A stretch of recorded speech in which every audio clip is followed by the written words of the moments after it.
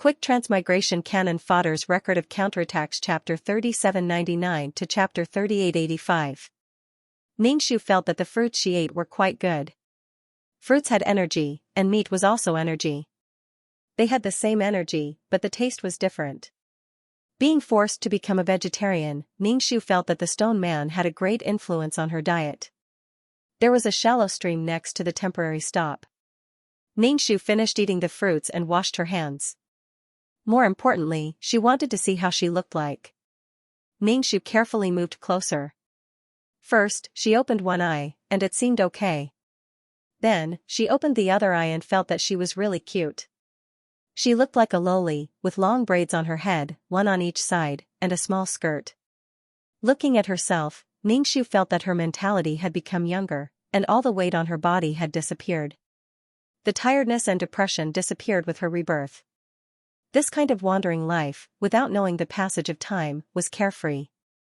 She also met the simple and honest stone man, who didn't eat her like the other races. When she woke up, she encountered happy things. Since her rebirth, she had a happy life. No matter what she encountered in the future, she had to be beautiful and happy. This kind of healing made Ningxu very happy. The environment here wasn't as high pressure and busy as the organization. Under that kind of atmosphere, people were under a lot of pressure. Everyone had to work hard to move forward. Only with a life could one have the right to talk about other things. Ningxu madly made pictures of herself on the water surface, taking pictures of herself from all angles. The stone man waited for a while, but she didn't seem to have any intention of stopping. He picked up Ningxu with his giant stone hand, put her on his shoulder, and left. Ningxu sat down on his broad shoulders and looked at the stream reluctantly. What she needed now was a clear mirror so that she could see her face clearly. After recovering from the joy of her rebirth, she calmed down a little and played comfortably. Ningxu remembered that she seemed to be looking for Fation. Now that she no longer had any mental connection with Fation, all connections had been severed. Finding Fation now depended on fate. How much fate did it take to meet him? After all, the void was so big, it was not easy to meet him. Ningxu fiddled with her long ponytails that reached her waist as she asked the stone golem, "Where are we going now?" The big red flower on Ningxu's head fell off. Ningxu put the big red flower on his head again. The stone man asked in a muffled voice, "Where do you want to go?" Ningxu was silent for a while before he said, "I want to go to the Holy Land." Going to the Holy Land was the most likely place to find Fation. However, what Ningxu wanted now was fate. He didn't want to force it. Perhaps Fation would live a better life without him. To be honest, Fation was quite unlucky to be with him. It would be great if they met, but if they didn't, then it just meant that they weren't fated enough. If I force myself too much, I'll become an inner demon. I want to be a happy person. The Holy Land? I've never heard of it, but what kind of place is it? Tell me. Ningxu didn't plan to say. It was useless to say it. Perhaps Fation wasn't in the Holy Land. Everyone in the organization knew that Fation was a cub from the cub shelter, so they might go to the cub shelter. If Fation was smart enough, he might not be in the Holy Land for the time being. Even if he went there, he wouldn't be able to find him. So, let's leave it to fate. If we don't go to the Holy Land, then let's go somewhere else. Now that the life spirit is about to bloom, let's go eat the nectar. It's sweet and very nutritious. Once you eat it, your body might be better, said the stone man. Ningxu was very hungry when he heard about food. The feeling of being full was great. He nodded repeatedly. Okay, then let's go eat the nectar. After receiving Ningxu's affirmation, the stone man turned in another direction and led Ningxu to find the nectar. Ningxu licked his lips and asked, "Is the nectar tasty?" Following the stone man, Ningxu really ate a lot of fruits. It was much more varied than before. The stone man said, "It's delicious. I've eaten it a few times, but this kind of thing is too rare. The interval is very long. After eating it once, I can go without eating for a long time." Ningxu's eyes lit up. This was probably what she needed. With such nourishment, it would definitely be able to nourish her weak body.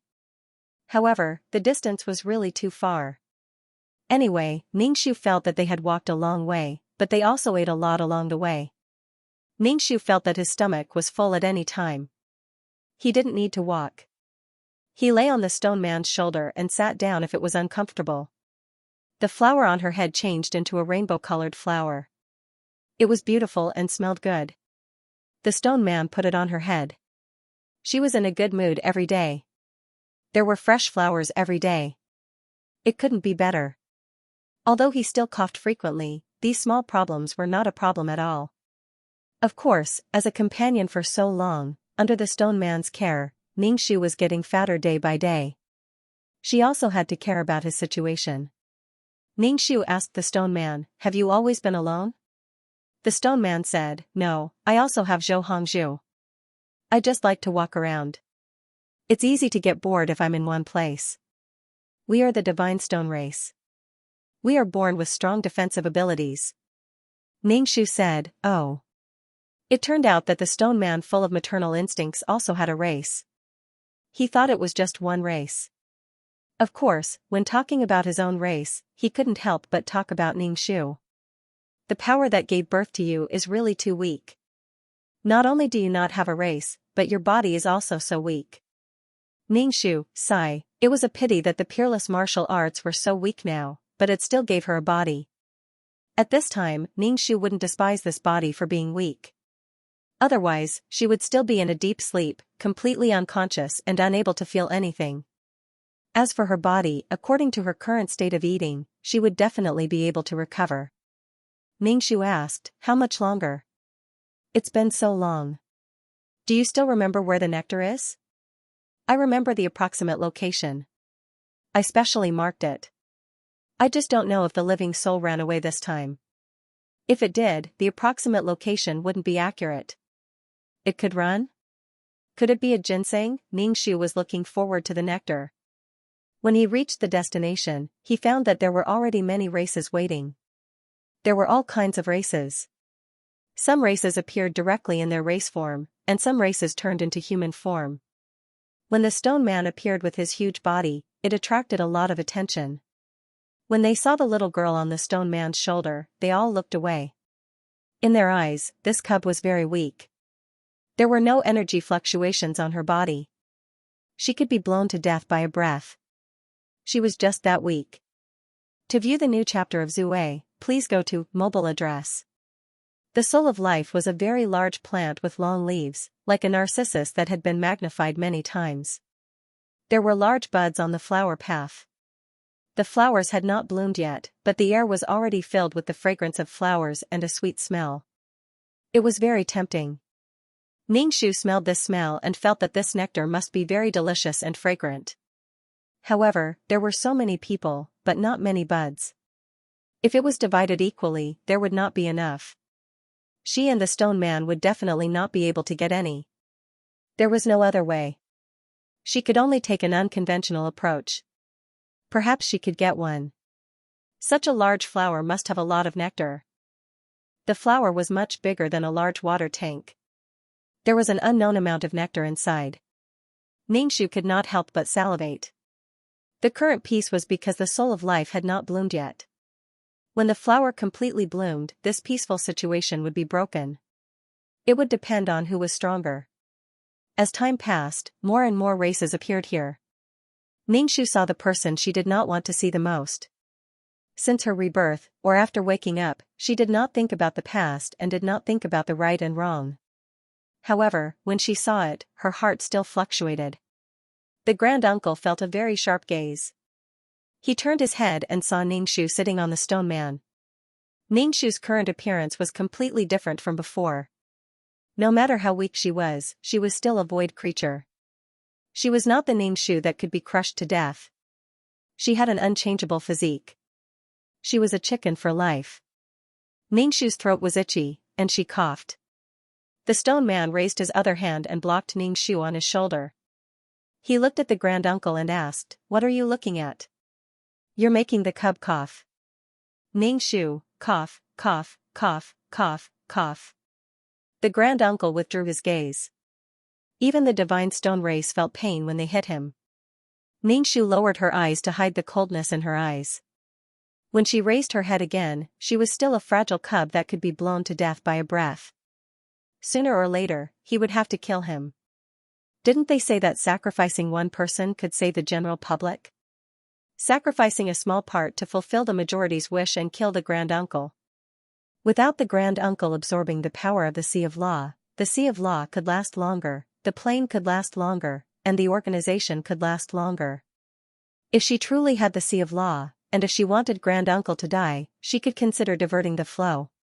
Wasn't it good to sacrifice the Grand Uncle to help everyone? If she went back in the future and told that organization and everyone that they could continue to live after the death of the Grand Uncle, the Sea of Law could still exist, the plane could still exist, and the mission enforcers who relied on the plane could also live. Who knew how many people wanted to make a move on the Grand Elder? Thinking about it, he really wanted to see that scene. Brother, the bigger picture is more important. Ningxu was smiling on the surface, but in her heart, she thought that this person was very annoying. She hadn't been happy for long, and now she was reminded of some unhappy things. Thinking back, there weren't many happy moments in that organization. Just when he wanted to be happy about his achievement, he was slapped back by reality. He didn't want to think about it. It was meaningless to think too much. He couldn't be like before. The past was the past. The important thing was how to taste the honey now. As soon as the Grand Uncle appeared, many people were afraid. Previously, they were scattered, but now, there was a faint intention of joining forces to fight against him. The stone man whispered to Ningxu, "Do you know him?" Ningxu shook her head blankly. "I don't know him." "Who is he?" The stone man said, "He's lucky. Void creatures are born from void power. He was born in the birthplace of the plane, so he's very powerful." Ningxu nodded and asked, "Don't the birthplaces of other planes give birth to creatures like him?" "They do, but the probability is small. The birthplaces of planes also have the instinct to seek advantages and avoid disadvantages. The birth of creatures means that the direct creatures will absorb more power. This kind of creature can cultivate and become stronger on its own. Moreover, there's a source of power to provide power. That was to fight for a while. He had always been powerful and had endless power. Ask the people who fought with him if they felt aggrieved." Ningxu just said indifferently, "Is that so?" Endless power. I'm afraid the Sea of Law can no longer provide him with endless power. The stone man said to Ningxu, "Don't provoke this kind of person. If there's no necessary conflict, don't provoke him if you can. Let's not talk about whether you can beat him or not." "So what if you can beat him?" Ningxu said indifferently, "Of course, we'll fight if there's value. There will definitely be a conflict. If not, how can we eat the nectar?" Ningxu whispered in the stone man's ear. The stone man couldn't help but ask, "Is this okay?" Ningxu spread his hands and said, "Why not? How will we know if we don't try? If we can get the nectar, we'll benefit. If we don't succeed, we won't lose anything. Isn't that good?" The stone man hesitated and nodded. "Okay, but I don't think so. There are too many people here this time. Let's wait for the next time. I know a more secret place with life." Ningxu said, "Since we're already here, we have to give it a try." They couldn't return empty-handed after climbing mountains and wading through rivers. Even if it was just to lick the flowers, it would be a wasted trip. The petals slowly bloomed one by one, and the sweetness and fragrance became stronger. Everyone stared at the soul flower, and the atmosphere became solemn. How to obtain the flower was a question that everyone was thinking about. The Grand Uncle looked at the soul with a cold expression. The others looked at him from time to time. Finally, someone stood up and said to the Grand Uncle, "It's boring to fight endlessly. Let's split these flowers." The Grand Uncle looked up at him. "How do you want to split them?" The sweetness in the air was getting thicker and thicker. Those flowers were like awakened beauties, stretching their bodies and seducing people. "Split them according to strength." "I don't want much. I want two." The race that spoke had long hair all over his body, and his facial features could not be seen clearly. Ningxu stomped on the stone man's shoulder with his foot. The stone man immediately hammered the ground with his hands, and the huge force made the ground tremble twice. The races that were still in discussion all focused their gazes on the stone golem.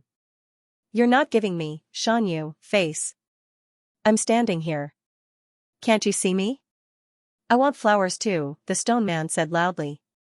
The divine stone race probably gave people the impression that they were simple and honest. Someone said, you divine stone race don't like to eat these. Xianxia raised his eyebrows. They didn't like to eat. He ate more than anyone else. Xianxia objected without thinking. I like to eat them. I want one. No, I want 5. You won't object, right? To watch the new chapter of Zue, please go to mobile address. 5 flowers. Hee. No one paid any attention to the stone man. This guy was just daydreaming. They had to take him away the moment the flowers bloomed. Otherwise, the fragrance and sweetness would attract more races. By then, there would be no way to divide them. The scene would be even more chaotic. If they could solve it peacefully, they wouldn't bother to fight. Stone man Xianxia comforted him. It's okay. Wait a moment. When the time is up, it'll be a bull's charge. These people discussed the distribution among themselves. They threw the huge stone man aside and isolated him outside the communication circle. As a result, the stone man looked like a pitiful lump. Originally, the stone man wasn't a competitive existence. The flower had completely bloomed. Xianxia looked at the flower and her saliva flowed down 3,000 feet because the center of the flower was filled with sticky nectar. That fragrance was enough to make people faint. No matter what, he had to get a taste. Because they had distributed it in advance, the scene looked very peaceful. Xianxia coughed, and the stone golem stomped his feet and rushed into the crowd at lightning speed. You guys just don't give me, mountain peak, face. He used his huge body to cause trouble so that these people couldn't pick the flowers immediately. It was the kind that was purely unreasonable. Xianxia rolled in the mud and was covered in mud. He quickly ran to the life soul and used the opportunity that the stone man had bought for him. The stone man was very resistant to beatings. His defensive ability was very speechless. If you didn't hit him, he would be very close to you, making your hands and feet tied. However, it wasn't worth it to hit him. It was a waste of energy and didn't hurt him at all. Xianxia approached the life soul and looked at it closely. He stood under the plant and was about to raise his head. The flowers were so big that he could eat the nectar of one flower for a long time. Xianxia climbed up the life soul and wanted to break the flower path, pick one, and run. When the grand uncle saw the mud monkey Xianxia crawling around the plant like a spider, he wanted to go over immediately. However, he was stopped by the stone man. Stone golem was the kind of existence that would make people angry if they didn't hit him. But if they didn't hit him, it would make people angry.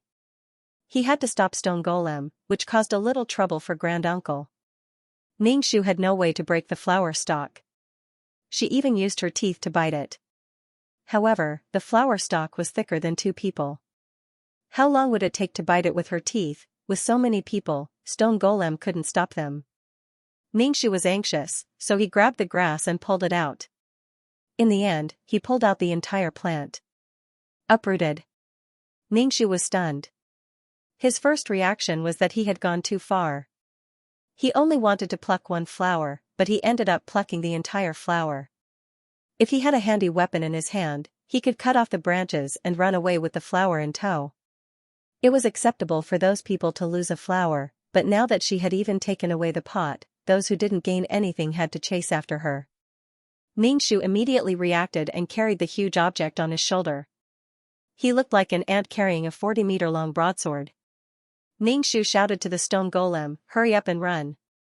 When the others saw Xianxia uprooting the life soul, they were stunned for a moment. Then, they swarmed towards Xianxia, wanting to take it back. Stone golem ran at the front, picked up Xianxia, put her on his shoulder, and began to run. Stone golem's voice drifted in the wind and was somewhat inaudible. Why did you uproot it? Didn't you just get one flower? Xianxia said, I don't know. Who cares? Hurry up and run. The black mass of people chased after them. A huge hand stretched out very quickly. It was about to cover Xianxia and Stone Golem. Ningxu saw this huge hand, and a cold killing intent appeared in her eyes. She put down the spirit of life on her shoulder and let Stone Golem carry it. Ningxu clenched her fists. She had a rough idea of her strength. She jumped up and shot toward the huge hand like a cannonball. She was like a mosquito rushing toward a cannon. Ningxu clenched her fists and collided with the huge hand. Time seemed to stop. In the next second, a powerful sound wave exploded from the point of contact. The huge hand broke inch by inch like glass and disappeared. The Grand Elder's face was cold. Soon, a huge hand condensed again, trying to catch Ningxu. Ningxu secretly shook her hand. It hurt a little, but other than that, there was no other effect. If she was in her previous state, she would have been crushed to death by this huge hand. Ningxu clenched her fists and punched the huge hand like the wind. The power condensed in the huge hand was scattered by Ningxu. She jumped back onto Stone Golem's shoulder and shouted to the black mass of people behind her, "I'm new here. I don't know how to talk or do things. If I offend you, you can come and beat me." Cough, cough, cough. Ningxu looked at the Grand Elder in the black windbreaker and pointed at him. "I'll come and find you sooner or later. I'll teach you a lesson." Stone Golem ran quickly and disappeared. No one could have imagined that such a huge and clumsy body could run so fast. Usually, the stone golems were slow and unhurried. Everyone was a little confused. Now that the spirit of life had been uprooted, they could only smell a scent. Many people were unwilling to give up and chased in the direction it disappeared. The Grand Elder stood still and looked in that direction with a frown. That was the cub of the Divine Stone clan. It was very hostile to him. He could feel a murderous intent and hostility from it. Its attack was also very fierce. The Grand Elder narrowed his eyes and immediately put this matter to the back of his mind. He started to track it according to the marks left before. It was easier than those who followed blindly. Ningxu sat on the stone golem's shoulder, one hand holding the other. That hand was red and swollen, red and swollen. Ningxu's eyes were filled with tears. "It hurts. My hand is broken." Stone Golem, it was a little speechless. Ningxu mourned his hand and began to look around for something. Stone Golem asked, "What are you looking for?" "I'm looking for a mark on you, me, and the spirit of life. If there is a mark, we will be found no matter where we run." According to Ningxu's understanding of the Grand Elder and the organization, since the Grand Elder had come in person, it meant that he valued the spirit of life very much. He wouldn't give up so easily. The Grand Elder and the others were people who took one step forward and had absolute strength. They thought that the spirit of life was their own. It was normal to mark it in advance like a dog peeing. Stone Golem didn't speak. He felt that she knew that person, but she was indeed a cub that had just been born. Ningxu looked for the mark inch by inch. Finally, he found a very small mark under a leaf of the spirit of life. If he didn't look carefully, he wouldn't have found it at all. To view the new chapter of Zue, please go to mobile phone address. Ningxu suddenly smiled. After fighting with them so many times, he understood these people. However, he was a dog. Who would care about a dog's habits? Dogs, on the other hand, saw through people's habits. Ningxu flicked his finger, and the mark shattered. In order to avoid other marks, Ningxu checked himself, the stone man, and the root of the living soul.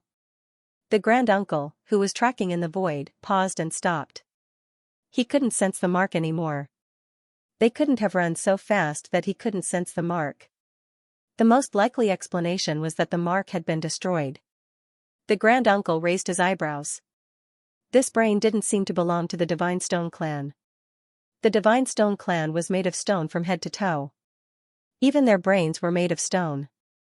Without the mark, it would be difficult to track the cub and the stone man. The void was so big. Who knew where they went? He didn't expect to return empty-handed this time. He could only wait for the next plant to bloom. No one would be in a good mood if they returned empty-handed. The Grand Uncle was obviously in a bad mood. He pursed his lips and looked very cold. His gold-rimmed glasses reflected a cold luster. Without a target, the Grand Uncle decisively gave up. He turned around and disappeared into the void. After the examination, Ningxu sat down and held her hand that was swollen like a pig's trotter. Her eyes were brimming with tears as she coughed violently. The stone man didn't know what to say. Ningxu said to the stone man, "Let's find a secret place to eat the nectar." The tip of his nose had been filled with a sweet smell. It was actually so damn sweet. The stone man Ningxu asked, "Do you want to go to the Divine Stone Clan?" To be honest, it wasn't safe to go anywhere with such a big living soul.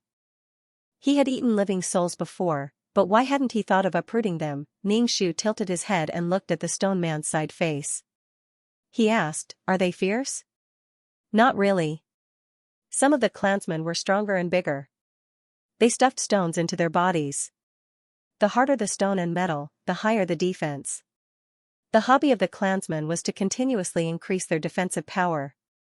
They were already born with defensive power, but they still desperately tried to increase their defensive power." Ningxu nodded. "All right then, let's go meet the other Divine Stone tribe members." Seeing Ningxu's carefree attitude, Stone Man paused and said, "You still need to be mentally prepared." "Prepare what? Are they going to eat me or kill me?" Ningxu asked. Stone Man, he was completely speechless. The stone golem brought Ningxu to the territory of the Divine Stone race. There was no grass, no water, only stones. There were all kinds of stones. Like Tarzan, the stone golems pounded their chests with their fists, and the sleeping mountains began to move, turning into stone golems one after another. "Xianxia, why did you come back? Xianxia, are there any good stones and metals outside? I told you not to go out. Look at you, you've lost weight. Xianxia, where did you catch such a weak child? She's so weak, but you can still eat her. Let her go, let her go. You actually plucked a soul flower. It smells so good." Baba Xianxia was dizzy from these questions. He explained, "This is a child I picked up. When she was born, there was only one of her. She didn't have enough energy and her body was weak." Ningxu looked at these huge stone golems. It was too dangerous to live with them. He might be trampled to death while sleeping. He was too small and wouldn't be easily discovered. As a reward, Ningxu received several soul flowers. The sweet nectar made Ningxu stick out his tongue and lick it. He scooped up the honey with his fingers and stuffed it into his mouth. A mouthful of sweetness was simply too satisfying. Sweets made people happy. After having a body, Ningxu indulged in his appetite. "It's not like I can't afford it. Why should I eat less? Why should I lose weight?" In particular, Taishu didn't even touch or taste the nectar. This made him even happier. The nectar became even sweeter. Well, it was so sweet that it was a little bit scary. The other stone golems also tasted it, but they didn't eat much. The rest was given to Ningxu. Probably because Ningxu was too weak, they gave all the nourishing things to her. The living flowers had been plundered clean, leaving only the plants, which had been tossed about listlessly. Collecting the remaining picture nectar, Ningxu looked at the soul flower and felt that it was a waste to let it wither like this. Ningxu said to the stone golem, "Let's plant this grass." The stone golem found that she had a hobby, which was to plant things. Previously, a tree fell and was replanted. This grass also had to be replanted. Ningxu said, "This is a sustainable development route. Some habits engraved in the bones couldn't be changed." Ningxu licked the nectar on her fingers and looked at the stone golem eagerly. The stone golem said, "But there's no environment for it to live around here. It's all stones here." Ningxu carried the huge plant and looked for an environment suitable for the plant to grow with the stone golem. The stone golem looked at her and hesitated. He looked again and finally said, "Let me carry it." She carried the soul flower and couldn't see anyone. At a glance, it was as if the soul flower was moving by itself. Ningxu waved her hand. "I'm a little full. It's digesting. I'll carry it." Fatian, who had a broken leg, arrived late. He arrived at the land of the soul, but it was empty. There was no soul. There was no one, but there were some very messy traces left. Obviously, many people had been here. But now, it was empty. There was a faint sweet and floral smell in the air, proving that there was indeed a soul in this place. It was just that he came late and didn't grasp the timing of the soul flower. Looking at the huge pit, Fatian slapped his face. These people were too cruel. He didn't ask for nectar or anything, just some leaves of the soul flower would be good. But now, he didn't even have a root. His trip was in vain. Fatian didn't know if there was anything else that could have the hope of reviving Ningxu. He was really tired, really tired. He really didn't know what to do. How many years had it been? He had encountered too many things. There were too many disappointments and disappointments. He was full of expectation and disappointment. The soul flower was just one of many times. But, this nectar was too damn fragrant. He was so hungry. He wanted to eat it. It had been a long time since Watian had eaten desserts. He had not eaten desserts that were so sweet that it made him shiver. When he smelled the sweet nectar in the air, Watian's desire for desserts was ignited. He wanted to eat it. He wanted to eat dessert. He wanted to eat something sweet. To view the new chapter of Zue, please go to mobile address. Ningxu carried the life soul and walked in the void with the stone man. Ningxu had eaten too much nectar and felt uncomfortable in his stomach. Even now, his mouth was still sweet and greasy, making him feel uncomfortable and thirsty. Ningxu put down the life soul and lay down in a small stream, drinking water for a long time. After drinking, his stomach swelled up even more. Sure enough, he couldn't be too greedy. Greedy for a while, greedy for a long time. Ningxu put the life soul back on his shoulder and asked the stone man, "Why don't you guys like to eat this?" Those stone men tasted it and didn't eat it anymore. That much nectar was almost all Ningxu's. The stone man said in a muffled voice, "It's normal not to like to eat it. Our source of power doesn't depend on food. Embedding more stones or metals into our bodies is more useful than eating these things. Other races need to obtain energy to obtain power, but we only need to add things to our bodies. However, finding good embedding things is harder than finding food." Ningxu, who was one step behind Ningxu, looked at the stone man who was as steady as a mountain. He was thinking, whether it was personality that determined the direction of development or physique that determined personality. The divine stone race constantly added defensive power to their bodies and developed in one direction. The divine stone race didn't have great destructive power, which meant that they couldn't find trouble. After all, you only have a strong defense, but you're lacking in lethality. They were content to stay in a corner and stood aloof from worldly affairs. The other races in the void would feel a headache when they saw such a big guy. They wouldn't waste their energy to fight the stone man. After all, it was too much of a waste of energy. In summary, it was normal for the stone man of the divine stone race to have such a personality.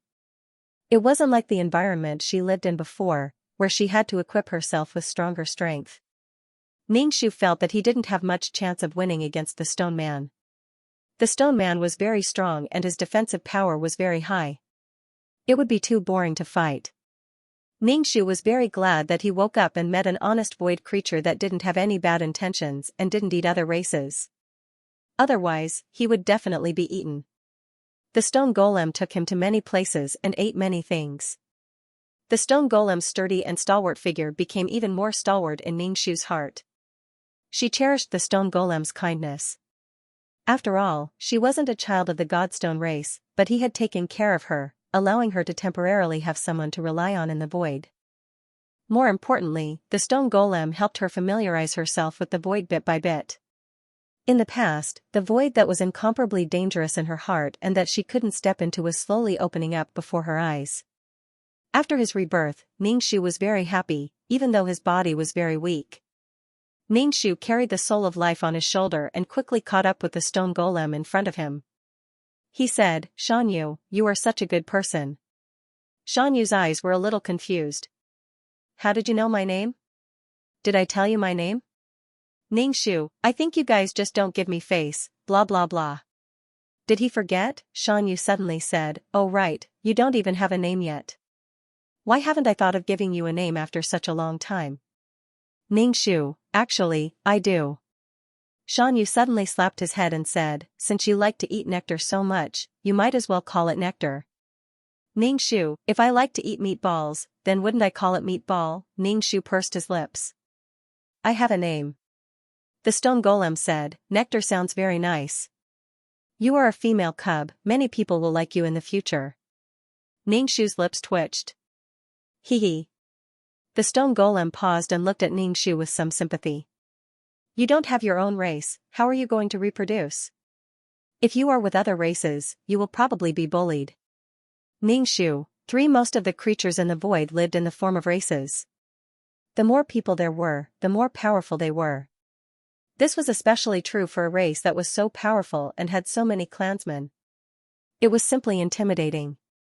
People like Ningxu could really be said to be pitiful. Ningxu forced himself to save face. I think it's good to be alone. It's good to be free. If there were really a lot of people, Ningxu would not know how to deal with them. The stone golem looked at Ningxu. As long as you are happy. The stone golem pointed at a place. Do you think it's okay to plant it here? Ningxu looked at the towering tree next to him. This tree was very big and covered the sky. If he planted this grass next to it, would there still be sunlight and rain? Wouldn't it be completely covered by the tree? Ningxu shook his head. I don't think so. The stone golem tilted his head and looked at Ningxu. Why not? Don't underestimate this tree. This tree is also the birthplace of a plane. There are only benefits and no disadvantages to having life next to it. Ningxu looked at the towering tree. The birthplace of a plane. This tree was quite similar to the world tree. One flower, one world, one world. The birthplace of a plane existed in all kinds of ways, such as the sea of law, trees, and even sand. The world tree on her was no longer there. Under the strong pressure of the giant hand, everything that should have collapsed on her body had collapsed. She was basically left with nothing. Ningxu frowned. Will the soul seed absorb the power of the birthplace of the plane next to it? The stone golem scratched his head. How can that be? The reason why the soul seed can have such pure power is because the soul seed will absorb the power from far away. The birthplace of this plane will only benefit from it. Ningxu nodded. Could it be that this soul seed was similar to the spirit gathering array and had the ability to condense the surrounding spiritual energy? In that case, there was no need to worry about affecting the two of them. Ningxu looked at the towering tree. It's rare to be able to grow like this without being damaged. The stone golem said, any living being with some intelligence would not destroy this kind of thing. After all, gods have their divine path and ants have their ant path. They do not interfere with each other. As for the living beings living inside, they do not interfere with each other. If the little mouse passed by with its army, it would definitely be gnawed clean. After all, that kind of living being only had food in its mind. Ningxu began to dig a hole. Such a big soul seed had to be dug a big hole. Now that he thought about it, Ningxu admired himself. But how did he pull it out? After planting the soul seed, Ningxu was already panting. He was completely exhausted. This body was really too weak. What could he do to improve it? Now that he had a body, could he continue to cultivate the peerless martial arts? Go back and cultivate the peerless martial arts. Perhaps getting some faith for the peerless martial arts could make its situation better. Ningxu was too tired to walk on his own. He jumped onto Mountain's hand. Mountain placed Ningxu on his shoulder and prepared to return to the divine rock race's territory. A gentle breeze blew past, causing the leaves to rustle. The leaves shook violently. To view the new chapter of Zue, please go to mobile address. Ningxu lay weakly on Xianyu's back. She saw the tree's leaves trembling and rustling. Ningxu was very tired now. She retracted her gaze after a glance and fell asleep on Mountain's back. When Mountain returned to the Divine Stone race, Ningxu had already fallen into a coma and slept for a long time. The stone men who had been sleeping for a long time felt that something was wrong. They turned Ningxu over and over again to study her, but they could not figure out anything. After all, they had never encountered such a weak cub before. Although a newborn cub of the Divine Stone race was also very weak, it could still use its fist to knock over a bird and uproot a tree. As expected, there was no way to raise a weak cub. Sigh. The helpless stone men could only watch Ningxu sleep. When Ningxu woke up, she did not have any strength in her body. The stone man picked some fruits from outside and piled them beside her. When Ningxu woke up, many stone men came over and looked at Ningxu. Ningxu felt that she was so tired and her body was in so much pain. It was probably because she had used too much strength to pull out the life soul.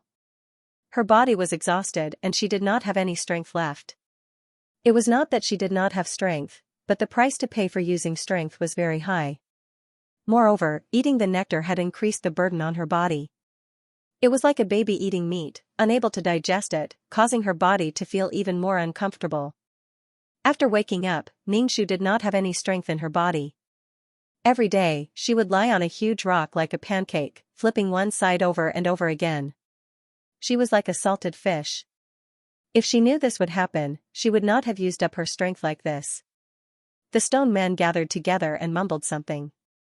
Ningxu did not care what they said. Mountain came over and said to Ningxu, "Nectar, do you still have any more nectar?"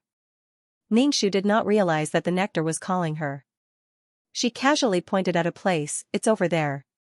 You can take it yourselves." Right now, Ningxu had no appetite for this food at all.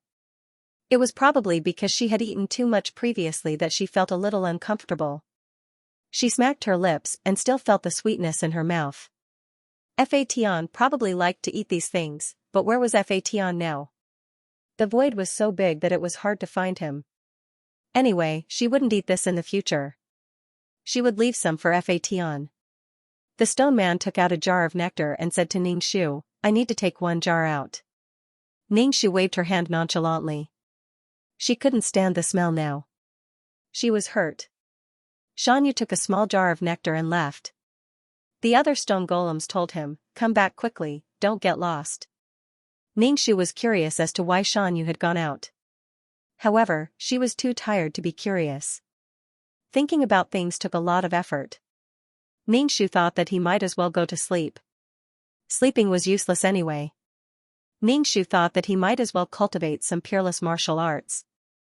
Ningxu was very familiar with the cultivation method of peerless martial arts. It was as familiar as if it had been integrated into his bones and blood. However, when he tried to circulate his qi, his body hurt so much that he couldn't even cultivate peerless martial arts. Ningxu clenched her fists. She wouldn't let go of the taishu. Maybe it was because his body was too weak now, or maybe it was because his body was overdrawn. It was not suitable for him to cultivate peerless martial arts. What else could he do? He could only sleep. Ningxu lay on the stone and began to sleep. In his sleep, he felt a chill invade his body. It was quite comfortable and he felt that his body had some strength. Ningxu opened his eyes and saw a man. Seeing this person, Ningxu sat up. "It's you." The man raised his eyebrows. "You know me?" Ningxu laughed. "I don't know you. I was just dreaming. When I opened my eyes, I didn't react." This man, to be precise, was a fish. He was a carp that had roamed the sea of law for many days. He didn't know if his current body was a flower or a black one. This time, he was alone. He didn't know what method he used to make Ningxu's situation better. Could it be that the carp was a doctor? A void creature's doctor? If he was sick, he would look for the carp. Xianxia took a jar of nectar as medical expenses. If that was the case, Ningxu felt that he would have to deal with this race a lot in the future. The carp said, "I have already given her some blessings and faith to make her situation better. However, her physique is weak. These faith and blessings will be consumed quickly. Treating the symptoms but not the root cause." Ningxu said, "Thank you, sir." The carp nodded and said in a formulaic tone, "Don't overuse your power. Your body has traces of the world's faith power." Ningxu, what was the world's faith power? Ningxu had never come into contact with it. He had heard of faith power. After all, when intelligent creatures believed sincerely, faith power would be born. But what was the world's faith power? The carp looked up and down at Ningxu and said, "Why don't you join our organization? Your physique is suitable to accept the world's faith power. It can improve your physique." As soon as Ningxu heard the word organization, his mind buzzed.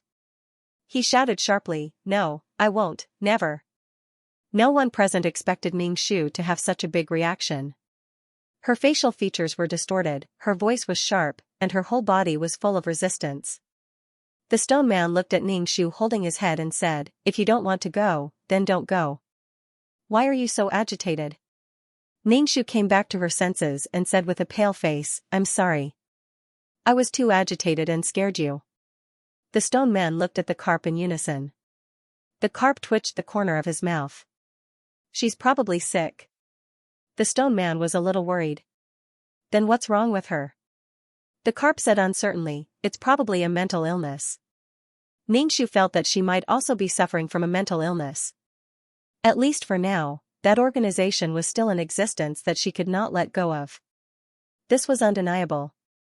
Perhaps with the passage of time, she could slowly become indifferent. Of course, she still had to take revenge. However, Ningxu was more concerned about another thing, which was the world's faith power. If the world's faith power could improve his physique, he might have to give it a try. Ningxu said to the stone man, "Xianxia, please get another jar of nectar for this gentleman."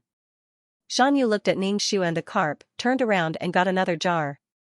Fortunately, there was a lot of nectar. Otherwise, he would not be able to bear giving it away like this. Ningxu took the nectar from Xianxu's hand and handed it to the carp. He said sincerely, "Sir, can you tell me more about the world's faith power? I was just born not long ago, so I don't know much about it." The carp looked at the nectar, took it and said, "You really don't know? In fact, you have the world's faith power, but it's very, very little." To view the new chapter of Zue, please go to mobile address. It was a pity for her world tree. The world tree was so lush, and many worlds were about to give birth to life. If she entered the world tree's world and helped the world, she might be able to get a lot of faith power. But there was nothing left, so it was useless to talk about this. The stone man was dizzy and asked Ningxu to stop spinning.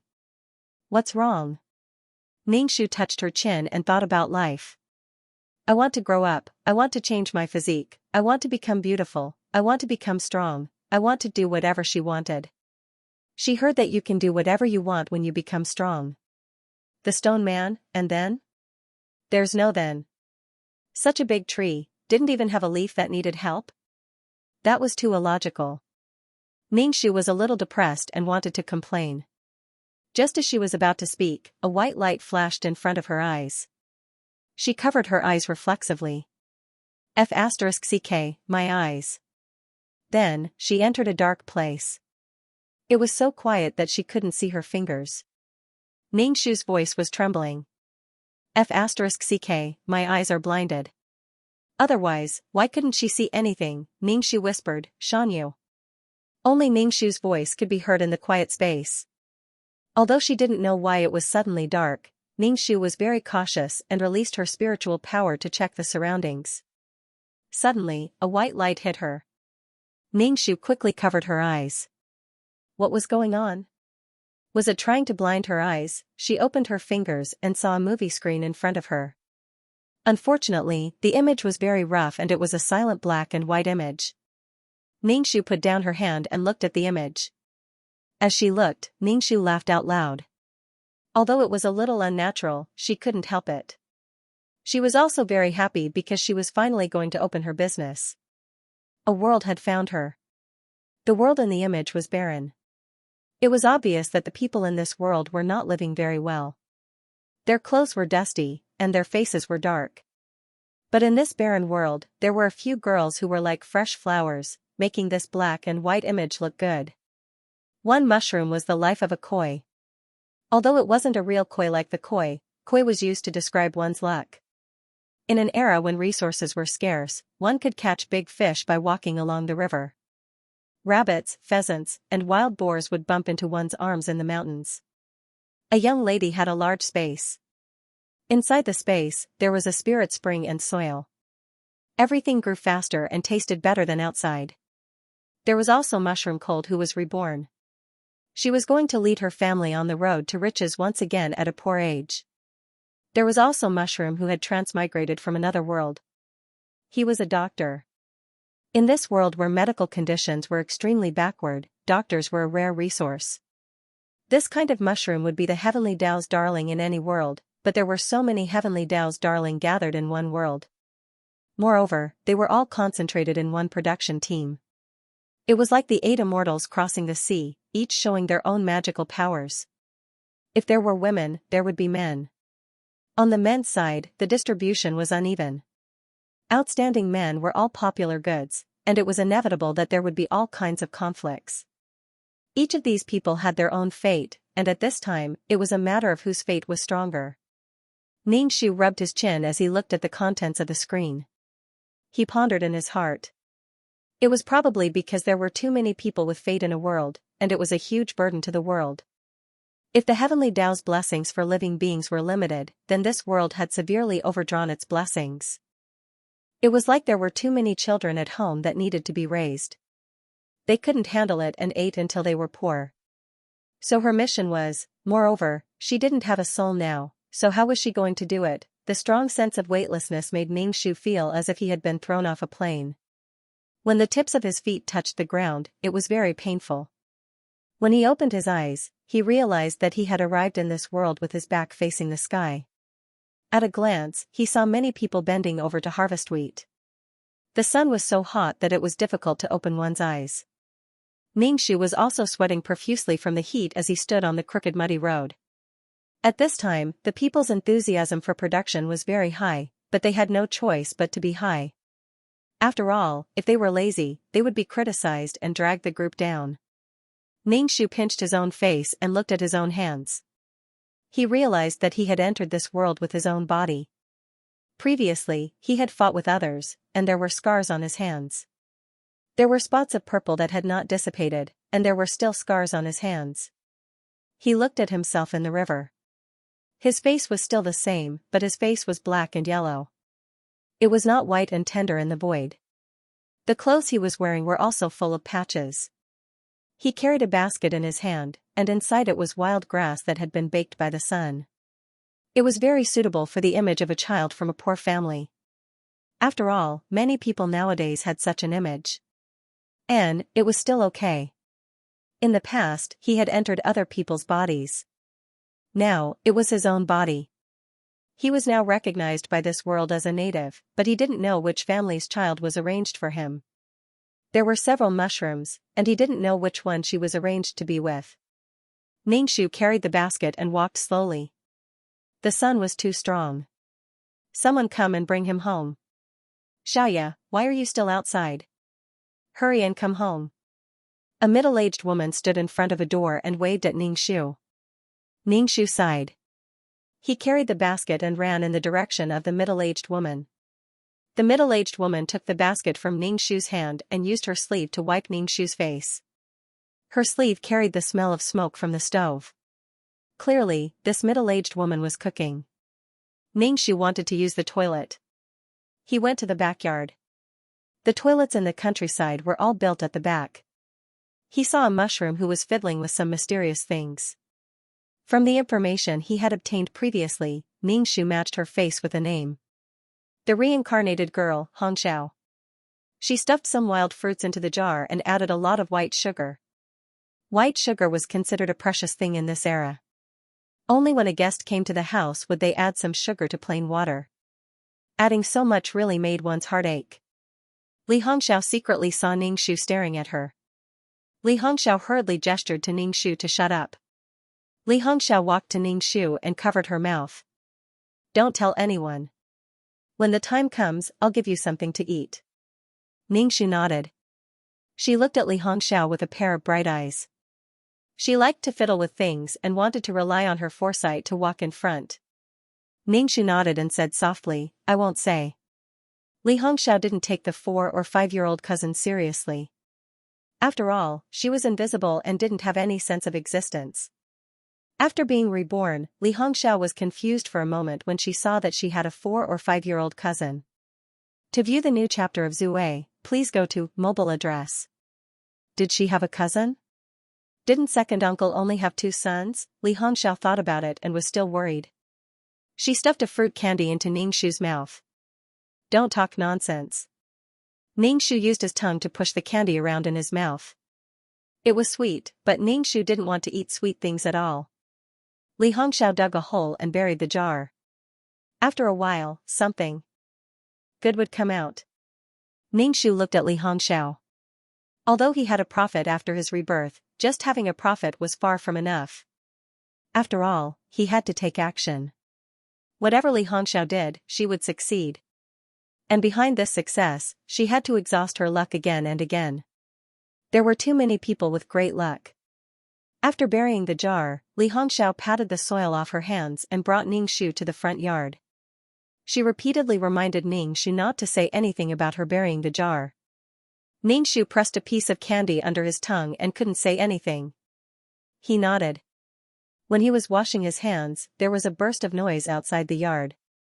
It was mixed with the sound of loud voices. The Zhang family caught a wild boar. That wild boar is very fat. It's almost 200 pounds. Its fangs are as long as chopsticks. When they heard meat, everyone's face showed a covetous look. In this era, food and clothing were problems. Everyone thought that meat was a luxury. Having some oil in the stomach was the greatest pursuit. To be able to catch a wild boar that was almost 200 pounds, how much oil was that? Even if they ate some pig offal, there would be some oil in their stomach. However, everyone was very happy. Because now, everything was collective. If they caught some small fish or prawns, it would be their own. But this 200-pound big fat boar would definitely be collective. This meant that each family would be able to get 1 or 2 pounds of meat to fill their stomachs with some oil. Ningxu stood at the entrance of the yard and looked at a large group of men dragging the dead wild boar. This wild boar was really big, and its whole body was covered with thick black hair. It had a strong fishy smell. Actually, the smell of a wild boar was unpleasant, but no one felt that the smell was unpleasant. This was meat. The Zhang family's mushroom girl, Zhang Qingqing, was 15 or 16 years old. She was white and tender, and her skin was white. Compared to the black and yellow around her, her skin was even whiter. Ningxu followed the large group to the dam. Everyone gathered around and marveled at such a big wild boar. If it went crazy, it would definitely pierce through people's stomachs. He didn't know how much strength he had. Zhang Qingqing took her brothers and sisters into the mountains. Just like that, they encountered a wild boar running out of the forest. When the children saw the ferocious wild boar, they were stunned. Who would have thought that the wild boar would be blind? It angrily rammed into a tree, and with a bang, its brain almost burst out. The wild boar fainted just like that. Zhang Qingqing hurriedly asked her brother, who was running fast, to inform the family to come and get it back. What if the wild boar woke up again? When the Zhang family heard that there was a wild boar lying still, they immediately took a rope and tied it up.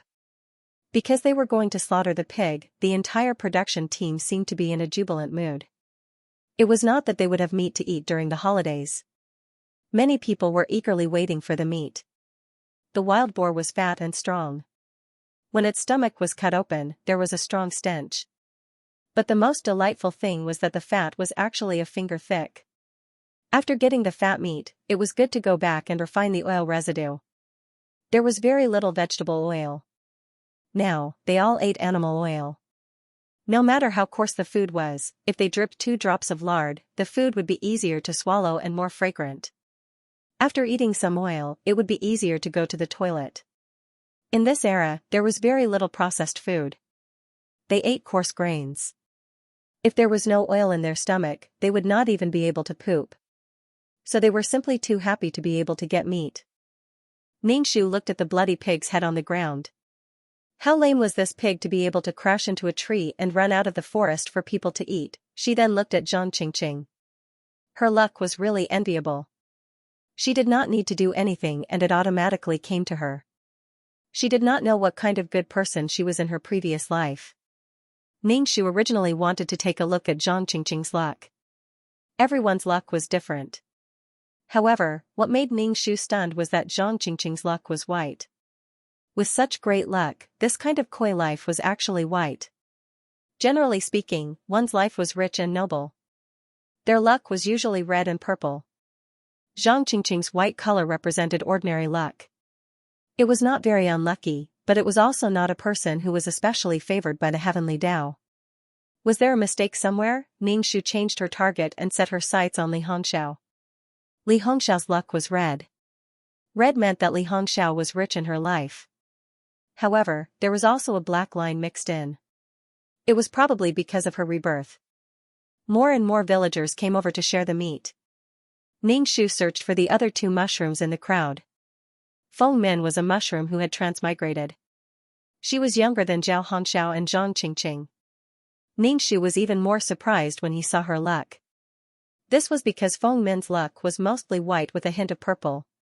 Purple generally represented power and authority and was respected by people. However, it was understandable when he thought about how Feng Min was a doctor.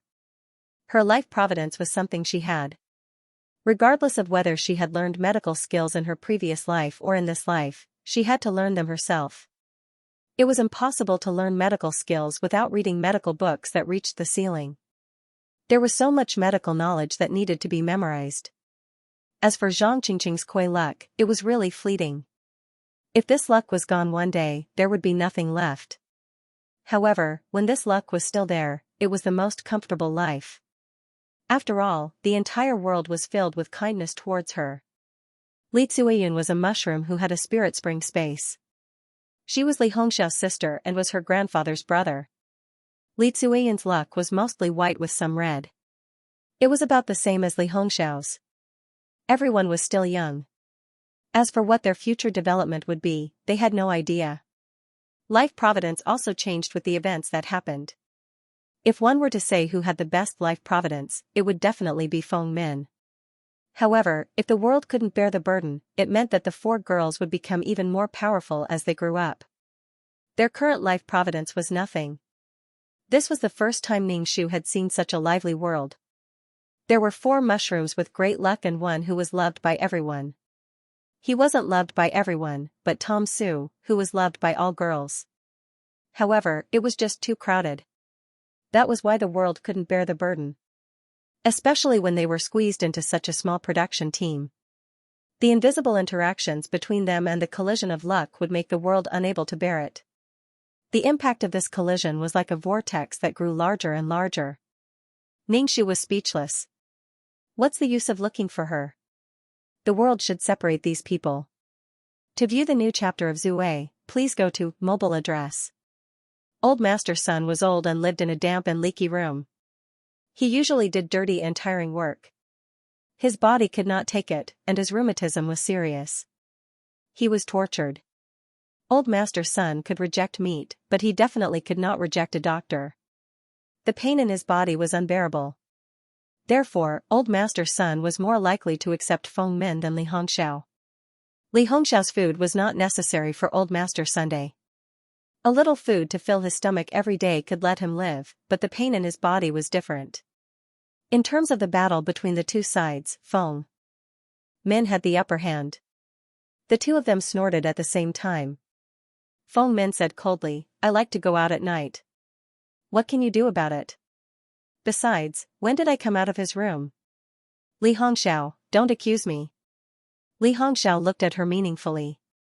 "I know very well whether you were there or not." "Yes, you and I both know very well." Feng Min brushed her hair, giving off a charming feeling. "Who said outside Old Master Sun's room, 'Old Master Sun, I brought you some meat'? Don't you know what kind of behavior you are doing?" For a moment, both sides were silent. They both had something on each other. Li Hongxiao was angry. She did not know that there was another person in Old Master Sun's room. No wonder Old Master Sun asked her to put the food at the door. Ningxu felt that he could not let this person go on. They were both consuming the power of the world. If they were ordinary people, it wouldn't matter. It wouldn't have such a big impact. However, these two people were special. Ningxu shouted, "Sister Hongxiao, where are you?" Her voice broke the tense atmosphere between the two of them. Ningxu ran over. Li Hongxiao said to Ningxu, "Slow down, don't fall. I saw you come out. Why aren't you going back?" "I'm waiting for you at the gate of the courtyard," Ningxu said. Li Hongxiao said, "I came out to get some mosquito repellent. Let's go back." As she spoke, she took Ningxu's hand and walked away. After taking 2 steps, she turned back and said to Feng Min, "We didn't see each other today." Feng Min sighed in her heart. "I think so too. I'll go get some mosquito repellent. In the darkness, Li Hongxiao was gnashing her teeth in anger and frustration. It was probably because old Master Sun didn't let her in and let Feng Men in instead. This made Li Hongxiao quite frustrated and irritated. With Jiyu in front, no matter how close she was to Elder Sun, she definitely couldn't compare to Feng Men in Elder Sun's heart. She didn't know how Feng Men got in touch with Elder Sunday Feng Men in her previous life. Feng Men was a very ordinary girl. She had an endless amount of work to do every day. In the countryside, it was normal for men to be preferred over women. If there was a family that doted on their daughter and mistreated their son, that would be unheard of. She was a few years younger than Feng Min, and they didn't usually play together, so she didn't have much contact with Feng Min. However, this Feng Min was somewhat different from the silly girl in her memory. Li Hongxiao paused in her steps. Could it be that Feng Min was also reborn and approached Elder Sun with the same purpose as her? The more Li Hongxiao thought about it, the more she felt that this was the case.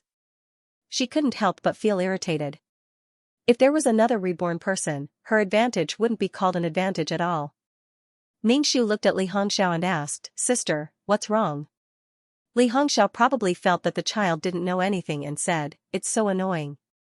Why is it like this? What's the meaning of my life? If she was reborn, then so be it." What did she mean by incidental? Ningxu blinked and said, "Of course it's good to be alive.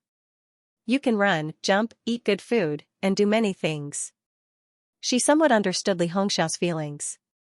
After her rebirth, she could live better by relying on the Prophet. The goal she set for herself was also more ambitious. It should have been smooth sailing, but now that she had encountered a small setback, she was irritated. In a word, strength couldn't match ambition. This was the source of her pain. If you died and came back to life, what would you do? Li Hongxiao asked softly. Ningxu thought for a moment. Me?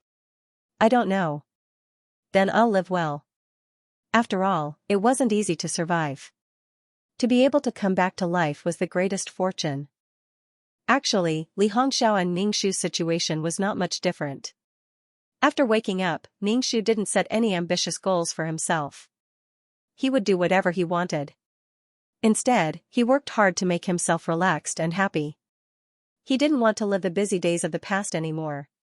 Being alive was a gain. Li Hongxiao sighed. Why am I telling a child like you all this? You don't know what I'm thinking. Ningxu also sighed. It was nothing more than his previous life being too ordinary. In this life, he had to become extraordinary. From ordinary to extraordinary, there were too many things to go through. How big of a setback was this? Dinner was an oily stew. In any case, it was white fat meat stewed with some vegetables and vermicelli. This was originally a bit greasy, but for people who lacked oil in their stomachs all year round, it was a rare delicacy. Ningxu just slowly drank the cornmeal porridge and piles of sweet potatoes. He didn't eat any meat or vegetables. Li Hongxiao looked at the simple and crude stew on the table. She couldn't eat it and didn't pick up any food.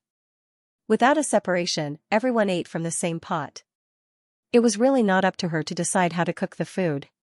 Li Hongxiao's heart ached for these ingredients. They could have been made better, but they ended up like this.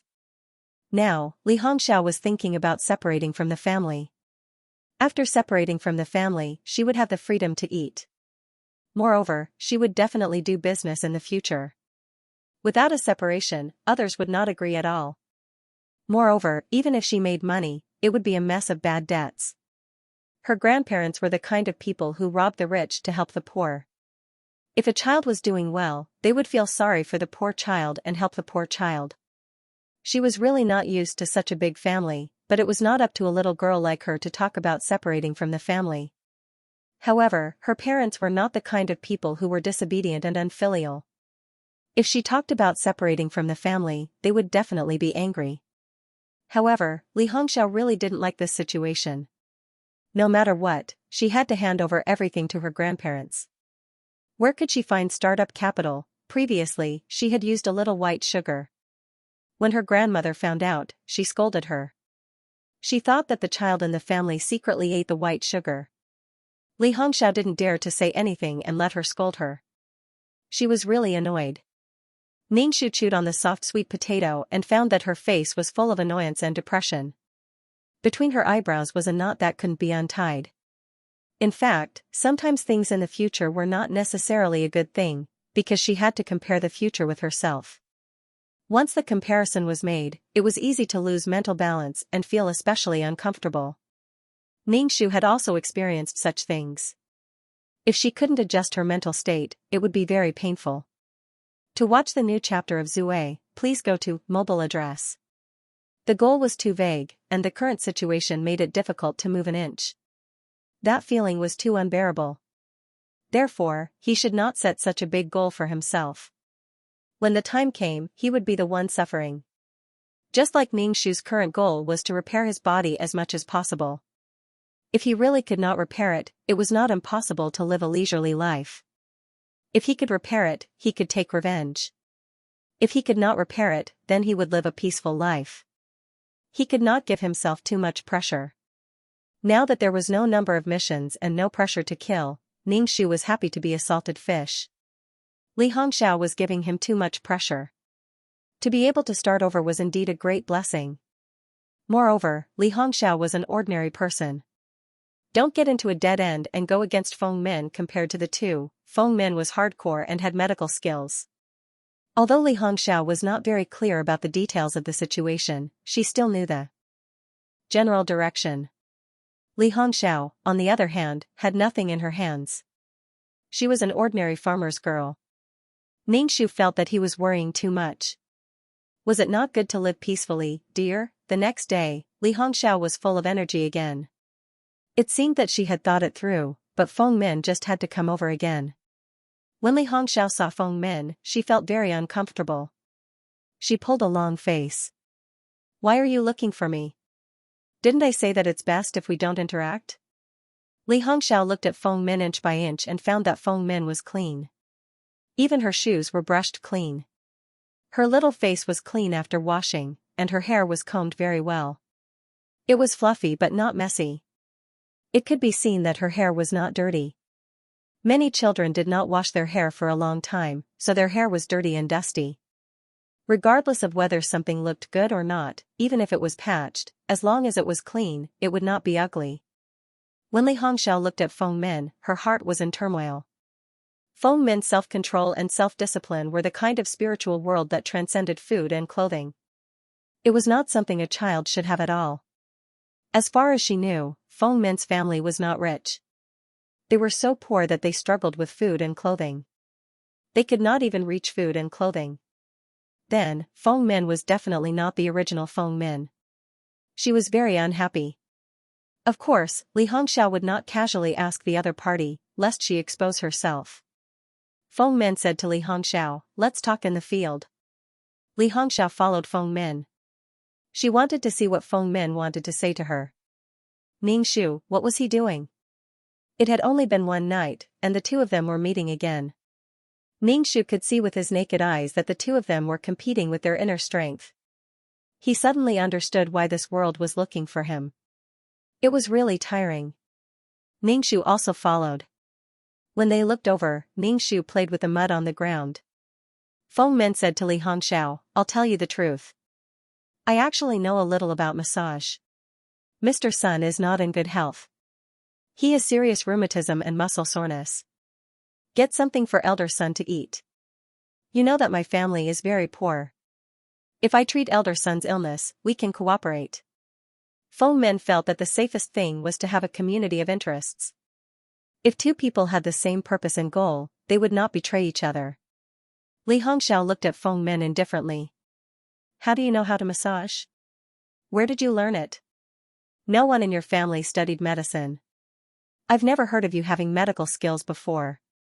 She was sure that this was not the original Feng Min, just like her, or she was not Feng Min at all. In her memory, the future Feng Min was not a doctor either. Li Hongxiao's expression changed. In this era where feudal superstitions were abolished, Feng Min's situation really made Li Hongxiao a little scared. This was simply a lonely ghost possessing her. It was too scary.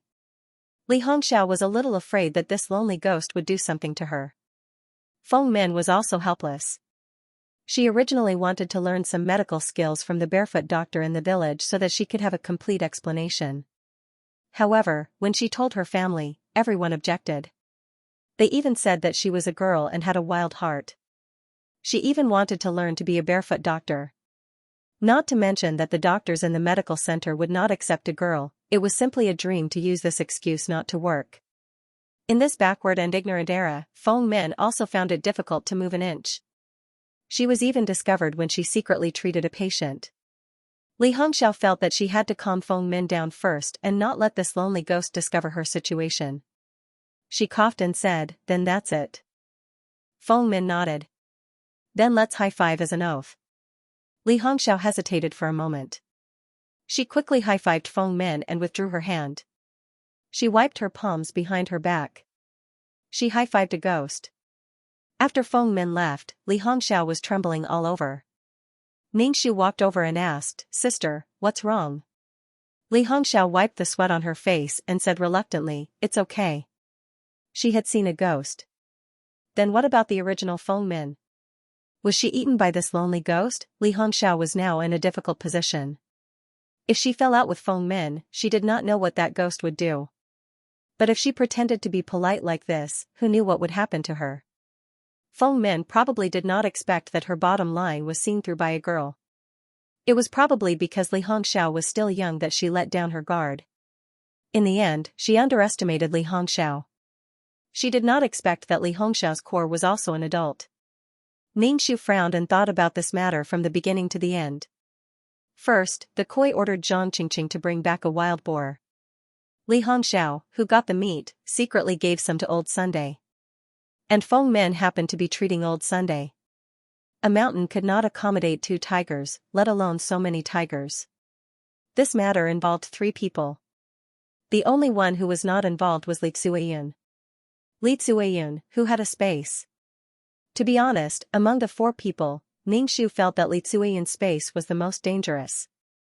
Wild systems and spaces had an ultimate goal, which was to absorb the law of luck of the world they were in. They were like parasites. The other 3 absorbed by one person, but Li Tsuiyun had a space and a person.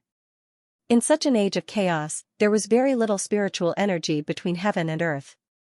There was a spirit spring in that space, which was a bit abnormal. This kind of spiritual energy must have been absorbed by the world. And it was unknown how long such a space had existed. Li Tsuiyun was very low-key. She had never mentioned this thing to anyone. She ate secretly and did not think about using the space to do anything. But now the situation was tense. When the policy was relaxed, Li Tsuiyun could rely on the space to develop. She would definitely develop better than the other 3. With a drop of spirit spring, the food she made would be better than others. Who could withstand this kind of crushing competitiveness? Wealth and providence would only increase. To view the new chapter of Zue, please go to mobile phone address. Ningxu patted his head. In fact, the most important thing to solve was Li Tsuiyun's space. As for the other 3, let's talk about them later. Li Tsuiyun's space was a thumb-sized snow-white snail pendant. Except for its snow-white body, there was nothing eye-catching about this pendant. She carried the space with her everywhere. It was a special treasure. It was impossible to get the space from her hands. She didn't even tell her family about it and never revealed it. She always stuffed it in her clothes. How could he get something as important as her life? And now Li Tsuiyun was connected to the space, at least in the spiritual direction. Even if the rope fell, it wouldn't be lost. He didn't know if this kind of space would let the owner die of old age, or if it would let the owner's soul go to the afterlife. Ningxu encountered some systems and spaces that would absorb the owner's soul after the owner died. Regarding the relationship between the space and the host, it wasn't about who was the master and who was the puppet. It seemed that because of the space, some people's lives were very different. They could have anything they wanted. They had money, power, and fame. But in other words, the host was more like a puppet that relied on the space to live. After all, there was no free lunch in the world. There was no such thing as a free pie. Ningxu thought about whether he could cut off the connection between the space and Li Tsuiyun. If there was no connection, the space would probably give up on Li Tsuiyun and look for a new host. It was just that the resources in the space, a large area of land, and even some ancient paintings, antiques, and so on, were all gone. Obviously, this space had more than one host. This kind of space was a closed place that others couldn't detect. It was an absolutely safe place. With the accumulation of generations, the wealth inside was really a lot. Now was the time to get rid of the old. These paintings, antiques, and even gold were considered the old. Li Tsuiyun didn't dare to take them out. But with the passage of time, it would usher in a golden age. Antiques were not a joke. At that time, the people would realize wealth, and these things would be hot goods. Even if Li Tsuiyun didn't have any startup capital, selling some antiques could make her stand on the finish line. To be honest, this feeling was really cool. Who didn't want to succeed without spending money? Ningxu intended to get close to Li Tsuiyun. Although he was related to Li Tsuiyun, he didn't have much contact with her. Li Tsuiyun's family's situation wasn't very good either. Everyone was having a hard time. However, now that Li Tsuiyun has the space, she can make more meals for her family and secretly make some spiritual spring water for them to drink. Planting vegetables and grains on a large piece of land could also make the family's lives slightly better. Now, everything was done in groups. Everyone worked together to earn work points. Li Tsuiyu's space had a huge advantage because there was a large piece of land. There were no restrictions on raising these animals. Now that there were strict restrictions, if they raised too many of them, they would be poaching the Socialist Foundation. Ningxu said to his cousin, Li Hongxiao, "Sis, I want to play with Tsuiji." Tsuiji was Li Tsuiyun's younger sister. Li Hongxiao had been absent-minded for the past few days. She didn't send anything to Elder Sunday. Occasionally, she would sneak out at night. She squatted not far from Old Man Sun's house. When she returned, her expression was particularly ugly. Because Feng Men often went in and out of Elder Sun's room, Li Hongxiao felt a strong sense of loss and fear. Feng Men was a ghost. Li Hongxiao wanted to rush over and shake Elder Sun to stay away from her. Don't believe her. She was a ghost. To be honest, Li Hongxiao really wanted to deal with Feng Men and report her to Elder Sunday. However, Li Hongxiao was afraid of breaking the vases. Because of Elder Sun's identity, if Elder Sun was rehabilitated in the future and regained his identity, he would definitely take revenge on her. Wouldn't it be as simple as killing an ant? If she reported it, it would definitely implicate Elder Sunday. She would have to drag Elder Sun out again. At that time, Elder Sun would definitely have a bad impression of her. However, Feng Men made her feel like a fishbone was stuck in her throat. If she reported it, Feng Men might not be able to tell anyone about her sending things. She wouldn't be able to get away with it.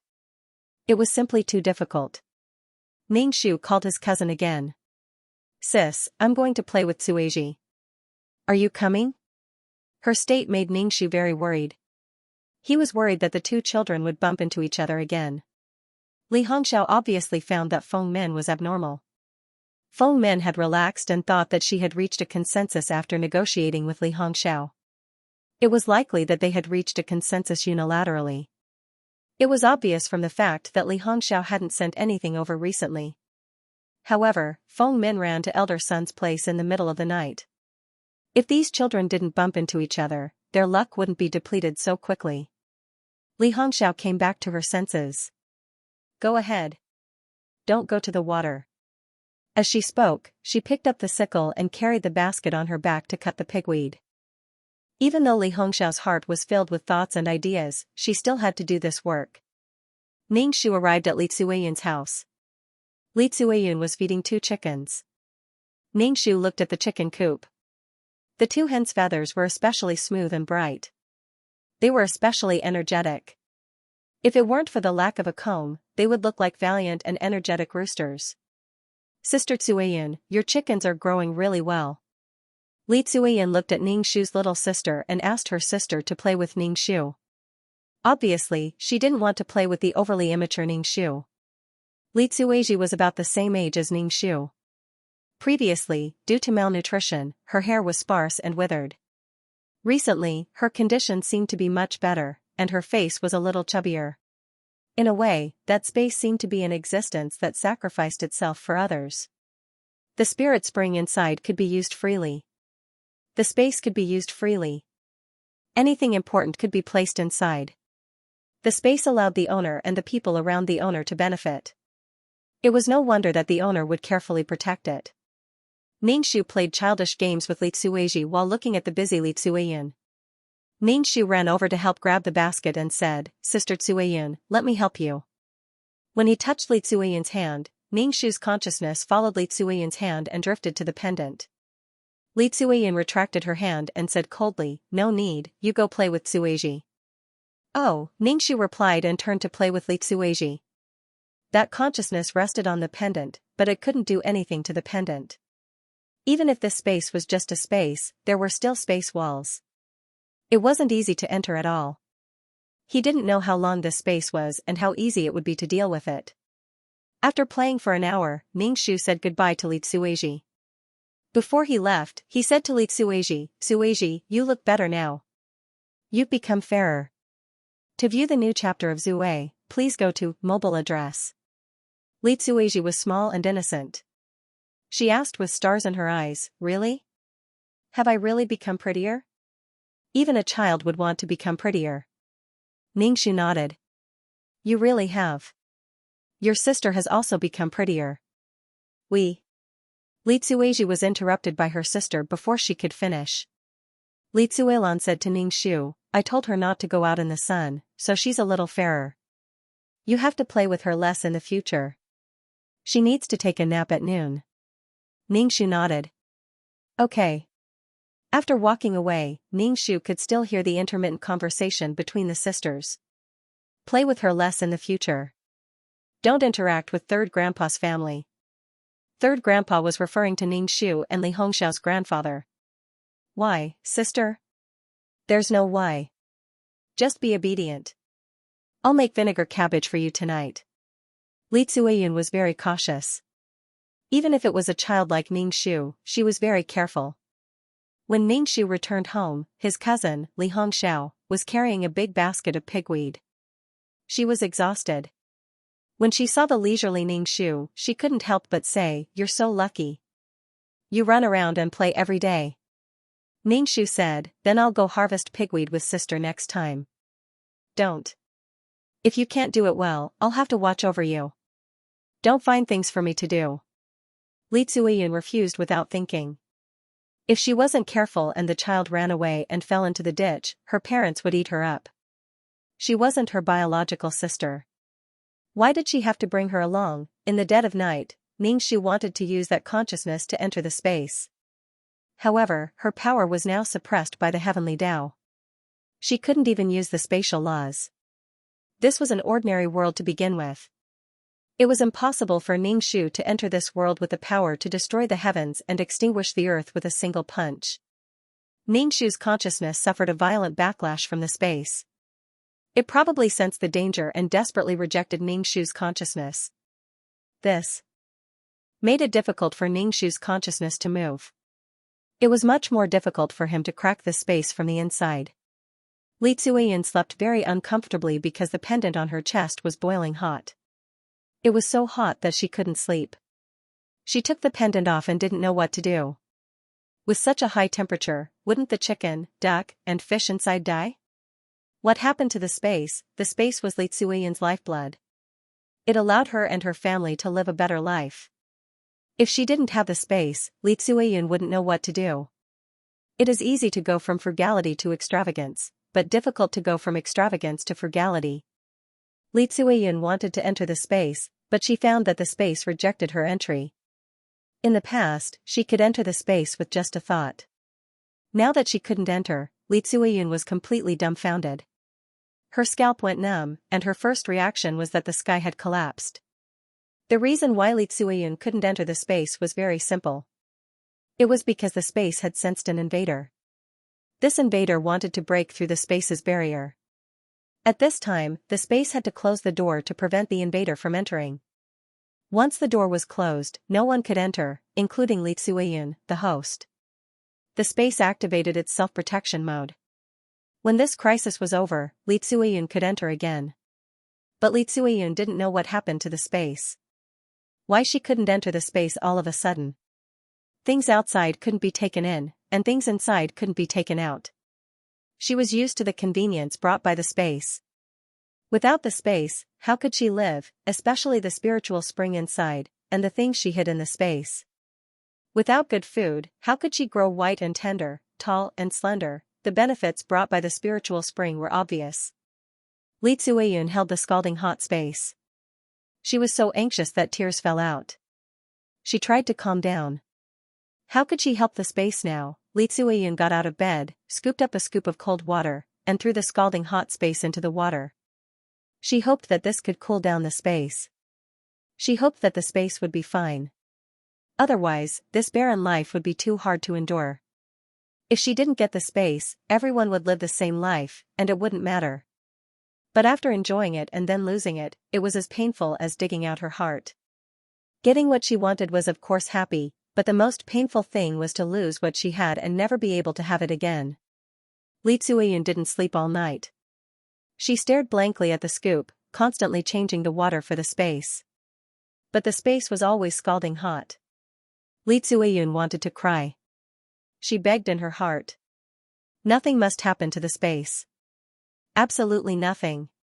How could she live without the space? She couldn't live. Ningxu also couldn't attack the space for a long time. This space had the ability to defend itself. Perhaps it could really absorb enough laws and spiritual energy, and then it could form a world. In fact, forming a world of living beings was a good thing. But this kind of space was like a parasite. It relied on absorbing the fate of the world of living beings to strengthen itself. At first, she thought that entering the space with her own body might be slightly stronger than entering the space with her soul. After all, the soul entered an ordinary body. But she didn't expect that the suppression would be so strong. She wanted to enter the space and directly break through the space's wall, releasing the spiritual energy inside and returning it to the world. It was impossible for the space to have spiritual energy for no reason. Energy was conserved.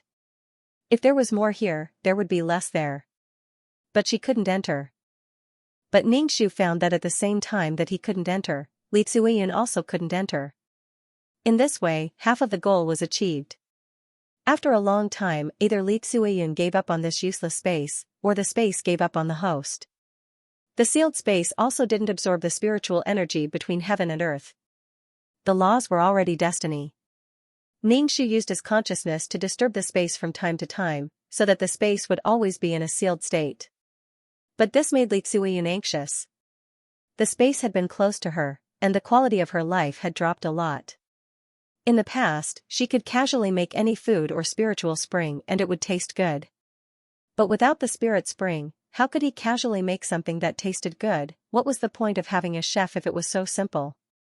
She could make good food randomly, so what was the point of learning cooking? Li Tsuiyun's family also felt that their life was a little different. In the past, they were always full of energy. They didn't feel tired doing the same work before, but now they felt very tired.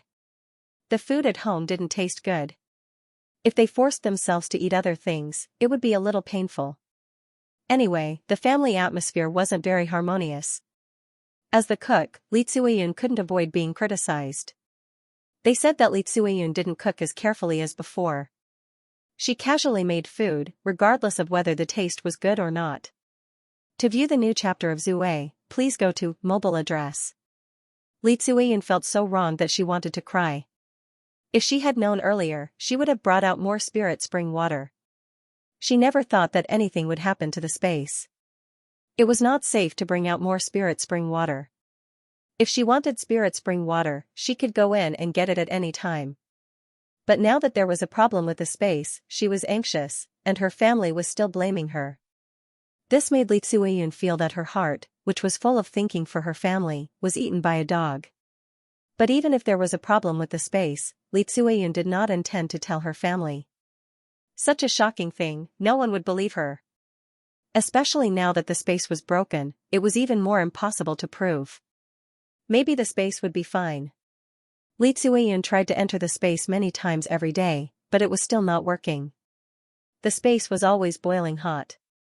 Li Tsuiyun felt that the livestock raised in the space might have died from the heat. And the vegetables planted in it, sigh. She also could not eat the food she cooked. In fact, these dishes were not bad. It was not to the point that she could not eat, but compared to before, it was too tragic. Li Tsuiyun was in a very bad mood. She was silent. Her family saw her like this and were a little worried. They grabbed her and asked if something had happened. Li Tsuiyun said that she was fine, but her family did not believe it. No one at the table complained that the food was not good. After all, the person who cooked was in a bad mood. Ningxu conquered the space day after day, but the space wall of the space was really thick. And Ningxu could not use the space law now. He could only rely on his brother's consciousness to slowly grind it day by day. It was good enough if he could sense the danger in the space. This way, the space could not be used. When Ningxu was wholeheartedly fighting the space, a big thing happened in the production team. That was, someone found that Feng Men was in contact with Elder Sun, who lived in the cowshed. And she was caught. And it looked like they were waiting for her. Feng Men was caught just like that. This matter caused a huge uproar and attracted the attention of the production team. After all, at this sensitive time, an Elder Sun had such a sensitive identity. Usually, no one dared to get close to Elder Sunday. When they heard that Feng Men was in contact with Elder Sun, they were all very surprised. Then, a look of disdain appeared on their faces. Even the Feng family did not expect their daughter to be so daring as to receive such strange looks from others. When Ningxu heard this news, she was stunned. During this period of time, all her attention was on that wisp of consciousness. She tossed and turned in bed at night and stared blankly with her chin propped up during the day. She had no time to pay attention to Feng Men's affairs. Feng Men had underestimated the cruelty of this era. Everyone had to be careful. The moment he heard the news, Ningxu subconsciously looked at Li Hongxiao. After all, Li Hongxiao was the clearest about this matter. Did she say that? Ningxu couldn't figure it out.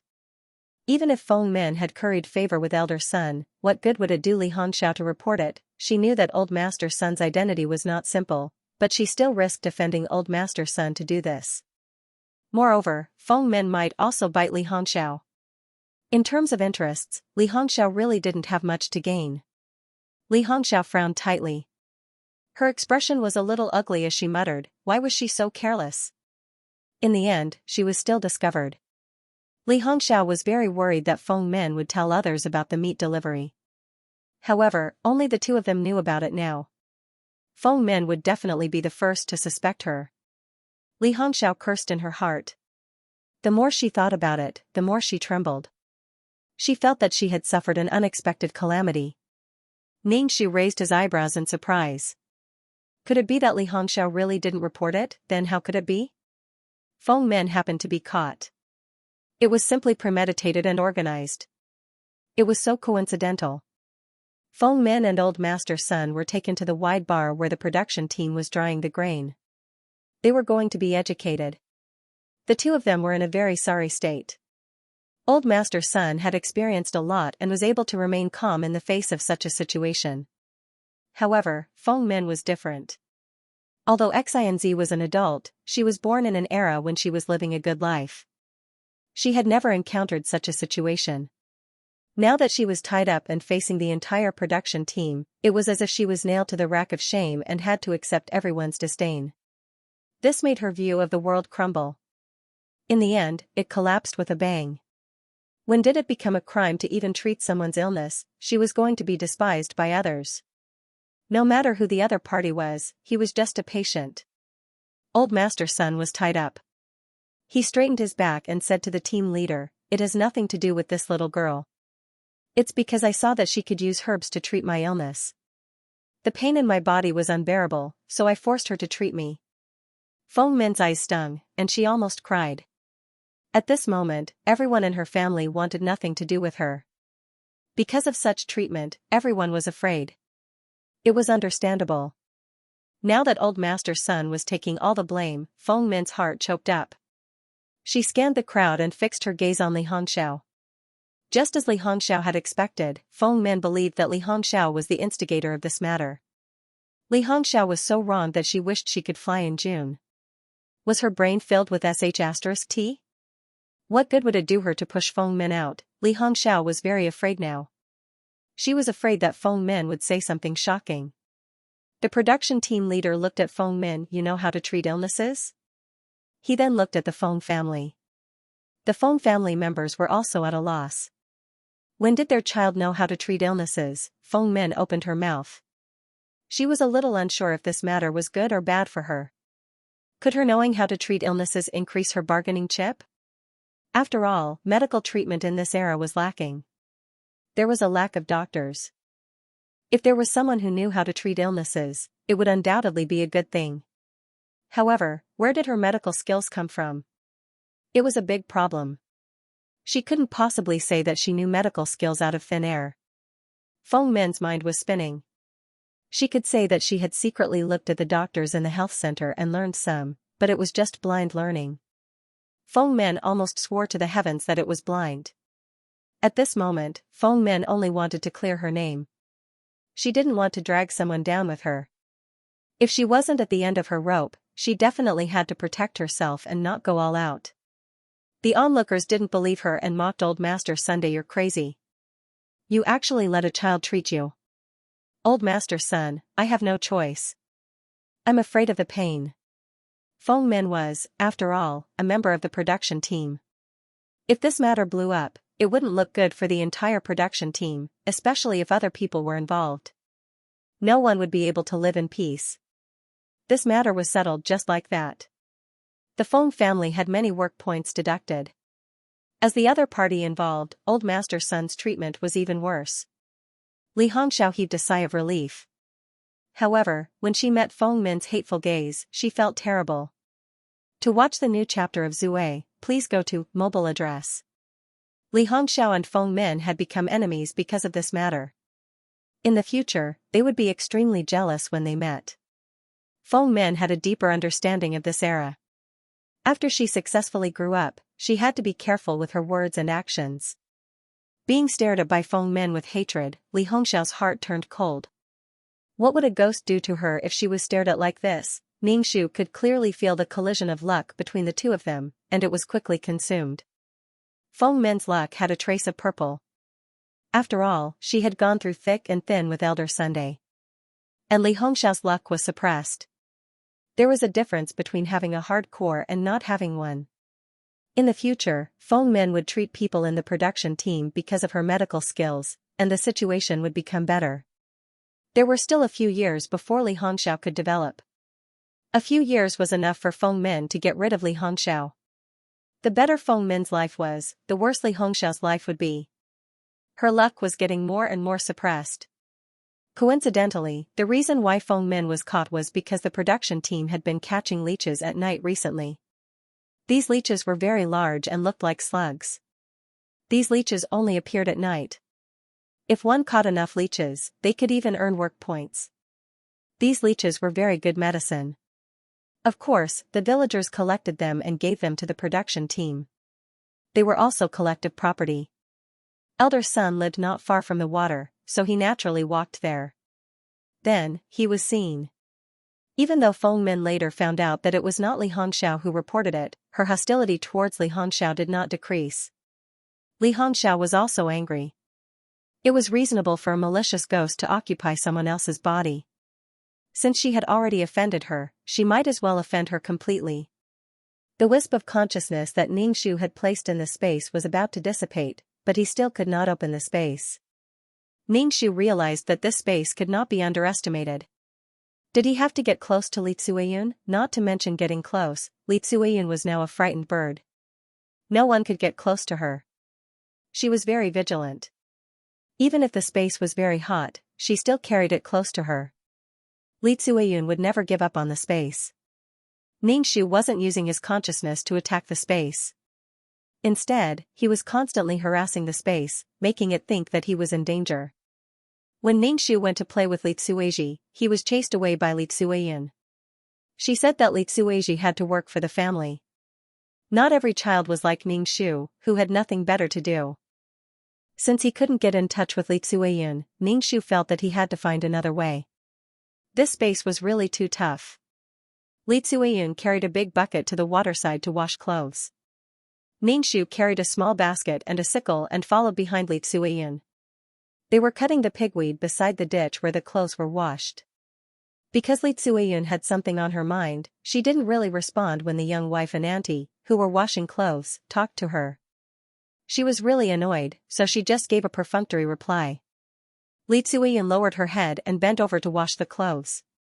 She felt something slip inside the clothes, followed by a thump. A red knitted belt and a white snail fell into the water.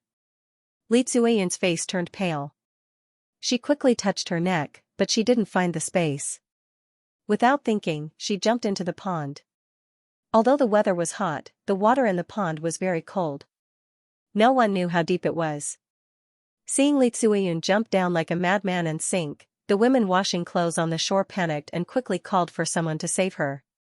Why did she jump down like she was possessed? Li Tsuiyun didn't know how to swim. She sank and used her hands to fish, but all she touched were some seaweed. She didn't sink to the bottom at all. The space was so small, it was no different from looking for a needle in a haystack. Soon, Li Tsuiyun couldn't breathe. Her lungs were struggling. She opened her mouth and drank a mouthful of water. She struggled to float, but her body didn't listen to her. It was getting heavier and heavier. The fear of death shrouded her heart. Li Tsuiyun became more and more afraid. At this time, she didn't care about looking for the space. She just wanted to climb up. Ningxu threw down the sickle and ran to the edge of the pond. He released his spiritual force, went deep into the pond, and lifted Li Tsuiyun, who was powerless to struggle. Originally, it was a busy time to harvest wheat. Hearing the shouts here, people quickly came over.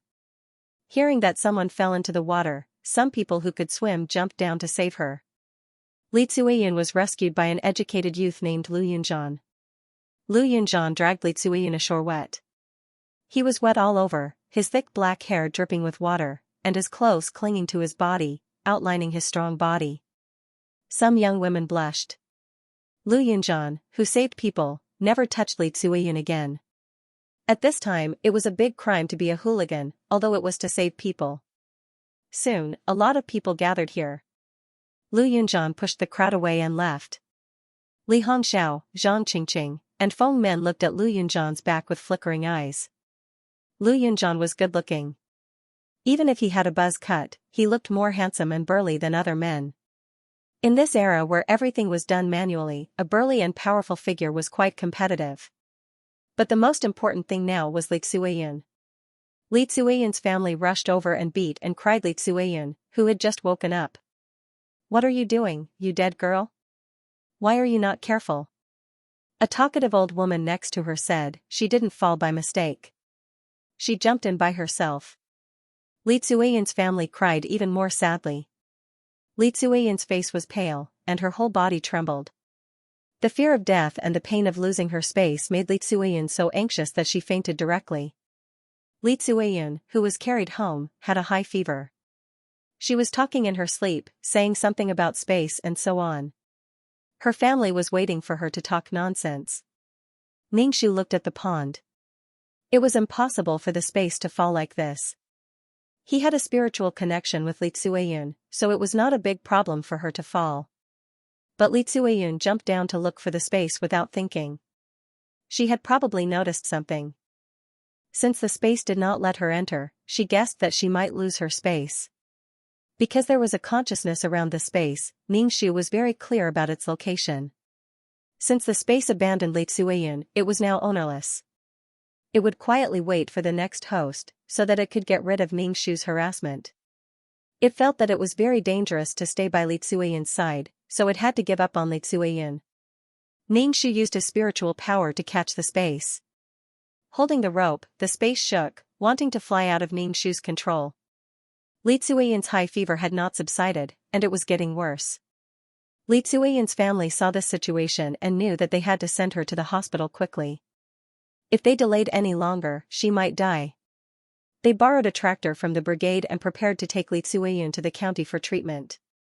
To watch the new chapter of Zue, please go to mobile address. Many industries had closed down and were no longer operating. What's the point of operating if you're dead? It was not easy to find these herbs. After the incident, the company was closed down and all the herbs in the warehouse were confiscated. He found someone to test the medicine and controlled the virus. His organs were no longer failing. Xianxia turned on his computer and started the live broadcast. When the viewers saw Xianxia, they started cursing him. When Xianxia took out the special medicine, he said that this medicine could cure diseases. It was developed by his research institute, and if anyone wanted it, they could come to the company immediately. Kong Bebe was sweating profusely and her muscles were tight. This had happened in her previous life and she was dreaming about it again. It was torture for her. The netizens were skeptical, but the number of people cursing Xianxia suddenly decreased. No one could guarantee that they would not be infected by the virus. If the other party really had the medicine and did not sell it to them, they could only wait for death. More people were doubtful. Xianxia directly said that it was up to them to believe it or not. It had nothing to do with him. Her arrogant attitude made it difficult for others to believe her. Soon after, Xianxia's phone was bombarded with calls. Everyone knew that Xianxia had something in his hands. It could control the virus. Many people rushed to the biopharmaceutical company as fast as they could. Unfortunately, the walls and buildings of the pharmaceutical company were full of filth. When the wind blew, the smell was horrible. It was originally used to disgust Xianxia, but now it seemed that they were disgusted. Other than the sun, there was nothing in the world that could not be looked at directly. After a while, the entire building was bustling with people. Xianxia stood on the rooftop and looked at the people below. The wind was blowing from above. Some people saw Xianxia on the rooftop and looked up at him. There was an uproar. Kong Bebe, who was sleeping, cried. Her muscles were twitching. She struggled as if a ghost was pressing down on her bed. She wanted to stop it, just like when her soul was drifting and watching Xianxia die at the prime of his life. Xianxia took out the medicine and said proudly, "This is the medicine that can control the virus. Life is so fragile. Just a virus invisible to the naked I can kill. Now, he can be saved with a few pills." TSK. When Ji Hong heard this, she hurriedly went to the rooftop. When she saw Xianxia, who looked like he was about to fly away, she was so scared that her heart went numb. She almost cried and said, "B-boss, Xianxia, the special medicine has been developed." "What are you doing?" Xianxia shook the medicine bottle in his hand. The pills inside hit the bottle and made a sound. "This won't help. So what if they have this medicine? In the future, when people talk about the biopharmaceutical company, it will be a black company that spread the virus. This time, he would definitely not be able to make a comeback. In order to appease the public, he would have to accept the punishment. Then, he would die because of the virus, or he would be suffering now." Ji Hong said, "If we give this medicine method, it will definitely be saved." "Xianxia, don't do anything stupid. Even if this pharmaceutical company is gone, so what? I don't believe that you care about this company so much." Xianxia was not a person who would sacrifice his life for money. He saw money as a tool to achieve his dreams. Ji Hong begged, "Boss, don't leave me. What should I do if you leave me? I said that I wanted to work for you, but now you're leaving me. I don't agree." Xianxia looked at his capable subordinate. Warmth flashed in his eyes. "You will be fine. I never doubted your tenacity." "Why?" "Then why?" Ji Hong was very helpless. She wanted to keep Xianxia, but she also knew that with Xianxia's character, she would not be able to persuade him. If Kong Bebe was still here, maybe Xianxia would still feel that there was something in this world that he would miss. Unfortunately, Kong Bebe was no longer here. Firstly, Kong Bebe's death and departure. Secondly, Xianxia had suffered too much malice and abuse from the company. His heart was soaked in ice water, and sometimes it was soaked in boiling hot chilly water. He wanted to leave at this time when everyone was watching him. Xianxia said to Ji Hong, "I've left all my inheritance to you. Live well." Ji Hong shook her head. "I don't want your inheritance. I have hands and feet, and I can earn my own money. I only want you. Don't scare me like this. I'm scared." As she spoke, she slowly moved towards Xianxia. Xianxia shook his head at her. "Don't come over. I want to talk to you properly now." Ji Hong's body stiffened, and she did not dare to move anymore. Below the building, life-saving tools were being set up. Police sirens and horns were blaring. There were more and more people below the building, and it was extremely crowded. The people below all advised Xianxia to calm down and not do anything stupid. Xianxia looked down at the crowd below with a contemptuous smile. His eyes were full of disdain. He took out a medicine bottle, opened it, and poured it on his hand. These are really effective medicines. Do you want them? The faces of the people below were a little ugly, but no one said they wanted it. There were even people who used loudspeakers to insult Xianxia upstairs. They really couldn't stand him being so arrogant. He was the one who was in the wrong. He still did not know that he was in the wrong. He should change his attitude and ask for everyone's forgiveness. They had never seen such an arrogant entrepreneur. What good would it do him to offend the consumers? Reality would teach him a lesson. Xianxia turned to Ji Hong and said, "Leave. Don't get caught to make medicine. Even if I want to help them make medicine, now is not the time." Ji Hong shook her head with red eyes. She suddenly smiled and said, "Xianxia, let's go together." "No, this is the last time I order you to leave. You're fired." After saying that, Xianxia ignored Ji Hong. He poured out all the pills in the bottle and crushed them one by one in front of the people below. The ingredients are not easy to find this time, and it's a new discovery. I destroyed this thing. Let me think, it's probably 20 or 30 years before the discovery of this medicine. 20 or 30 years. I don't know if that's enough time for people to die, Xianxia said as he crushed the pills. Piece by piece, the white powder disappeared as the wind blew. Everyone looked at each other. They did not know if Xianxia was telling the truth or not. If it was true, then they had crushed something that many people were waiting for to save their lives. He dared to crush it like that, was he crazy? Someone stopped Xianxia. "Don't crush it. We can talk about it. You can ask for as much money as you want." Xianxia snorted and said with disdain, "What do you mean I don't want? I just like to see you guys struggle. It's so nice to see you guys struggle together." He was a pervert. The pills in the bottle were getting fewer and fewer. Everyone's hearts were in their mouths. If these pills were real, and they could really suppress and kill the virus, then these pills would be equivalent to human lives being lost. What kind of people were they? They created this virus and wreaked havoc in the world. They didn't even know that they were in the wrong. Now that they had developed a special medicine, they wanted to destroy it. This kind of people should forever be nailed to the cross of shame. They should be despised by everyone and blamed by future generations. Xianxia knew what these people were thinking. He just sneered. This virus would definitely appear.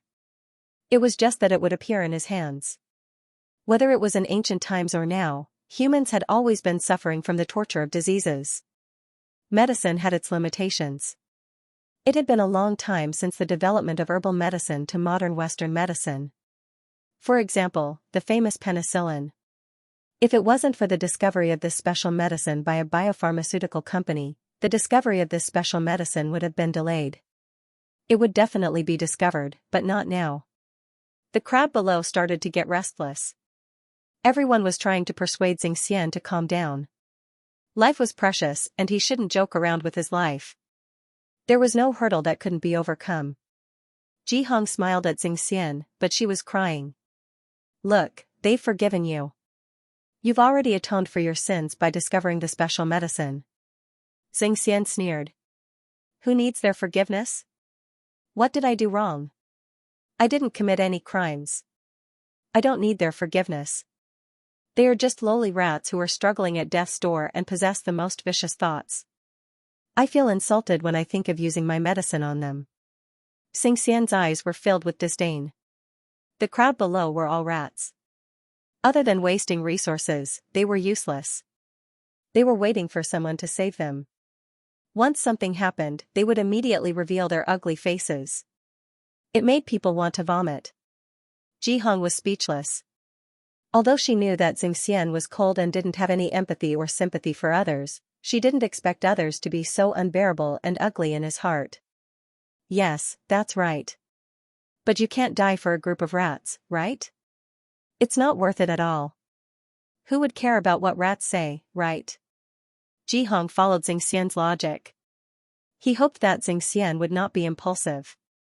Xianxian shook his head. I don't want to be judged by a group of rats. There are so many rats accompanying me, and they have been tortured. Tell me, how does it feel to have hope and then have it shattered?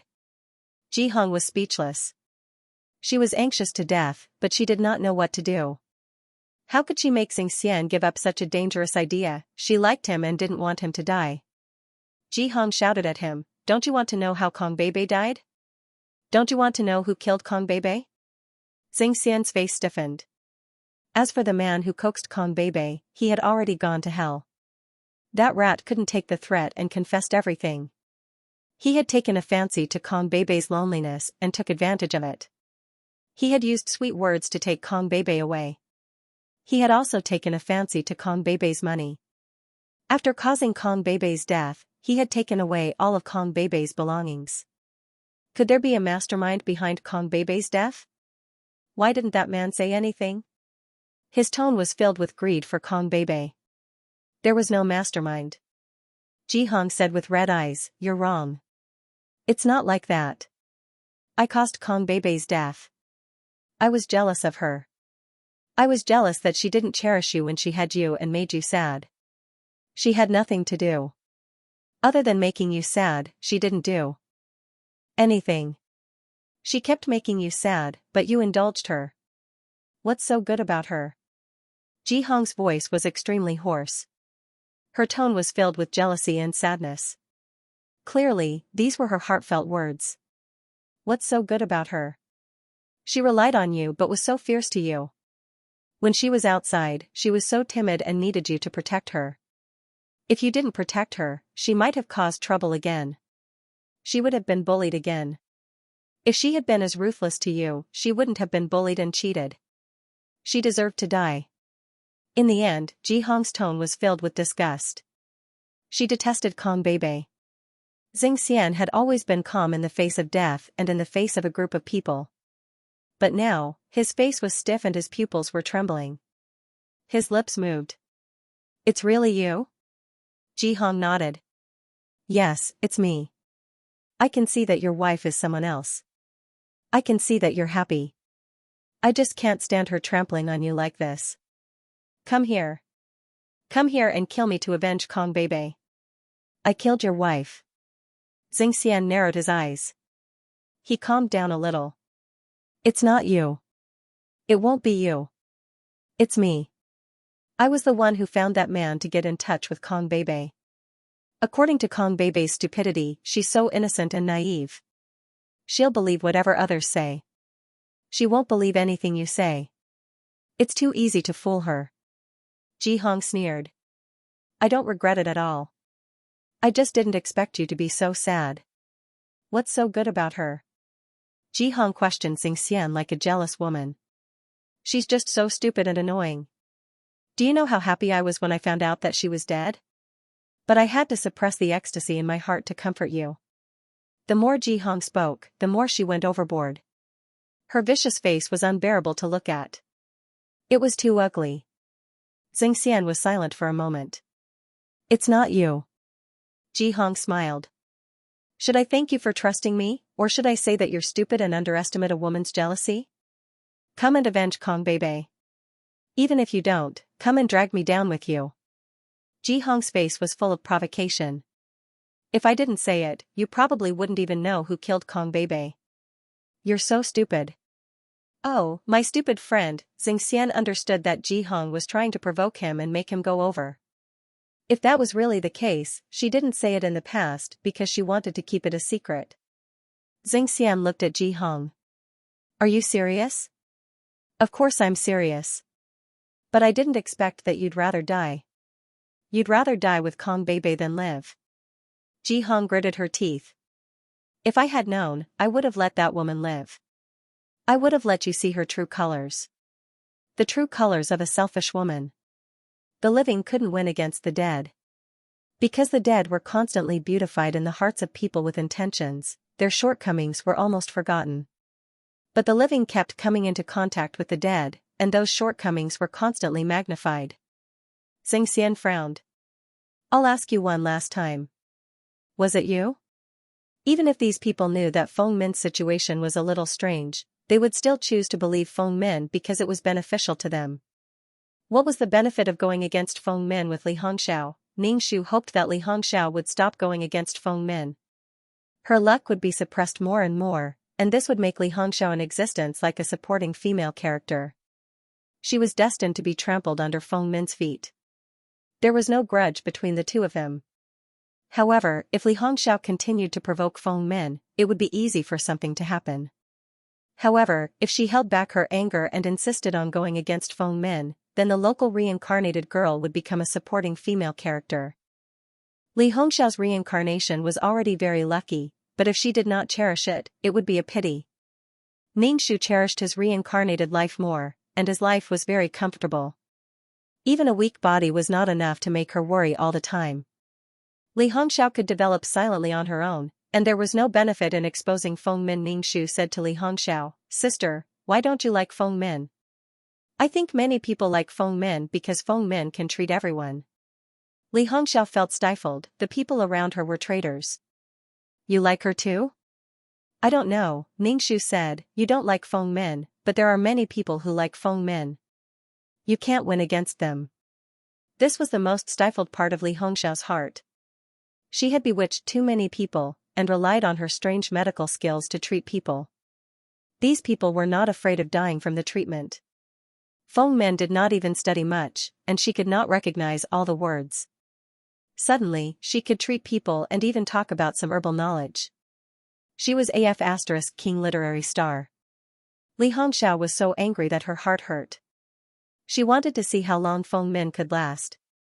She liked to win people's hearts, and see what she could win. Later on, people were not satisfied. Let's see if she could satisfy other people's requests in the future, hee. Now, Feng Min was treating patients for free, and she was doing her best. She treated the medical center as a decoration. It was fine for a short period of time, but in the long term, would the medical center not have any opinions? Moreover, it was free. When Feng Min wanted to collect money in the future, who knew what kind of expression the production team would have? It was free in the past, but now she was charging them. She did not consider that Feng Min did not have the obligation to treat these people for free. But habits are hard to change. If he gave the egg to someone who didn't like to eat eggs and suddenly stopped giving it to them one day, it would definitely cause resentment. However, he didn't think that this egg originally belonged to someone who didn't like to eat eggs. He had the final say on how to distribute the eggs, but the people who were used to eating eggs would be very angry. "If you give me one thing, I will give you one thing, but if you give me another, I will hate you." Although these villagers were grateful to Feng Min for treating them for free, in the future, these villagers would have a different attitude towards her. Although it was not to the extent that everyone was unreasonable, there would always be people who would whisper and say that Feng Min was a hypocrite. These whispers made Feng Min feel as uncomfortable as if she had swallowed a fly. Ha ha ha ha! Li Hongxiao laughed out loud. She couldn't wait to see that scene. Ningxu saw that Li Hongxiao was suddenly relaxed again. She was cutting the pigweed much faster. She let out a carefree laugh even though they were separated by a distance. He didn't know what she was thinking. It was better for Li Hongxiao to develop slowly on her own. Even if she really went against Feng Min in the future, she would have a foundation to establish herself. For people like Li Hongxiao and Feng Min, one had been reborn, so there was nothing they could do. For people like Feng Min, who had medical skills, there was nothing they could do. They could only leave things as they were. For people like Li Tsueyun, who had a space, she could let things return to how they were. There was also Zhang Qingqing's carp life. To be honest, this was the first time Ningxu had seen someone with such a life providence. However, Zhang Qingqing's life providence was that of an ordinary person. Where did her luck come from? What kind of good thing would automatically jump into someone's lap? It was so fantastical. It was really enviable. For ordinary people to obtain what they wanted, the hard work and sweat they had to put in was unimaginable. If a carp life really existed, they must have saved the world in their previous life to have such a life providence. After cutting the pigweed, Li Hongxiao carried a huge basket of pigweed on her back. Feng Min was talking to a woman. Li Hongxiao said to Feng Min with a grin, "You are the best. You are the best. You really have a bodhisattva's heart. You treated us for free. Thank you. You are too kind." The woman beside her nodded as well. That's right. Feng Min is a good person. Feng Min looked at Li Hongxiao in bafflement. What trouble was she up to now? Continue working hard. I have high hopes for you. Li Hongxiao extended a thumb and gave Feng Min a big thumbs up. She was all smiles and looked extremely sincere. Feng Min was filled with suspicions. Thank you. As long as you don't come looking for trouble with me. There's no need to thank me. Li Hongxiao waved her hand and said, I might come looking for you to treat me in the future. Ningxu was left speechless. Li Hongxiao was flattering Feng Min. She was putting Feng Min on a pedestal. If Feng Min were to quit one day, no matter how nice these words sounded, it would be ironic when the time came. However, Ningxu was still relieved that Li Hongxiao wasn't at loggerheads with Feng Min. There was no lack of people with good lives in this world, but with too many of them gathered together, it was easy for problems to arise. After resolving the problem of Li Tsui in space, the next step was to explore Zhang Qingqing's carp life. Zhang Qingqing almost treated the mountain forest as her backyard. The mountain forest that was very dangerous to others was a source of food for Zhang Qingqing. She caught some rabbits and pheasants, and some mountain delicacies could also add some nutrition to her bland meals. Moreover, there were some wild fruits on the mountain that could be eaten. She also picked up some wild eggs, and even some unknown eggs. Zhang Qingqing often took the children of the Zhang family into the mountain and would always find some good things to secretly bring home. Ningxu carried a small basket and followed them into the mountain. He didn't ask Zhang Qingqing to take him. Zhang Qingqing was more repulsive to others. Even if they found good things, they still had to share them. Ningxu wandered around and didn't find anything delicious. The mushrooms he found were still bright and poisonous at first glance. He didn't use his spiritual force to search. He just wandered around like this. Ningxu's basket was clean. Ningxu was left speechless. His luck was really bad. The humble lemon spirit could only be sour. So this carp life was really too lucky. Ningxu used his spiritual force to keep up with Zhang Qingqing and the others. Zhang Qingqing took the lead. Her burden was very heavy and she went deep into the forest.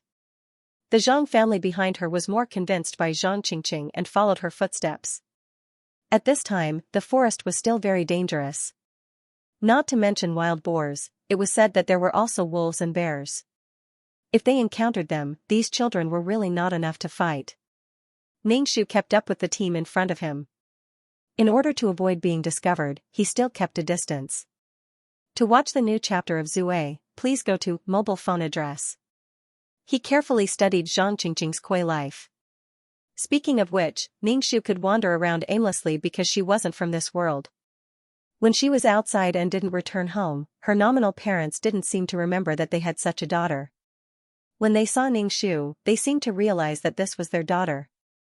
Therefore, even if Ningxu ran around and disappeared one day, she would naturally disappear from these people's memories. From nothing to something, and then from something to nothing. The world wouldn't leave her mark, and the world would erase her existence. She didn't belong to this world to begin with. Ningxu's attention was on the group in front of him. The red rope tied to his wrist suddenly fell off and disappeared into the grass. Ningxu touched his wrist and smiled. The space had escaped. It could escape as it wished. Don't forget that it still had a consciousness. It was as though the space wanted to choose a new host. It appeared on the path that Zhang Qingqing had to pass. Ningxu felt that the space had some ideas. At the very least, it had good foresight. It chose Zhang Qingqing. A space that could do whatever it wanted, and an extremely lucky life providence. If the two were to be combined, it would definitely be the rhythm of heaven. Ningxu ran quickly with the small basket on his back and circled in front of Zhang Qingqing. Before Zhang Qingqing could discover the striking red rope, Ningxu stepped on the space. The space was boiling hot, as though it was about to burn Ningxu's feet. Ningxu's sudden appearance gave the Zhang family's children a fright. They subconsciously asked, "Who is she?" This was because there didn't seem to be such a child in their memories. Zhang Qingqing stared at Ningxu. You are Li Hongxiao's sister, right?" Her tone was somewhat uncertain. After all, this was the only memory in her mind. Ningxu nodded and said, "Yes, I'm lost now. I can't find my way back." Zhang Qingqing was puzzled. Your family would be at ease if you came out alone. Furthermore, he could run so far. Ningxu squatted down and dug out the space under his feet. He held it tightly in his hand and said, "I don't know. I don't know how far I walked." The children of the Zhang family all looked at Zhang Qingqing, waiting to see if Zhang Qingqing would bring this little radish head along. Zhang Qingqing had gone deep into the forest today because she wanted to harvest more. In the end, she met an outsider. Naturally, she could not continue. Zhang Qingqing had some feelings about her special physique. For example, her luck was especially good. However, this was definitely not something that could be exposed. If she saw it and the child casually talked about it, they would be in trouble. Zhang Qingqing glanced at Ningxu and said to the brothers and sisters, "You want to send her back?" Ningxu, "Thank you, sister." "Thank you." A group of people escorted Ningxu out. During this time, there were rabbits jumping around and pheasants clucking, but Zhang Qingqing ignored them. However, Ningxu said, "There are rabbits and pheasants. There's meat to eat." Zhang Qingqing said, "You can't catch it." As soon as she finished speaking, a pheasant flapped its wings and flew to her feet. These creatures were also drunk. In any case, they had a life as well. Why did they deliver themselves to the door to be eaten? Even ants would drag out their lives to live. Ningxu asked cautiously, "Can we catch it now?" At the same time, he carefully observed Zhang Qingqing. Was there something on Zhang Qingqing that made these creatures throw themselves at her one after another, even risking their lives? Even if the pheasant's brain was only the size of a sesame seed, it should know that it would not benefit from being caught. Its survival instinct would make it struggle to survive. Or was there a parasite in its body? If the parasite wanted to spread, it would make the host more eye-catching and make the host behave more strangely. In this way, the parasite could infect other creatures through the food chain. At the mention of parasites, Ningxu's appetite for the pheasant quickly decreased. Ningxu rubbed his eyes and felt that his eyes were ordinary. He really did not find anything unusual about Zhang Qingqing. Everyone looked at the fluttering pheasant, but no one reached out to catch it. Ningxu blinked and reached out to catch the pheasant, but the pheasant ran away and disappeared in a flash. A straightforward person in the Zhang family sneered. Did he think he was Zhang Qingqing, who could be caught at will? Qingqing was a fairy in heaven. She was so lucky. She hadn't been caught yet, and you wanted to catch it? What a dream, Ningxu said. Sure enough, I can't catch it. However, the pheasant is not afraid of people at all. It dares to fly over. Everyone ignored Ningxu. Along the way, there were many rabbits and pheasants bumping into them. They also encountered some sour fruits. Although they were not very sweet, they were still a kind of snack for children.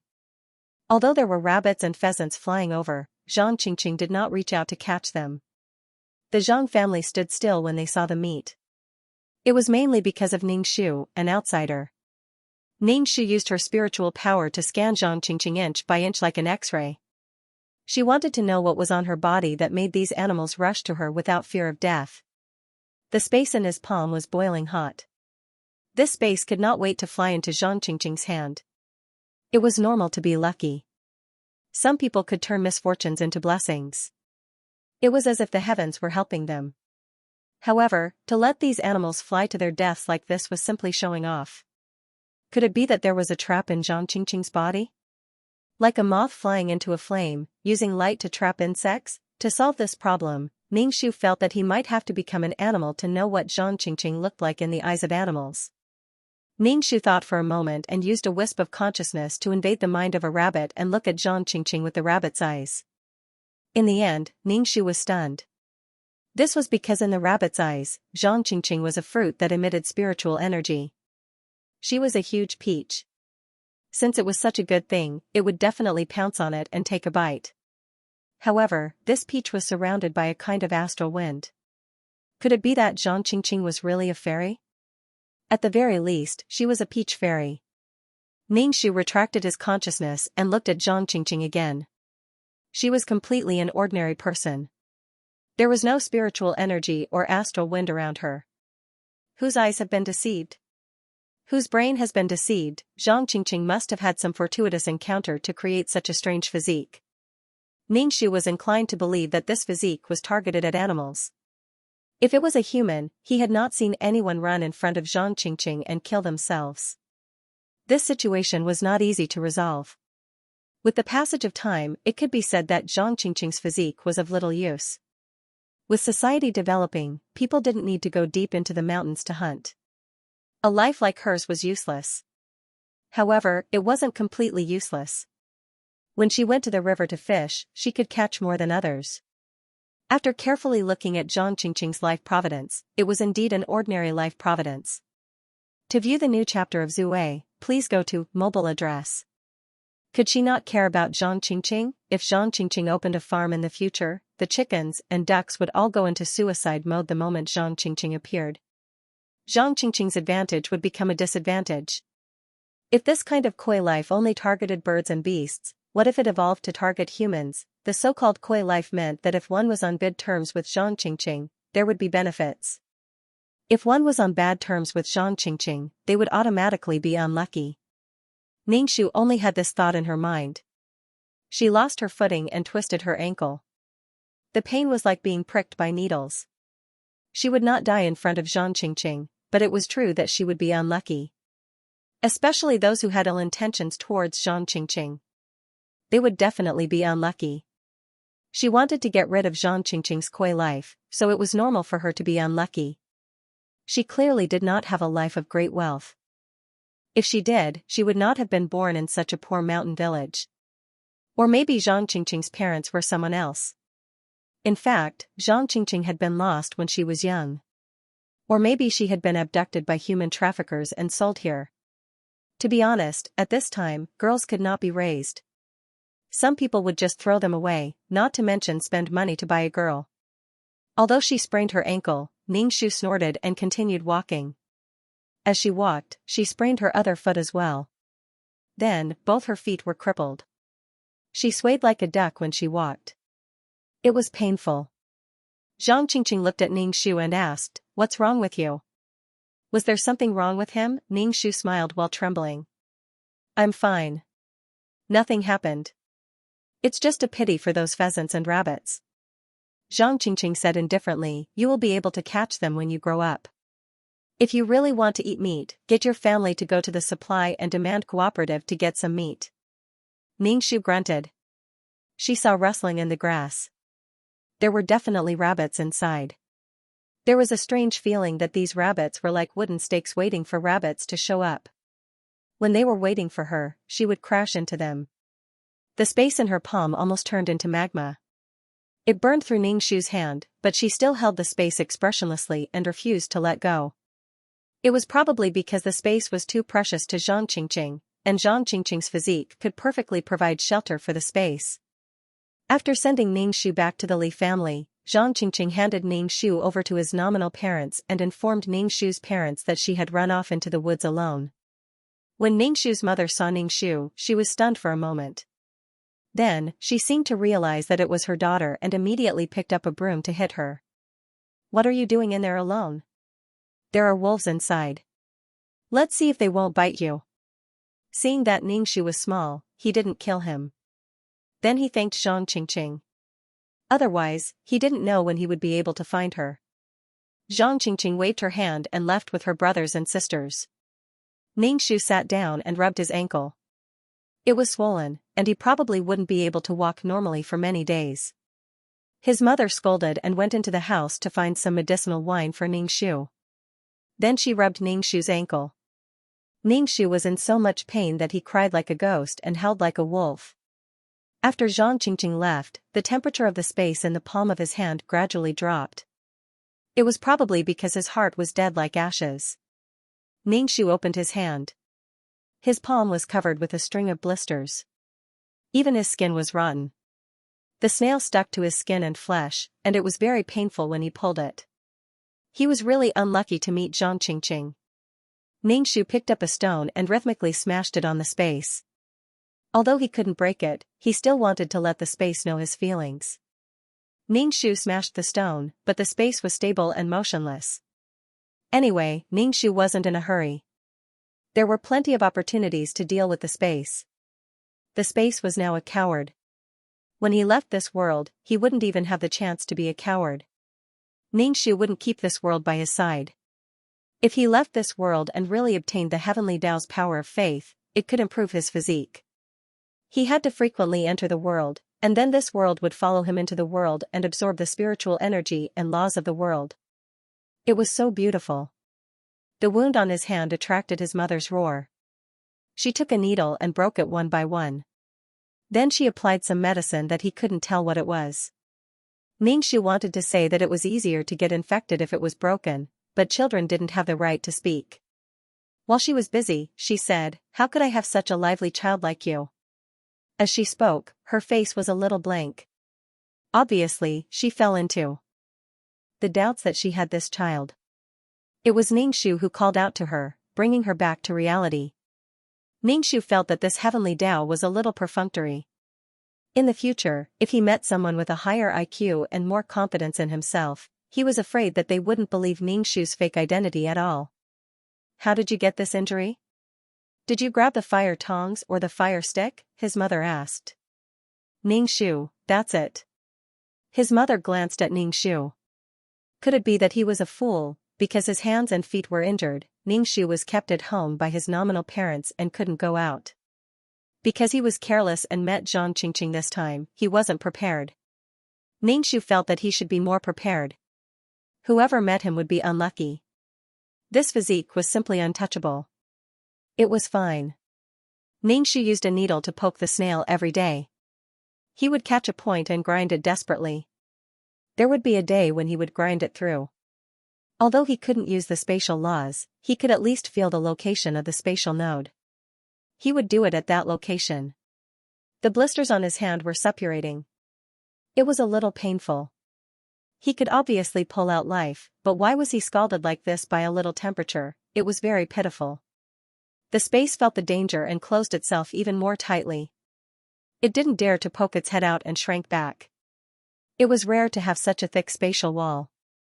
Some plain spatial walls weren't even this thick. The space didn't dare to cause trouble anymore. It didn't heat up or make any movements. It was just an ordinary decoration. Even when it saw Xianxia, it didn't move. Ningxu also didn't get angry when he saw Xianxia. Because once he touched her, it would rebound. It was quite troublesome to deal with. So he didn't care about Xianxia for the time being. He didn't want to add new injuries to his old injuries. Xianxia brought the little naughty monkey at home to catch birds in the trees and fish in the river. They always had a lot to gain. Ningxu didn't want to deal with Xianxia. In fact, the biggest threat was the space. It was a parasite. The parasite was dealt with. He could leave the world, but he still couldn't. Ningxu looked up at the sky. At this moment, the heavenly Tao was probably looking at him ruthlessly. He felt like he couldn't leave if he couldn't do it. If he didn't leave, it meant that the matter wasn't resolved. In this world, there were two timelines that intersected. One was rebirth, and the other was transmigration. The two parallel lines suddenly intersected to a point, and this point was now. There was probably a problem with the time in this world. It was forcefully reversed. To view the new chapter of Zue, please go to mobile address. Ningxu was forced to stay at home. During this time, another batch of educated youths came to the production team. The leader of the production team was so worried that his hair fell out. Why did these children come again? She had no choice but to arrange for these educated youths. Ningxu eagerly followed them to join in the fun. He repeatedly promised his mother that he would not run into the mountains again and followed behind Li Hongxiao. Because she was entrusted by the heavenly Tao, Ningxu did not know the development of the plot. So no matter what happened in the village, she had to know. Li Hongxiao saw a man in the group of educated youths. His eyes were red and his whole body was trembling. His eyes were full of hatred. This was the man. After marrying her, he could take the college entrance examination and return to the city. He said that he would work hard to create good conditions to take the college entrance examination. Well, she believed his nonsense and looked for materials everywhere. She did not do any work and just reviewed at home, eating and drinking well. She was afraid that he would be tired, so she took all the work at home. He was admitted. She wanted to go with him, but it was not convenient to go to school. She believed his nonsense again and sent him living expenses every month. In the end, he found a classmate and married her. When she asked him, he said that he had always been grateful to her and had always treated her as his sister. What a pervert. He actually slept on the same bed as his sister and did that kind of thing with her. In the village, a banquet was considered a marriage. Especially for educated youths, some of their identity documents were not in front of them. A few tables of banquets, witnessed by relatives and friends, were considered a marriage and became husband and wife. It was because there was no legal guarantee that this guy took advantage of the loophole. But she could not stand this guy's virtue of taking advantage of her. Li Hongxiao looked at Zhang Desong with a gloomy expression. Zhang Desong felt that someone was looking at him. He turned and smiled at Li Hongxiao, revealing his white teeth. He looked like a sunny and cheerful young man. Li Hongxiao asked coldly, "What are you smiling at? You are so casual when you are so serious. You did not take our leader's words to heart. You are not thinking straight." As soon as they met, Li Hongxiao put a big hat on Zhang Desong. The smile on Zhang Desong's face froze and his face turned red. He was very confused about how he had provoked such a cold person. Zhang Desong's uneasy and puzzled look attracted the sympathy of the woman next to him. He didn't do anything. You're such a girl. Hee hee, do you agree with his improper behavior? That's not what I meant. Why are you biting whoever you catch? The woman's expression changed. I've never seen someone as petty as you. He didn't really do anything wrong. Why don't you just turn a blind eye to it? Li Hongxiao rolled her eyes. That's right, she would bite whoever she caught. She said that she was going overboard and would turn a blind eye to it. It's not like you were deceived by Zhang Desong. Regardless of whether it was his past life or this life, she just wanted to take revenge on Zhang Desong. Did he have to pick a time to take revenge? Was he not Zhang Desong in this lifetime? The hurt she had suffered was real. Forgive your sister, what does it have to do with you? Auntie, do you mean that we can deal with things like thoughts at will? Li Hongxiao asked the talkative woman. The woman was so shocked that she waved her hands and hurriedly distanced herself from Li Hongxiao.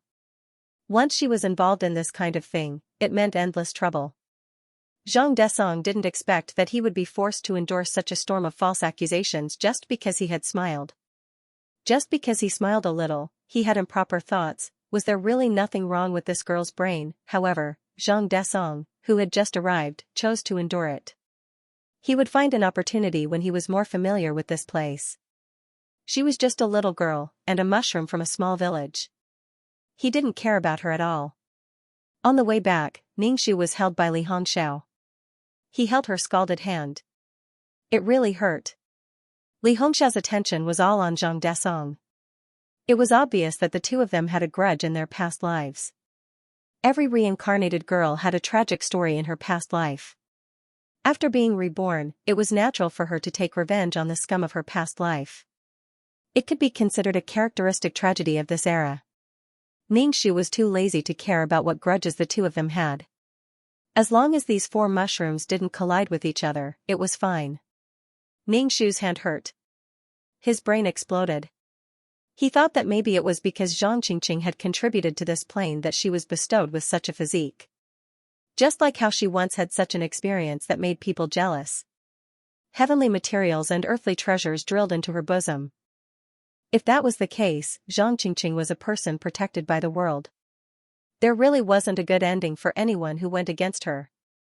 So was Zhang Qingqing the world's benefactor or not? Ningxu looked up at the sky and gave the middle finger in his heart.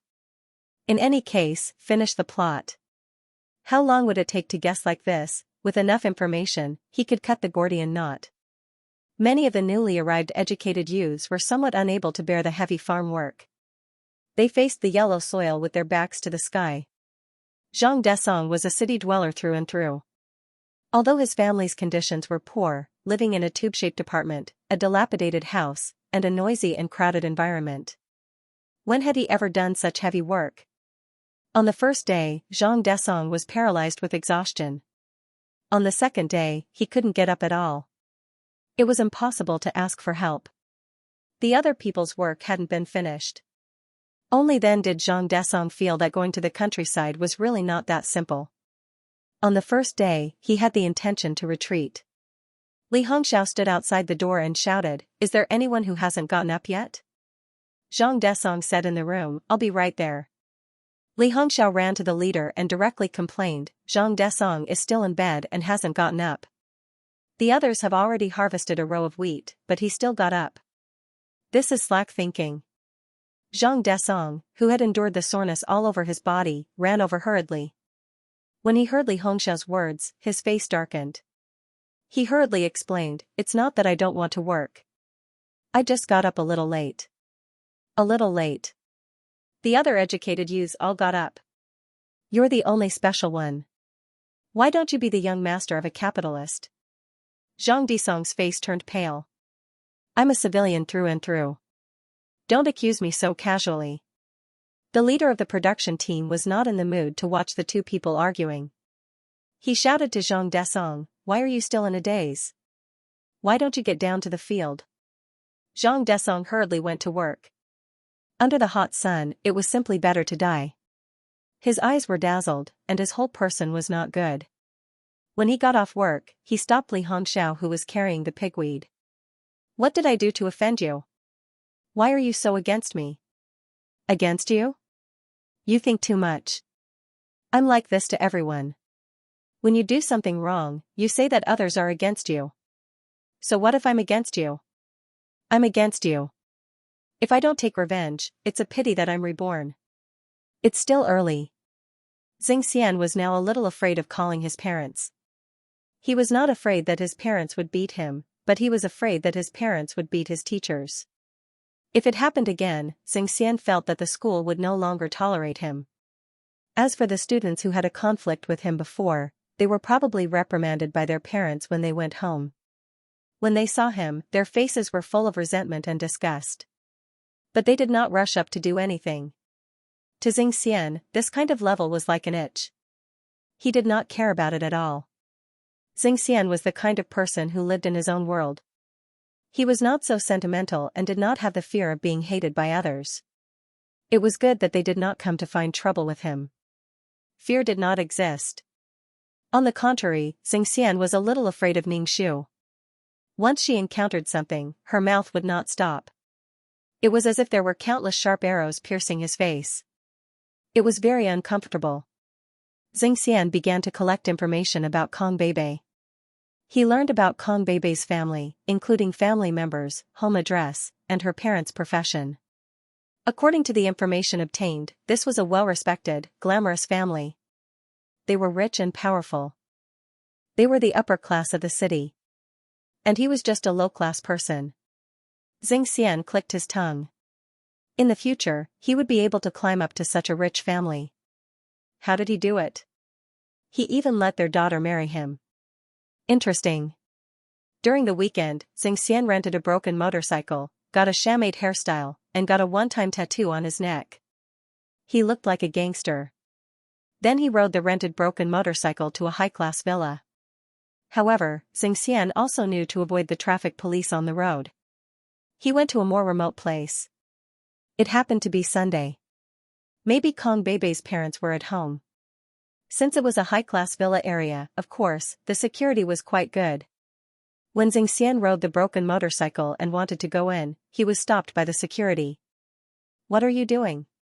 The people who lived here were either rich or respectable. This guy who looked like a gangster came to this place. "What was wrong with him?" Xianxia said casually, "I'm here to look for my girlfriend." "Get out of the way." The security guard's expression was extremely complicated. With his poor appearance, how could he find a rich family's daughter? What kind of daydream was this? Xianxia said arrogantly, "My girlfriend's surname is Kong, and her father is Kong Sai. Let me in, or else you'll lose your jobs." The security guard's heart was in a mess. There was indeed someone like Kong Sai, but he was the CEO of a big company. This guy didn't even have a draft for bragging, saying that he was the boyfriend of his daughter. Had the rich girl's eyes been blinded by sh*t, Xianxia was originally very gloomy. Now that he had such a wretched look on his face, it was simply unbearable. Don't look at me like this. The rich girl has a discerning eye and knows my strengths. Don't think that I don't know that you guys are looking down on me. The security guards were speechless. You still have a pretty good idea in your heart.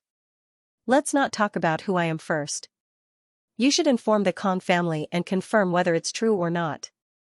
If I'm lying to you, you can just kick me out. If it's true, then it's your mistake at work.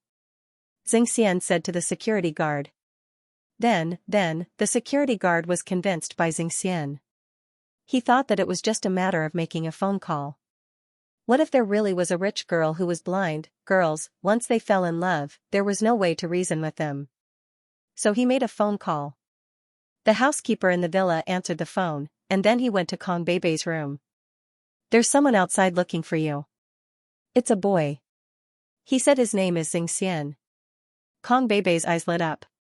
She thought that Xianxia would never look for her again. Kong Bei immediately looked in the mirror to see if her clothes were messy. Then she patted her face to make her complexion look better. The housekeeper looked at Kong Bei speechlessly.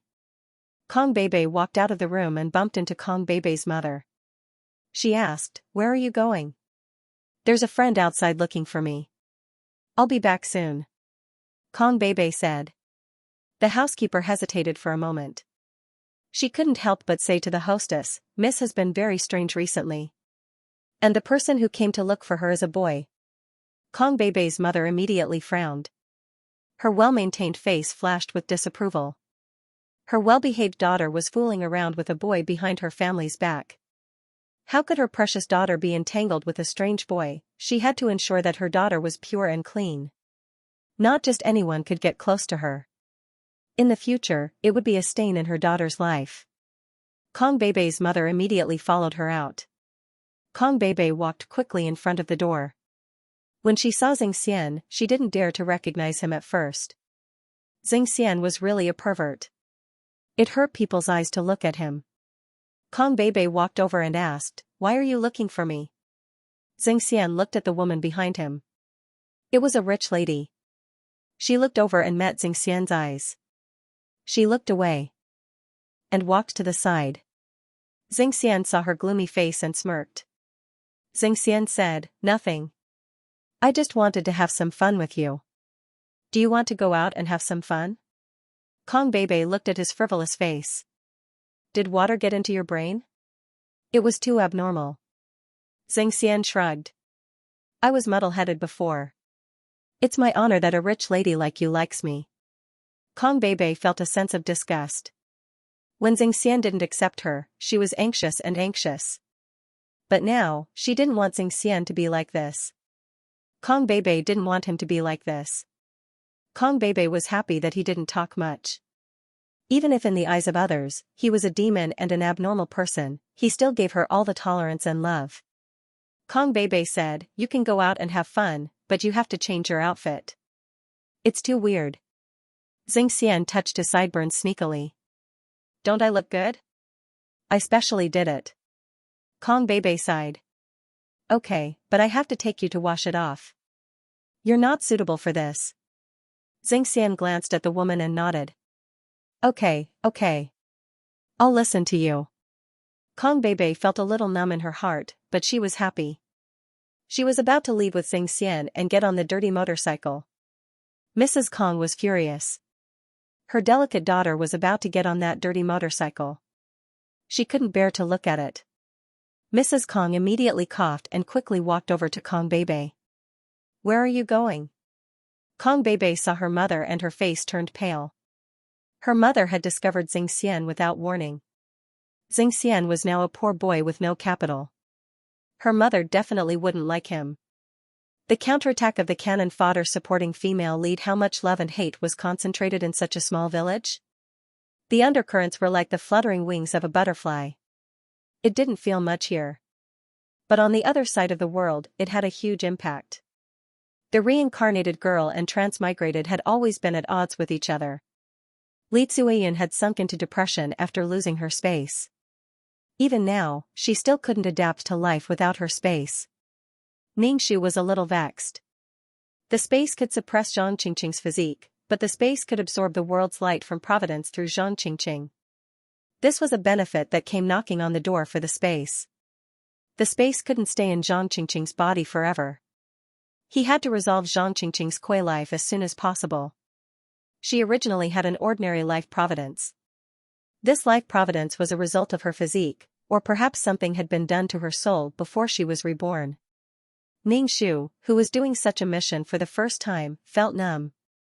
With the space, Zhang Qingqing's life became more nourishing and she became more beautiful. However, the after effect of obtaining the space was that she no longer attracted small animals. In the past, she would be able to retrieve them after wandering around the mountains, but now, that was no longer the case. Zhang Qingqing didn't take it to heart in the beginning, but as time passed, she realized that her magical physique had disappeared. She immediately felt melancholic. She was used to such good luck. Suddenly, she lost her good luck and felt upset. She went from being a lucky person to an ordinary person.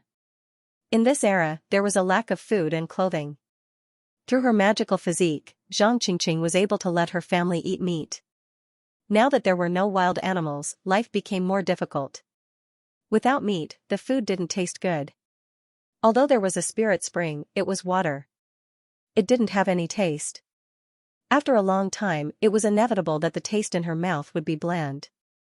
The Zhang family's children looked at Zhang Qingqing eagerly. They had long formed an awareness in their hearts that if they followed their sister, she would have meat to eat. Now, there was no meat. A child suggested, "Sister, let's go to the mountains to find something to eat." They were going to pick up wild animals. Usually, they would go to the mountains for pheasants or hares. They would also catch more fish than others. Relying on these things could make their lives slightly better. In the Zhang family's hearts, Zhang Qingqing was a fairy with special abilities. Zhang Qingqing couldn't express the bitterness in her heart. She didn't tell her family that her abilities seemed to be gone. She couldn't attract small animals. If she encountered a dangerous wild animal like a wild boar, she might not be able to eat it. Wild boars eat people. Zhang Qingqing touched her chest. There was a snail inside. Every day, a few drops of spirit spring water would drip out from the snail. With this thing, her miraculous physique began to slowly disappear. Facing the expectant eyes of her children, Zhang Qingqing reluctantly nodded. Okay. Hopefully, he would be able to gain something from this trip. The children cheered as they carried their baskets and followed Zhang Qingqing into the mountains. Along the way, Zhang Qingqing's heart was beating very fast. Seeing that they were still going deeper, she couldn't help but advise, "Don't go in, it's too dangerous." She didn't know if she could protect these children now. If something happened to one of them, it would be heart-wrenching. But these children didn't seem to care and said, "Sister, if we don't go deeper, how can we find good things?" Following Zhang Qingqing, there had never been an accident. Every time they returned with a full load, it made these children a lot bolder. Everything that could be eaten outside had already been taken away, so they could only go inside. Zhang Qingqing furrowed her brows and followed along. She was still worried and kept telling herself not to go in. But they had already come here, and there were no surprises.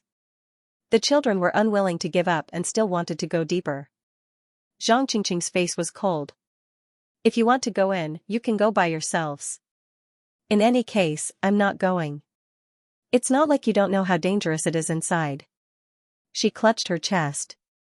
Through her clothes, she could feel the bulge. She was conflicted about whether to throw away this thing or not. Could it be that her physique clashed with this thing? But Zhang Qingqing was very reluctant to give up the few drops of spiritual water every day. This thing could allow her to have perfect and flawless skin. For women, this was too tempting. In order to be beautiful, girls could endure all kinds of torture. And this simple and crude effect was like an elixir. It was very difficult to give it up. Just this little bit of spiritual water was hard for Zhang Qingqing to give up, so Li Tsuyin, who had lost her space, was even more uncomfortable. Li Tsuyin had the spiritual spring and a hidden space that no one could discover. This thing was like a demon. Once touched, it couldn't be separated. Usually, it was an unknown little thing. It didn't make any requests and worked hard without complaint, giving the host the greatest convenience. It was like this that made the host unable to leave them. In the end, even if they knew that they were making a deal with a demon, so what? They were willing. There were rustling sounds in the grass. Some brave children directly pushed the grass aside and saw two small wild boars inside. They were making snorting sounds and were using their noses to dig the soil. Everyone was pleasantly surprised. The two small wild boars could be considered a harvest. The small wild boars were quite cute and didn't have fangs. The agile boy was like a hungry tiger pouncing on its prey and grabbed the small wild boar. The small wild boar's strength wasn't very great. It could only scream at the top of its lungs when it was grabbed. Xianxia looked around nervously and said, "Let's go quickly. This is a piglet. There must be a female wild boar." She was frightened. "Don't let it scream. It will attract the wild boars." Through her clothes, she tightly grasped the snail in her chest. It was as if she was sitting on pins and needles. She couldn't sit still. Seeing that these children only knew how to be happy, she scanned and found a stone the size of a face. She lifted it up and smashed it directly on the piglet's head. The piglet struggled with its four limbs. It kicked hard twice and stopped moving. It wasn't clear if it was dead or fainted. Blood spurted out from its head and splashed onto Xianxia's body. Xianxia's decisive action made the other children stunned for a moment. They also picked up a stone and smashed it on the piglet's head, causing it to faint. Xianxia cut some grass and covered it in the basket. She stuffed some grass around it so that people couldn't see what was in the basket and would think that it was grass. She put the two piglets into the basket. The piglets weren't big to begin with. They probably ran out of the cave and met Xianxia and the others. After covering the wild boars with a thick layer of grass, Xianxia hurriedly urged, "Let's go quickly. The sow is coming back." The group of people ran very fast, but they still couldn't match the speed of the sow's four legs. The sow caught up with the group of people and sniffed with its nose. It was probably sniffing the smell of its own children. Smelling the smell of blood, the sow's behavior became irritable and furious.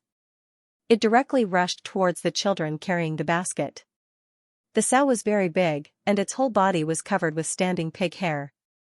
It was as dark as needles, and its yellow fangs were as thick as a finger. The child who had been targeted was frightened. He was so scared that he didn't have the strength to lift his feet. In a split second, Xianxia threw away the necklace on her neck and rushed towards her brother. She tried to use her body to block the wild boar's attack. With her physique, she definitely wouldn't be hurt as much as her brother. The wild boar's eyes turned red. It raised its fangs and rushed towards the person who hurt its child. It wanted to use its fangs to pierce his stomach. Xianxia pushed her brother away. The sow hit Xianxia with a bang. Xianxia was immediately sent flying by this force. She hit a tree trunk and curled up in pain. The sow was also sent flying by this force. It was dizzy and tried to get up, but it fell to the ground again. Ching ching. Everyone was stunned and quickly ran towards Xianxia. Xianxia felt that her waist was about to break. She lay on the ground and panted violently. The person who was pushed away by Xianxia was about to cry. He quickly asked, "Ching Ching, are you okay?" Xianxia gritted her teeth and said, "Wait for me to rest for a while. I'll be fine soon." When the pain was over, she could get up. The group of children realized that they were just children. When they encountered danger, there was nothing they could do. The wild boar had rough skin and thick flesh. It was rebounded by Xianxin's force. Although it was dizzy for a while, it quickly regained consciousness. It huffed and puffed as it rushed towards the person who hurt its child with hatred. Xianxin's voice became shrill. "Get out of the way. Throw away the basket. Don't take the piglets inside." The others got up from Xianxin, threw away their things, and ran desperately. Fear filled everyone's heart. No one dared to look back. The wild boar chased these people desperately, full of hatred. "I can't run anymore." A child's face was full of despair. He was tripped by a dead branch and couldn't get up for a while. Soon, he was hit by the wild boar behind him. The wild boar used its tusks to poke the child. If the tusks hit the child, there would be 2 bloody holes. If the tusks hit the child's vitals, he would definitely die. Xianxia was scared out of her wits. She watched helplessly as the wild boar hit the children. Her mind was filled with complicated thoughts. She regretted bringing these children here. He shouldn't have any hopes of getting lucky. What should he do? How should he save them? Pung. Just as the wild boar was about to hit the person, the wild boar hit a transparent barrier. The invisible barrier blocked the wild boar's path. The wild boar tried several times, but it couldn't get through. With the wild boar's limited intelligence, it couldn't understand what was going on or why it couldn't get through. Not only did the wild boar not understand what was going on, but the group of children also did not understand what was going on. Run! Xianxia shouted. She seemed to have injured her lungs before, so her voice was hoarse. Even if she used a little bit of strength, her body would be in great pain. Perhaps he had injured his internal organs. The child who fell to the ground realized that he was fine. The wild boar didn't hit him. When he heard Xianxia's voice, he quickly got up and ran with everyone. It wasn't easy to run out of the forest, but no one dared to stay. It was hard to guarantee that the wild boar would follow them out like a madman. They didn't know how long that invisible barrier could stop the wild boar. Seeing the Zhang family's children run out of the forest, some villagers jokingly asked, "You guys went in again. Did you kill another wild boar?" The group of children was now afraid of hearing the word wild boar. They supported Xianxia, whose face was purple, back home. When the other villagers saw this, they hurriedly asked what happened. A child cried and said, "Sister was hit by a wild boar." When the villagers heard this, they were so scared that they sucked in a breath of cold air. She was hit by a wild boar. Looking at Xianxia's face, it wouldn't be good. It was just a joke. They didn't expect to really encounter a wild boar. When Xianxia and the others returned to the production team, Ningxu removed the mental barrier. The wild boar was really crazy. It hit her again and again, causing her head to hurt. The wild boar vented for a while, but found that it was useless. Its enemy had already run far away. It could only run back. It opened the basket on its back and used its mouth to nudge its child. The child didn't move. It was dead. The wild boar turned in place and could only leave. The dead piglet was bound to attract other hunters. Whether it was wolves or snakes, it was more difficult for the wild boar to deal with them. The whole production team gathered in the Zhang family. Ningxu could avoid many people and enter the forest. He found the space that Xianxia had thrown away. The space changed owners again. Ningxu flicked the space with his finger. "Why don't you give me 2 drops of spiritual liquid?" The space stayed motionless and pretended to be dead. It probably couldn't be kind to Ningxu anymore, so it simply didn't use some small favors to bribe her. Again and again, it hit it with a stone. If it formed the way of heaven and formed the world, it would directly pull the sky into its own world. No matter how powerful you were, you would be limited in other people's world. It had the feeling that in its world, it was invincible, and it was the master of its territory. Ordinary people could trample an ant to death. When people drank the shrinking potion and became the size of an ant, they couldn't easily lift their feet to crush the ant. If it was in the void, Ningxu could easily become the leaf of this world. But in this world, she couldn't do it. Ningxu was too lazy to care about the space that pretended to be dead. She was in a good mood. Because when she discovered the crisis, the power that burst out of Xianxing's body had almost exhausted the power of her special constitution. Her power came from her soul. It must be something engraved in her soul when she was reincarnated. Xianxing, who was reborn, had this power. But as long as it was power, it would be exhausted. If she wanted to find out what was wrong with Xianxing's soul, she might have to go to the world of reincarnation to find out. This was something that Ningxu had never encountered. She knew that the reincarnation pool could wash away the 7 emotions and 6 desires, memories, and sins in the soul. As for whether it could wash away the things in the soul that didn't belong to the 7 emotions and 6 desires, Ningxu didn't know. She once owned a world of reincarnation, but she didn't have the competence to study it. Maybe it was because the world of reincarnation was managed by someone, so there was no mess. If there was anything abnormal, Zhu Jun and the others would definitely tell her at the first moment. Zhu Jun and the others? She didn't know how they were doing. The little devil should be looking after the world of reincarnation now. Forget it, she didn't want to think about it. She wouldn't see them for the time being. Maybe Zhang Qingqing was a powerful person in her previous life. When she jumped into the reincarnation pool, she gave herself some power. Ningxu stayed in the cave for a while. Mountain and the rest would lower their heads from time to time and look at the cave entrance with their big eyes. To prevent Ningxu from starving to death in the cave, they felt relieved when they sensed the aura inside. She said she was cultivating in seclusion, but they couldn't disturb her. They could only wait and see if she was going to die. To be honest, Mountain and the rest didn't think Ningxu's seclusion was useful.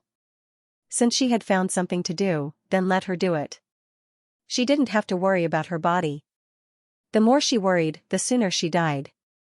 She might not have time to think about her body's condition when she was so busy. Anyway, in the hearts of the Godstone clan, Ningxu would die young and die. Fortunately, he had their protection. Without their protection, he would definitely return to the embrace of the void if he lived alone in the void. This was because they had never seen a cub weaker than her. The Godstone clan was very tolerant of a cub that could die at any time. To put it bluntly, why bother with a person who was about to die? Moreover, the Godstone clan wasn't narrow-minded. Although Mountain was worried that Ningxu would die in the cave, he was happy that Ningxu had something to do. This way, he could sleep. He wouldn't be woken up by the weight of Mount Tai. However, Mountain was happy too early. As time passed, the cub still didn't come out of the cave, causing him to be unable to sleep well. He suddenly woke up in the middle of his sleep and got up to look at the cub in the cave. He couldn't help but sigh. Why was the cub so troublesome? There was no end to his worries. Ningxu, who was about to go moldy, finally came out of the cave. She was dirty all over, but her eyes were very bright. They were so bright that they were dazzling. Mountain quickly asked, "Are you hungry?" Ningxu's first sentence was, "Have I lost weight?" She had been on a diet for so long. Didn't she feel thin at all? Mountain was speechless. What kind of unlucky child was this? Were all cubs like this? Xianxia said perfunctorily, "You've become skinnier." How heartbreaking. Ningxu was satisfied. He raised his hand and showed it to Mountain. Mountain was confused. What happened to your claw? Ningxu. No, don't you see anything different about this hand? Xianxia took a closer look and felt very uncomfortable. Now, he was asking him questions again and again. One moment, he was asking if he had become thinner. The next moment, he was asking if there was anything different about his claws. Who the hell knew what was different? It was getting harder and harder to take care of the cub. It was getting harder and harder to figure out her thoughts. She was still as cute as before, as long as she was given food. Eating was no longer enough to satisfy her. Ningxu looked at Xianxia with pity. He was blind at such a young age. Couldn't he see how swollen her meridians were? Ningxu had spent a lot of time absorbing the energy inside. He could not wait to share it with Mountain. However, when he saw the blank look on Mountain's face, Ningxu understood. There was something wrong with the way he spoke. He could have just said it directly. There was no need to beat around the bush with Mountain. Ningxu pointed at the meridian from his thumb to his wrist. This is swollen. It's all the energy I've collected. He had probably absorbed too much energy, causing this meridian to feel a little swollen and painful. Mountain did not care at all. What kind of energy was in such a short meridian? However, he did not show it. Instead, he went against his conscience and praised Ningxu. Ningxu wanted to test this energy. If it was strong enough, it could be his trump card. Ningxu looked around. Then, he pointed at a rock and shot the energy from his meridian through his finger. This energy was like a weak ray. It shot towards the rock at an extremely fast speed and penetrated it in an instant. However, after penetrating the rock, this energy dissipated. It was just this energy that consumed half of his stored energy. His meridian was no longer swollen and painful. However, there was a side effect. His finger was painful and swollen. This was the consequence of having no meridian or dantian. He had to rely on his body to resist.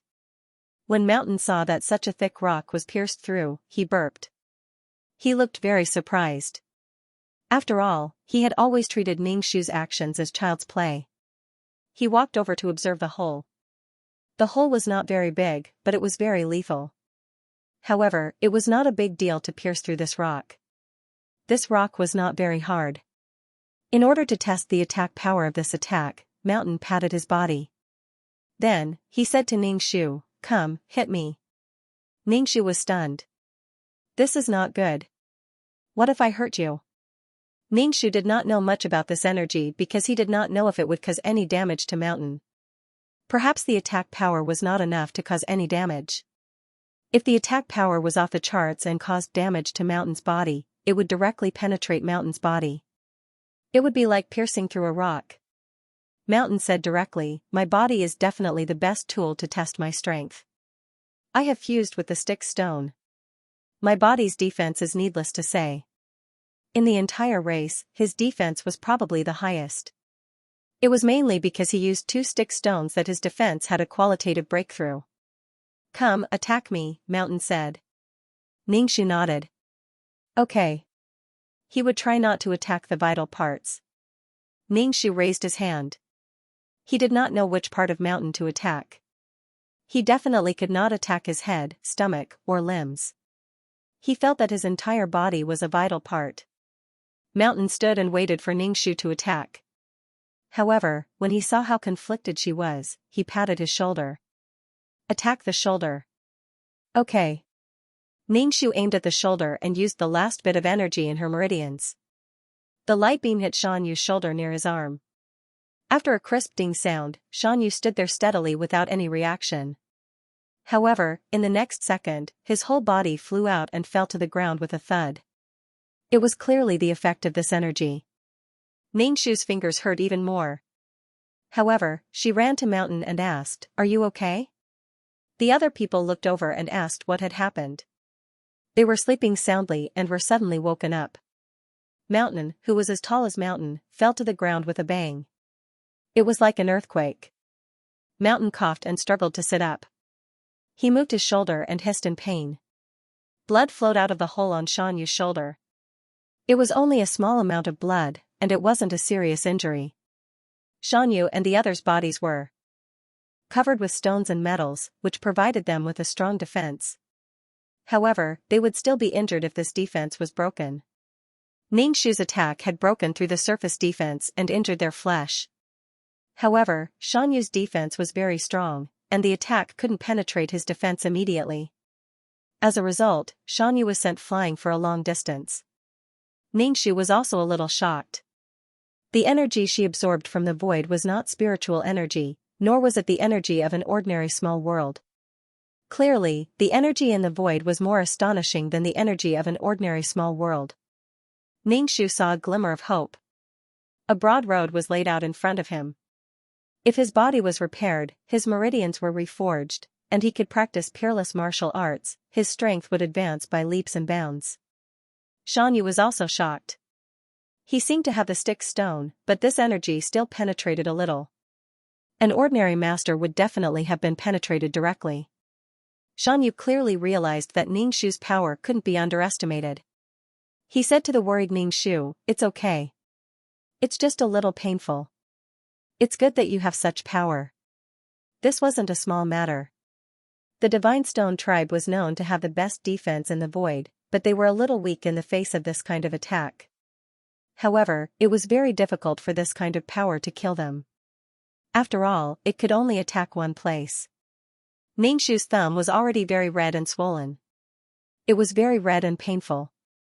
If this attack came twice, her finger would definitely be crippled. The energy in her meridians was empty. She had spent so much time in the cave to gather it, but it was all used up in just a few minutes. Other than a little flesh injury, Xianyu's body was also numb from the shock. He couldn't recover, but it wasn't a big problem. Xianyu encouraged Ningxu, "You have to work hard. I think this power is good, although it can only attack once." Ningxu retorted, "Not once, twice. Xianyu, what was the difference between once and twice? Ningxu was speechless. Of course, there was a difference. Sometimes, the battle situation could change in an instant. With one more attack, the one who fell might not be him. This could be his trump card, his trump card. Ningxu patted his little heart. He felt so at ease, as if his feet were firmly planted on the ground. Even if his body was weak, he still had the means to attack. He was not afraid of being taken down by an unarmed dog. Ningxu looked at Xianyu's wound. Do you want me to find some medicine? No need, I'll be fine in a while. Xianyu said nonchalantly. He was almost crying in his heart. It was because he was not prepared and was knocked down by this force. It was too embarrassing. It was so embarrassing that Xianyu wanted to cover his face. He changed the topic abruptly. Do your fingers hurt? Ningxu didn't have Xianyu's dignity as a great clan leader, so he cried and said, It hurts, my fingers are going to break. Xianyu immediately said, Your strength is too boring. It's purely hurting yourself. You still have to hurt yourself to launch an attack. It's not enough. Ningxu held his hand and nodded. Yes, it's just like that. It's not enough. He had no dantian, no meridians, and had to rely on brute force. To be honest, every time he launched an attack, Ningxu felt that the bones in his thumb were going to break. It was so painful. Now, his skin was so red and swollen that it would break with a touch. It was painful. Ningxu washed the dust off his body and ate some fruits to fill his stomach. He said to Xianyu, who was staring at his wound, I'm going to cultivate in seclusion. Xianyu nodded. Ningxu asked worriedly, Are you really okay? Do you need to find Carp and the others to heal you? No need, you don't need to find them for such a small injury. They will give you more for each visit. Xianyu asked Ningxu to go cultivate and not worry about them. Ningxu stared at him and asked again, Really? Is there really no problem? Xianyu raised his hand and swore, There's really no problem. Go cultivate in seclusion. I'll put some fruits at the entrance. Ningxu went in and continued to cultivate. Only when there was energy in his meridians did he feel uneasy. When Ningxu turned and went in, Xianyu suddenly stood up. The ground shook 3 times, and he gathered with the other clansmen. Her attack is a bit strong. If it was you, it would definitely pierce through your entire body. We might lose our title of the strongest defense in the void. Xianyu said to the clansmen. The Godstone clan was proud of their own defense. Even if the attack hit their body, it would not touch their flesh. Instead, it would hit the stone or metal outside. The clansmen also gathered together and whispered to each other. A clansman said, This is good. What we lack is strong attack power. She has attack power, and we have defense power. In this aspect, she makes up for what we lack. Another clansman said, It's just that her body is too weak. She can't attack for a long time and whether or not she could survive was a big problem. Xianyu did not care too much, it's good that she has attack power. But you have to be careful. She's small. She might use this attack power to attack you. The other clansman laughed and said that she was too inexperienced. Even if she was injured, she did not have the ability to attack again.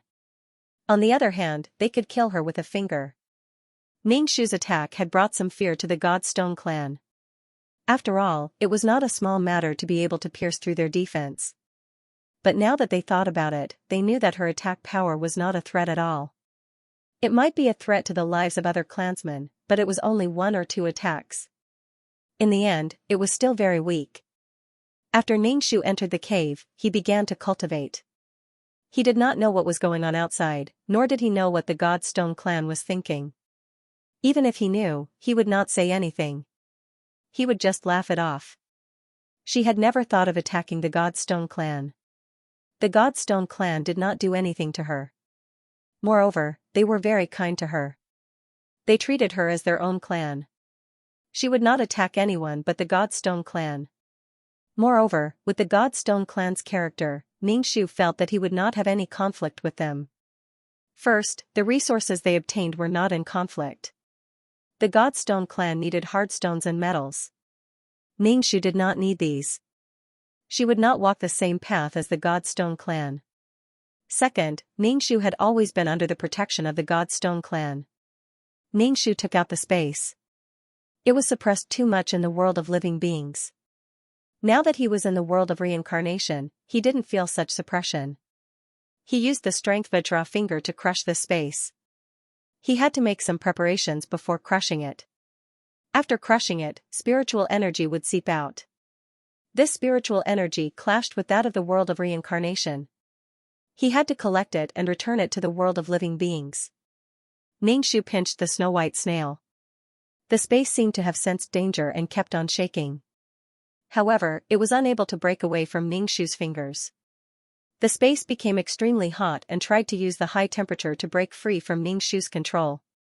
But Ningxu's skin was thick and he was able to withstand such a temperature. The space trembled pitifully, as if it was begging for mercy. It even showed signs of wanting to fuse with Ningxu. Ningxu didn't care about the space. He pinched it with 2 fingers and like a glass bottle falling to the ground, there was a crisp sound. The space shattered and the spiritual energy within spread out.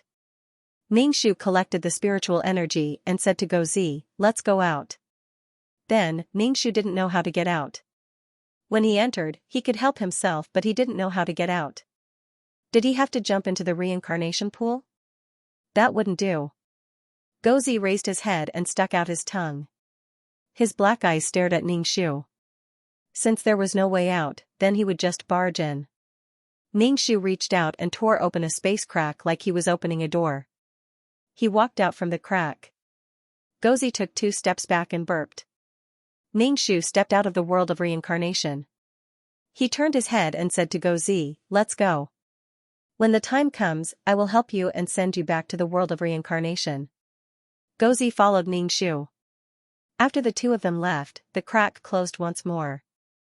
As a Gozi who was used to the gray world, he wasn't used to such a colorful world. He felt like his eyes were about to be blinded. Especially when the sun shone on his body, that comfortable warmth was indescribable. Things like the sun would never appear in the world of reincarnation. Ningxu released all the spiritual energy he had collected and returned it to this world. As soon as he returned to this world, Ningxu immediately felt as if 10 mountains were pressing down on him. Previously, she was able to use her strength in the world of reincarnation, but now, she couldn't use it. Just carrying these mountains consumed all of her strength. Mother **Ker, isn't this too ruthless?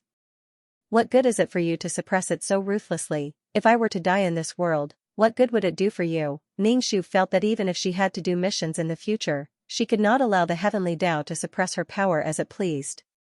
What if he died in the world? That would be a shame.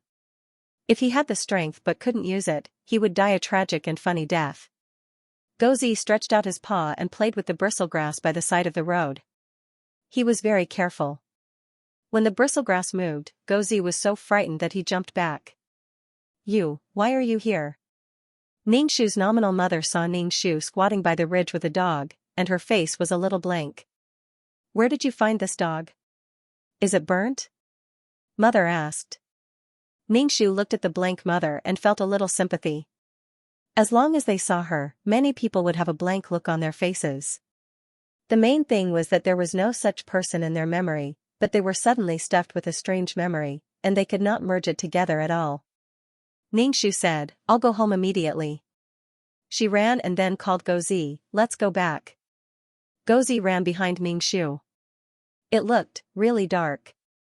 It was a black dog-shaped thing, and even its facial features could not be seen clearly. Ningxu brought Gozi to the Zhang family. Zhang Qingqing was still lying on the bed. Although her face was still not good, she was still angry. The Zhang family could not leave Zhang Qingqing alone. The onlookers all said that Zhang Qingqing was hanging on for life. If she was not angry, she would be gone. The Zhang family felt terrible and they were also preparing for the funeral. The atmosphere was very solemn and sad. Ningxu said to Gozi, "The person on the bed was blessed by you. She suffered a fatal injury and is still alive. You didn't give her a peaceful life, but a few lives." Gozi stuck out his tongue and stood up to look at Zhang Qingqing. He sensed that there was indeed blessing power in Zhang Qingqing's body. he barked, why don't I take back the power? From the moment it entered this world, it felt a pair of eyes that were mercilessly focused on it. Ningxu rolled his eyes, you've already given it. Why do you want to take it back? Next time when you pray, don't give so much. Zhang Qingqing's situation was really too exaggerated. Gozi nodded and followed Ningxu home. Ningxu said, I'll send you off. Gozi said, no need. I can send myself off. I can go back by myself. Ningxu said. Then you can go back. Gozi squatted down and said, I want to see if I really gave too much power. He stared at Ningxu with his black eyes and asked, you're not from this world, right? Ningxu nodded, of course not.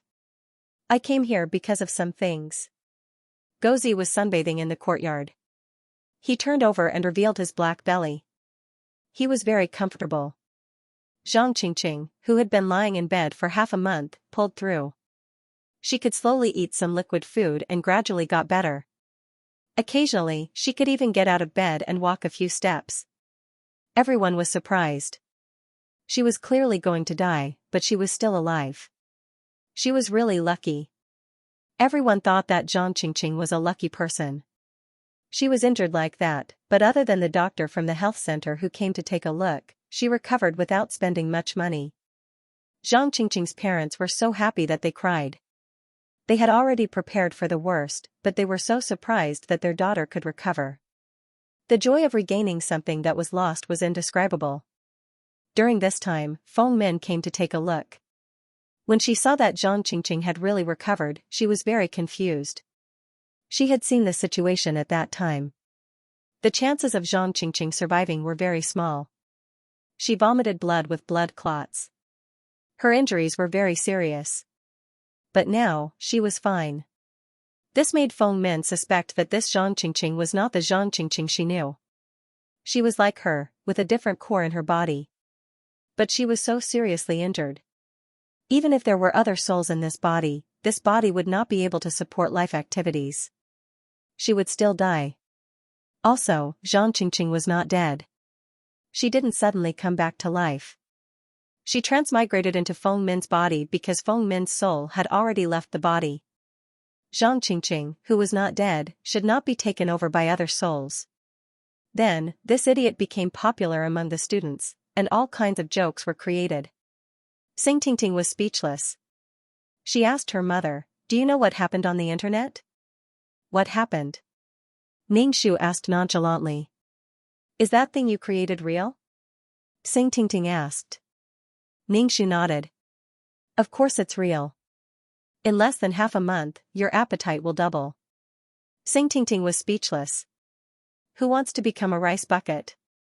No, the main point is not why my mother has such a thing. If it's to create hype, it's really idiotic and shameful. No one would believe it. Ningxu said to his daughter, you can practice it. It's not like you can achieve anything, but it'll strengthen your body. Xing Tingting was speechless. I don't want to practice this idiotic thing at all. Ningxu pursed his lips. If you don't want to practice, then forget it. I've been practicing. Xing Tingting, you're really idiotic. You're worthy of being my mother. This was because the number of clicks for this video had reached 5,000. Considering that Ningxu was a small and invisible person who was suffocating in the deep sea, 5,000 clicks was already considered pretty good. The netizens had all kinds of imagination and created all kinds of jokes. Anyway, Ningxu was seriously spreading the word about the ultimate martial arts, but the netizens were not serious at all. Suddenly, the number of followers increased. So Ningxu started to post again. Ultimate Martial Arts JPG. JPG, share this ultimate martial arts and you'll have good luck and a healthy body. Xing Tingting was speechless. Xianxia was speechless. Xianxia heard that his aunt had started her own account, so he secretly followed her. But when he opened it, he saw this strange scene. Ningxu thought that this account was pretty good. It was probably in accordance with the will of the heavens to promote the ultimate martial arts. It must be the will of the heavens. After all, these small worlds were born from the ultimate martial arts. Promoting the ultimate martial arts was also beneficial to the small worlds. After Ningxu posted, all kinds of jokes came out. Ningxu changed his account to Feng Shui Master. There would never be a lack of idiots in this world. Some idiots actually followed Ningxu's instructions and started to cultivate this thing. Moreover, they didn't even do it live. It even attracted a lot of traffic. Everyone had a herd mentality, and such a strange method could also attract traffic and attention. With traffic, they would have everything. They would have the world. It didn't matter what method he used to gain traffic. This account was managed quite well, and it could be considered a small advantage. Very soon, someone came to buy Ningxu's account. An account with traffic was money. Ningxu didn't sell it, and she still wanted to have her fortune told. Every day, there would be people begging for the follow-up of the peerless martial art. Ningxu would only update 4 slots every time he updated, and the content he updated was very little. He wouldn't be able to get everything out at once. He still had to maintain the account. Sometimes, there would be an advertisement link below. This link was paid by the merchant to advertise. The money was calculated according to the clicks. As for whether people bought things or not, it was none of their business. Xianxia and Xingting were really speechless. They never thought that she would use such an idiotic method to maintain the account. Every time, Xianxia would click on the link. After all, every time he clicked on it, she might be able to earn more money. If she earned money, she wouldn't have to stare at his parents' compensation money. With money in hand, he wouldn't feel bad. With money, Xianxia felt that his temper had improved a lot. Even his EQ and IQ were online. He wasn't angry anymore. However, the most difficult thing in the world was not knowing how to earn money. The only way to solve his worries was to get rich quickly. In the beginning, Ningxu's income wasn't high. However, compared to the hard work in the factory, it was very easy at home. There was no one watching him all the time. He slept until he woke up naturally. It was simply wonderful. Traffic also brought traffic money. Ningxu now had the energy and time to build the spirit. In the factory, he worked non-stop every day. He was half-dead tired. When he went home, he just wanted to sleep. There was nothing else to say. Now, he could even sit on a face mask and enjoy life. Just like in the past, when Ningxu was busy running for his life, he didn't care whether he looked good or not. It was good enough that he was alive. However, as he slowly became stronger, he started to pay attention to his appearance. After all, he had to socialize and face more people. The deep sea was too dark. The creatures in the sea were all blind. Anyway, no one could see them. With a material foundation, he could build the spirit. Xingting felt that her mother was getting younger and younger. In short, the house was clean and there were no strange smells. When she returned home, she was in a very good mood. She didn't feel that the house was cramped and uncomfortable at all. The kind of joy that radiated from the spirit was really very comfortable. Xingjiqiang also accepted Ningxu's computer and mobile phone. He was an honest person and didn't come into contact with these things. It was a relatively new thing, so it was a little difficult to accept. After looking at it once, he waved his hand. He couldn't understand the world of young people. Life was easy, and time passed quickly. Anyway, Ningxu felt that the past few days were like years. In the blink of an eye, Xianxia was already in his 2nd year of high school. He got good results in his 1st year of high school. There were 63 students in the class, and he got 35th place. At least he wasn't the last. When the 2nd year of high school started, there would be a parent-teacher meeting. Ningxu asked Xianxia, "Is it still the same form teacher?" "No, it has been divided into different subjects. She probably went to teach liberal arts," Xianxia said. Ningxu shook his head. "Don't set up a flay. Usually, you will be slapped in the face."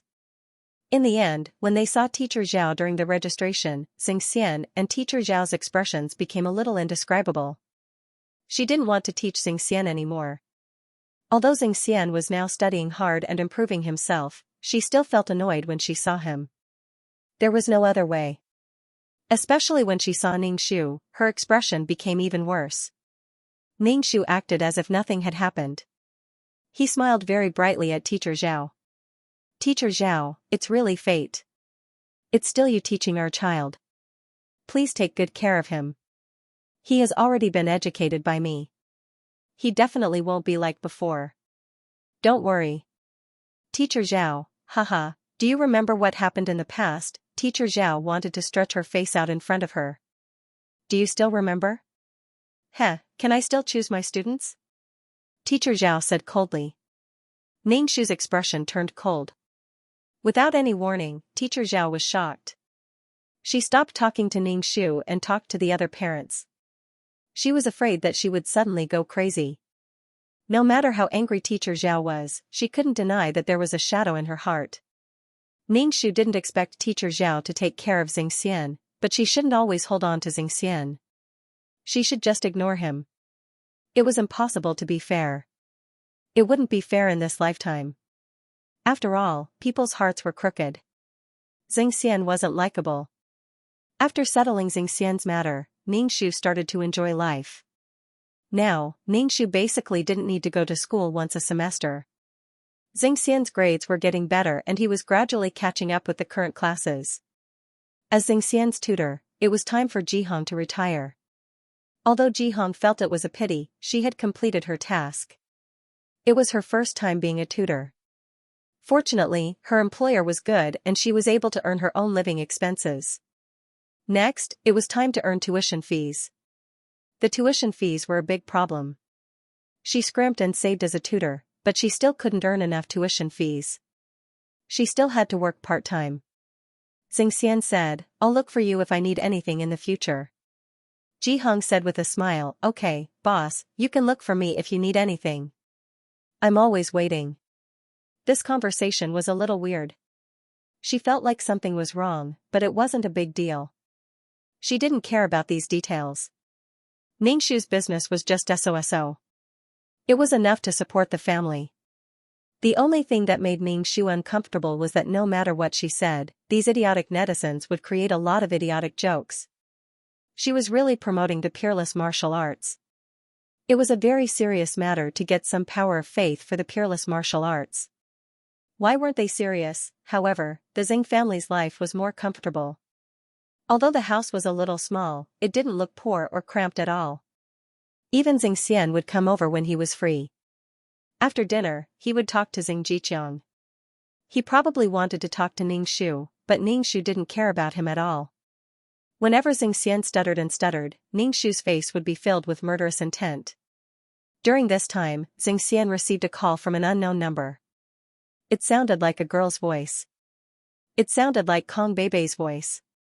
Xianxia immediately hung up and blocked the number. He didn't know why she called him. What was wrong with her? When Xianxia did. Well, he would show his results to Ningxu. Ningxu looked at it carefully and said calmly, not bad. Xianxia, then, Ningxu asked, is there anything else? Xianxia. Nothing. Ningxu nodded. At least I didn't waste the tuition fees. According to Xianxia's results, he could be admitted to a university. Ningxu encouraged her. Keep it up. Time passed quickly. Xianxia's college entrance examination was about to begin. Xianxia was already an adult. He was 18 years old and did not need a guardian. Xing Jiqiang did not seem to be aware of this. He was very worried about Xianxia filling in his university application.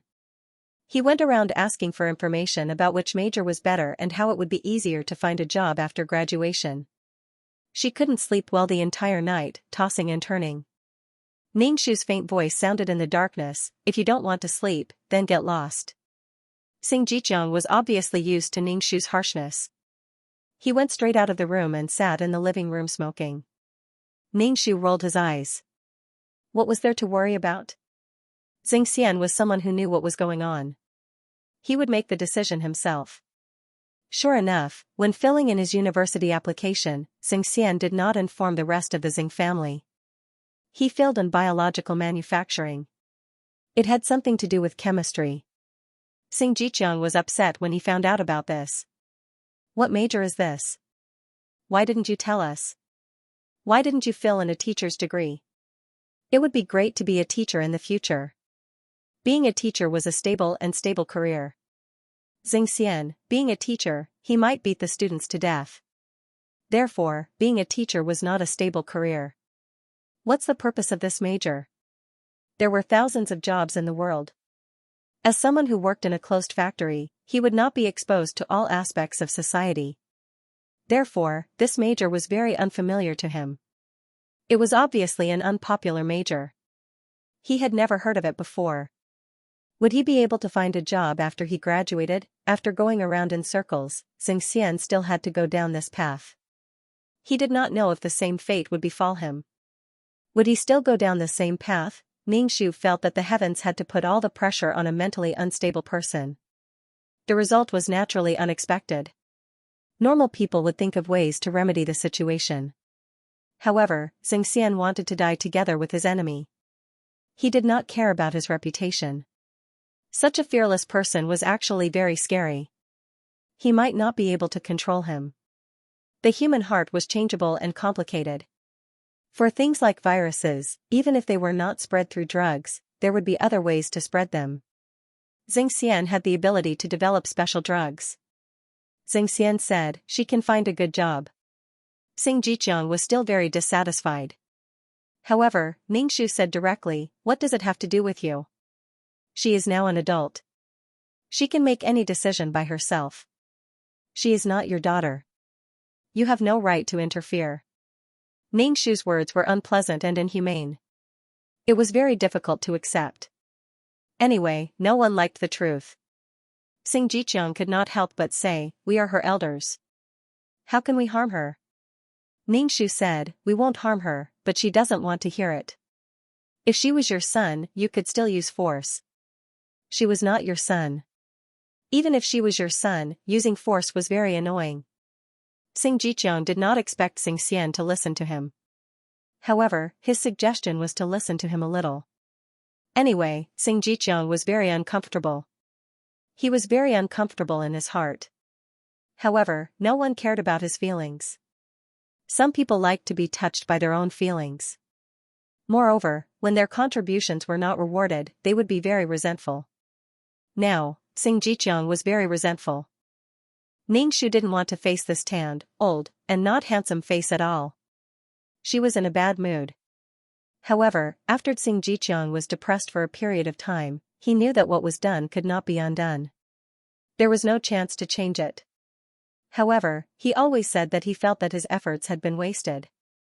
Ningxu snorted. However, there was a change this time. The virus broke out in advance. It was spread through poultry. Ningxu's first reaction was, bird flu. When Xianxia was in his second year of university, this virus broke out. At first, it was symptoms of a cold. Cold medicine could not be cured. The hospital was overcrowded. Only then did it officially attract attention. The Ministry of Health immediately released a news article to remind people not to use poultry. A new virus was spreading. Every household was to disinfect and not eat meat products that had not been tested. For a time, everyone was in a panic. People who went out all wore masks. If they could go out, they would definitely stay at home. Some schools were even closed.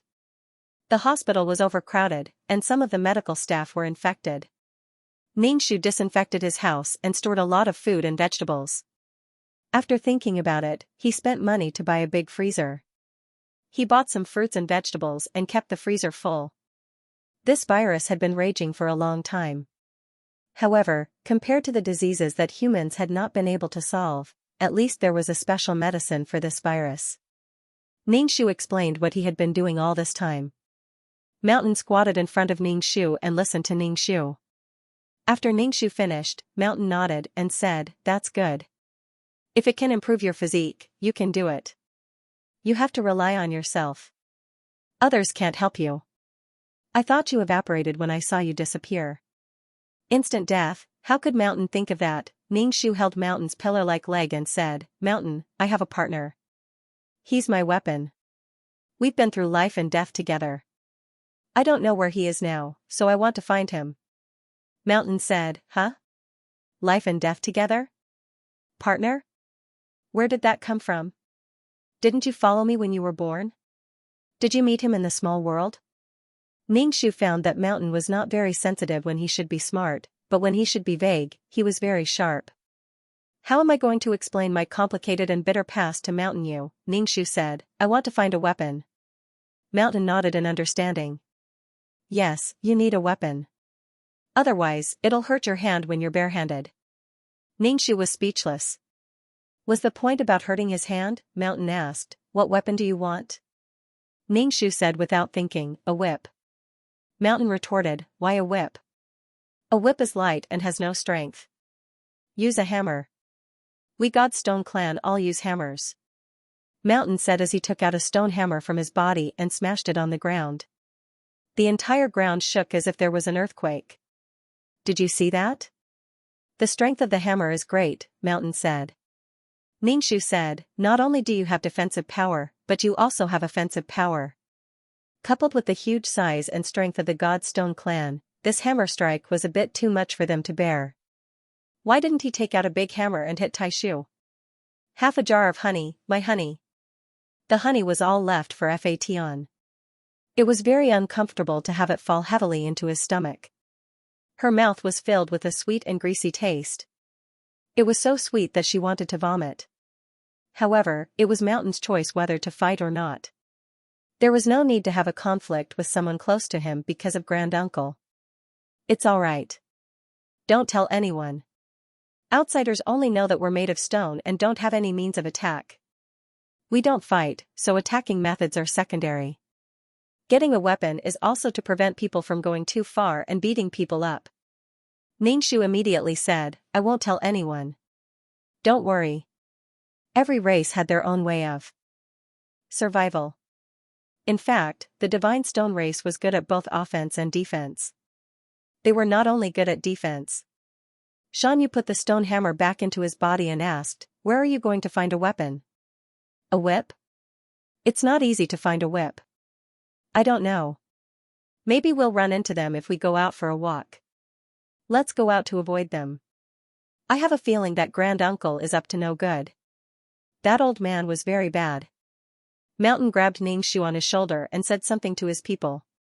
Then he left the territory with Ningxu and began to wander in the void. Ningxu said, let's go to the birthplace of that plane first. I know a dog there. I have to look for it. She was actually given the middle finger by a dog. That dog was just trying to provoke her and make her go find it. She also wanted to give the dog the middle finger, and she wanted to give it the middle finger with both hands.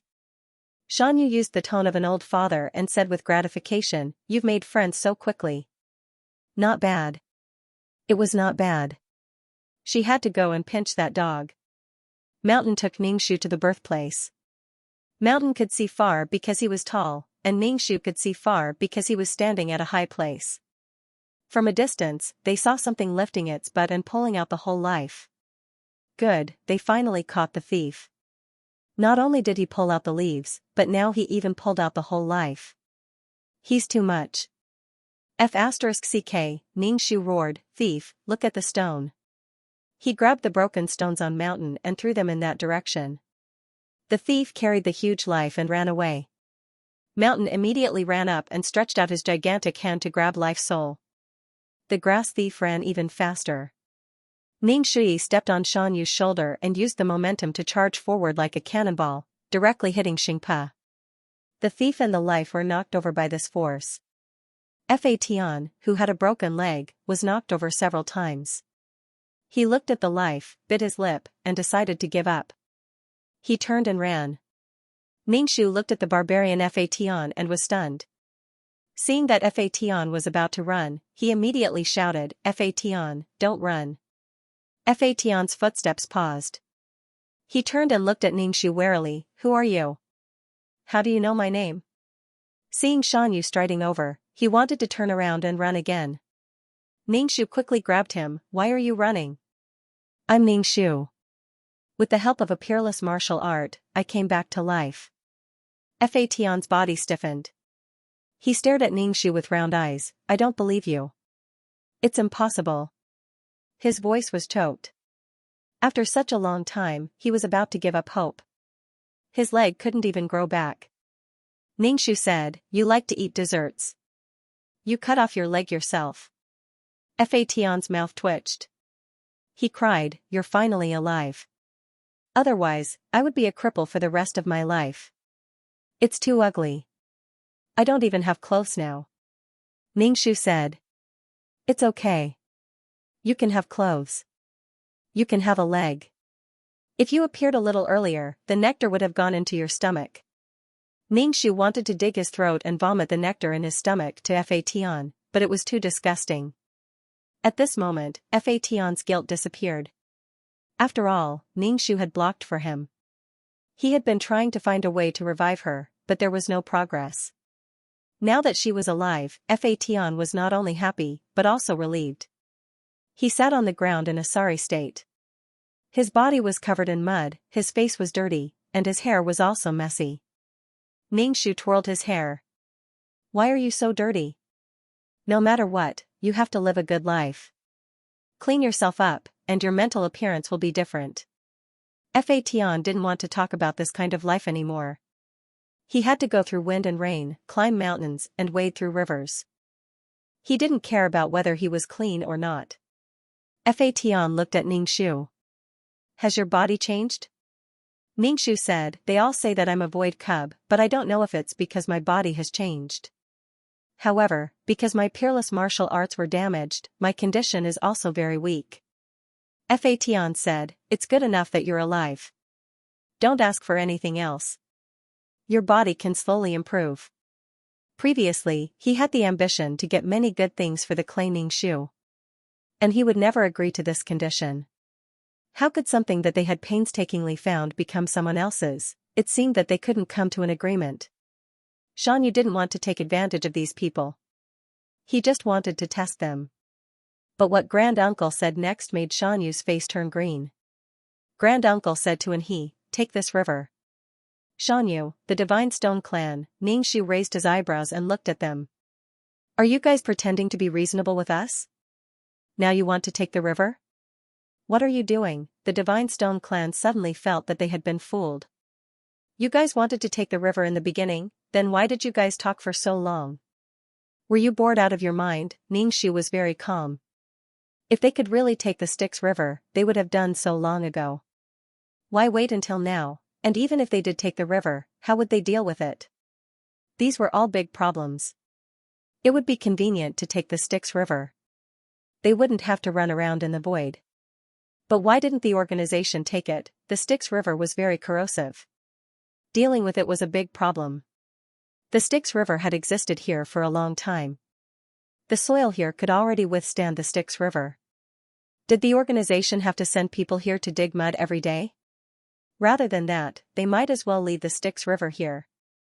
Even if the Styx River was taken away, the organization's people would still suffer. Seeing the Divine Stone clan's dumbfounded and petrified expression, Uncle Chung burst into laughter. He was rather carefree. Ningxu looked at Uncle Chung and thought of the doll he had placed in the City of Water. Uncle Chung had made it beautifully. What are you laughing at? Ningxu looked at Uncle Chung curiously. What's so funny? Tell us so that we can all be happy. She giggled, revealing 2 sharp canine teeth. Under the refraction of the light, they were glistening. Uncle Chung was speechless. Was he supposed to say that they looked so silly and funny?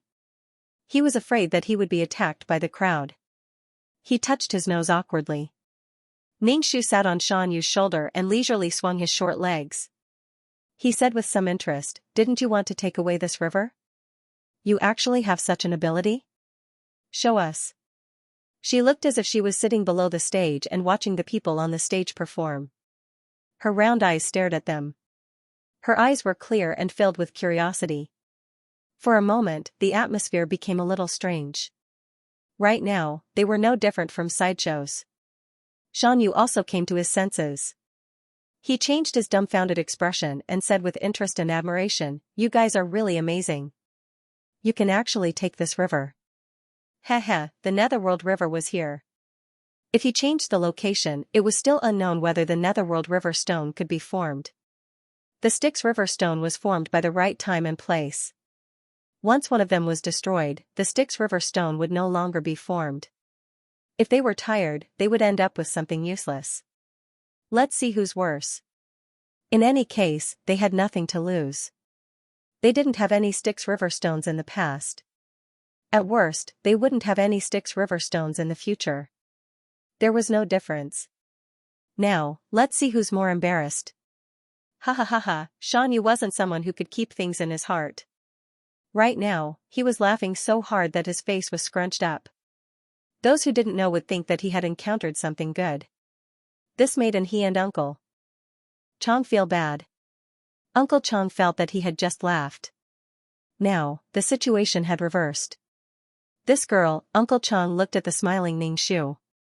She looked innocent and naive, but his eyes were filled with coldness and hostility. The way the group of big guys were watching a good show at the side was simply intoxicating. Uncle Chang whispered to the Grand Elder, "Are we really going to put it away?" Before they set off, he had brought such a tool with him. But was it really useful to bring the Netherworld River back? This would destroy the original terrain of the Netherworld River. It was very likely that they would go for wool and come home shorn. Although this analogy was very bad, it was true. Settling the Netherworld River was also a big problem. The Grand Elder rubbed his eyebrows and glanced at the Divine Stone race, who were gloating. He felt that these big guys were really annoying. Their hearts were boundless. It was really tiring to fight them. It was too boring. His gaze lingered on Ningxiu for a while. Ningxiu met his gaze. She smiled and clapped her chubby little hands. "Hurry up. If we move it away, maybe a lot of Netherworld River stones will leak out." Without the Netherworld River, the Netherworld River stones at the bottom of the Netherworld River would be exposed. Even if they took away all the Netherworld River stones in the Netherworld River, some would be left behind. They might be able to get a few. Although there weren't many, they were still Netherworld stones.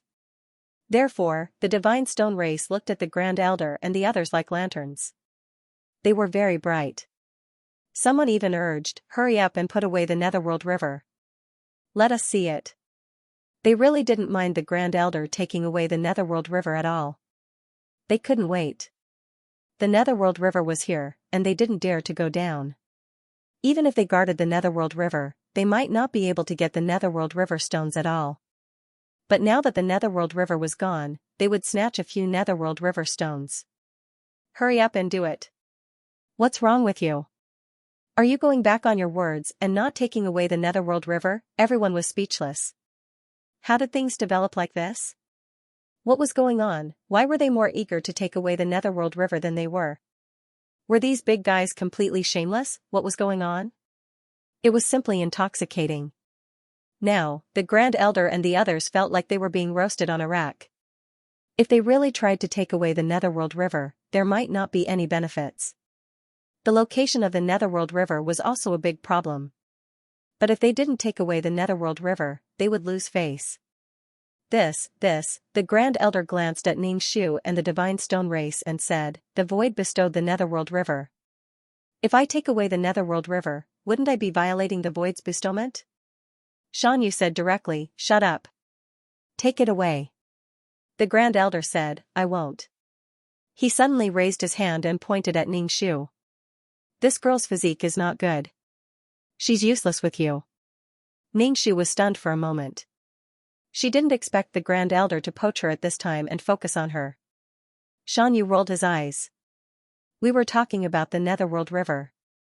Why are you talking about the cub? What do you want?" Xianxia and his people were a little impatient. Their previous fear of the Grand Elder had turned into impatience. What was he talking about? Can't you just give me a quick answer? Ningxiu was thinking, I'm just a cub with a weak physique. Why did the Grand Elder want to take me in? This was the second time the Grand Elder had said something like this. Ningxiu didn't think the Grand Elder was full of kindness and love for the cub. After Xianxia left, Ningxiu pulled Fatan in front of her and looked at him carefully. She then fetched some water for Fatan to clean his body. Fatan said, I can do it myself. Ningxiu thought that Fatan did not want her to see his broken leg, so she nodded and said, okay, you can wash it yourself. She then comforted him, don't worry, your leg will definitely grow back.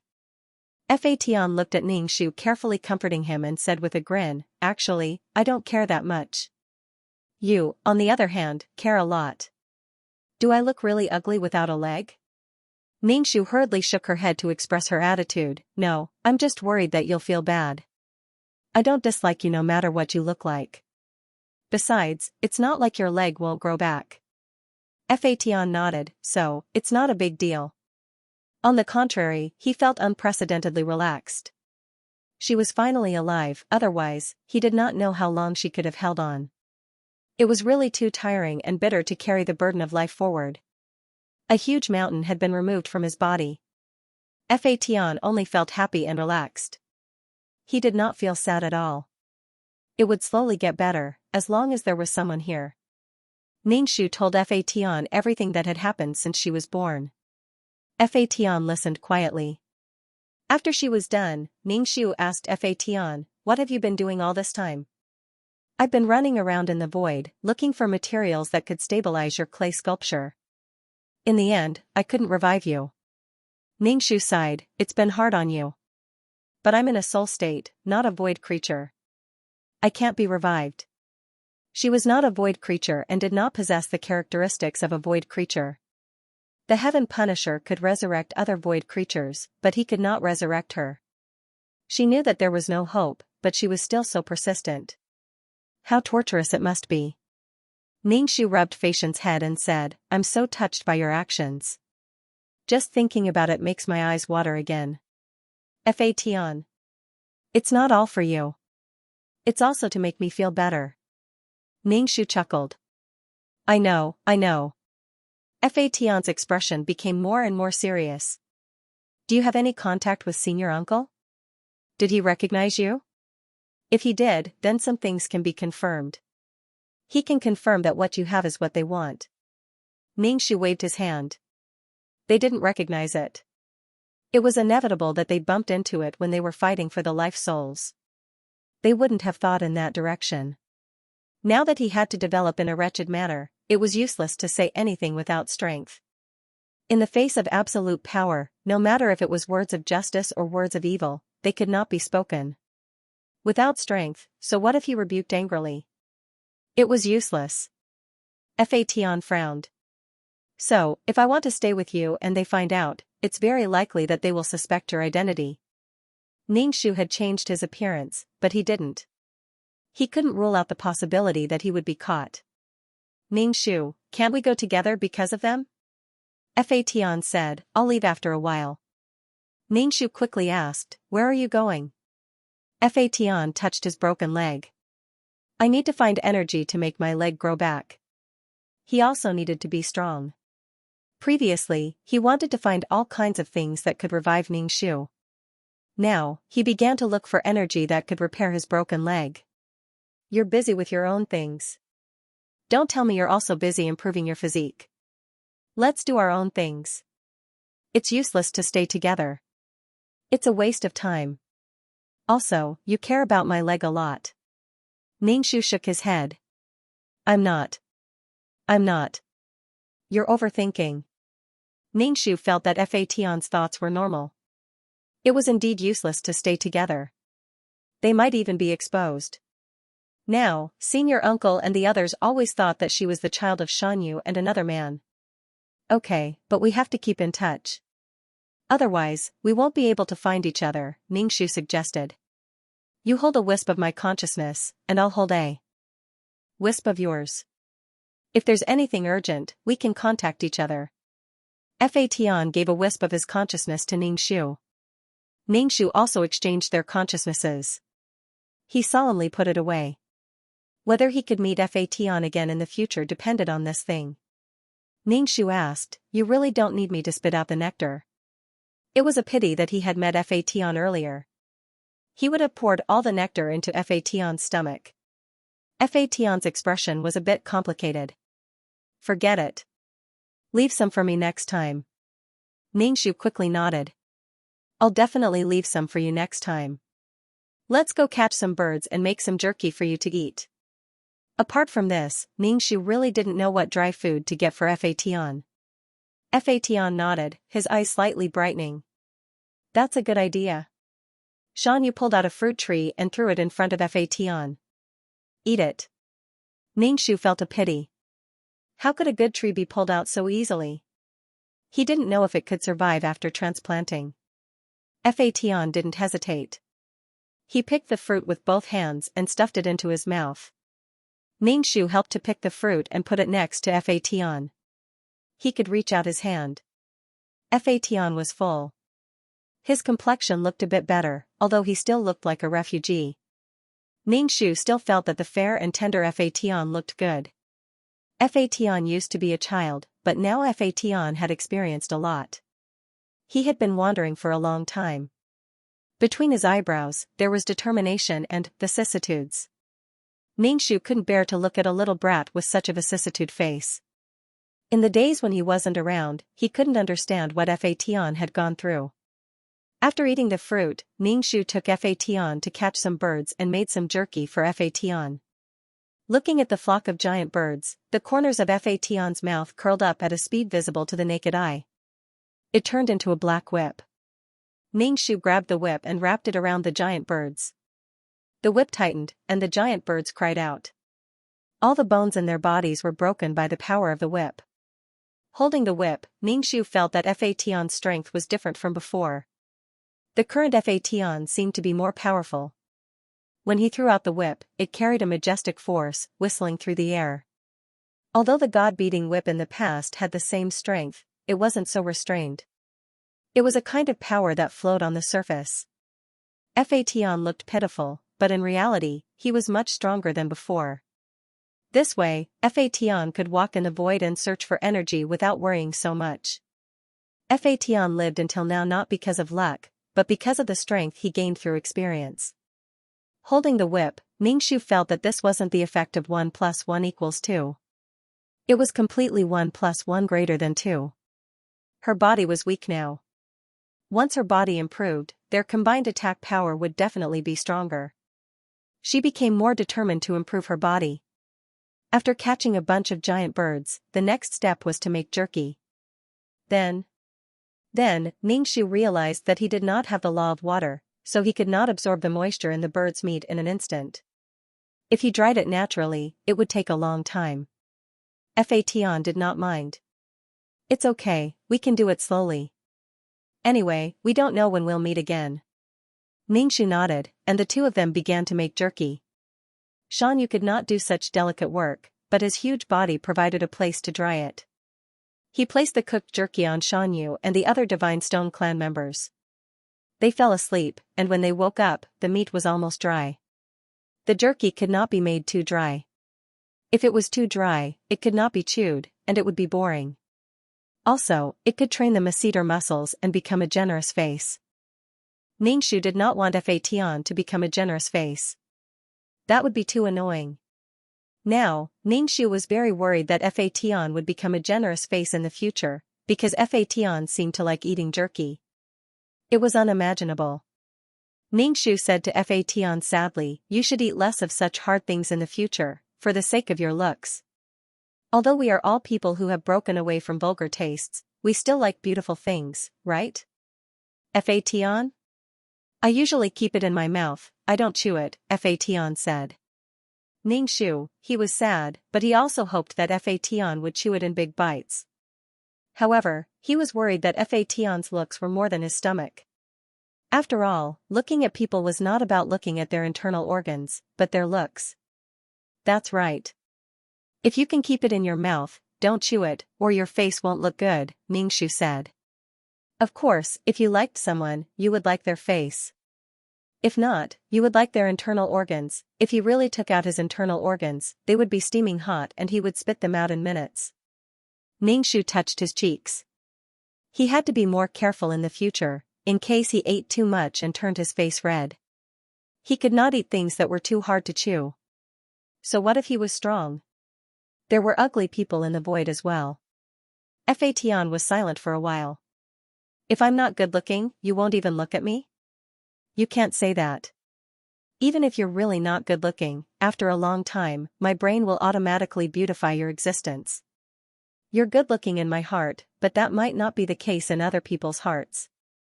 Fatian? She really didn't dare to eat anymore. Ningxu pried Fatian's mouth open and looked around. No cavities, no tooth loss. You haven't lost your baby teeth yet? And it was this kind of tiny teeth. Don't look down on looks.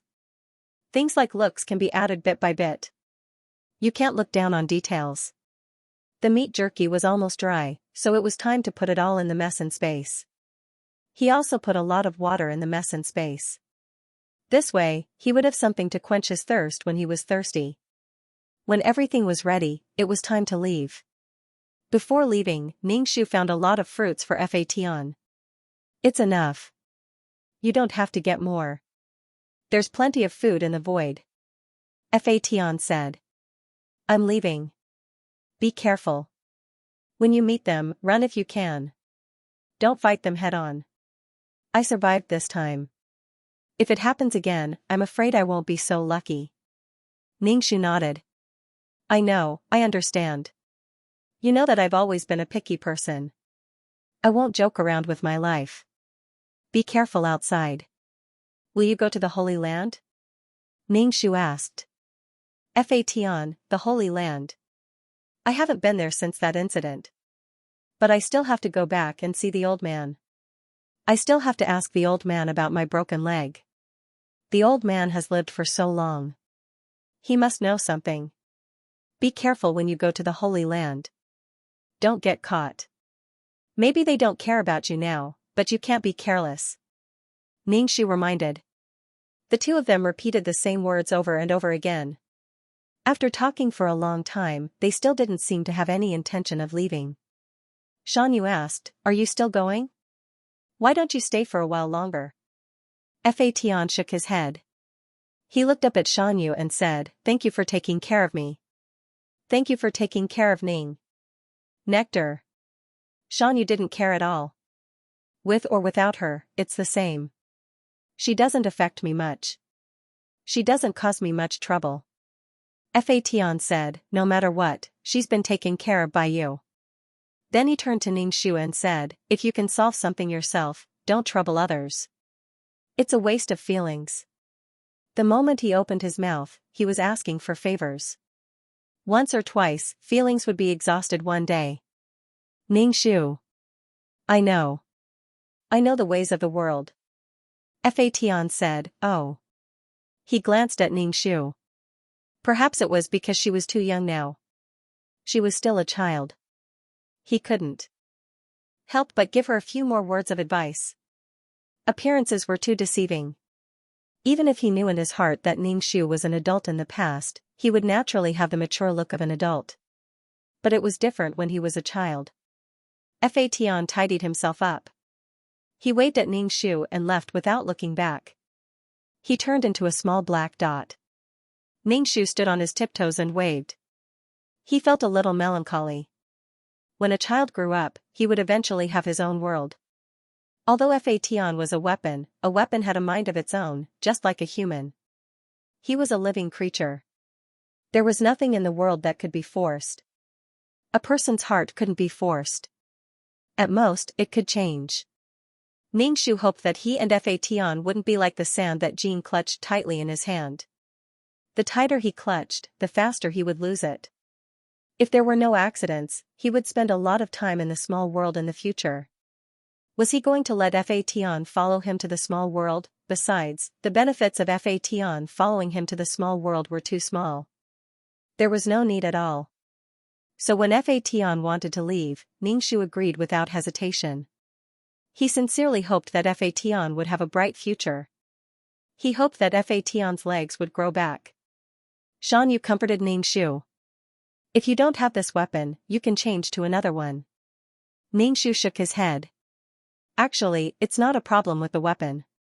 It's just that parting is always melancholy. It's okay. You'll get used to it after a few more parting. I have to leave the territory every time, and the people are already used to it. They won't be reluctant to part with me, Xianxia said. Ningxu was speechless. This seemed a little different. They parted like this because there was no hope of them returning. If something happened to Fatian, they probably wouldn't be able to see each other for the rest of their lives. But when Xianxia went out, it was completely like he was bored at home. He went out for a walk and could return home at any time. However, Ningxu still said, "You're right.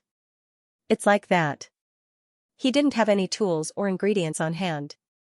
He couldn't make any desserts for Fatian. Fatian loved sweets the most.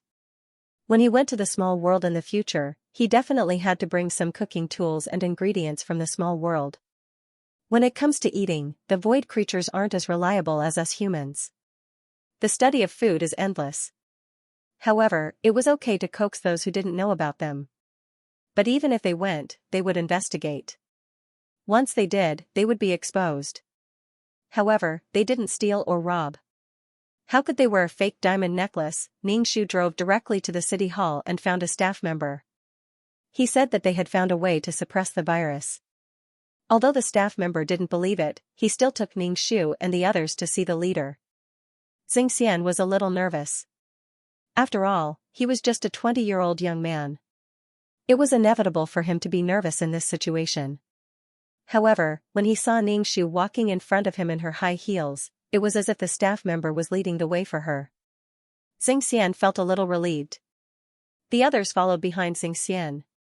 Obviously, Xianxia was the leader at this time. Xianxia hugged the folder. His palms were sweaty, and so was his back. It was sticky and very uncomfortable.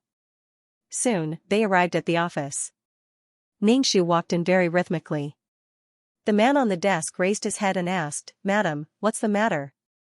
Madam was usually addressed as a married woman from a rich family. Ningxu nodded. Xianxia immediately handed the document to him. Ningxu said, "Please take a look at this document." The man was a little puzzled, but he still looked at it. However, his face became more and more serious. Ecstasy flashed across his face. He questioned, put down the folder and asked, "Is this true?"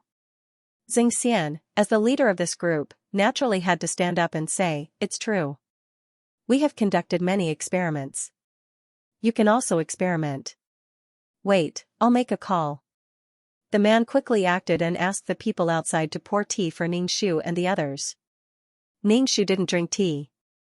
No one knew how many people had drunk these cups. It was not clean. Now was the time for the virus to spread. She might be infected. After all, she was a cannon fodder. If she was infected, it would be great if her consciousness left this world. However, Sun Hongying's entire family could be infected. Although Xianxia and the others had already discovered the ingredients of the special medicine, it would still take a long time before the finished product was ready. Their family couldn't afford to wait. In any case, he had occupied Sun Hongying's body for a few years. It could be said that he had seized Sun Hongying's light and shadow for a few years in vain. This matter was related to the people's livelihood. Even if this matter was fake, at this time, the higher-ups were in a terrible fix because of this virus. That was definitely a joyous occasion. Soon, someone came over and took the folder away. Obviously, they were going to redo the experiment based on the information in the folder. If it was really useful, it would be put into production very soon. Ningxu waited idly and did not drink any tea. When the others saw that Ningxu did not drink any tea, they naturally did not move. Moreover, they were nervous. Now, he only wanted to go to the toilet.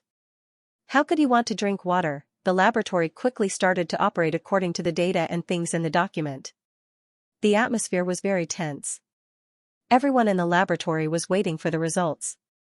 The results of the experiment were the same. Immediately, they cheered. One of the slightly older researchers said, "Why didn't we think of that? I heard that those who came were only university students." University students? The eyes of the researchers present were rolling. They stared at the experimental report very enviously. This would be an unprecedented honor. It would save the honor of many people. Academic plagiarism existed everywhere. Moreover, those were only university students. Therefore, the researchers in the laboratory rushed over and stared at Xianxia and the others. Xianxia and the others were very reserved. They were still university students, but these people were already serious researchers. Ningxu clicked her tongue. The sharp soles of her high heels stepped on the ground, making a crisp sound.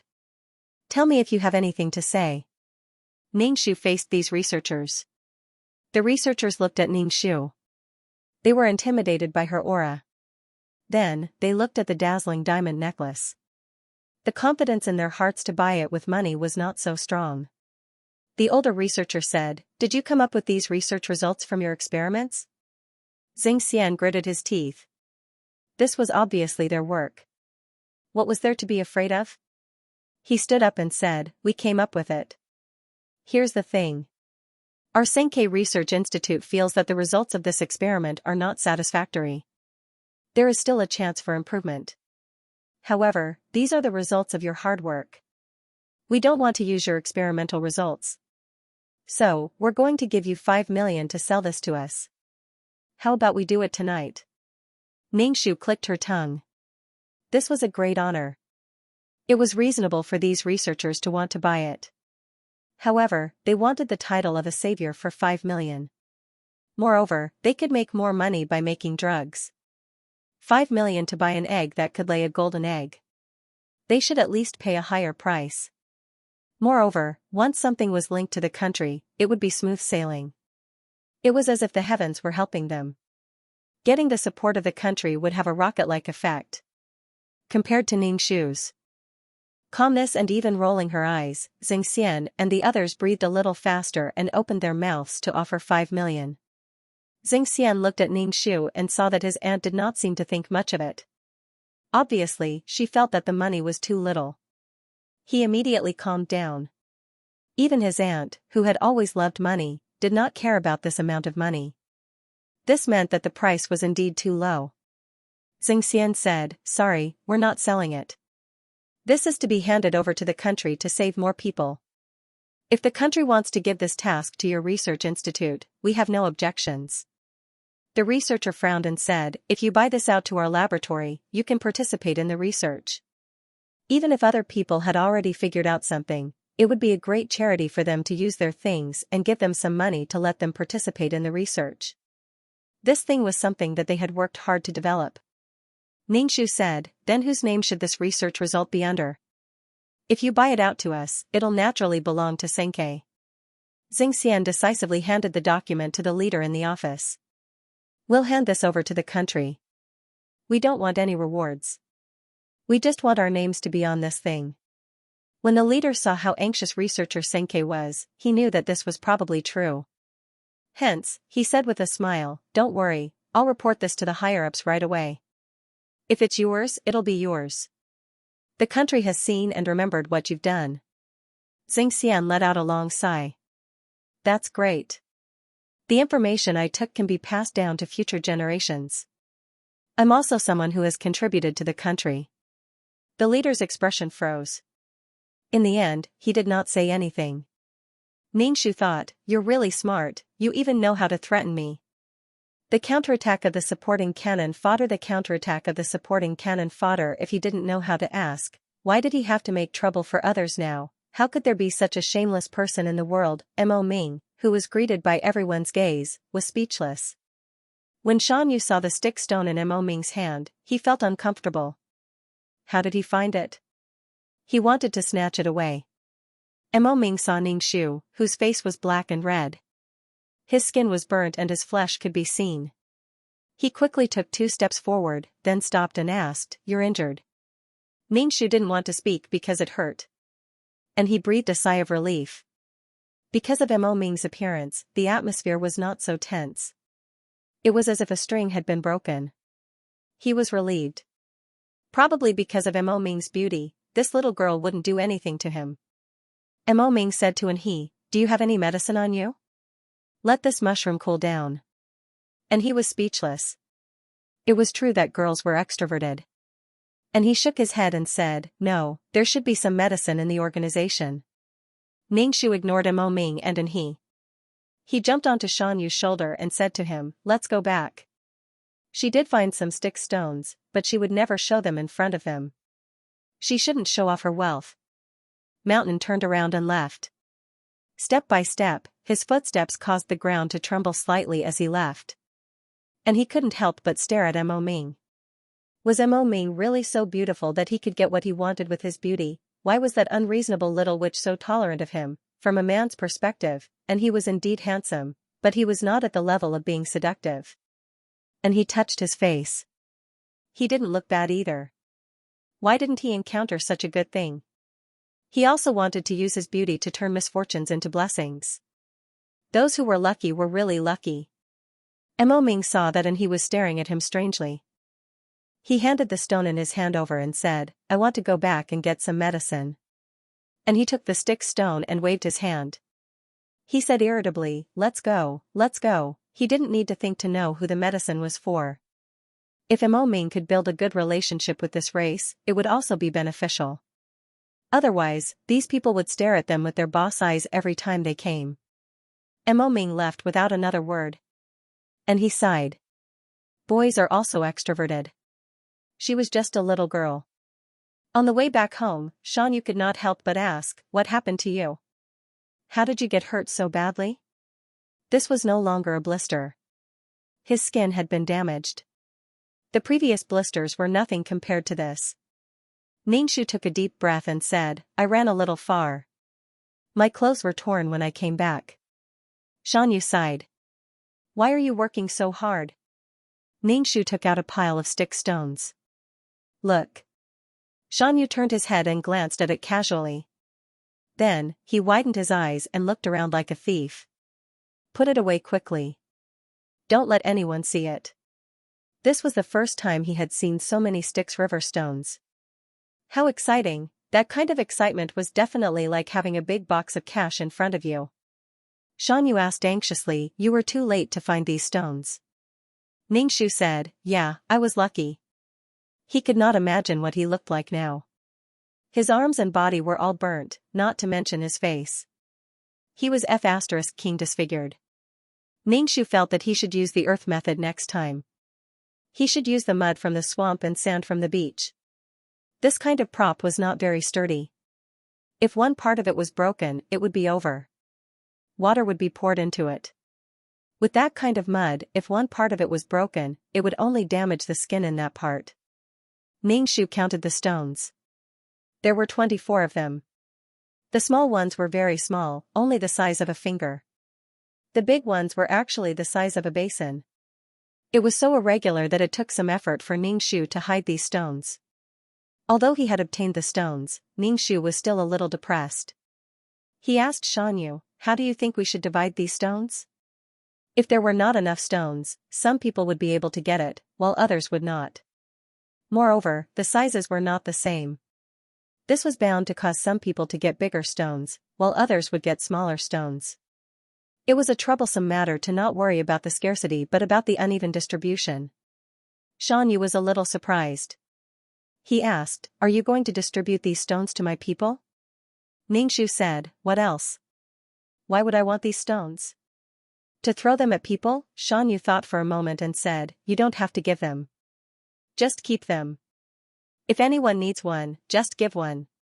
If not, don't give one. They are so lazy all the time. Ningxu thought for a moment and handed the stick stones to Xianxia. Then keep them. When we have collected more than 100 stones, everyone will have one. Xianxia shook his head. Forget it. It's too dangerous to go down. As for this thing, it was luck that we got it. Don't work too hard. You don't have to do too much.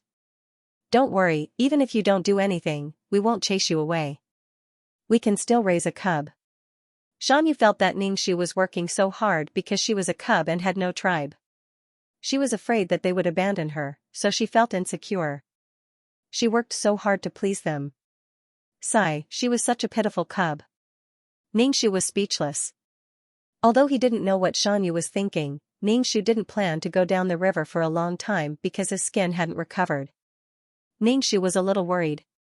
He was afraid that his skin couldn't recover to its previous state. He had to go back and eat something to nourish his skin. Xianxia put away the stick stones and said to Ningxu, don't worry, I will take good care of this thing. As for your skin, do you want me to find Gr and ask him for something to treat your burns? Gr lived in the lush forest. The lush forest was too big and difficult to find. It was also very dangerous. There were many tribes living there. Ningxu didn't think that Xianxia would be able to come back if he went directly to the lush forest. As for the injuries on his body, Ningxu would find a way to deal with it himself. His face was injured, and Ningxu valued his face more than anyone else. Xianxia said again, "Do you want to find a fish and let it heal you?" Ningxu shook his head. "No need." Xianxia asked, "Then what do you think?" Ningxu said, "I think that I can recover with my body's self-healing ability." If he really couldn't do it, he could go to the unique martial arts school. Although the unique martial arts school was a deformed child now, it still had some power. He didn't believe that he would become an ugly person in the future. Xianxia made a sound of surprise, obviously disagreeing. "There's still a way to go before we reach the tribe. You go back by yourself, I will go find a fish." He put Ningxu on the ground and turned to leave without waiting for Ningxu to say anything. The Cannon Fodder female supporting character Counterattack Ningxu didn't stop him. After all, it was related to his looks. It was good to have a doctor. Ningxu returned to the tribe alone. The tribe members who hadn't slept saw Ningxu in such a sorry state and immediately asked, "What happened to you? Where's Xianxia?" The lazy-looking tribe member sat up straight and asked Ningxu, "Did something happen to Xianxia?"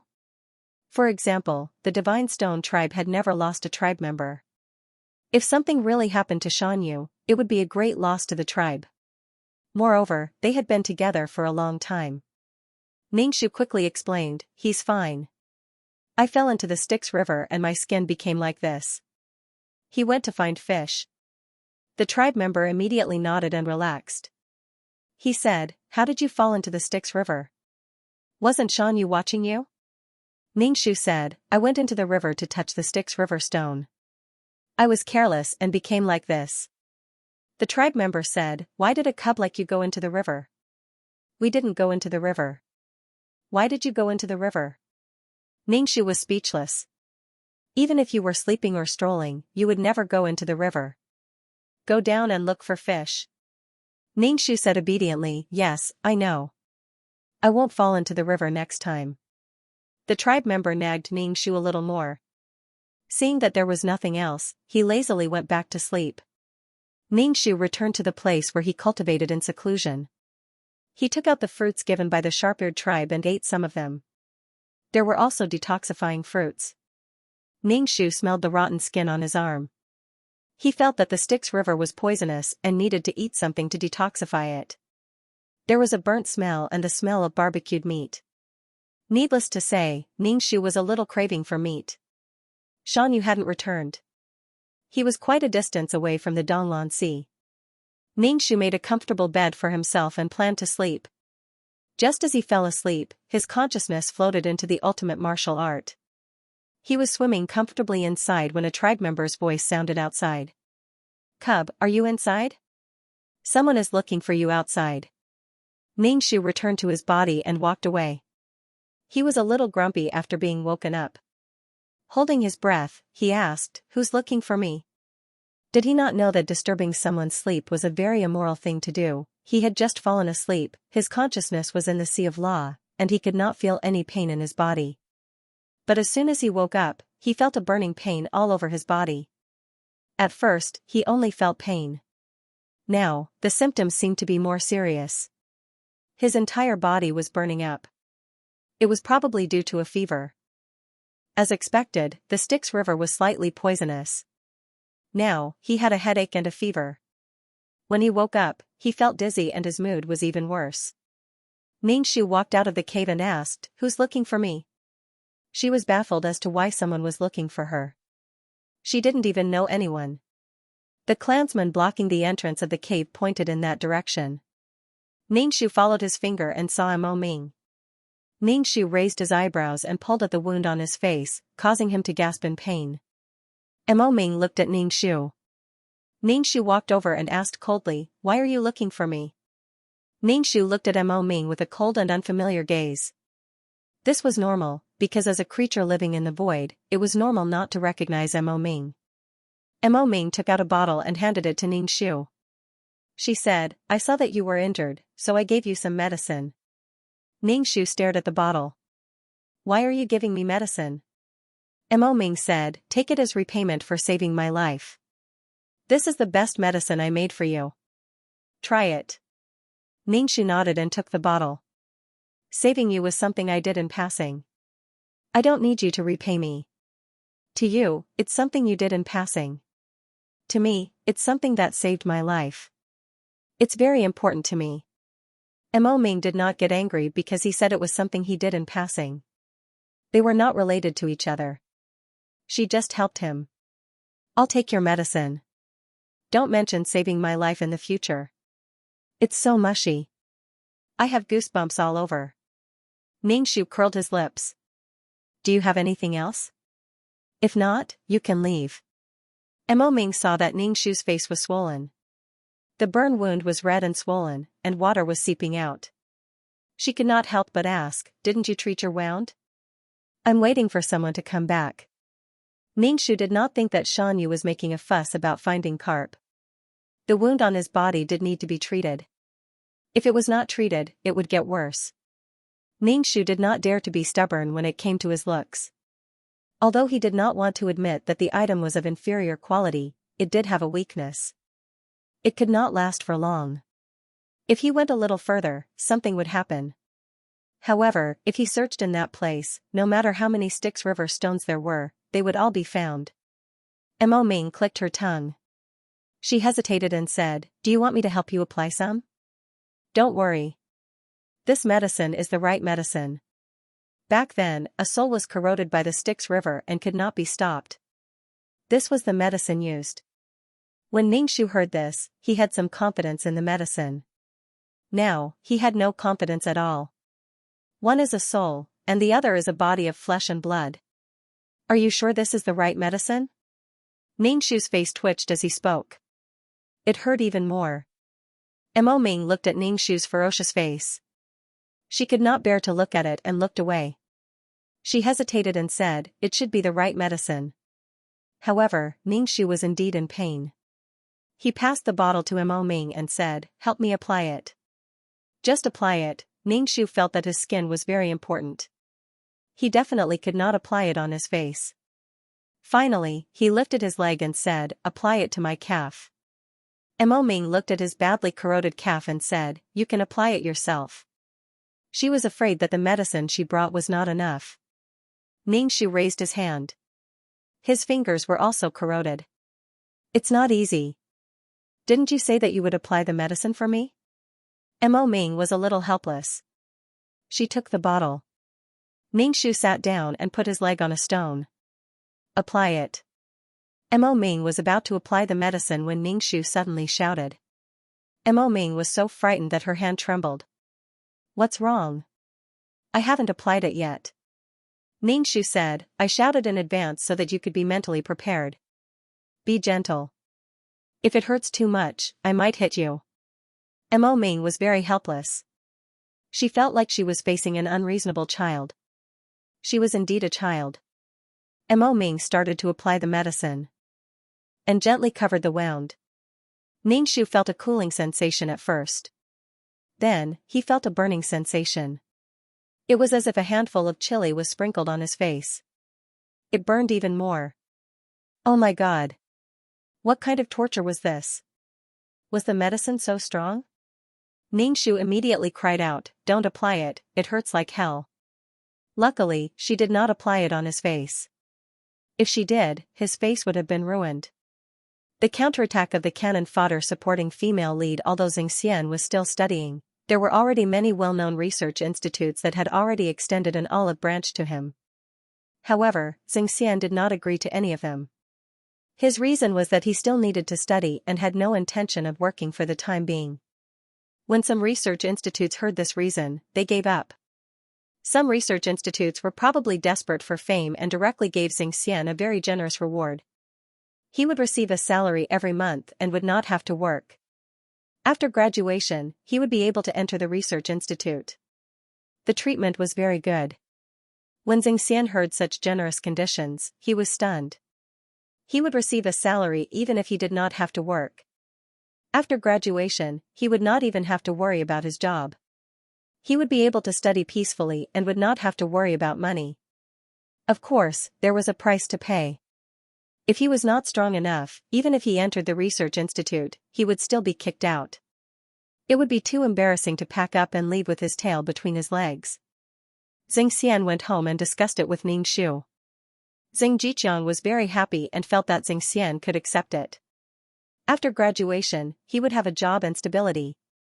It was best to have everything stable. Of course, stability also meant that there was no freedom. Freedom was never stability. Ningxu said bluntly, "What does it have to do with me whether you earn money or not? You won't give me the money." Jiqiang heard his wife's sour words and said to Xianxian, "Your aunt is like this." Xianxian sometimes felt that his uncle should not have said anything. So what if it was like this? Should other people just endure it? His tone was exactly like a naughty parent. Of course, Xianxian's tolerance for his aunt was very, very low. Of course, he did not care about these words. He still asked, "Aunt, what do you think I should choose?" The research institute's remuneration was very generous, so Xianxian was very tempted and wanted to ask Ningxu's opinion. "Ningxu, why are you asking me? If you want to go, then go. If you don't want to go, then don't go. It's your own business. Don't blame me if you regret it in the future. Strictly speaking, we're not your guardians anymore. Your achievements are higher than ours. Don't ask for our opinions if you don't have anything to do. Our lives are just enough to eat and wear. As for other things, our brains are small and we can't give any effective opinions. So, don't ask me, I don't know." Moreover, the real Sun Hongying was just an ordinary woman. She didn't have much foresight and her vision was relatively narrow. Now that Xianxian was used to asking for her opinion, it would lead Xianxian into a ditch. Moreover, Xianxian's attitude was too good. He was afraid that others would take advantage of him. His honor was a business opportunity to make money. If Xianxian didn't have the glory, the research institute would be stupid to treat a university student like Xianxian so generously. Of course, ordinary university students wouldn't receive such treatment. Although Xianxian didn't hear Ningxu's opinion, he wasn't disappointed. He was used to Ningxu's epilepsy and sarcastic remarks from time to time. It was probably because of the patent incident that made him a little dependent on his aunt. He wouldn't do it in the future. Moreover, this was his own life. Xianxian was a little scared. He almost handed the right to choose his own life to someone else. Xianxian rejected the research institute. His reply was calm and gentle. In short, he thanked them for their kindness and wanted to study seriously. The research institute had no choice. They couldn't force him. They couldn't use the same method to recruit other people. However, two people agreed. It was reasonable to agree because the benefits were really good. The virus was under control. Even if it was really infected, there was a special medicine.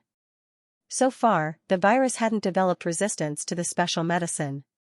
The effect was very good. When Ningxu was resting and relaxing, the soul hidden in his body suddenly struggled. It was obviously fighting for the control of his body. Ningxu's consciousness was drawn out of his body. It was obvious that he was about to leave this world. With this, Sun Hongying's body regained control of her body. Ningxu's consciousness left the world and soaked in the seawater. Then, it returned to his body. When he woke up, he touched his face. There was a layer of dust on his face. Did he stay in that world for a long time? Ningxu felt that he should buy a sleeping bag or a tent. Otherwise, his face would be covered in dust every time he woke up. He raised his hand and looked at his wrist. Compared to last time, his meridians were about 4 centimeters longer. They were slowly absorbing energy. Out of the cave, rows of God's Stone clan members were sleeping soundly. Occasionally, they would turn over and bump into other people. Anyway, Ningxu admired the God's Stone clan's big heart. They could eat and sleep soundly even after the birth of a natural enemy race. As long as the natural enemy race wasn't in front of them. Ningxu found a pool and rubbed the dust off his body. The dirt flowed into the water. It was very refreshing. Ningxu looked around but didn't find Xianyu. Xianyu was different from the other clansmen. Probably because he had fused with the Styx River stone, he was darker than the other clansmen. It was easy to tell. Xianyu probably went out for a walk. Ningxu had nothing to do. He prepared to go to the Styx River stone. He wanted to make the God Stone clan's body harder. Maybe Jin Ji, who had been baptized by delicious food, wouldn't want to eat the hard god Stone Clan. He smeared the smelly sludge on his body and started to swim down the river. Ningxu didn't plan to explore nearby. He had already explored most of the nearby areas and didn't gain anything. So, he wanted to swim further away. But he had to be fast. Ningxu desperately oiled himself in the river.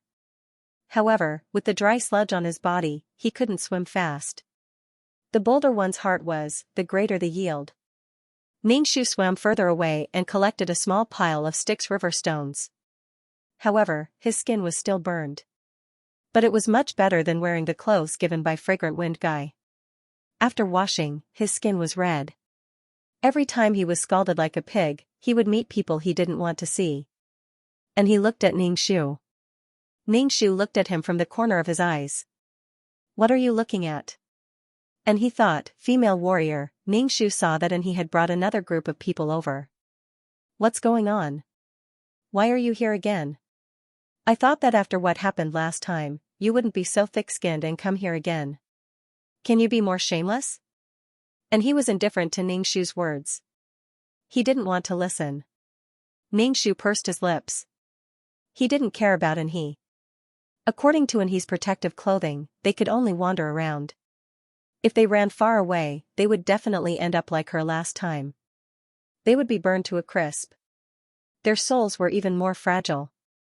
They would probably disappear with a puff of smoke. He went to look for some food. Xianxia had gone somewhere and hadn't returned yet. The fruits at the entrance of the cave had already rotted. There was no fresh food. It was obvious that Xianxia had been out for a long time. He was a little hungry now. Ningxu touched his face. He felt that he had lost weight. As long as her consciousness left her body would become a corpse. Carp examined it carefully and even sniffed it. He used his fingernail to pick up a bit and put it in his mouth to taste. It was like a farmer trying to taste all kinds of herbs. Ningxu was speechless. Mo Ming was speechless. This thing was quite dirty. Carp had a bad temper, but he was very dedicated to his job and was very serious about this kind of thing. After a while, Carp said, "You can use it. There's some good stuff inside." Mountain asked, "If you use this, will it leave a scar?" Carp's face twitched for a moment, and he said angrily, I don't know. Mountain sighed and said to Ningxu in a melancholy tone, "See, I told you to be careful. Why don't I go to the lush forest?" Although the sharp-eared tribe was not very strong, they were quite good-looking when they grew up.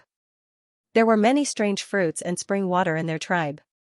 Maybe the cub would not have any scars after eating these things. Cub loved to look good, so it would not be good to have scars. Moreover, it was to find the stick stone. Ningxu shook his head. "Don't go. The lush forest is too dangerous." When Carp heard that Mountain was going to the lush forest, he could not help but cast a sidelong glance. His expression was obviously suspicious. However, it was none of his business, so Carp did not express any opinions. He only said, "Is there anything else? If not, I'm leaving." Mountain slapped his head and said to Carp embarrassedly, "I was in too much of a hurry. I didn't prepare anything for you. I'll send it to you when I find something good next time." Mountain realized that he really did not have anything valuable on him. The only thing he had was the stick stone that his cub had just found. If he gave it to Carp, it would definitely smash his head. Therefore, it was better to put it on credit and give it to Carp when he found something strange. Carp's expression froze. He was very unhappy. "Don't call me if you don't have anything. I'll give you something before I treat you." Mountain scratched his head and said with a smile, Okay. Carp was speechless, but he still said, "Don't run around if you don't have anything to do. Don't stand in the wind. Don't wash your wounds with water. It will destroy the healing process." Ningxu nodded. "I know. Thank you, Mr. Carp." The Carp was speechless. Ningxu asked again, "Will I have a scar?" Carp didn't know how many times he had heard the question of whether it would leave a scar. He said in exasperation, "No, it won't." Ningxu replied, Okay. Why are you so angry? The doctor's temper was a little irritable, and the doctor-patient relationship would be very tense. The carp was speechless. After sending the carp away, Mountain came back and saw his cub talking to the soul. He rolled his eyes and walked over to ask, "What are you talking about? You look so happy." Ningxiu? Was she happy? She was clearly unhappy. Ningxiu said, "I told him the medicine was useful and asked him to get me some more." Xianxia nodded, but his face was still gloomy. He said in a strange tone, "You're quite right." Of course, Mo Ming knew that Mountain was against him. He looked at him like he was guarding against a thief, afraid that he would do something wrong. What could he do? He couldn't do anything. Not to mention that he couldn't defeat the cub that Mountain cared about. He was also under the gaze of so many tall people. That was why he was so crazy. However, Mountain was not an unreasonable person. You are also a person who knows how to repay kindness. Okay, you can go. Mo Ming cupped his hands and said goodbye to Ningxiu. Ningxiu said to him, "Don't forget to give me the medicine and mirror." After thinking for a while, Ningxiu took out some fruits. "I'll use these fruits to exchange for them." Mo Ming needed either merit or power of faith to exchange for this medicine. It would definitely cost money. There was no reason for Mo Ming to spend money for no reason. Mo Ming had earned his merits and faith power by risking his life to do so. Mo Ming naturally refused. "No need. I still have this bit of merit." Ningxiu's face was cold. "What does it have to do with me whether you have merit or not?" Seeing that Ningxiu was so polite, Mountain said to Mo Ming angrily, "Just take it." "Why are you nagging?" Ningxiu was speechless. Mo Ming was so angry. He was here to give him something, but he was treated as if he was here to collect a debt. Mo Ming took the fruit and put it in his space. "Then I'll shamelessly accept it." Mountain said, "You're quite shameless." Mo Ming took the fruit and left. Ningxiu asked Mountain, "Why do I feel that you don't like him?" Xianxia said, "I can almost see the scene of you being tricked away. You look so silly." Ningxiu was a little speechless. "No way. How could I be tricked away?" Mountain was surprised. He didn't believe it, but he didn't say anything about Mo Ming.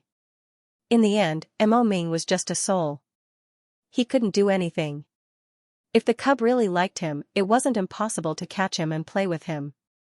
He was just a creature in the small world. It couldn't be helped. Void creatures treated the creatures in the small world like cats and dogs. They could be kept as pets.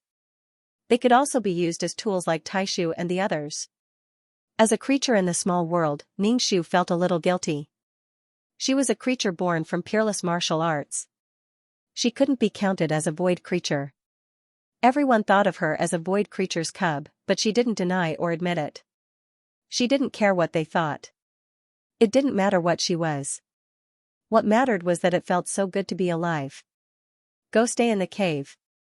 Didn't the fish say that you can't be exposed to the wind now?" After Mountain finished speaking, he yawned. He was tired and went to sleep. Ningxiu returned to the small cave and applied all the medicine that Mo Ming gave her. She felt as if her whole body was marinated in chili sauce. She felt like she was burning up. After the spiciness passed, there was a cool and refreshing feeling. Ningxiu also fell into a deep sleep. His consciousness drifted as he swayed and entered into the world of peerless martial arts. It was so comfortable to swim in the ocean. It was as if she was back in amniotic fluid. Although she was floating, she felt very safe. It was the same feeling as soaking in the Styx River. She could relax completely here. It was the safest place in the world. Ningxiu's body started to recover slowly in this deep sleep. It was because of the medicine and the peerless martial arts. After sleeping for an unknown period of time, Ningxiu was suddenly awakened. The reason was that Xianxia saw that she had slept for too long and woke her up. Mountain looked at Ningxiu suspiciously. "How can you sleep like this?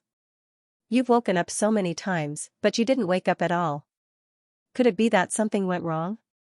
The first thing that came to their minds was that someone was using the black fog to give birth to the cubs.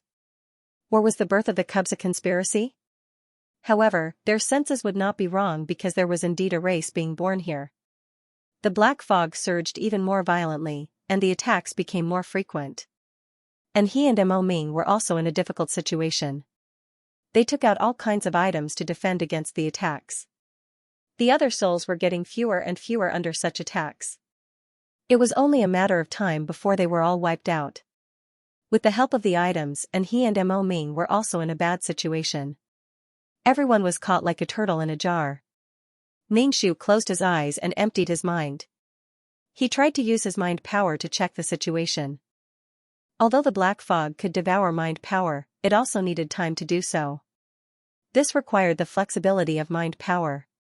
Most of the mind power that Ningxu released was devoured, so he could only release it again and again. After being tempered by the black fog, his mind power became slightly more solid. At least around the mountain, he could see a little more clearly. Around the mountain, there were flashes of light in the black fog. The light was like sword light, hitting the mountain's body. Someone was hiding in the black fog and using the black fog as a tool to attack everyone present. It was really a passive attack. It was very annoying. They were here to eat, but it was so troublesome to eat. The black fog churned, but it soon began to disperse, forming small clusters of light that shone into the canyon.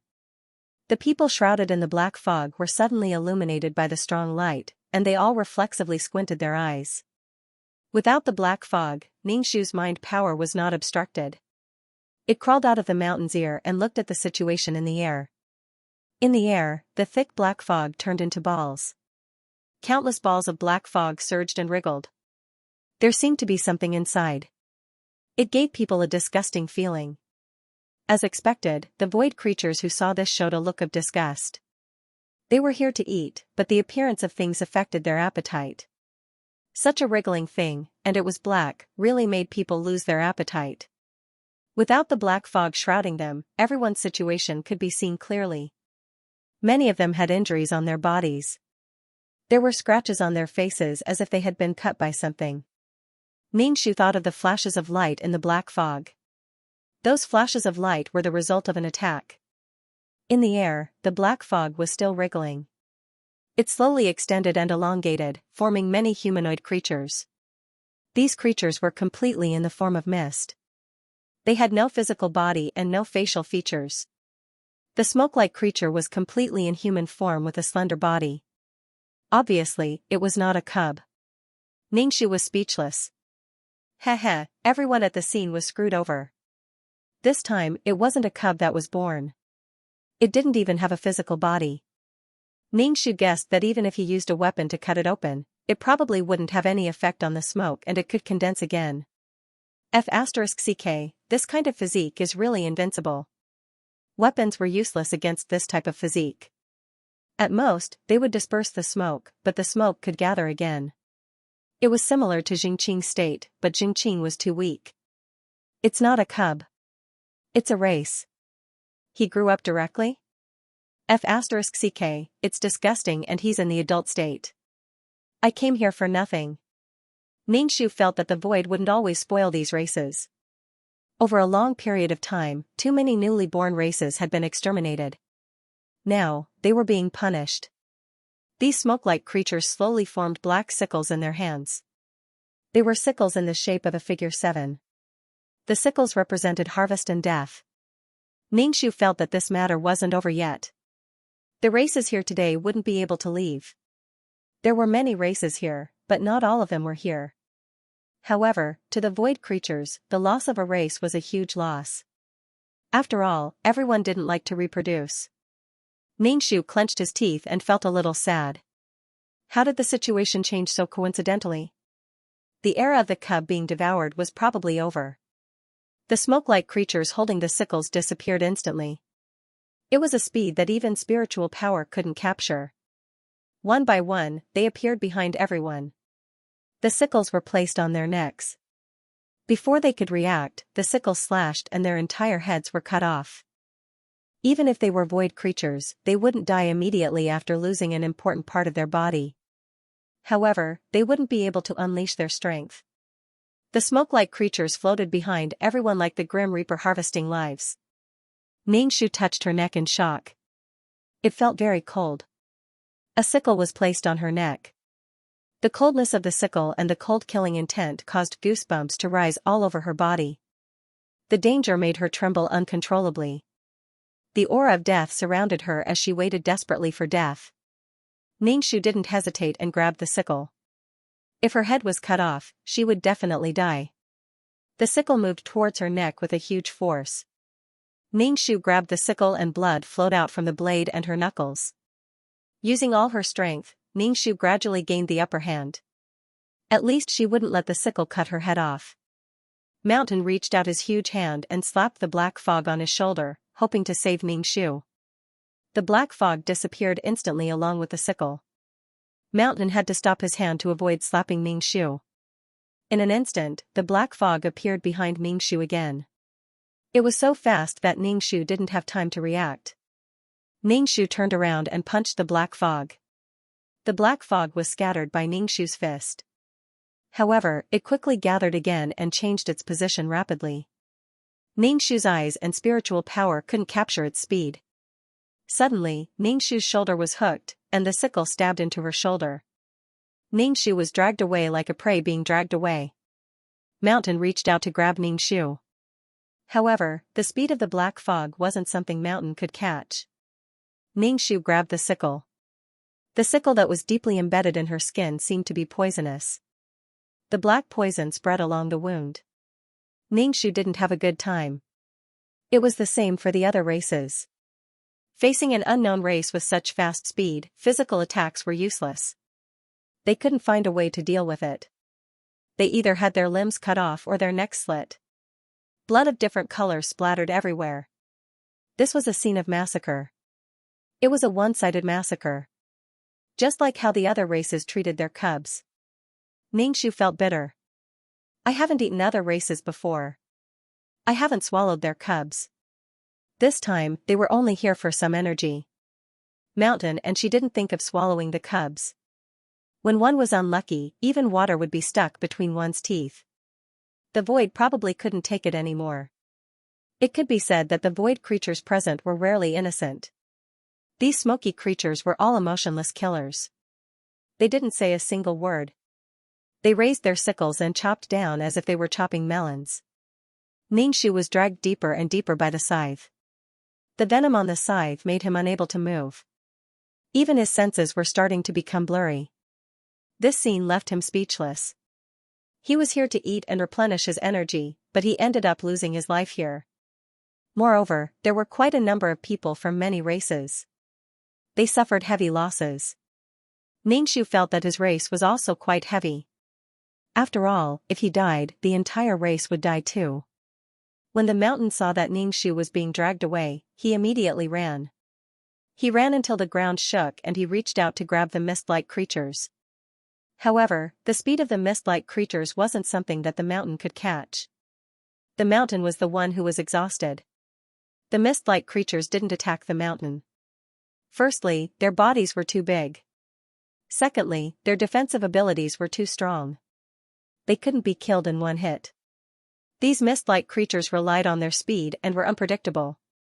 They would suddenly appear behind people and kill them. They were completely assassin-type creatures. Ningxu grabbed the scythe and looked at the creatures floating in the sky. What method could he use to restrain this kind of race? No race was flawless. These creatures were very explosive. They probably couldn't last long. Although they couldn't last long, the problem was that ordinary attacks could reassemble their bodies even if they were cut into many pieces. Speaking of which, there was a very rustic method. That was to take a bottle and store them. However, there wasn't anything that could store the mist-like creatures. Also, the wind was more effective against them. And he understood the logic. However, what should he do? In any case, Ningxu was feeling bitter. If only there was a container nearby that could contain her. Furthermore, where was she being dragged to? The others were all killed cleanly, but they were dragging her. Was it because she was a cub that they were especially merciful? Ningxu was shocked by his own guess. After all, these killers were too cold.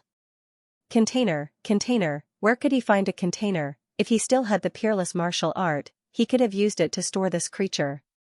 Speaking of which, using the peerless martial art could store a lot of things. Ningxu thought of the tumor in his brain. After continuous development, the peerless martial arts became uglier with each generation. In the end, it became a lump. Ningxu communicated with the tumor that was quietly floating in his head. I need to suck in the creature behind me now. Give me some strength. The tumor ignored Ningxu and did not respond at all. Ningxu did not know if it would be effective, but even if it was not, she still wanted to escape from these assassins. Ningxu grabbed the cold scythe. The scythe was like an ice blade. It was stuck to his skin and flesh, almost unable to be separated. It was embedded in his flesh. Moving it caused a heart-wrenching pain. Ningxu turned his head and tried his best to press his forehead against the scythe. The scythe was very cold. Just touching it would cause a cold breeze, causing his head to hurt. Ningxu touched it but there was no reaction, so he touched it again. There was still no reaction. Ningxu used his head to bang against the scythe. The peerless martial art probably did not have any strength left. Otherwise, it would not be like this.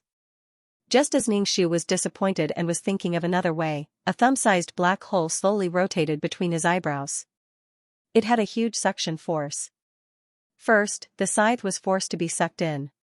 The body of the mist-like creature holding the scythe was also slowly sucked into the hood like smoke. The mist-like creature wanted to struggle, but the suction force of the black hole was too strong. It could not struggle. He let out a beast-like roar and struggled to crawl out. In the end, he was completely sucked in unwillingly. Ningxu's head was about to explode. His head hurt so much that it felt like it was stuffed full. No matter what, he was saved now. Ningxu stood up shakily and covered the wound on his shoulder. Black poisonous blood kept flowing out. She ran towards Xianxia with stiff limbs. Xianxia ran and grabbed Ningxu. He looked up and down. Are you okay? Ningxu's lips were pale. I'm fine. It's just that this is poisonous. Bah. Xianxia spat out a mouthful of saliva and directly spat on Ningxu. Ningxu felt like she had been splashed by a large basin of water. Her whole body was wet and she was in a very sorry state. Ningxu was stunned. She asked stupidly, "What are you doing?" Xianxia said, "Disinfecting, disinfecting." This was too realistic. Using saliva to disinfect, Ningxu touched her face and brushed her hair aside. She decided to treat her wound first. She sat on Xianxu's shoulder and exposed her shoulder. There was a black hole in the wound. Ningxu squeezed hard on her wound and squeezed out the poisonous blood. She cried out in pain as she squeezed. What happened to Ningxu made the battlefield tilt a little. With the previous example, when Ningxu was treating her wound, no mist-like creature came to kill Ningxu. Clearly, these mist-like creatures felt that Ningxu had something that countered their race.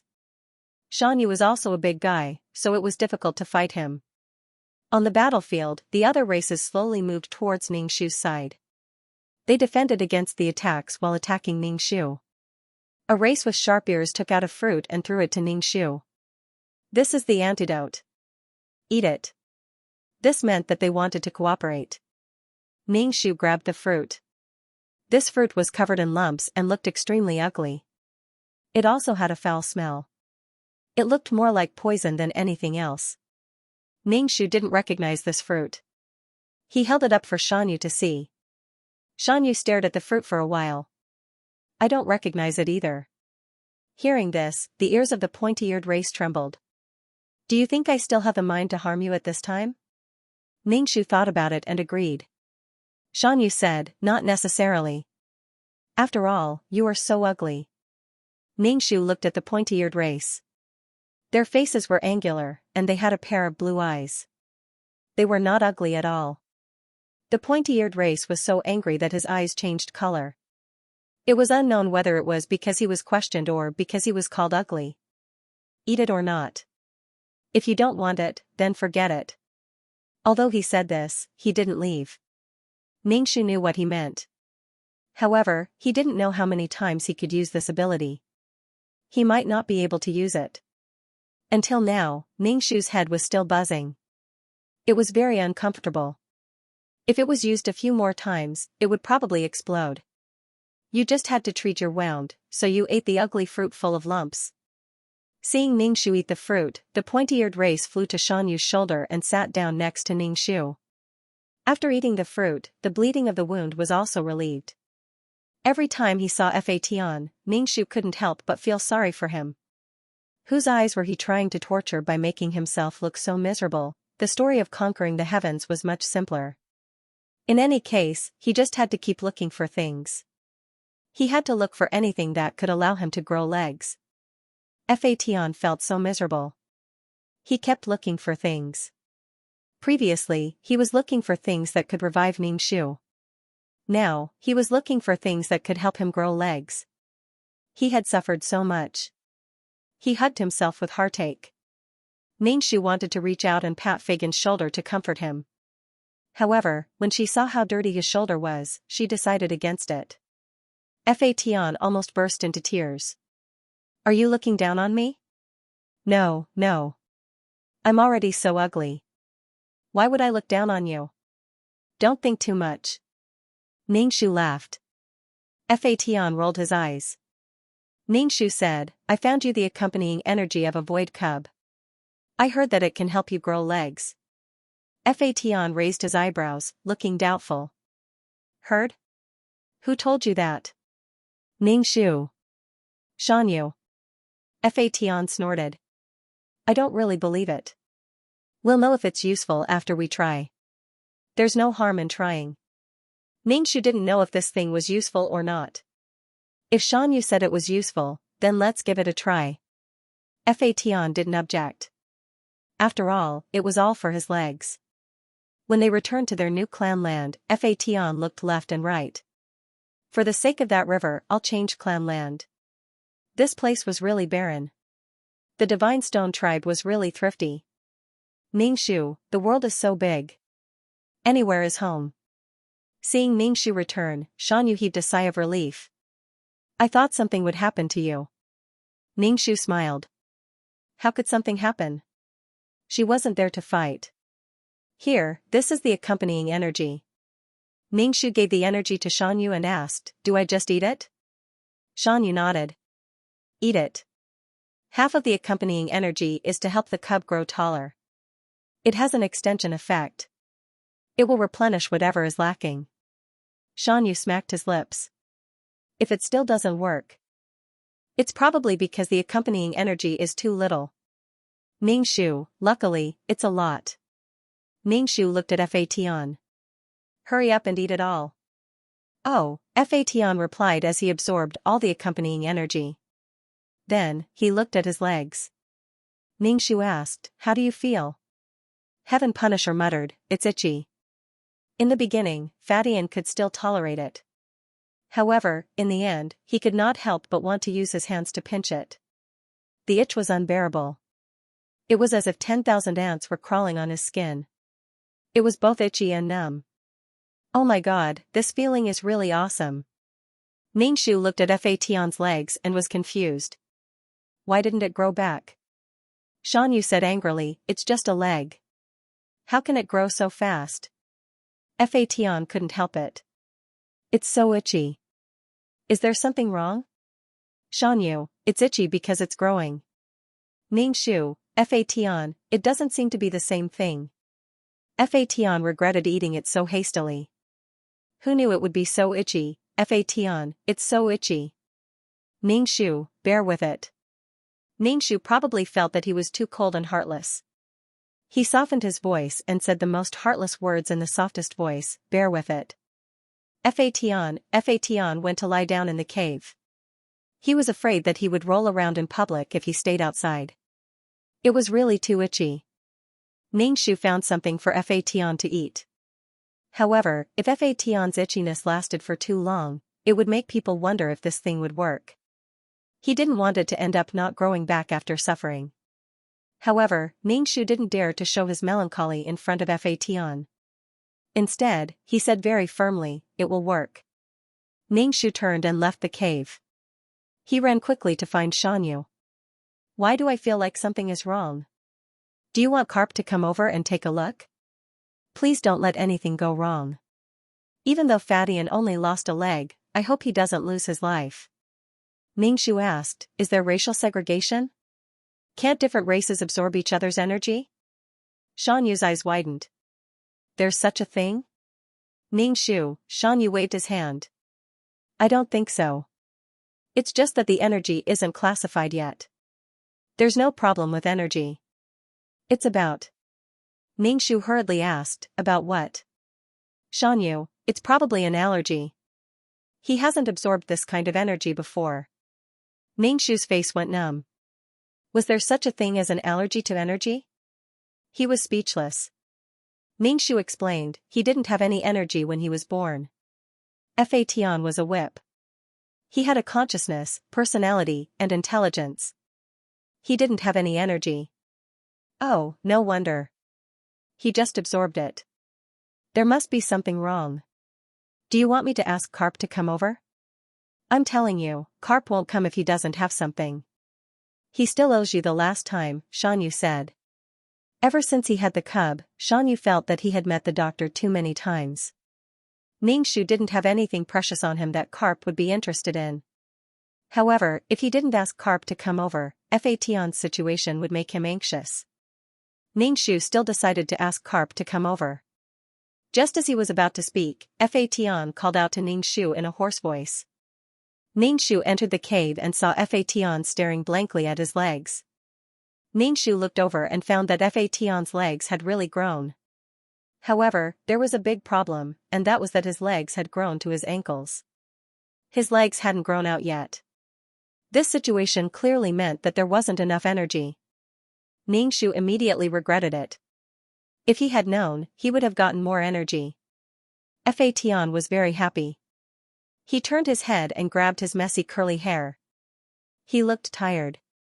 After being tortured for so long, his face naturally didn't look good. However, his eyes lit up. This method really works. After searching for so long, he finally found a way. Although his legs hadn't grown out yet, Fatian was already very satisfied. He just had to find more energy. He didn't expect it to be so simple. There weren't many races born in the void. Finding more energy was a very simple matter. Ningxu also smiled. He reached out and touched Fatian's legs. They were warm and there wasn't a single gap. They were just like Fatian's original legs. Ningxu said, "Congratulations, congratulations. You have a new leg." Fatian looked at Ningxu and said, "Thank you." Ningxu casually waved his hand. "With our relationship, there's no need to thank me. Haven't you always wanted to revive me? Let's not talk about this." Fatian smiled and the corners of his eyes curved. "Okay, I won't talk about it." Then, Ningxu realized something inside. If only I knew about this earlier. Ningxu, the innocent bystander, was suddenly involved in the battle. She tilted her head and looked at the two men. "Are you asking me? I really have nothing to do with him. Besides, whether I have something to do with him or not, what does it have to do with you?" Li Yangon showed a bloodthirsty smile. "As long as it's someone related to him, I won't let them have an easy time." Ningxu said, "Oh, then can I go?" Li Yangon showed a malicious sneer to Qin Ji. "If you have nothing to do with him, you can naturally go. But now you have something to do with him." Ningxu said, "I'm just a pitiful child passing by." Li Yangon said, "Innocent and pitiful. Some are even more cruel. They won't even let a woman go." Qin Ji's face showed a painful expression. "I'm sorry. I really didn't mean it. We didn't think your sister would do this." Ningxu thought that the two people were flirting. It turned out that they really had old grudges. However, this had nothing to do with Ningxu. There were too many things in the world. The most important thing now was to go to the north to find Earthworm and the others. As for these two strangers, Ningxu was too lazy to care. Ningxu was about to leave with the letter, but she was stopped by Li Yong'an's servant. "You can't go." Ningxu was a little unhappy. "I said, I'm just a child passing by. Who knows if you're deliberately pretending not to know each other, so you can't go." Li Yonglan's tone to Ningxu was very stiff, but it was not full of malice like it was to Qin Ji. Ningxu said, "Speak human language. I'm just a child passing by. I don't understand the complicated grievances between you adults." Qin Ji said, "She really has nothing to do with me. Let her go." Ningxu was a little annoyed. "Who cares what kind of entanglements you have between you two? I don't know why you're wasting other people's time." Ningxu turned around and walked away. She did not want to be stopped by the thug. Without any hesitation, she struck out and sent the thug flying far away with a punch. He fell to the ground with a thud and vomited while clutching his stomach. The situation was suddenly reversed. No one thought that a child could beat an adult. The other thugs attacked together. Ningxu used his hands and feet to get rid of all the obstacles in front of him. "Like I said, I'm just a kid passing by." Li Yonggan stared at Ningxu with an astonished expression. He inserted his fan into the jade belt at his waist and said to Ningxu, "I'll deal with you."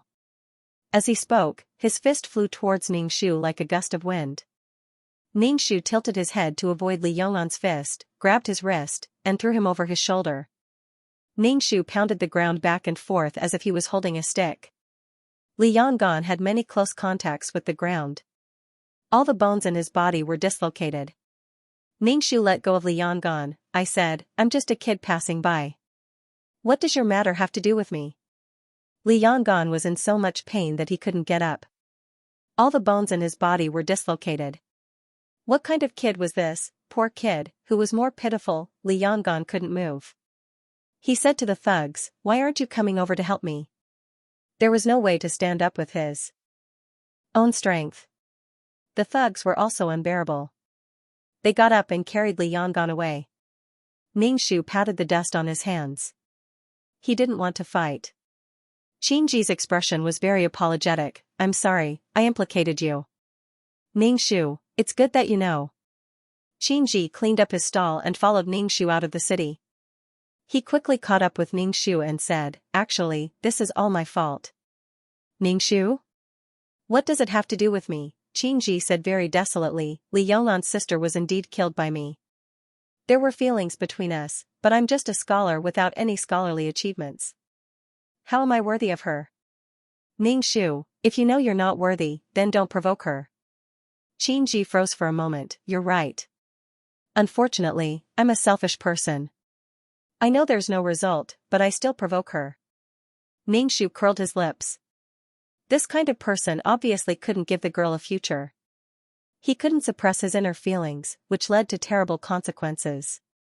But this had nothing to do with her. "Thank you for reading the letter for me. I'm leaving." Qin Ji subconsciously asked, "Are you going to the north alone? Is there a problem?" Qin Ji just remembered that this little mushroom's fighting strength was quite terrifying. He smashed a man who was several cups heavier than him to the ground with a clang. Qin Ji suddenly knelt down in front of Ningxu. Ningxu steadily watched him kneel down. He didn't avoid him. "You wanted to kneel, no one forced you." Qin Ji gritted his teeth. "I know I'm a very evil person, but my sister is innocent. I beg you to take my sister away from this place." "Ningxu, then take her away." He didn't want to take a burden, especially a girl. "Aren't you afraid that I'll do something to your sister?" Giving his sister to a stranger, this was too careless. "Qin Ji, I can't leave. I have to stay to atone for my crimes. It doesn't matter if I die, I have to pay for it with my life. But my sister is innocent. Li Yonggan wants to give him a taste of his own medicine. He wants to make a move on my sister." Ningxu made a sound of surprise. His expression was a bit puzzled. "Why do I have to take your sister with me?" He just read a letter and there was this kind of trouble. If he had known, he would have asked someone else to read the letter. She had proper business. Qin Ji saw that Ningxu wasn't willing. "As long as you are willing to give my sister a way out, she is willing to serve you for life." Ningxu's face showed disdain. "Your sister knows that you sold her out like this. You're still consoling yourself that you're doing this for the sake of her life. It's really tough being your sister. She's clearly been implicated by you, and now she's being sold as a slave. In the end, you're still acting like a good brother and thinking for your sister. Stay to atone for your crimes." You can't let others say that you are a heartless person. If he really wanted to think for his sister, he could take her away from here and start a new life. But he didn't want his reputation to be bad. Maybe it wasn't for his reputation, but for love. No matter what, for Xianxia's sister, her heart was like a dog's. Xianxia was speechless because what the other party said was the truth. His thoughts were exposed under the sun. He felt humiliated and uncomfortable. But Xianxia didn't dare to resent Ningxiu. His sister's life was in his hands. Ningxiu, go and call your sister over. It's great that I lack someone to serve me. Can you cook? Xianxia happily said, thank you, Gu Liang. Thank you. When Mountain heard that they were going to look for the associated energy again, he cursed, are you sure? You might run into the Netherworld race as soon as you go. You've seen the character of that race. No matter what, we'll just kill them first. They were completely unreasonable and would not listen to you. If you encountered such a race, you couldn't fight head-on. Compared to the Netherworld race, even the overbearing granduncles seemed more humane. After all, granduncles could talk, but the Netherworld race would not talk to you at all. Everyone pursued as much as possible, but the Netherworld race was completely indifferent to fame and fortune. Only killing was their ultimate goal. There was actually such an otherworldly race in the world. Ningxiu also did not want to go against this race. It's too ugly to have only legs and no feet. It probably doesn't need much associated energy. It's a pity that I didn't get more and grow my feet in one go. This kind of energy is so magical. I want to store more of it. Such a magical thing made Ningxiu want to have a taste of it. He wanted to taste it. Fatian and she were born without associated energy. What an incomplete life. Mountain took a deep breath. We have to go. Who knows if we'll run into the Netherworld race. The void is so big, and there's only one Netherworld race. Many new races can be born at the same time. The Netherworld race can't appear at the same time. It was completely a gamble. Ningxiu felt a little guilty when he thought about how unlucky he was. Fatian had already prepared his luggage. He said to Ningxiu, let's go. Mountain immediately asked, just the two of you? Ningxiu nodded. Yes, just the two of us. We won't bring you this time. Have a good rest. We've been troubling you before. If something really happened, she and Fatian would run as fast as they could. Mountain suddenly felt a little disappointed. In the past, he was dragged around by his child. Now, his child suddenly did not need him. Mountain asked, are you sure you don't need me to go with you? It's really dangerous for you two cubs to go out.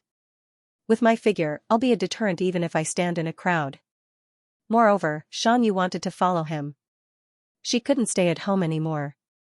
It was boring. Perhaps it was because she had done too many challenging things with her cub. Once she calmed down, it became boring. Furthermore, he had fused with 2 Styx river stones, and his overall defense had increased significantly. Thus, he was fearless. How many people were willing to beat him up? Xianxia ignored their rejection and said, I'll go with you. I'm really worried about you two cubs. Rather than waiting in the clan grounds, I might as well go with you. Ningxiu and Fatian looked at each other. Alright, thank you for your hard work. Xianxia nodded. Ningxiu and Fatian set off on Xianxia's broad shoulders. In order to avoid the Netherworld race, let's go further away, Ningxiu said. Mountain asked, where are we going then? Fatian pondered for a moment. Why don't we go in the direction of the glacier? It'll be best if we meet some races along the way. Anyway, we're going to the glacier. Ningxiu was a little hesitant. Isn't it a little early to go to the glacier? Her current strength was not very good, mainly because of her poor physical quality. If she had meridians and dantian, her body would be full of energy. She would definitely be able to withstand the ice and snow. Now that her body was weak, she was afraid that she wouldn't succeed in doing things by chance. Xianxia said, this place is too far from the glacier.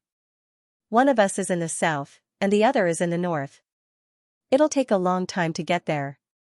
I'm sure we'll go there, and we'll have to pass through many dangerous areas and the clans of other races. Xianxia didn't expect his cub to be so ambitious and wild. The void was very big, not to mention the distance between the north and the south. Ningxu exclaimed, "That far? How far is it from here to the clan grounds of the Grand Uncle?" He remembered that it wasn't that far when he went with the little mouse. Xianxia said, "That's still quite far." Fatian frowned. "Can't you do a space jump?" Xianxia immediately said, "Every step I take is shrinking the earth into an inch. Do you really think I'm walking with my feet?" The void was too big. Even if Xianxia used shrinking the earth into an inch when he was hurrying, every step he took was not as exaggerated as a small world. Moreover, the clans of some races could be said to be quite large, as if they were endless. Fatian gave up the plan to go to the glacier. After all, it was too far and there was no way. He was also a little anxious to become stronger. However, the situation was always somewhat different. Haste makes waste. Ningxu breathed a sigh of relief. She felt that it was too early to go to the glacier. Not to mention the long distance, climbing mountains and wading through rivers was really too tiring. Moreover, even if they reached the place, the glaciers and the violent snowstorms would be a huge challenge. Ningxu still had some idea of her own strength. She had a hunch that she would not succeed. Ningxu said to the disappointed Fatian, "Don't worry. Take it slow. Aren't we both still alive now?" Fatian urgently wanted to become stronger. Ningxu understood in her heart. "Don't worry. It's easy to lose your mind when you're anxious. The two of us must survive together." Fatian said. I know what I'm doing. Don't worry." After Ningxu's death, Futian had experienced many things on his own. If he really lost his mind, he might not be able to survive. Since Fatian had lost a leg, his strength had been greatly reduced. Moreover, he was alone. If he offended any race, he would die in a matter of minutes. He could even be piled on to death. There was no other way. Fatian was alone and did not have the strength to fight with a group of Taishu. What could he do? He could only hide. Ningxu and Xianxia asked, "Then where are we going?" The glaciers denied it. Next, they had to find a direction. "Let's find a more desolate place," Fatian said. Xianxia scratched his head. "Desolate? Is there any place more desolate than this?" There was nothing. There were very few living creatures. There were swamps everywhere, bubbling and emitting a rotten stench. Ningxu, Fatian, he was speechless. Before they even left, they had already lost their way.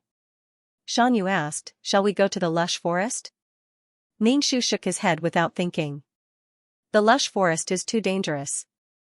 There are a lot of races there. If there really are cubs, the Netherworld race will most likely go there." There were a lot of races there. It was simply a killing paradise that the Netherworld race looked forward to. In fact, Fatian had seen many races being born there. However, he did not know that he needed the accompanying energy, so he did not pay much attention to it. Seeing some cubs being treated as food by some races, Fatian looked on coldly. He did not have the strength to save others. Ningxu was dumbfounded. What did she miss? She seemed to have missed a lot of things. She even had great-grandchildren. She was the one who gave birth to Xianxia, so these children were actually her great-grandchildren. In the past, she had always been a mother. Now that her seniority had increased, she had become a great-grandmother. She had crossed several generations in a row. Ningxu had a lot of questions. Who did Xianxia have so many children with? What kind of wives did they marry? Where did they go? The earthworm snorted. You really don't know? Ningxu asked, with Hanchen? So they had a good relationship? No. The earthworm's expression was a little ugly. They couldn't get along and couldn't be together. Hanchen was too utilitarian. Ningxu said, Oh, then they. Are they still here? They went out to hunt for food. The earthworm said, they should be back before sunset. Ningxu looked at the earthworm. When did you become a human? She had been calling herself a two-legged monster, and now she had become a two-legged monster. How does it feel to walk on two legs? The earthworm's expression was ugly. Of course it's not good. If I wasn't afraid of scaring people, I wouldn't have become a two-legged monster. Ningxu curled his lips and didn't say anything. The earthworm asked, how did you become like this? Something happened. I died, but then I came back to life and became like this. I slept for a long time. I thought you all died with me. There was nothing that could be explained in a sentence or two. It was too complicated. The earthworm couldn't say anything else. There was no news at all before, and the world was swept by an inexplicable force. Perhaps in a few hundred years, the world would become a desert. It would no longer be suitable for living creatures to live in. Ningxu looked at the world and knew that it was probably because of the crack that some force from outside the Nine Palace Mountain entered the world. The world couldn't adapt to this force. It was eating away at the vitality of the world bit by bit. Now, outside the Nine Palace Mountain was a primitive world full of vitality. This force shouldn't be from the outside world, but from the previous world of reincarnation. This problem wasn't easy to solve. Ningxu asked, then what are you doing here? Earthworm, plant trees. Ningxu? The earthworm said, set up a barrier at the edge to slow down the spread. However, this kind of barrier needed constant maintenance. If it wasn't maintained, it would definitely be corroded by an inexplicable power. Back when she was young, Xianxia had traveled far and wide. When she arrived at this place, she immediately noticed that something was amiss. Wherever the wind blew, the life force here would be corroded. When Xianxia returned, she told the earthworm about this matter. The earthworm had experienced the transformation of a world into a reincarnation world. If that was the case, the body of a living being would be corroded. If he hadn't come to this level and stayed in the world of reincarnation, he would have become a soul. Therefore, he had no choice but to come over and keep watch. Moreover, Ningxu had not appeared for a long time. Unable to find a solution, he left a letter for Ningxu and left. Hanchen didn't want to eat sand. When the hot wind with sand blew on his face, it could take away all the moisture on his face. A person's face was always dry. Moreover, it aged people. Hanchen didn't want to go, but Xianxia felt that it was necessary to go and take a look. Moreover, if it was under control, there might be a solution when her aunt came back. If it wasn't under control and spread, everyone wouldn't have a good time. Even if her aunt came back and had a solution, it was too bad. There was nothing she could do. Hanchen thought that Xianxia would no longer be as naive and sweet as before after experiencing so many things. However, she was still like this, which disappointed him. Xianxia knew that Hanchen didn't like to meddle in other people's business, but she didn't expect his reaction to be so big. She didn't force him and said that he could come to them if he needed anything. After parting ways, Hanchen never appeared again. Xianxia and the others stayed at the edge of the desert. Xianxia's husband was a traveler. He met Xianxia in the desert and she saved him and dragged him home. The traveler didn't leave again. Instead, he lived with Xianxia and the others. Naturally, he was with Xianxia. Ningxu was a little surprised. He thought that Xianxia only had Hanchen. At least, she liked Hanchen in her heart. But now, she was with another man. Seeing Ningxu's surprised expression, Earthworm said with some surprise, Xianxia has been waiting for Hanchen, but he hasn't appeared. This young man is a very interesting and sunny man. At least, Xianxia is very happy to be with him. Hanchen always had a cold expression on his face. Who knew what he was trying to do by looking like he was at the top all day long? Life was different when you were with an interesting person. This young man and Hanchen were two completely different men. Earthworm looked at Ningxu. Do you think more of Hanchen? As a son-in-law who lived with him day and night, Earthworm naturally favored Xianxia's current husband. Ningxu shook his head. I like whoever Xianxia likes. What does Hanchen have to do with me? Only then did Earthworm's expression improve. He beckoned the children who were looking outside to come in and introduced them to Ningxu one by one. When it was time to introduce Ningxu, Earthworm suddenly didn't know how to introduce Ningxu. Ningxu said directly, your grandmother calls me aunt. So you want to call me great-grandmother? Although Ningxu was only a child now, he didn't have the slightest intention of lowering his seniority. Great-grandmother? You're still a child. You must be lying. As expected, Ningxu's appearance and seniority were too different. These children were filled with righteous indignation. How could he let them call him great-grandmother? It was too unforgivable. Ningxu snorted. It's fine if you don't believe me. You'll know when your grandmother comes back. By the way, where are their parents? Ningxu asked. They went to the city to trade for things. After all, we still have to live, Earthworm said. Ningxu looked at Earthworm with a complicated expression. Everyone has things to do. What's your job? I have to look after the children. Do you know how hard it is to take care of children? They'll run away in a while. It's so tiring and exhausting. Perhaps because Ningxu's expression was too disgusted, he tried to explain himself. Oh, Ningxu replied indifferently. Taking care of children was indeed an earthworm's job. The 4 children ran out of the house and made faces at Ningxu. I don't want to call you great-grandmother. Ningxu was incomparably calm. You will. Someone will teach you how to be a person, ha ha ha ha. Qin Wanhua was at a loss and couldn't get a word in. The counterattack of the cannon fodder supporting character, someone said, it's not a big deal. If it doesn't work, we can just raise these babies and raise them into our own race. Everyone turned their heads to look at him. This idea was really indescribably strange. However, it was in line with the character of the divine stone race. Of course, some people said that it was best to kill them in the cradle. Of course, even if they killed them, it didn't mean that they wouldn't be born in the future. If something that could suppress their race was born, it meant that it was time for them to return to the void. If they killed this one, it would be born again. However, raising them was a good idea. If there was something that could suppress their race, the void wouldn't give birth to new things to suppress them. Ningxu was speechless.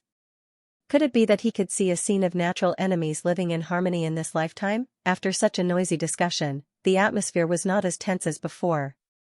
Ningxu and Xianxia asked, are you really going to raise them? Xianxia was also helpless. He spread out his hands and said, what else can we do? Do we have to be like the other races and kill their babies on the road of no return? Do you really think that those races are really greedy?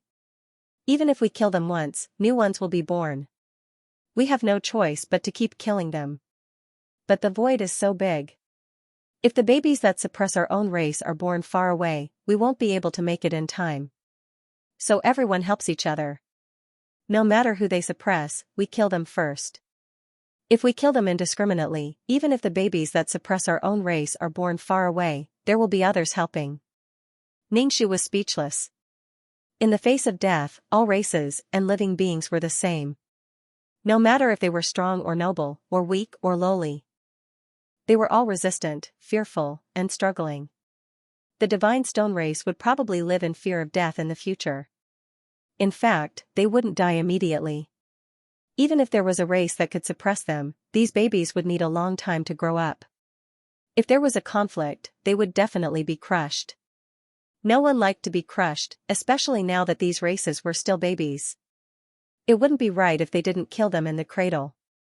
So we either raise them or ignore them? Ningxu asked. We can't ignore them. It's good to keep this race under our eyes. We don't have to raise them. We can just live next to them. Ningxu sighed. This was truly a sad thing. In the past, he only saw all the races killing their young. It was extremely cruel. But in reality, this was a threat of death. When it came to him, he knew what it felt like. With a feeling of desperation mixed with desire, it devoured the cubs. Ningxu felt that he was one with the divine stone race, so naturally, he was very worried about the fate of the divine stone race. Without the divine stone race, Ningxu felt that he had no one to rely on and had no roots. Other races appeared one after another, and the energy fluctuations were getting stronger and stronger. It had already attracted many races over. The other races were surprised to see the divine stone race moving out. Generally speaking, the divine stone clan kept a low profile.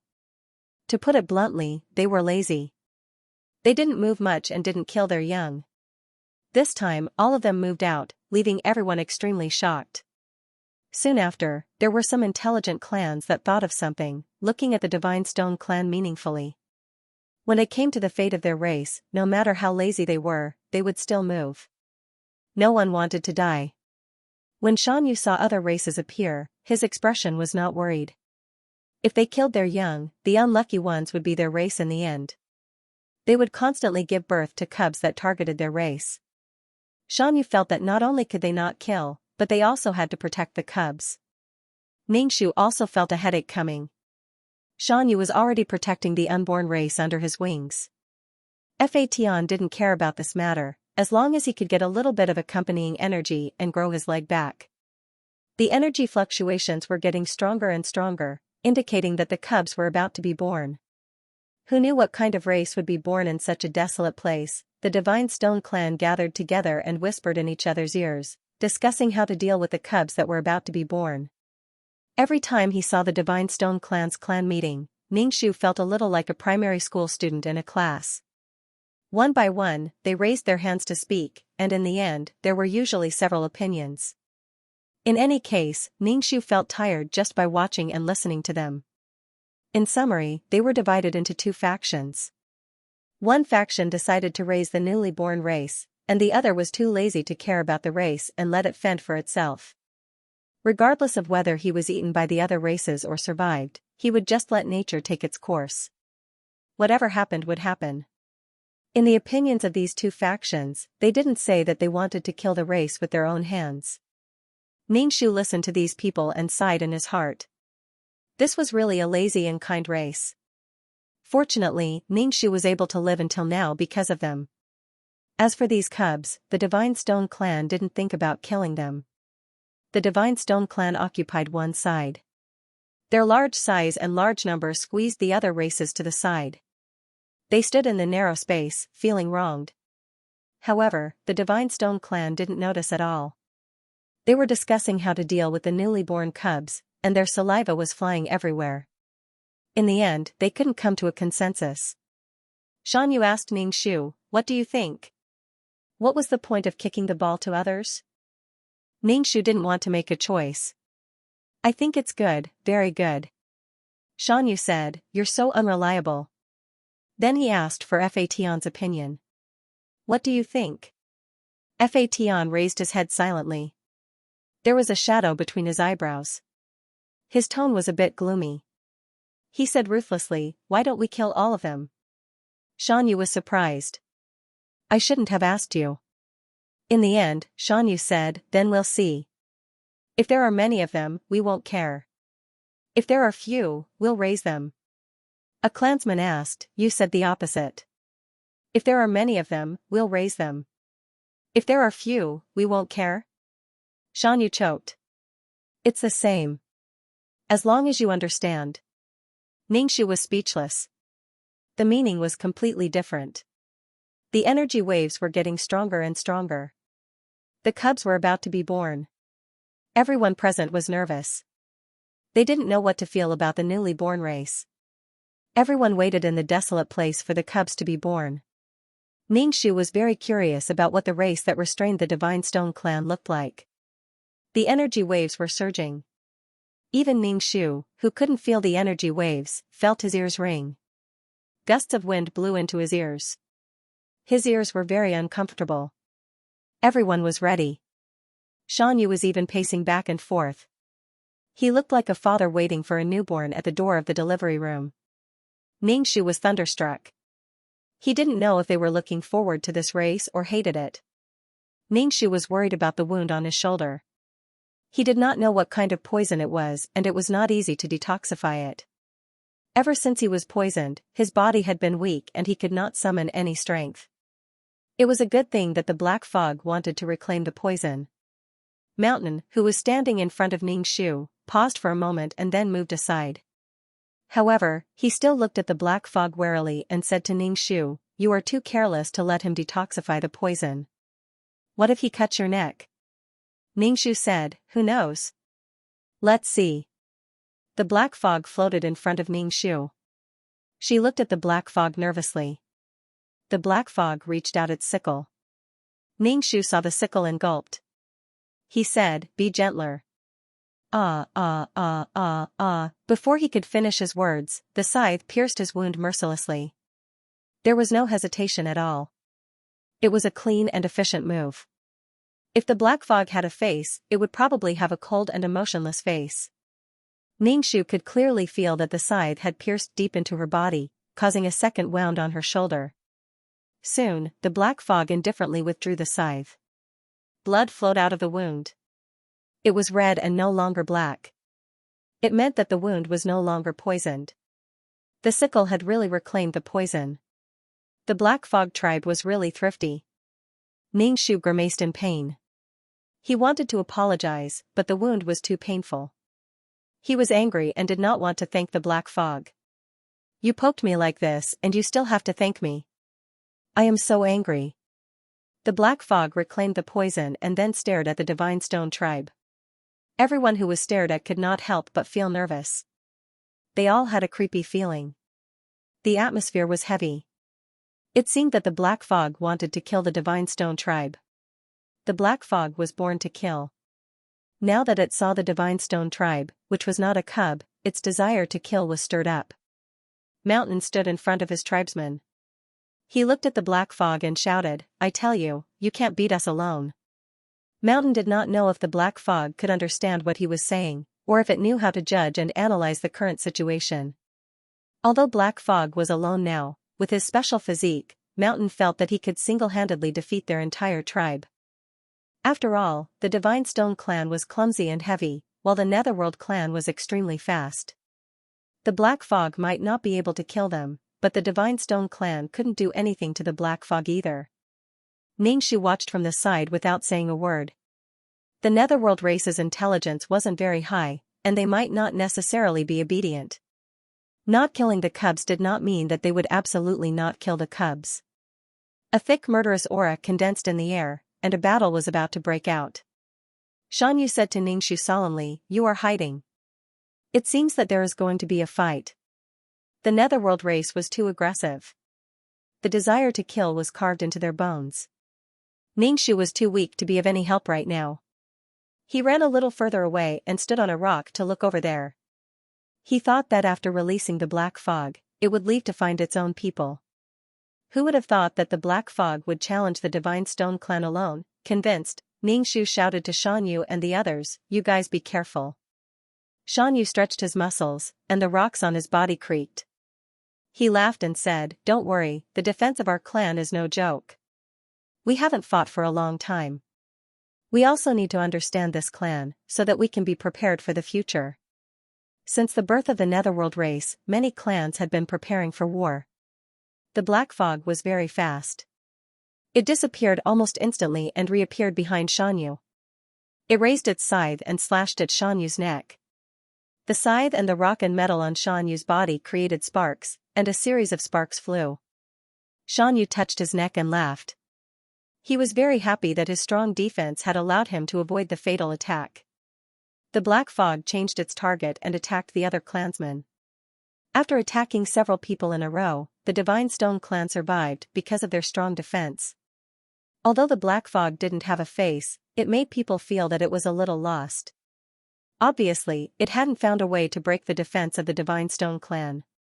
It was thinking and attacking the Divine Stone clan again and again. Of course, the Divine Stone clan didn't just stand there and wait to be beaten. They took out their stone hammers and kept hitting the Black Fog like they were playing whack-a-mole. However, the Black Fog was too fast. Out of 10 hits, it didn't hit.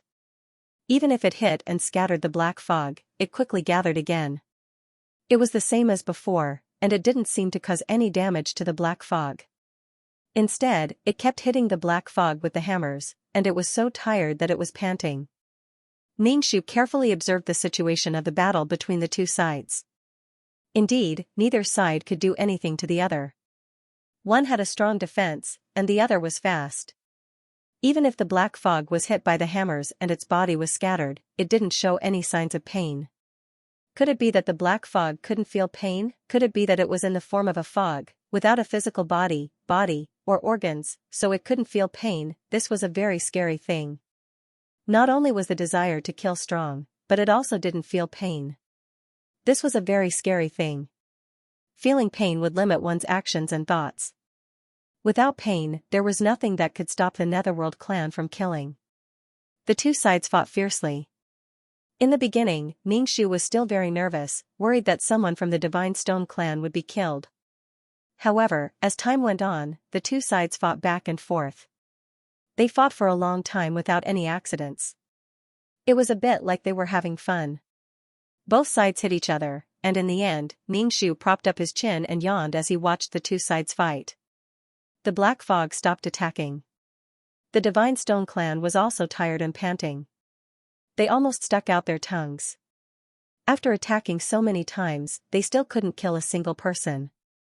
No matter how low the intelligence of the Netherworld clan was, they felt that they couldn't continue fighting. The black fog turned around and disappeared in an instant. He probably went back to his clan. As soon as he left, the Divine Stone clan's clansmen all fell to the ground. They were too tired. It was finally over.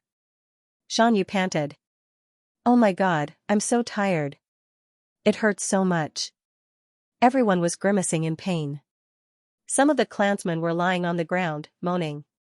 Although the black fog couldn't kill the Divine Stone clan, the injuries on their bodies were real. It was very painful. Ningxu jumped between the rocks and landed in front of Xianxia. He asked, "How much damage did you guys take?" Once it exceeded the limit, the Divine Stone clan would be in trouble. The other clansmen said, "Our defense is still not strong enough. We shouldn't stay here and not move. We should go out and find some good stones and metals." After being beaten up, they felt uneasy. The barrier was set up by earthworm. In the beginning, it was quite useful, but later on, it was completely useless. The sandstorm directly spread behind the barrier. The barrier was like a wall, but now it seemed that the wall was no longer working. At most, it could only slow down the speed of its spread. The power of the sandstorm was getting stronger. Ningxu ate the food. It tasted pretty good. Compared to Hanshan, Shidong was indeed a man who knew how to live. Hanshan probably walked the path of ruthlessness. He didn't care about the mortal world and walked the path of nobility. Earthworm picked up food for Ningxu. Seeing how much she ate, he thought, no wonder she was so fat. It was probably because she was reborn and had a body. In the end, she didn't have self-discipline and ate so much that she became as fat as a pig. Earthworm also knew about the world of reincarnation. He knew that living things had to be reborn after death. However, Ningxu could remember the past, which surprised Earthworm. The rebirth pool could wash away the 7 emotions and 6 desires and memories in the soul. Perhaps because she was stronger, Earthworm was forced to board a stolen car. Furthermore, it was a stolen car with a dead car door. He felt aggrieved, but he couldn't deny her strength. In such a situation, Earthworm and Xianxia subconsciously relied on Ningxu. Shidong was just an ordinary person. He knew that Xianxia's uncle wasn't an ordinary person, so Xianxia's aunt wasn't an ordinary person either. In any case, he couldn't do anything about it. He could only rely on them. He had to go to the crack to take a look. If it didn't work, he would just dig a small hole. If it could prevent the sandstorm from spreading, it would be fine too. 9 Palace Mountain was really, she spent too much effort on it. Now that 9 Palace Mountain wasn't by her side, she still had to worry about it. After eating, Qin Wanhua, who had fainted from fright, packed her things and was about to leave. When she saw Ningxu enter the room, she shouted to her, "Miss, there's a monster here." "There's a monster." "Oh," Ningxu replied. "Where are you going after leaving this place?" Qin Wanhua paused. She remembered that she had already sold herself to her as a slave and couldn't leave. However, when she thought of that huge tail, Qin Wanhua felt unwell.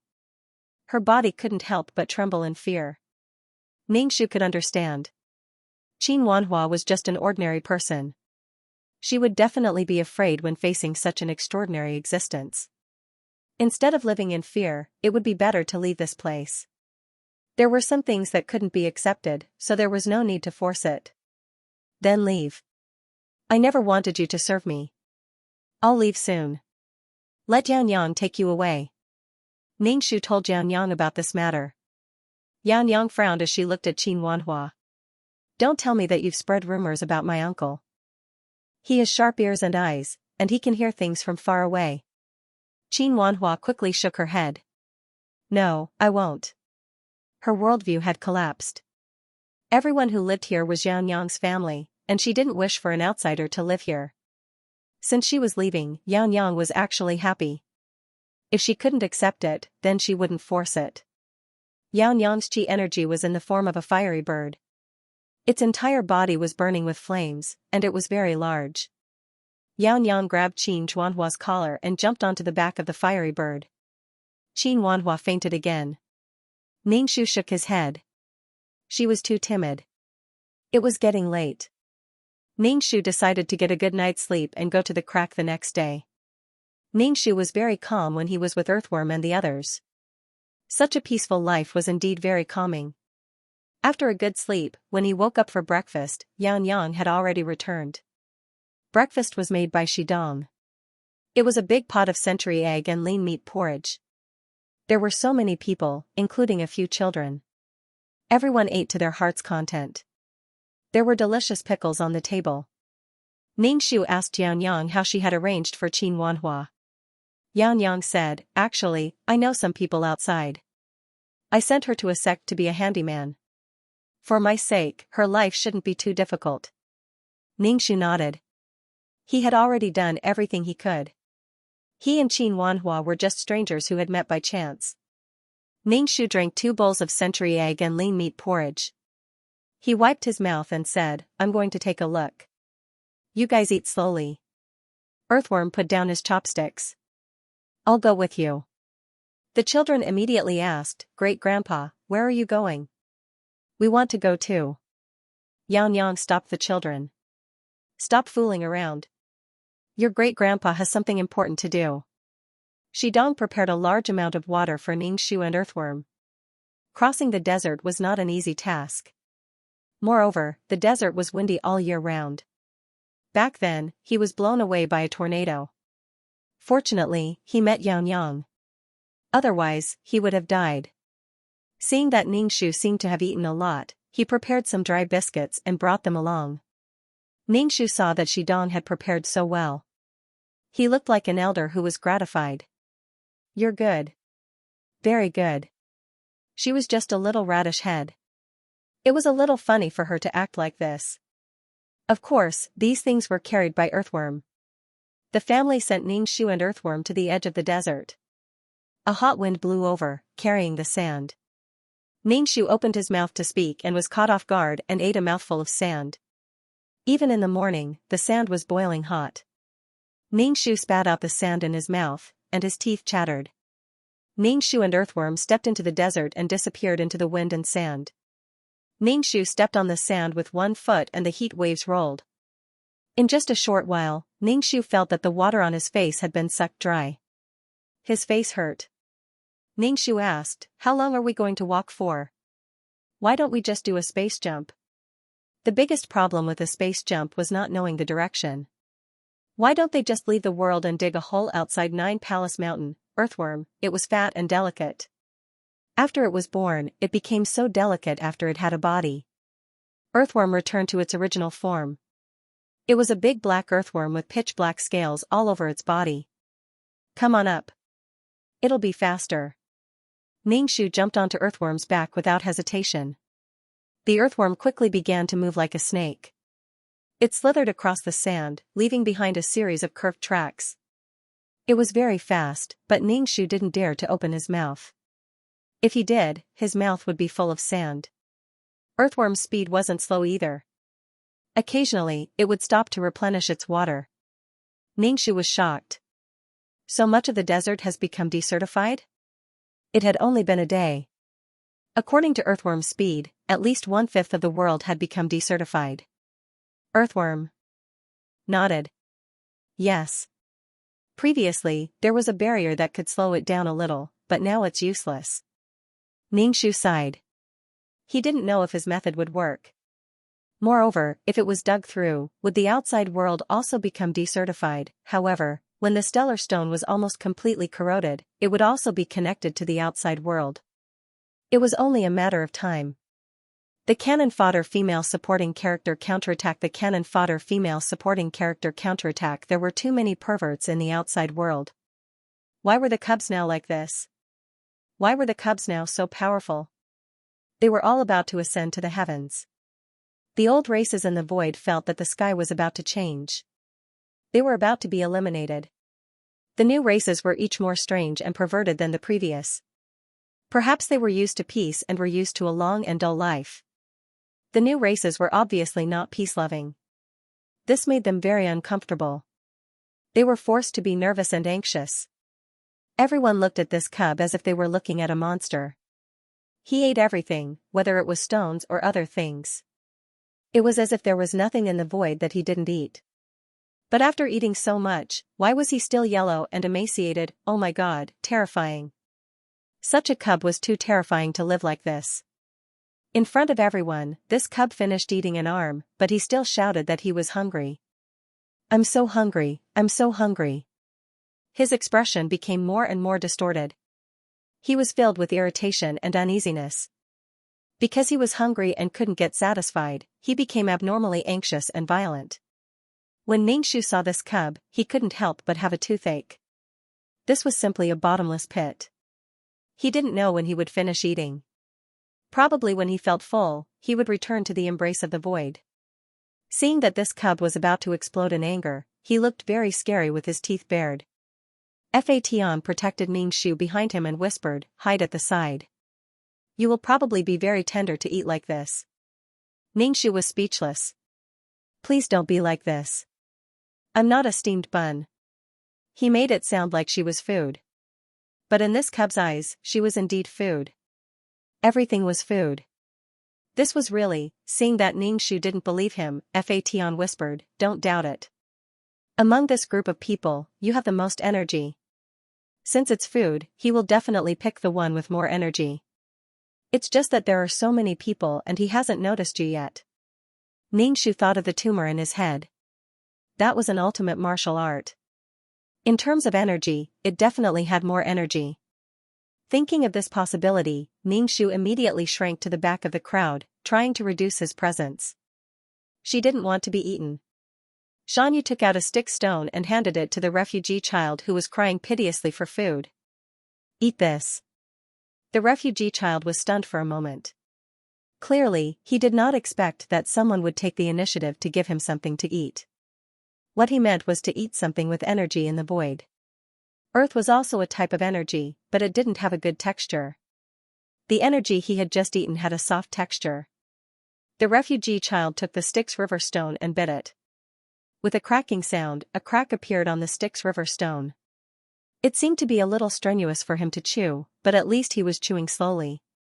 However, the entire divine stone race was stupefied. They were stupefied. This was underworld river stone. It could be said to be an extremely hard object. What kind of teeth did he have? Oh my God, he could even chew through the river Styx. Nibbling on them would be like nibbling on tofu. It was too pathetic. It was certain that this cub was the bane of their race. As for the other races, they didn't have much defense anyway, so it was easier to eat them. Although the Styx River stone was very hard, the refugee children were still very happy to eat it. They chewed slowly, and there was a dreamy and happy expression on their faces. However, the others weren't happy. They only felt pain in their balls and horror. When they saw that the cub's attention was on the Styx River stone, they all slipped away. They couldn't afford to offend him and ran away. The burly man who was missing an arm took deep breaths. He looked very unconvinced, but when he saw the cub hugging the stone and crunching it, he couldn't help but swallow his anger. He could only swallow this resentment and hatred. He turned around and left bitterly, covering his wound. His back view was very bleak.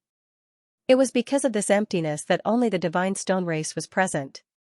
While the child was still chewing on the stone, they began to gather and whisper to each other for a clan meeting.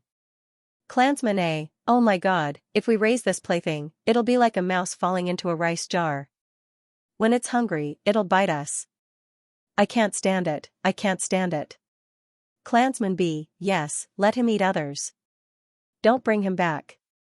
I'm afraid that when I wake up from my sleep, my lower body will be gone. If he couldn't even sleep well, what fun was there in life? Oh my God. Mountain didn't say anything. He looked like he was deep in thought. Everyone was discussing. When it was Mountain's turn to speak, he suddenly looked at Ningxiu.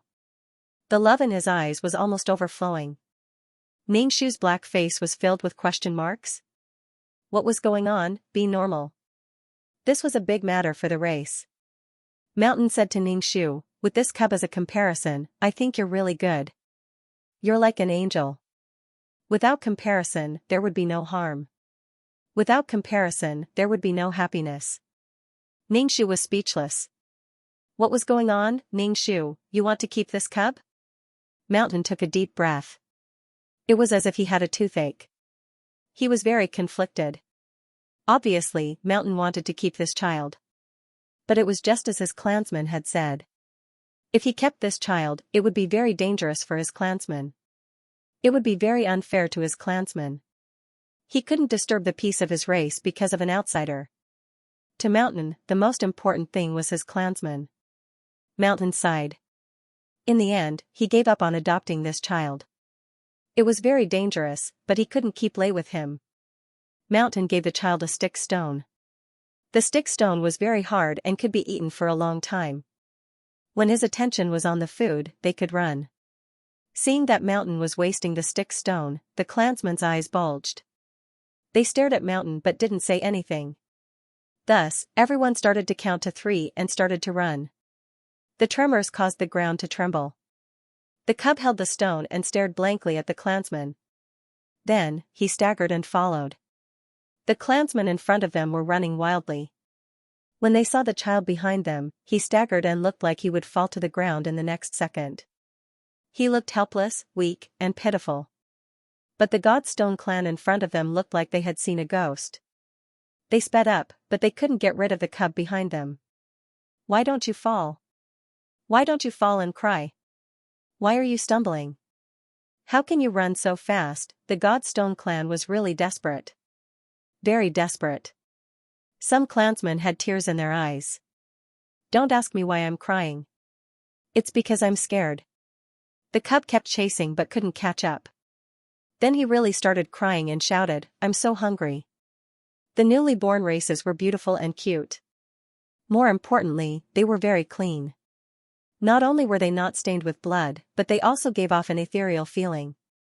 After the transparent bubble burst, the flower fairy flapped her little transparent wings and tried to fly up.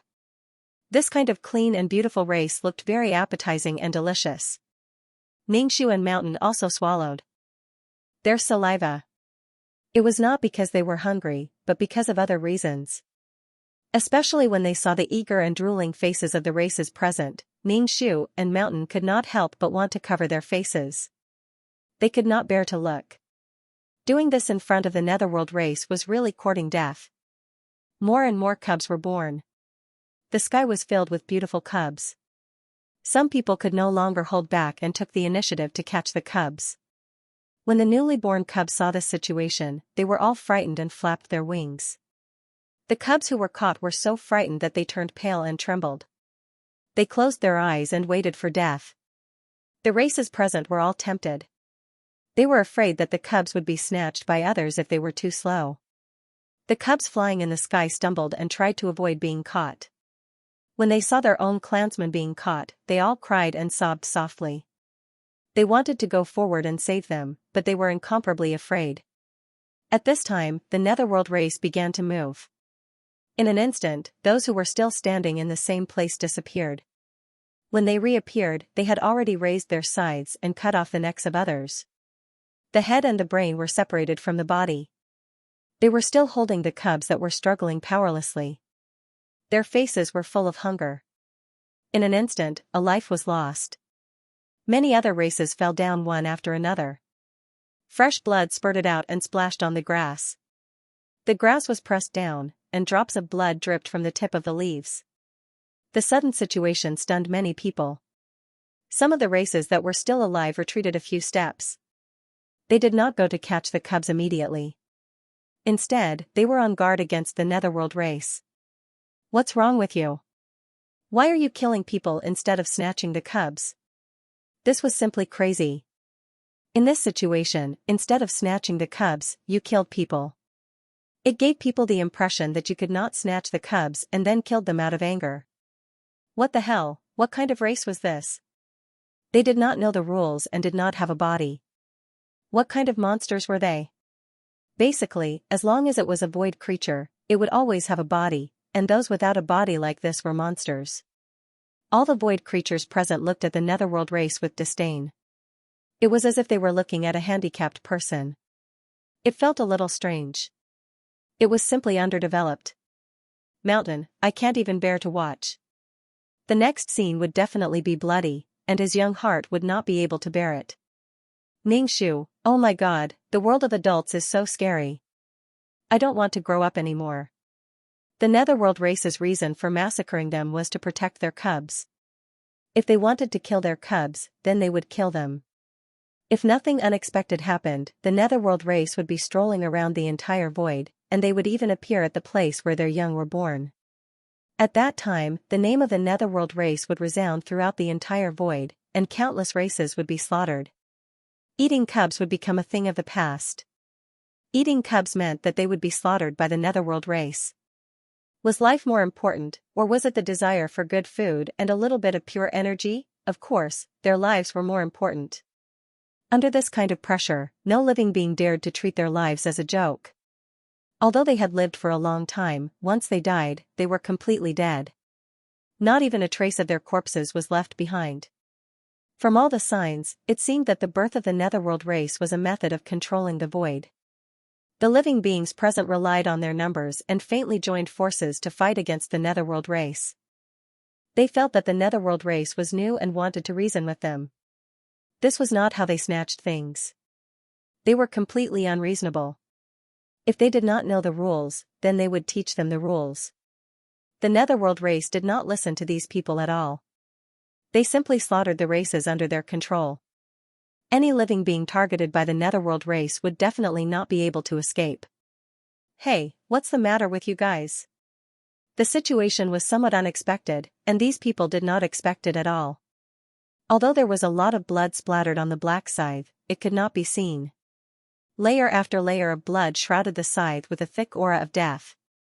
Ningxu looked at this slaughter feast. It was completely a one-sided slaughter. None of these dead creatures had a complete body. All of them had incomplete limbs. Not even a complete corpse was left. The energy in these bodies would quickly return to the void and return to the embrace of the void. Seeing that these incomplete smoke creatures did not seem to understand and only knew how to kill, the living beings did not care about the newly born. At this time, it was already a question whether they could keep their lives. What was the point of eating? One by one, they fled in panic. However, it was impossible to escape. When they turned around, a black shadow followed them like a shadow, holding a scythe. The sickle pierced into the body and pierced through. Then, it was pulled out, causing a large wound on the body. The wound was bleeding, and it was black blood. The poison on the scythe made people unable to move, and they became prey to be slaughtered. Ningxu took a deep breath. As expected, it was better not to grow up. The netherworld race was slightly more merciful to the young, but when it came to mature living beings, they were ruthless. Everyone was a proud and arrogant void race. Who would be afraid of you? They were talking nicely to you, but you acted like this. Then there was no other way. They could only work together to kill this race. This was breaking the rules. Everyone had a tacit understanding of the rules. This guy was completely messing around. There was a need to teach him a lesson.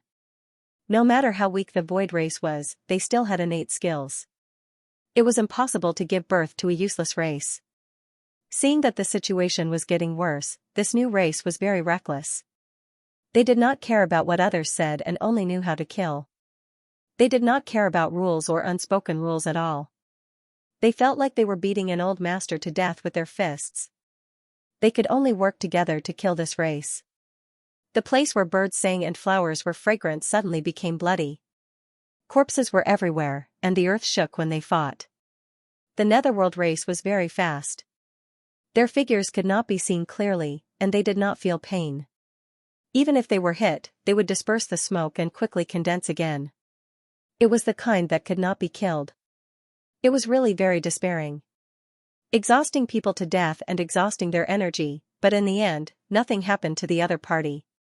This was too cruel. The newly born children hugged each other and trembled. They had just been born, so why did they have to go through this? They were still children. It was very sad to face such a baptism at birth. The scene was very bloody. Ningxiu and Mountain watched from afar, not daring to get close. Ningxiu answered Gozi's questions one by one. On the phone, these are all things from the outside world. I can't eat them. It's so sad. The puppy said sadly as he ate furiously. You can eat them when you go to the living world. Food is the energy that humans use to extend their lives. If you don't eat, you will starve to death. Ningxiu said to Gozi. Gozi asked, how can I get others to give me food? Ningxiu looked at him. Maybe being a stray dog is a good choice. A kind and cute girl will feed you some food. Gozi's watery eyes lit up. Is that really? Okay? Ningxiu nodded. Of course, it would be even better if you could find a poop picker. When you look at people, you have to look at them with your innocent and watery eyes. Yes, that's how you look now. Ningxiu was trying his best to create a pitiful puppy who would beg for food by acting cute. Although Gozi was tempted, he felt that something was wrong. But it was good to get food this way. If it didn't work, it was not bad to use blessings in exchange for food. Gozi's heart softened a little. What did you ask me about earlier? Ningxiu said, I need the faith of the heavenly Tao. But I didn't find where to get the faith of the heavenly Tao from the birthplace. You should know, right? Gozi shook his head. I don't know. I rarely leave the world of reincarnation. Also, why do you want to find the faith of the heavenly Tao from the birthplace? Because I need this thing. Didn't you get the faith of the heavenly Tao when you entered the world? Gozi followed him to that world. Ningxiu nodded. I got it. Gozi said, then why do you still want to find it? Ningxiu said. Because it's too little and too slow. Gozi looked at Ningxiu with condemnation. How can you do this? Because the faith of the heavenly Tao is too little in your own world, you want to snatch the faith of the birthplace. Ningxiu was speechless. Gozi looked at Ningxiu, don't lie to me. Although I have been in the world of reincarnation, there are many souls there. You're doing this because your soul is weak, so you want to snatch the soul power of others. You're so bad. They couldn't earn money themselves, so they had to resort to robbery. Ningxiu was speechless. There was actually no way to refute this. There was nothing wrong with this logic. Under Gozi's wet eyes, there was nowhere to hide. Gozi said, I won't tell you, and I really don't know. Friend, your morals are flawed. You can't do this. You helped the small world, and the heavenly axiom rewarded you. Isn't this the fairest and best situation? Gozi tilted his head and looked at Ningxiu, questioning him from the bottom of his soul. Ningxiu was speechless. He had nothing to say to a dog's question.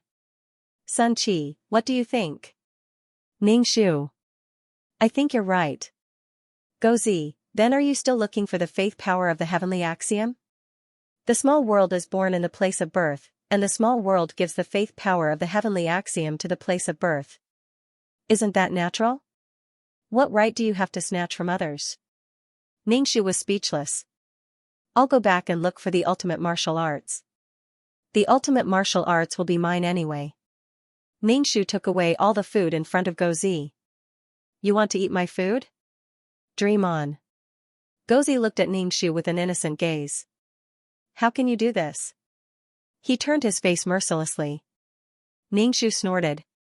He opened the bit wall and was about to leave. Gozi instantly shouted, oh right, don't open the bit wall so easily. Ningxiu left the world of reincarnation and returned to the clan land. He heard a bunch of righteous words that were like whipping Ningxiu's conscience. Okay, let's go and get the faith power of the heavenly axiom. The ultimate martial arts probably didn't have much faith power of the heavenly axiom. After all, it hadn't been long since the world was born. But as time passed, the ultimate martial arts would get a lot of faith power of the heavenly axiom. Actually, Ningxu didn't have to go to other places of birth to look for the faith power of the heavenly axiom. The ultimate martial arts itself was a treasure trove. It was just that he didn't get much. Ningxu calmed down. He waited for the ultimate martial arts to accumulate while he entered the small world to earn faith power. He believed that he would be able to reconstruct his meridians very soon. This was really exciting news. He felt great. With such a treasure trove, did he need to go to other places of birth to defend the champion? There was no need. Ningxu, who thought it through, felt really comfortable. Suddenly, he felt a burning sensation on his wrist. It was the feeling of his meridians being reconstructed. After a while, Ningxu took a look. He realized that one of the meridians had spread to his elbow. It was at his wrist before, but now it had reached his elbow. If he wasn't wrong, it might be the ultimate martial arts that had reconstructed it for him. The reconstruction this time was much longer than the last time. Obviously, he had gained a lot. Ningxu was very happy. The longer his meridians were, the more power he could store, and he would become stronger. Therefore, the problem of his meridians wouldn't be a problem in the future. Maybe it would be solved soon. Some things had to be solved, and some anger had to be vented. Happiness was the most important. Ningxu started to store power in his meridians. Previously, he could only use it twice. Now, he should be able to use it 10 or 20 times. He didn't need to use it sparingly. Ningxu, I'm back. Ningxu was still cultivating when he vaguely heard Fa Tian's voice. He opened his eyes and saw Fa Tian jumping in front of him. Beside him was Xianxia, who was stuffing things into his mouth with snot bubbles. Probably because of the appearance of their natural enemy, the sleeping Divine Stone clan members were all awakened one after another. When they woke up, they were all confused and shocked. If the Divine Stone clan had skin, they would be covered in goosebumps. What's going on? That brat is back again? Ah, why do I feel so cold?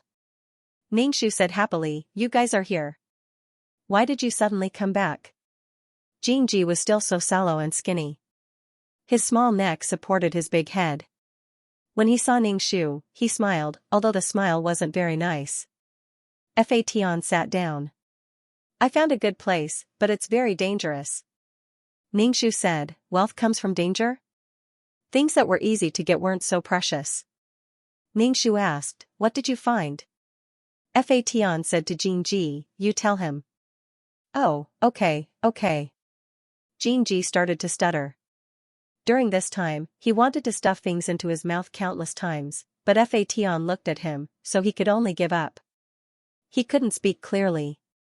Plus, he wanted to eat, so he stuttered even more when he was anxious.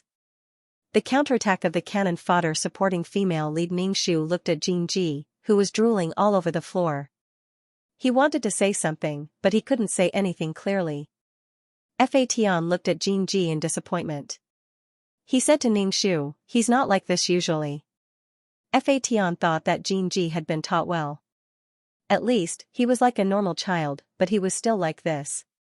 Gaishan was like a parent who had asked his child to perform in front of his relatives. In the end, the child's performance was disappointing. As a relative, Ningxu naturally had to praise him. Don't be too strict. After all, his situation is special. It's good enough that he didn't make a fuss and eat. But was that the main point? What did he discover? Fa Tian waved his hand.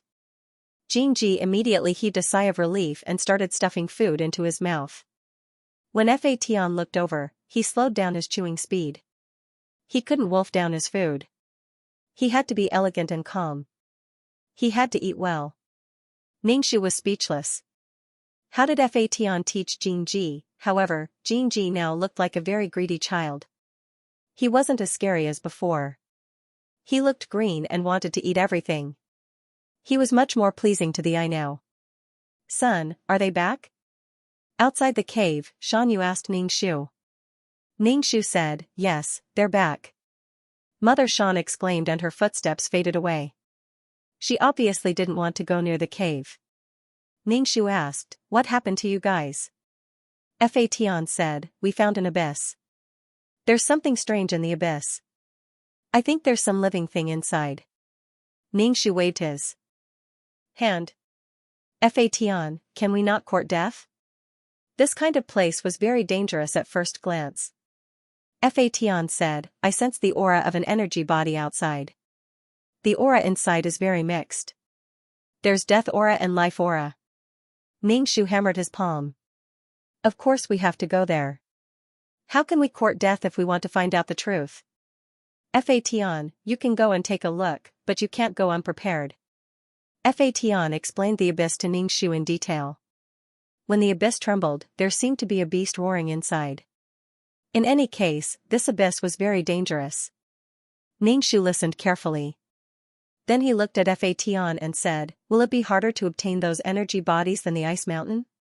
There were powerful things inside, and the environment on the other side of the glacier was harsh. If they went to the abyss, they might encounter beast-like creatures inside.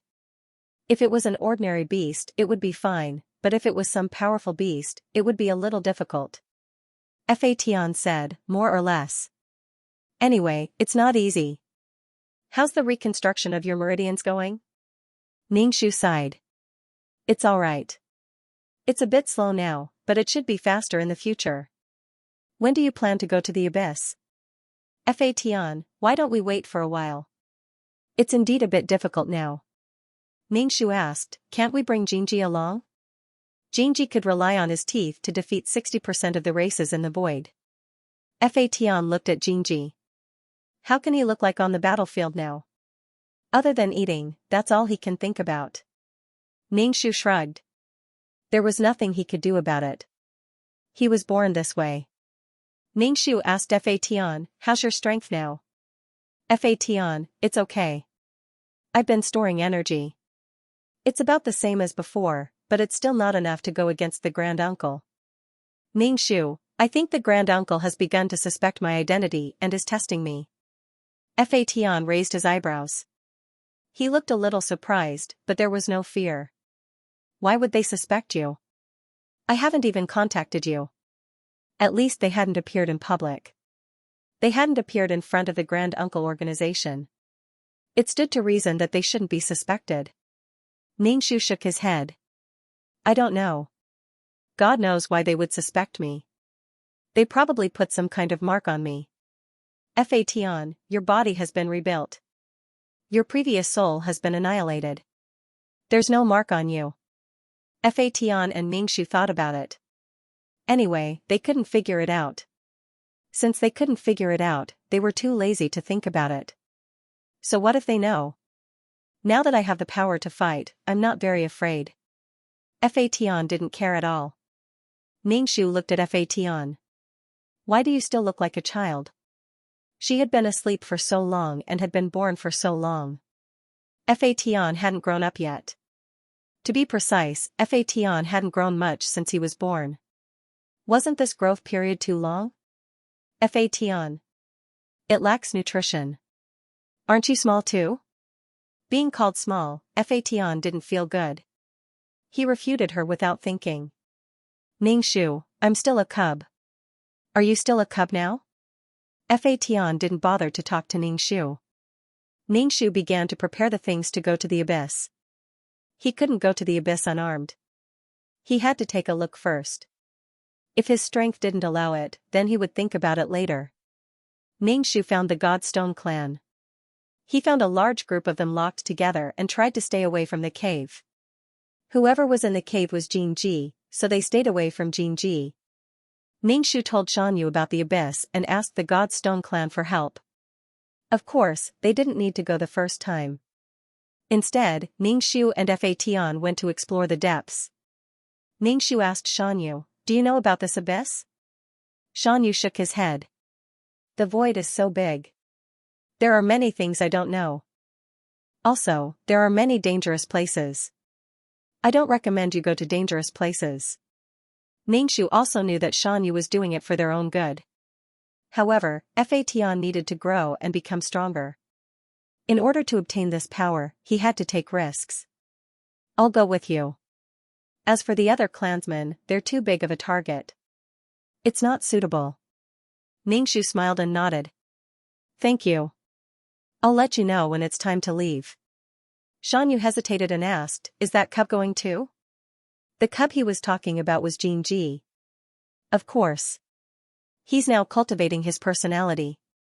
If we leave him alone, he'll immediately return to his original state. Xianxia, I don't care about his personality. I just want to know if he's still biting her. After packing up, the four of them set off for the abyss. Along the way, Xianxia was very worried that Xianxia would bite him.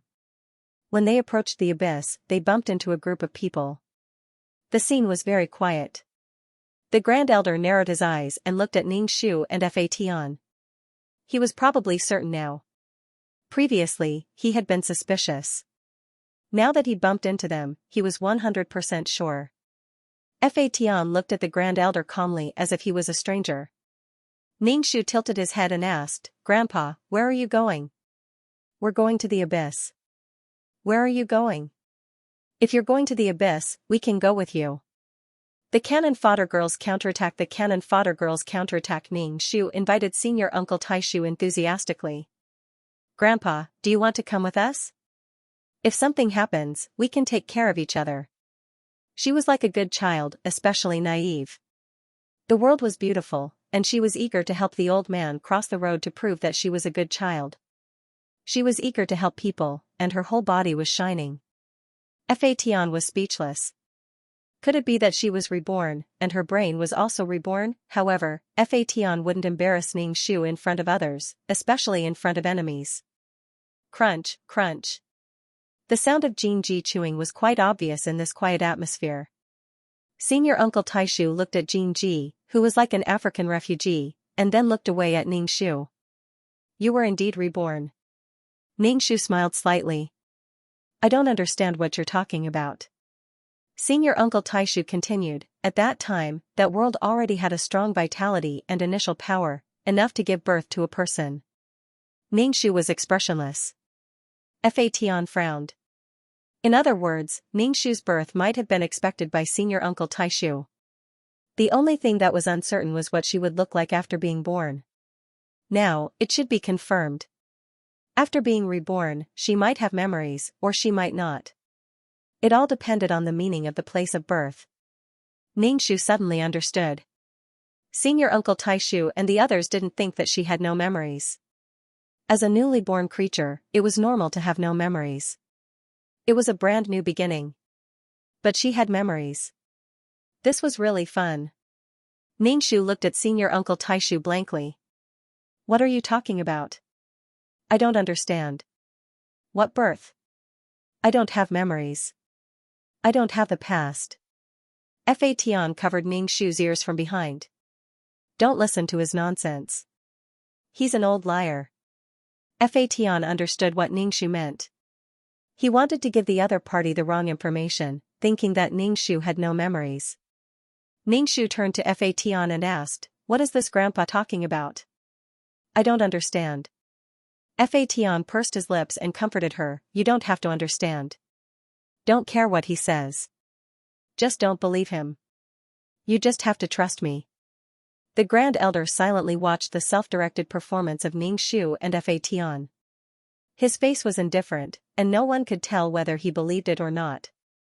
However, Ningxu didn't care whether he believed it or not. It was not a bad idea to indulge in acting. Anyway, Ningxu was almost touched by her own acting skills and was addicted to it. As for whether the other party was touched or not, it didn't matter. It was fine as long as he was touched. Xianxia suddenly understood. No wonder the granduncles always kidnapped the cub. There must be something in the cub's hands that made them itch. How shameless. Ningxu said, since you're not going the same way as us, then goodbye. Ningxu looked at Fation innocently and asked, does this old man have some kind of illness? He's always so quiet and doesn't even answer my questions. Fation pursed his lips and could only say, maybe. He was very sick. Xianxia, who was next to the Grand Elder, stared at Ningxu. His eyes were very penetrating. Ningxu looked at Xianxia and asked Fation very ignorantly, what's wrong with this gentleman? He stopped me before and kept talking to me. I didn't understand. Fation said, just ignore him. That's enough. Ningxu said, "Oh." With a bright smile on his face, he waved to the Grand Elder and sang Liang. Again. The old men. She was innocent and naive, and especially cute as she attacked him personally. Xianxia walked past them with heavy steps. After walking for a long time, Ningxu felt that their eyes were quite sharp. Fa Tian said to Ningxu, "How confident are you in escaping from them now?" He didn't ask how confident he was in winning, but how confident he was in escaping. From the moment he opened his mouth, he was at a disadvantage. There was a big gap in strength between the two sides. It wasn't rational to fight head-on. It was rational to not be angry or unwilling. He could only look at it objectively. Ningxu pondered for a while and said, "There's a 50% chance.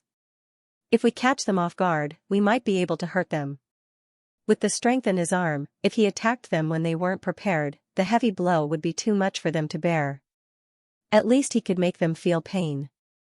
Fa Tian said, "When we have no choice, I'm afraid we'll throw Xianxia to them and let Xianxia bite them."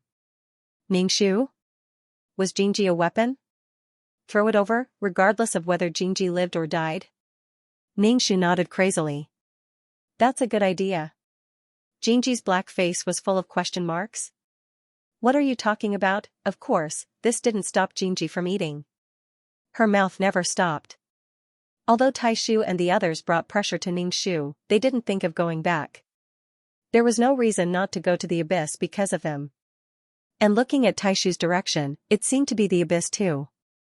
Ningxu realized that Taishu and the others really had a dog's nose.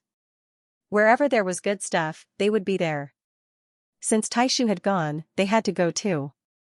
They might be able to get some benefits by fishing in troubled waters.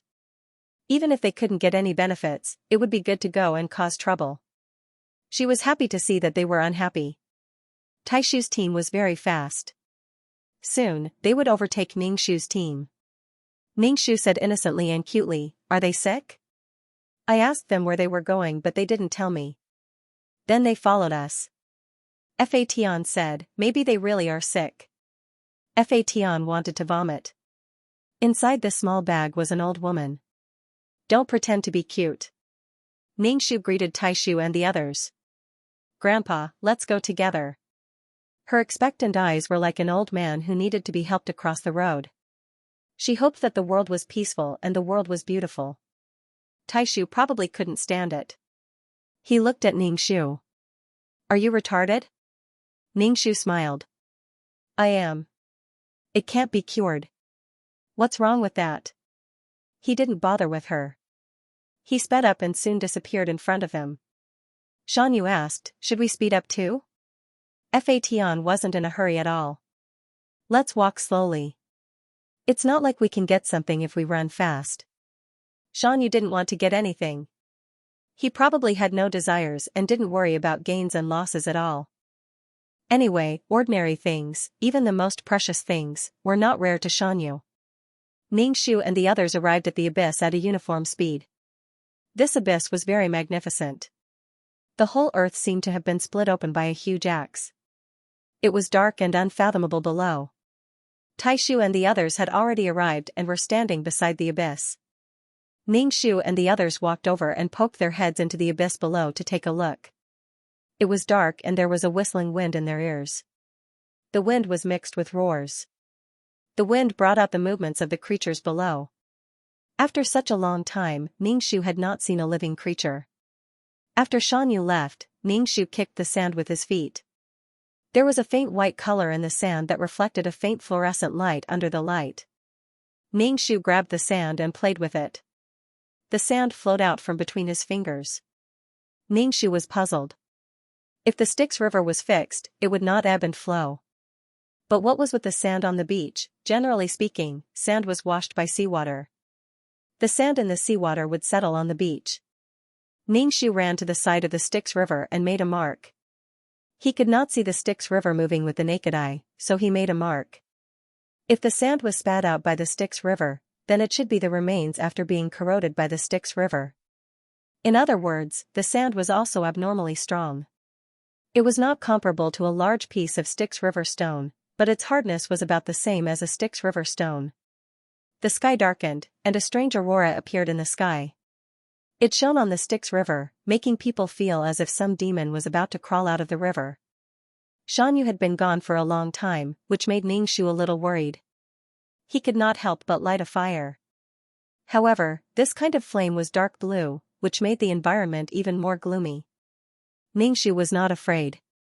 He was just worried that something had happened to Xianxia. In the end, the aurora disappeared, but Xianxia had not returned. Ningxu could not sit still.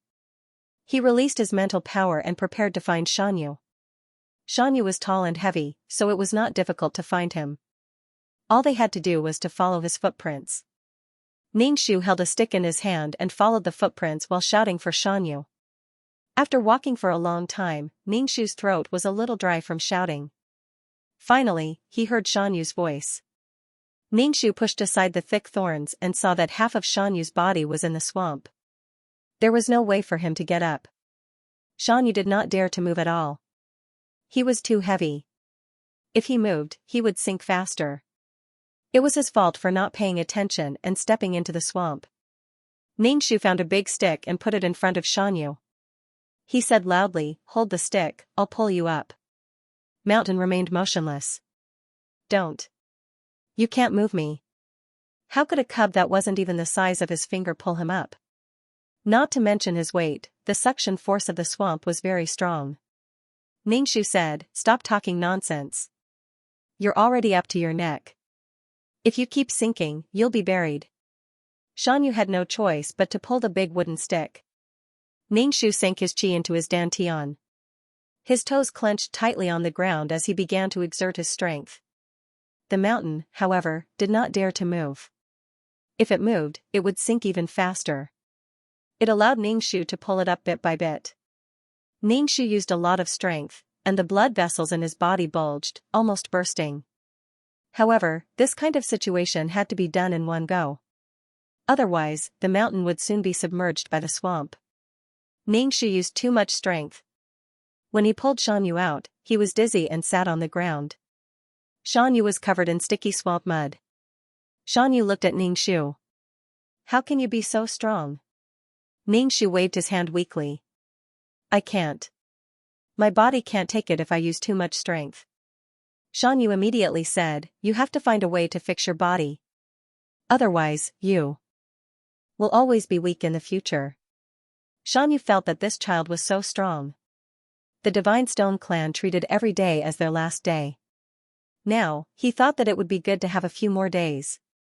Ningxu said, "Didn't I find a way? Take it slow." The only thing that made Ningxu uncomfortable was that in the small world, his strength was suppressed too much. He was no different from an ordinary person. If his body was fatally injured, he would really die in the small world. Without strength, there was no sense of security. In the past, he still had a soul, and he was using the body of the person who entrusted him. Xianxu's body was covered in sticky swamp mud. This kind of mud had a foul smell, and when the wind blew, it would solidify on his body like cement. There was no water in this place, so Xianxia returned to the Styx River with this kind of mud. However, Xianxia didn't care too much. He usually piled stones and metals on his body, but now it was just some mud.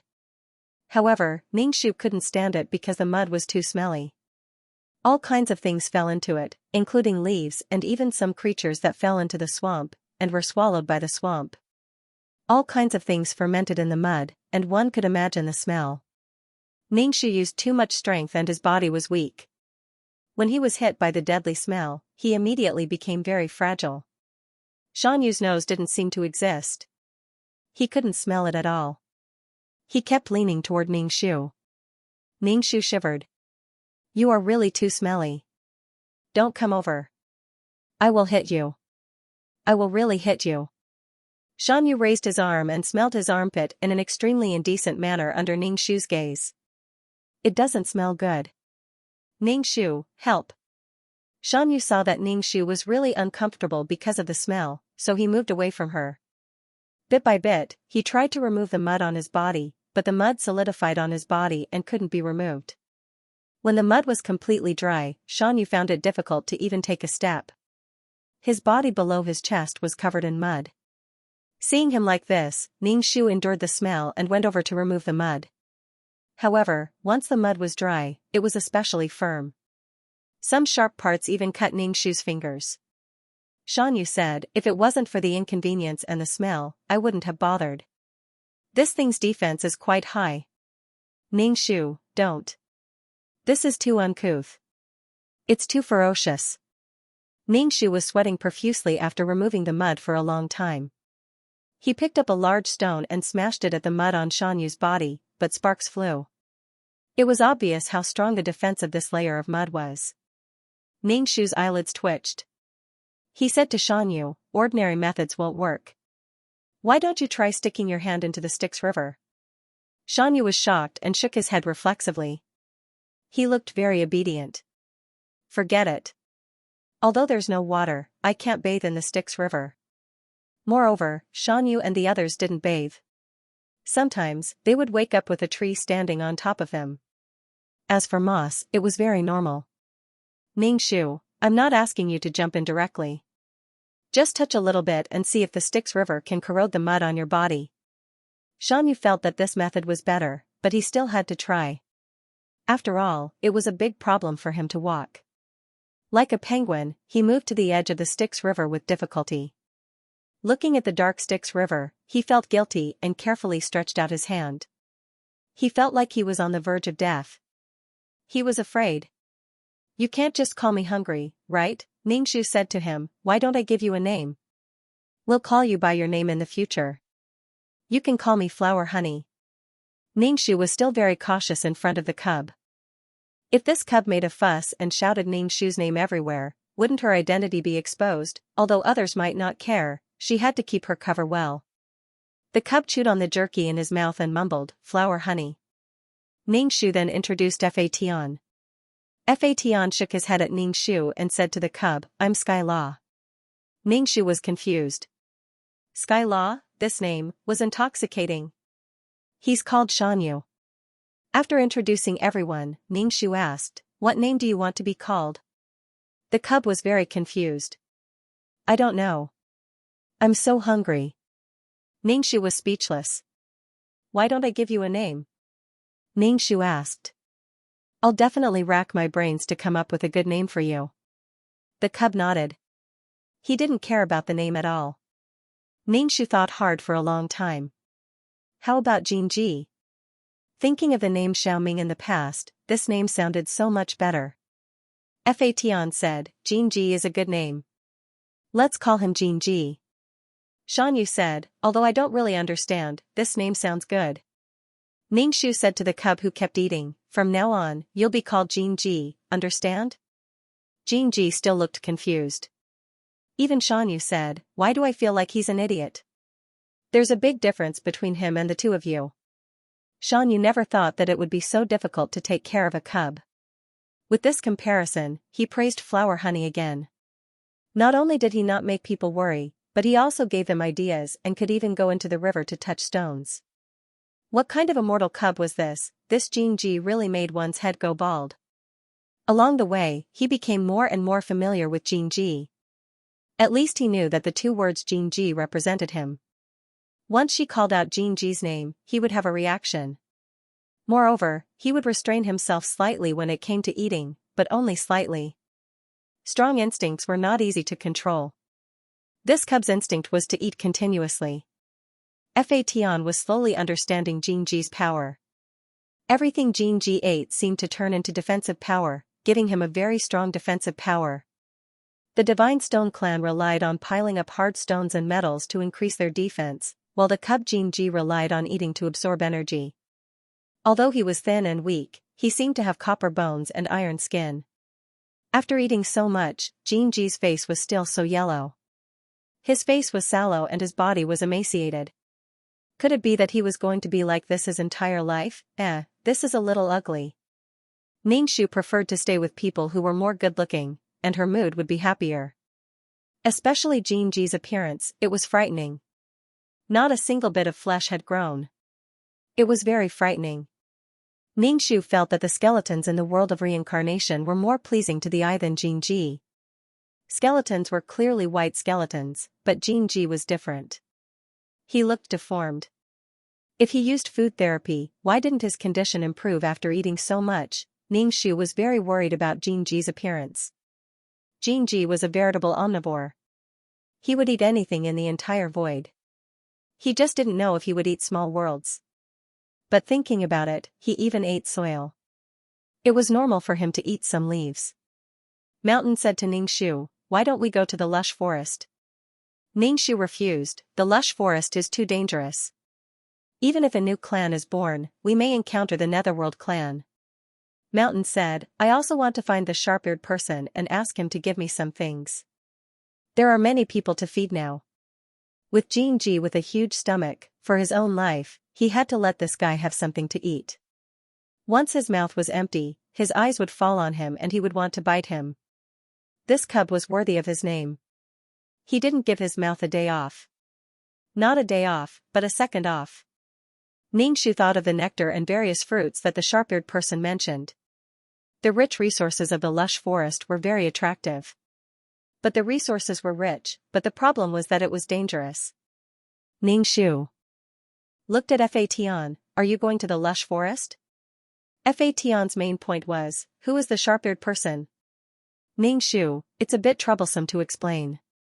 It's a bit long. Fa Tian, I'm listening. Ningxu, he had no choice but to explain the ins and outs of the matter. Fa Tian frowned, just based on a few words, "You're going to find someone. Are you sure he will admit it?" "It doesn't matter if he doesn't admit it. Anyway, we're going to find a new clan. That place is rich in resources. There are quite a lot of cubs born there." Ningxu looked at her baby, who looked like the reincarnation of a hungry ghost. "We still have this trump card." Fa Tian glanced at Jingji. "It's best not to count on him. Once we enter the lush forest, can you guarantee that we can come out?" Ningxu, "I can't guarantee." Xianxia, "I can't guarantee." The ignorant Jingji didn't know what was going on. He repeated like a parrot, "I can't guarantee." Fa Tian's expression became complicated. "Don't go. Safety is more important." Xianxia, "Then where are we going?" Fa Tian, "We can't sense the energy waves. Let's go to the nearest place where the cubs are born. As for the lush forest, they could go there when they were stronger. Going there now was like going through the gates of hell." Xianxia, "All right." Xianxia rushed to the place where the cubs were born. There were already many clans there. Seeing so many people waiting for the cubs to be born and wanting to kill the cubs, they probably hadn't been punished by the Netherworld race yet. It was probably because the Netherworld race wasn't famous yet. Plus, the void was still in a primitive state with no technology at all. The news didn't spread quickly, and no one shared it on the internet. The Netherworld race hadn't been born for long. Even if they didn't stop to run to the place where the cubs were born, it would still take a long time. Xianxia couldn't help but sigh, "I'm traumatized by the cubs that are born now." He had witnessed the birth of the Netherworld race, who killed people like cutting melons. Or the birth of a cub like Jingji, who gnawed on the heavens and earth, who wasn't cute and normal at all. He didn't know what would be born this time. He wasn't looking forward to it at all. He was just afraid that it would be some weird-looking clan. His heart couldn't take it anymore. Xianxia clutched his chest. He was getting old and had no future. Ningxu looked at the surrounding environment. There were huge vines full of heavy fruits, and the vines were full of poisonous thorns. The cubs would probably be born from the fruits. Actually, this was very normal. Many clans were either born from flowers or fruits. These things that gave birth to them were just energy carriers. Jingji could even chew on stones. Drinking this blood like magma would definitely fill his stomach. However, looking at Jingji's resistant expression, Ningxu and Fa Tian were both gratified and speechless. They were gratified that he finally didn't eat everything. He was crying for food all day long. However, they were speechless that he didn't eat when they asked him to. He kept eating when he shouldn't, regardless of the occasion or place. Therefore, they still had to make a move. After all, they still had to make a move. They didn't want to fight. Taishu condensed a black long sword. The replication ability of this blood was too strong. Ningxu didn't dare to be careless. He said to Fa Tian, "It seems that we have to make a move." The Heaven Punisher turned into a black whip. The scales on the black whip reflected a faint black light, bringing with it an oppressive aura. It could be seen that Fa Tian was much stronger than before. These days of travel had increased Fa Tian's strength. In addition, one of his legs had healed. Ningxu reached out and grabbed the whip, waving it at Taishu and the others. As soon as Ningxu made a move, the other side seemed to have triggered a mechanism and attacked them one after another. The whip whistled and attacked Taishu. Taishu raised his sword and blocked the whip's attack. The attacks from the two sides became more and more intense. The entire space was shaking. The blood magma below stirred, condensing wave after wave of Taishu Xianxia. They only had a few people on their side, while the other side had an endless stream of Taishu and Xianxia. They all had trypophobia. They didn't have a good impression of these people. With so many of them, they felt even more disgusted. The whip lashed out. The strength of these replicas wasn't very good. They didn't even replicate 1/10 of their strength. However, there were so many of them that it was impossible to guard against. The whip shadows were everywhere. The replicas couldn't bear the force and collapsed, turning into magma and dripping into the blood magma below. Then, they turned into Taishu again. Ningxu was annoyed. He threw Jinji at the replicas. Jinji looked confused as she flew. She bumped into one of the replicas. He was afraid that he would fall into the lava, so he immediately grabbed the replica. He turned around to look at Ningxu and Fa Tian, and could only open his mouth and bite them. Jinji took a bite, and it was like eating a soup dumpling. When the skin was bitten open, it exploded and sprayed all over Jinji's face. As for the replica, it deflated like a balloon. Ningxu gave Jinji a thumbs up. "Well done. Keep it up." "Jinji, why do I feel so wronged? With the addition of Jinji, it would be much easier to deal with them." Jinji was like a needle, popping a balloon with one needle. It was very easy. The mountain walked on the blood pool. These replicas were no longer a threat to them. They were just bloody all over, and their clothes were dirty. After crossing the blood pool, Ningxu and the others stepped into the miasma-filled forest. This kind of gloomy, decaying creature was what the abyss should be like. There was a vague figure in the miasma. Ningxu was expressionless. There was no point in using the same method twice. Ningxu held the whip. When he got close to the figure, Ningxu immediately swung the whip at the figure. With a snap, the whip lashed out. The figure turned around and reached out to grab the whip. Ningxu tried to pull the whip back, but he couldn't. Ningxu looked at Taishu, who was holding the whip. His glasses reflected a white light, and he looked at Ningxu expressionlessly. It seemed that this time it was real. However, Ningxu still looked righteous. "You replicas, Jinji will deal with you." Jinji looked at Taishu and hesitated. She didn't pounce over to bite him. Ningxu pulled back the whip and lashed it at Taishu again. Taishu dodged the attack. "What's wrong with you?" Ningxu snorted. "I won't talk to the replicas. This time, the replicas are different. They can actually talk. They were all fools before." Ningxu said to Fa Tian, "This time, the replicas are much more vivid. They seem to be much stronger." Fa Tian saw that these people were real, so he followed Ningxu's words and said, "That's true. We have to be careful." Xianxia said, "What are you talking about?"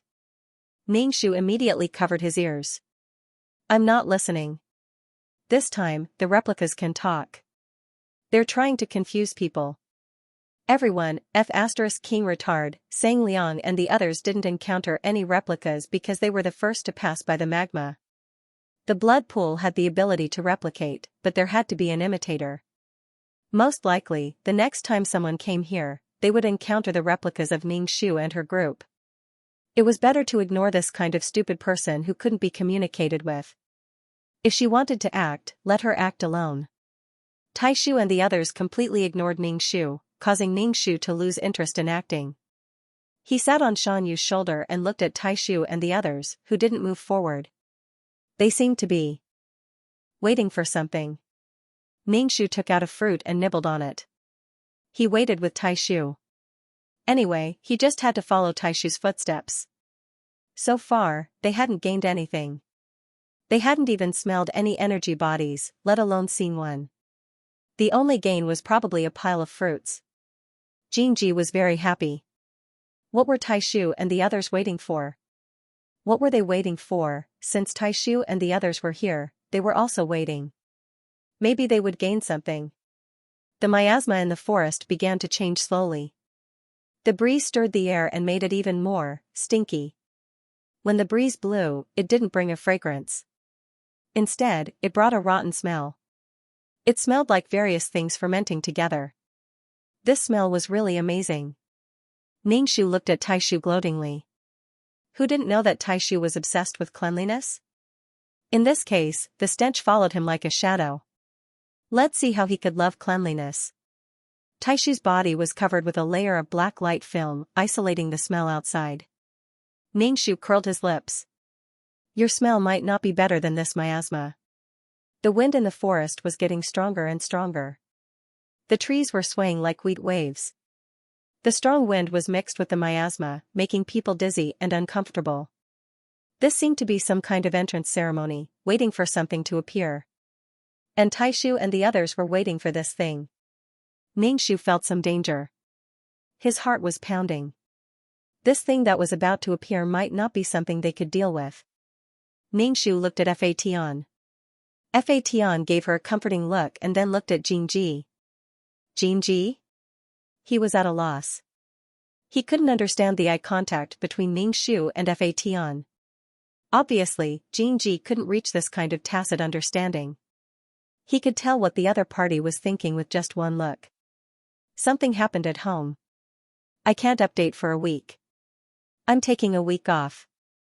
Dear friends, don't wait.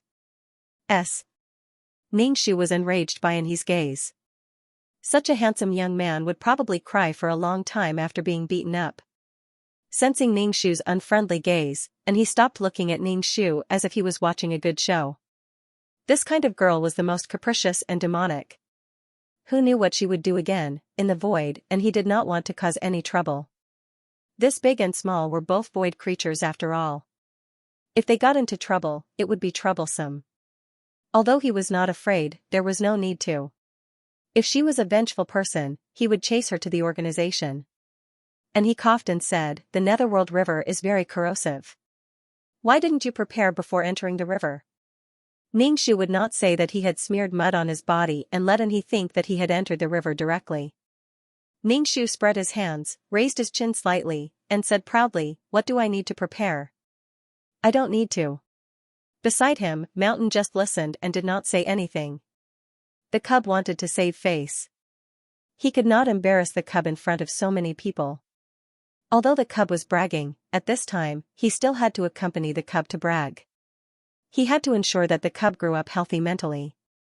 Mountain said, yes. There was no need to prepare anything at all.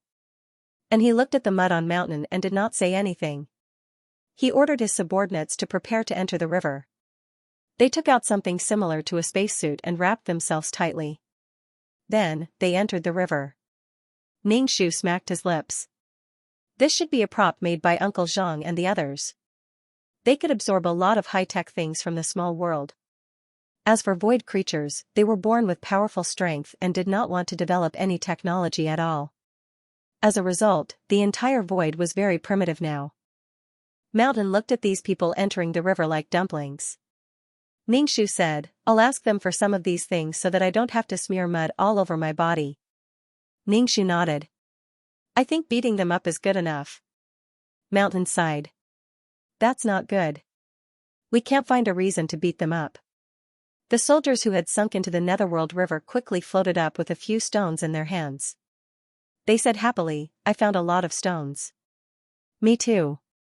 Me too, they floated up one after another, each holding a lot of stones in their hands.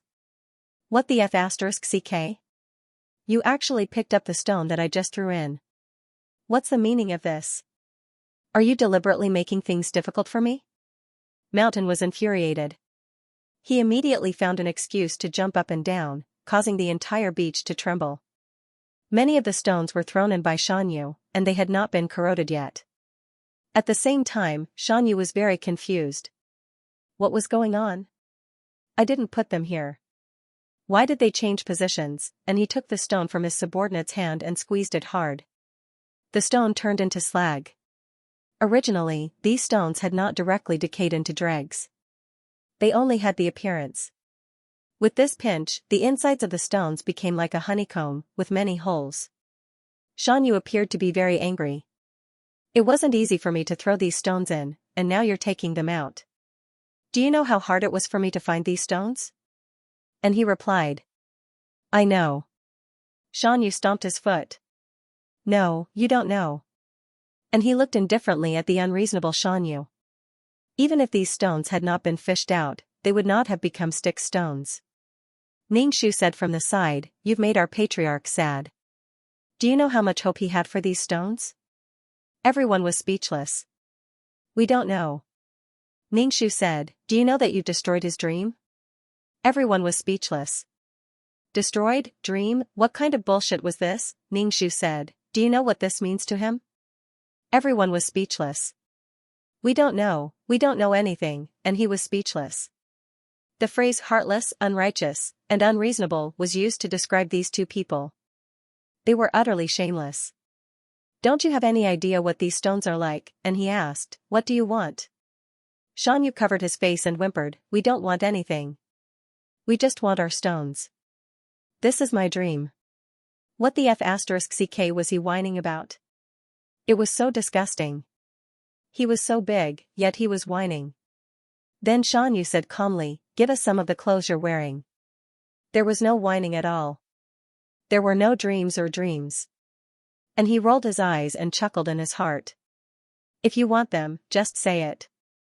Why are you hurting their dreams and whining at the same time? And he said directly, if you want them, give us something to exchange for them. Xianxia was taken aback. He subconsciously looked for something to exchange, but Ningxu said, give us back the stones we threw into the sticks first. Did we offend you by throwing the stones in? You just had to pick them up and crush them. Give them back to us. Xianxia immediately chimed in, that's right. Give us back our stones. And he looked at the broken stones and was speechless. What was going on? They were completely unreasonable. And he threw a set of clothes over. Ningxu did not take it. Instead, he said, it's smaller. I can't wear it if it's too big. And he thought, wear it if you want. If you don't want to, then so be it, and he said, no, it's all adult size. There's no child size. If you want it, wait a little longer. We'll make clothes in your size. Ningxu said nonchalantly, then wait a little longer. It would be inconvenient to wear it if it was too big. And he was speechless. What the hell was going on? Why did they have to get her size? Ningxu continued, I'm 1.2 meters tall and 50 kilograms. That's my size. And he was speechless. Haha, you're really not polite. Xianxia said, forget it. I forgive you for breaking my stones. And he was too lazy to pay attention to the two of them. Two trash void creatures. And he said to his subordinates, touch the stones and pinch them. Don't pick them up and shout when you find them. Yes. Xianxia and Ningxu sat on the beach, holding their faces in their hands as they watched the group of people busying themselves. The Styx River was corrosive. If one stayed in it for too long, even the most powerful clothes would be corroded and leak. Even creatures like Xianxia were afraid of the Styx River. And he and his subordinates were all souls. If they were touched by the Styx River, they would probably be turned into ashes. Therefore, after a while, they had to go ashore and change their clothes. These clothes were like disposable props. Only an organization could make such things. They could be exchanged with some merit or the power of faith. However, Ningxu was not envious at all, although they had props. But she also had her own way. She would think of a way eventually. But it was not as clean and convenient as their clothes. Xianxia spat on Ningxu again to disinfect her. Especially now that she was covered in blisters, it was easier for her to get infected. Ningxu was baptized by saliva. He repeatedly told Xianxia that he didn't need his saliva, but Xianxia insisted that his saliva was beneficial. Sometimes, when he was injured, he would use his saliva to heal himself. Ningxu, what healed him was his body's resistance, not his saliva. Fortunately, Xianxia was a vegetarian, and his saliva didn't have any taste. If he ate meat and had meat or bone stuck in his teeth and fermented in his mouth, one could imagine the taste. Xianxia's head would have exploded. And he and the others didn't find anything for a long time. Xianxia touched his chest and said gloatingly, "It's useless to have so many people. We can't find anything even with so many people."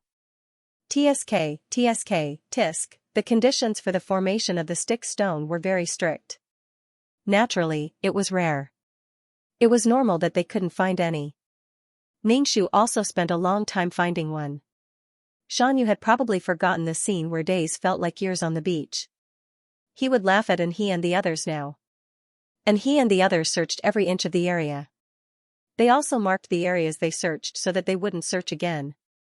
This was the advantage of having many people. For example, Ningxu couldn't be sure where he had been. Even after searching repeatedly, he still wasn't sure. Ningxu was curious about why he and the others were looking for this stone. This stone was very hard. It was very beneficial to He's family. But what was in it for he? Ordinary weapons couldn't break it. Could it be that the organization needed it? It made sense. The organization needed all kinds of materials to make all kinds of props. The stick stone was also a good material. After a thorough search, he and the others found a stick stone. However, this stick stone wasn't very big. It was only the size of an adult man's fist. Xianxia had said that they couldn't find it, but now they found it. This made Xianxia feel embarrassed. When he saw the stone in his hand, he was anxious. These people really found it. He was so envious that he couldn't recognize him. However, when he saw that the fist wasn't very big, Xianxia found his balance. It's so small. He patted his chest. The one he got was bigger. And he didn't continue searching after finding one.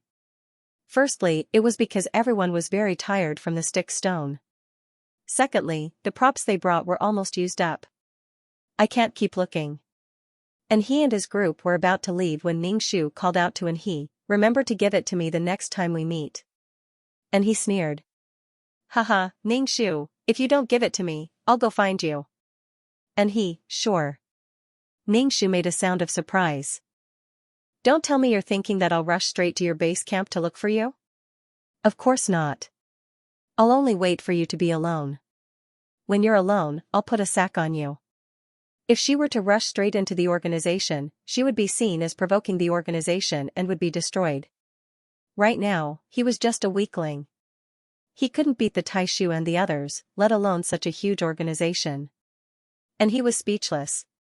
What do you want to do when you're alone? He was very suspicious that this guy wanted to assassinate him just for some tools. The void creatures were really poor. And he despised and complained in his heart, but in front of his subordinates, he wasn't afraid of Ningxu at all. He said majestically, "I know what I'm doing." Ningxu didn't care about his attitude. "It's good that you know what you're doing. I'm just afraid that you don't know." And he was so angry that he laughed in his heart. He had never seen such a shameless robber. It was as if he owed her something. Bah, and he and his subordinates left majestically with a gust of wind. As soon as they left, Xianxia said bitterly, "None of the stones I threw in succeeded." Xianxia felt wronged and uncomfortable. Ningxu said indifferently, "It's normal. If the stick stone was so easy, not everyone in your race would be able to fuse with it." Xianxia looked at Ningxu bitterly. Ningxu paused and said, "Throw more. You'll succeed eventually." Xianxia started to fill the sea, but he suddenly thought of something. He threw down the stone in his hand and said to Ningxu, "I suddenly thought of something." Ningxu touched the blisters on the back of his hand and asked, "What's the matter?" "Those bastards ran away after they got the things. They didn't even know how to throw stones in. If the stones really formed the stick stone, those people would come again. Wouldn't it be too easy for them?" When it concerned his own interests, Xianxu's head cracked open. He was enlightened. Ningxu was speechless. "If you didn't mention it, I wouldn't have thought of it." Ningxu said, "Next time, let them throw stones. It doesn't make sense for them to just take the stones and not throw them. Xianxia nodded. Yes. Xianxia wanted to pick up a mountain and throw it into the Styx River, but he resisted the urge. He carefully picked some stones and metals that were hard enough and threw them in. He didn't make any markings. After all, the stones that he threw in would either melt or be carried away by the water. Xianxia touched the Styx River stone in his chest and said to Ningxu, "Son, let's go back." Ningxu asked, "Go back where?" There was no one in the ancestral land now. They had all gone out to look for stones. Xianxia said, "Of course we're going back to the ancestral land. Don't worry, there will definitely be people going back. They'll definitely be back soon." Ningxu was speechless. Xianxia's enthusiasm was completely short-lived. He swore that he would go out to look for stones and metals to strengthen his defenses. But after going out for a stroll and coming back, his enthusiasm had dissipated. Ningxu nodded. "Then let's go back." He was covered in blisters. He would stay at home and come out to play when he was better. At the same time, he would go back to study and cultivate the ultimate martial arts. Since he already had a body, there was no reason why he couldn't cultivate the ultimate martial arts. He hoped that cultivating the ultimate martial arts would improve his physique. What he was most afraid of was not being able to cultivate. Xianxia led Ningxu in the direction of his home. They stopped to eat and drink along the way. Xianxia asked Ningxu, "What do you think if we treat the Styx River as our ancestral land?" Ningxu sat on Xianxia's shoulder and nibbled on a fruit. He raised his eyebrows. "You're planning to move?" "Yes, I think it's a good idea to use the Styx River as our ancestral land. Let's look for stones and use the Styx River to form Styx River stones. Previously, we found stones and stuffed them into our bodies. Now, we can throw those stones into the Styx River and obtain a harder Styx River. I think it's quite worth it. Also, there are no other races in the area, so we can avoid friction." Ningxu pondered for a while and said, "But there are too many swamps in the area.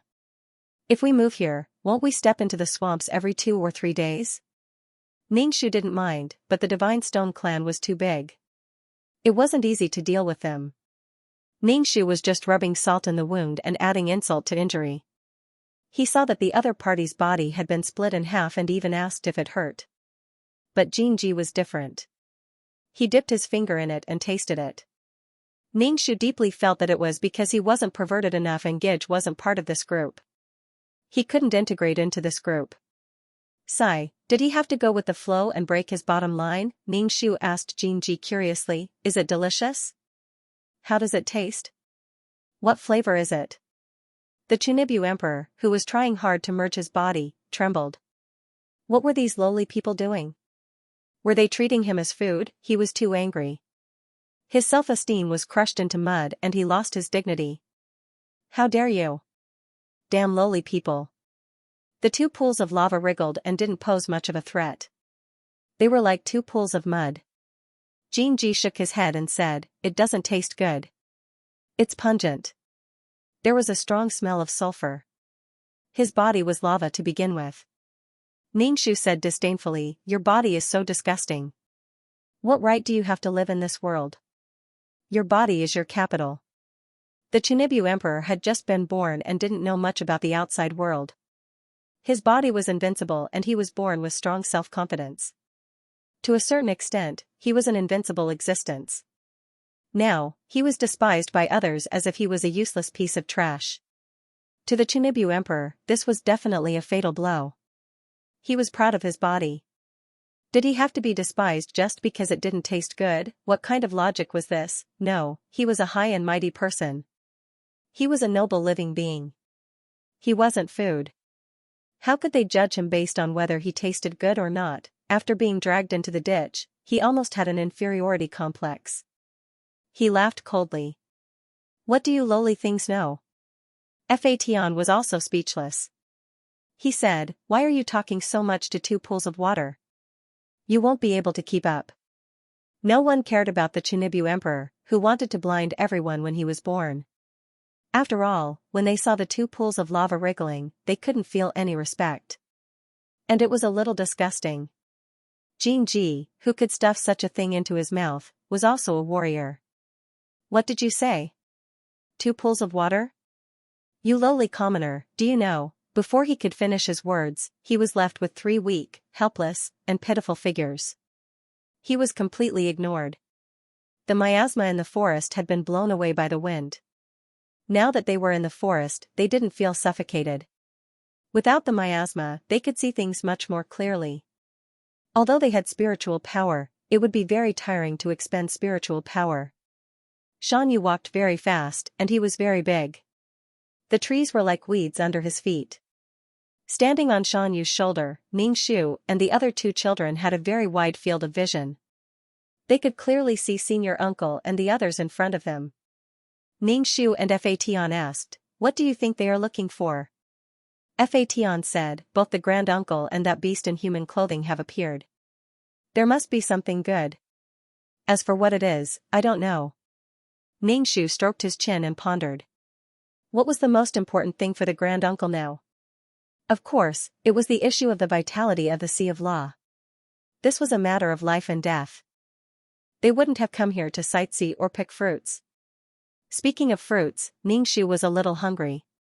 He took out a fruit and said while eating, "It must be something good for them to come out and look for it. Even if it's just some scraps, it would be good.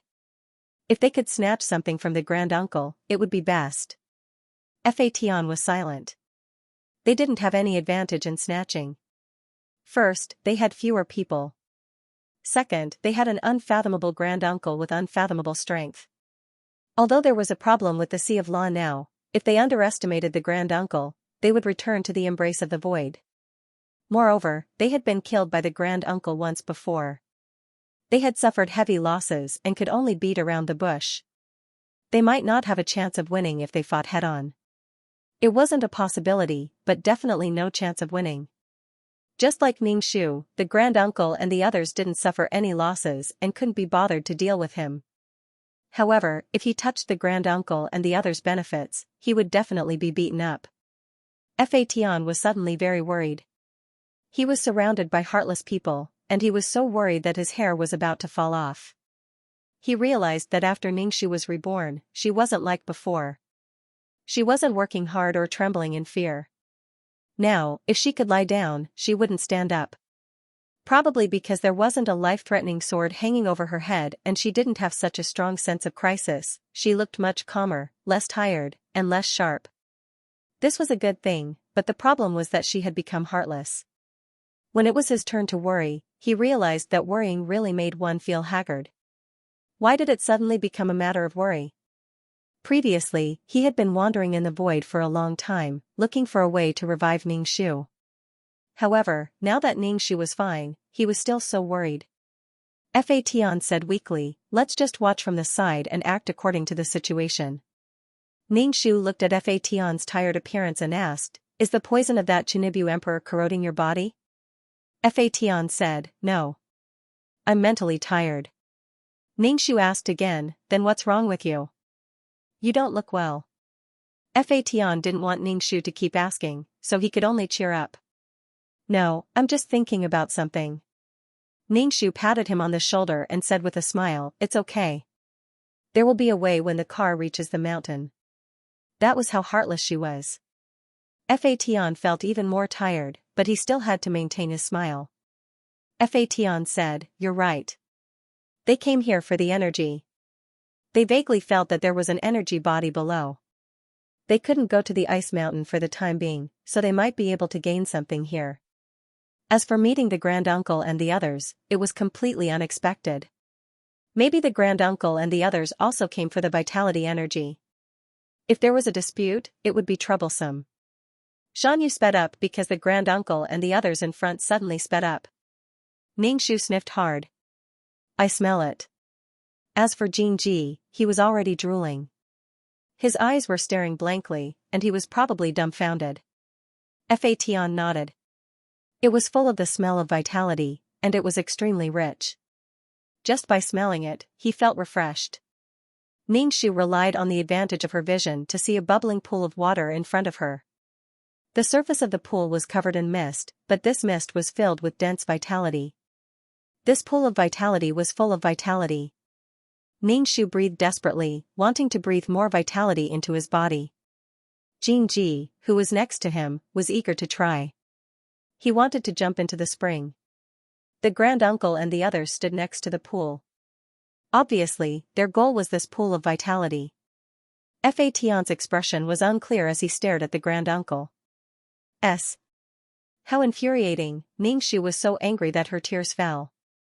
She gritted her teeth. Even if she had a body, it was still a useless thing. Other than occasionally having great strength, after using up her strength, her entire body would be useless. She would not be able to attack a second time. This meant that if she did not kill anyone, then she would be the one waiting for death. How hopeless! She had never felt so hopeless before. This was hopeless despair. If possible, Ningxu would rather not be born so early. If she was born later, she would have a complete body. But now that she had come out, she could not possibly put it back in. Moreover, if she died again, she would be completely dead. How unreconciled! How unbearable! Ningxu buried her face in her arms and curled into a ball. She was incomparably desolate. Why was she so unlucky? Ningxu used her finger to draw 2 words over and over again. Sooner or later, she would make him beg for death. She would also let him have a taste of this despair. Now, she could only say such ruthless words in her heart. This body was just giving her head away. No wonder she was suppressed so badly after entering the small world. It was because this body did not have much strength to begin with. The most important thing now was to change her body. It seemed that the heavenly Tao faith could change it, but her body could not enter the small world because it was too dangerous. This formed a vicious cycle. If she could not enter the small world, then she could not change her body. If she could not change her body, then she could not enter the small world. Ningxu secretly cried alone. She did not dare to cry loudly as she did not want to disturb Xianyu and the rest. Xianyu and the rest had no other choice but to worry. Instead of so many people worrying, it was better not to let them know. Once she was sad, Ningxu had a tendency to gluttony. She cried as she chewed on fruits. Her tears were mixed with the fruit pulp and she swallowed them into her stomach. There was a small pile of fruit pits at the side. Ningxu burped. She was full and was not so sad anymore. It could be solved, but she had not found a solution yet. To be honest, she wanted to run over and bite his flesh. But her rationality told her that she was a weakling now. Therefore, she had to endure. All her patience would be rewarded, although who knew when it would be rewarded. But now, she could not help but be sure. How infuriating! Ningxu hammered his chest, feeling as if there was something stuck in his chest, making him feel extremely uncomfortable. Ningxu took a piece of stone and carved it. Anyway, it was just a token of appreciation. Then, he would smash the stone statue into smithereens and curse it to die a horrible death. Then, he grabbed a stone and smashed it into pieces. Only then did the depression in his heart dissipate. He couldn't hold his anger in. He had to vent it out. The Grand Elder, who was far away in the organization, felt a chill and a flash of pain. This feeling disappeared too quickly. The Grand Elder sneered. Something was probably cursing him again. There were too many situations like this. Scoundrels hid in the dark, cursing him in a dark and disgusting way. Those who didn't even dare to face him were especially disgusting. If he thought that such a curse was useful, he would have died under the curse a long time ago. The Grand Elder flicked his finger, and the black smoke dissipated. He sneered, and his eyebrows were full of contempt and fearless certainty. His strong confidence stood in the void. Ningxu didn't think that making a stone statue could do anything to the Grand Elder. He just wanted to vent his anger. There was no reason to hold it in his heart and make him feel uncomfortable. It was natural to vent his anger on the stone statue of his enemy. After his heart felt comfortable, Ningxu began to carefully consider his future. He couldn't practice peerless martial arts or internal cultivation. Then, he could only accumulate defensive power on his body like Xianyu and the others. He thought of Xianyu and the others, who were so tall and huge with lumps of stone and metal all over their bodies. They were not delicate and beautiful at all. No. In her heart, she still wanted to walk the path of explosive attack power. What was the use of not being able to kill people, especially when she still wanted to go back and take revenge? Even if she walked the path of body cultivation, her body couldn't withstand it. In her heart, she still wanted to practice peerless martial arts. The combination of peerless martial arts and Fation would be very lethal. With Fation, she had to walk the path of strong attack power. Ningxu scanned his body again and again. The place where there should be meridians was empty. It was his flesh and blood. However, there was a small section of meridians on his wrist, which was only the length of a finger. Ningxu was a little surprised. Where did this small section of meridians come from? A small section of meridians grew out. Did it mean that the body would slowly grow meridians? If so, then there was hope to grow meridians. There were so many meridians running through the body, but when could they grow out? After being born for such a long time, the meridians were only the length of a finger. It seemed that she could only wait. As she waited, her situation would become better and better. As for the situation over there, it would become worse and worse. The balance of victory would slowly tilt to her side. She had already touched the wisp of consciousness left by Fation, but why hadn't Fation come back yet? Was he delayed by something, or did something happen? Was he injured and couldn't come back? Ningxu's mind was in a mess.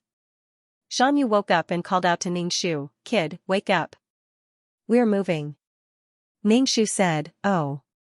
He crawled out of his ear hole and said, "Are you sure you want to move?" The other clansmen also began to wake up one after another, and they moved slowly. Xianxia said, "I told them, and they all agreed to move.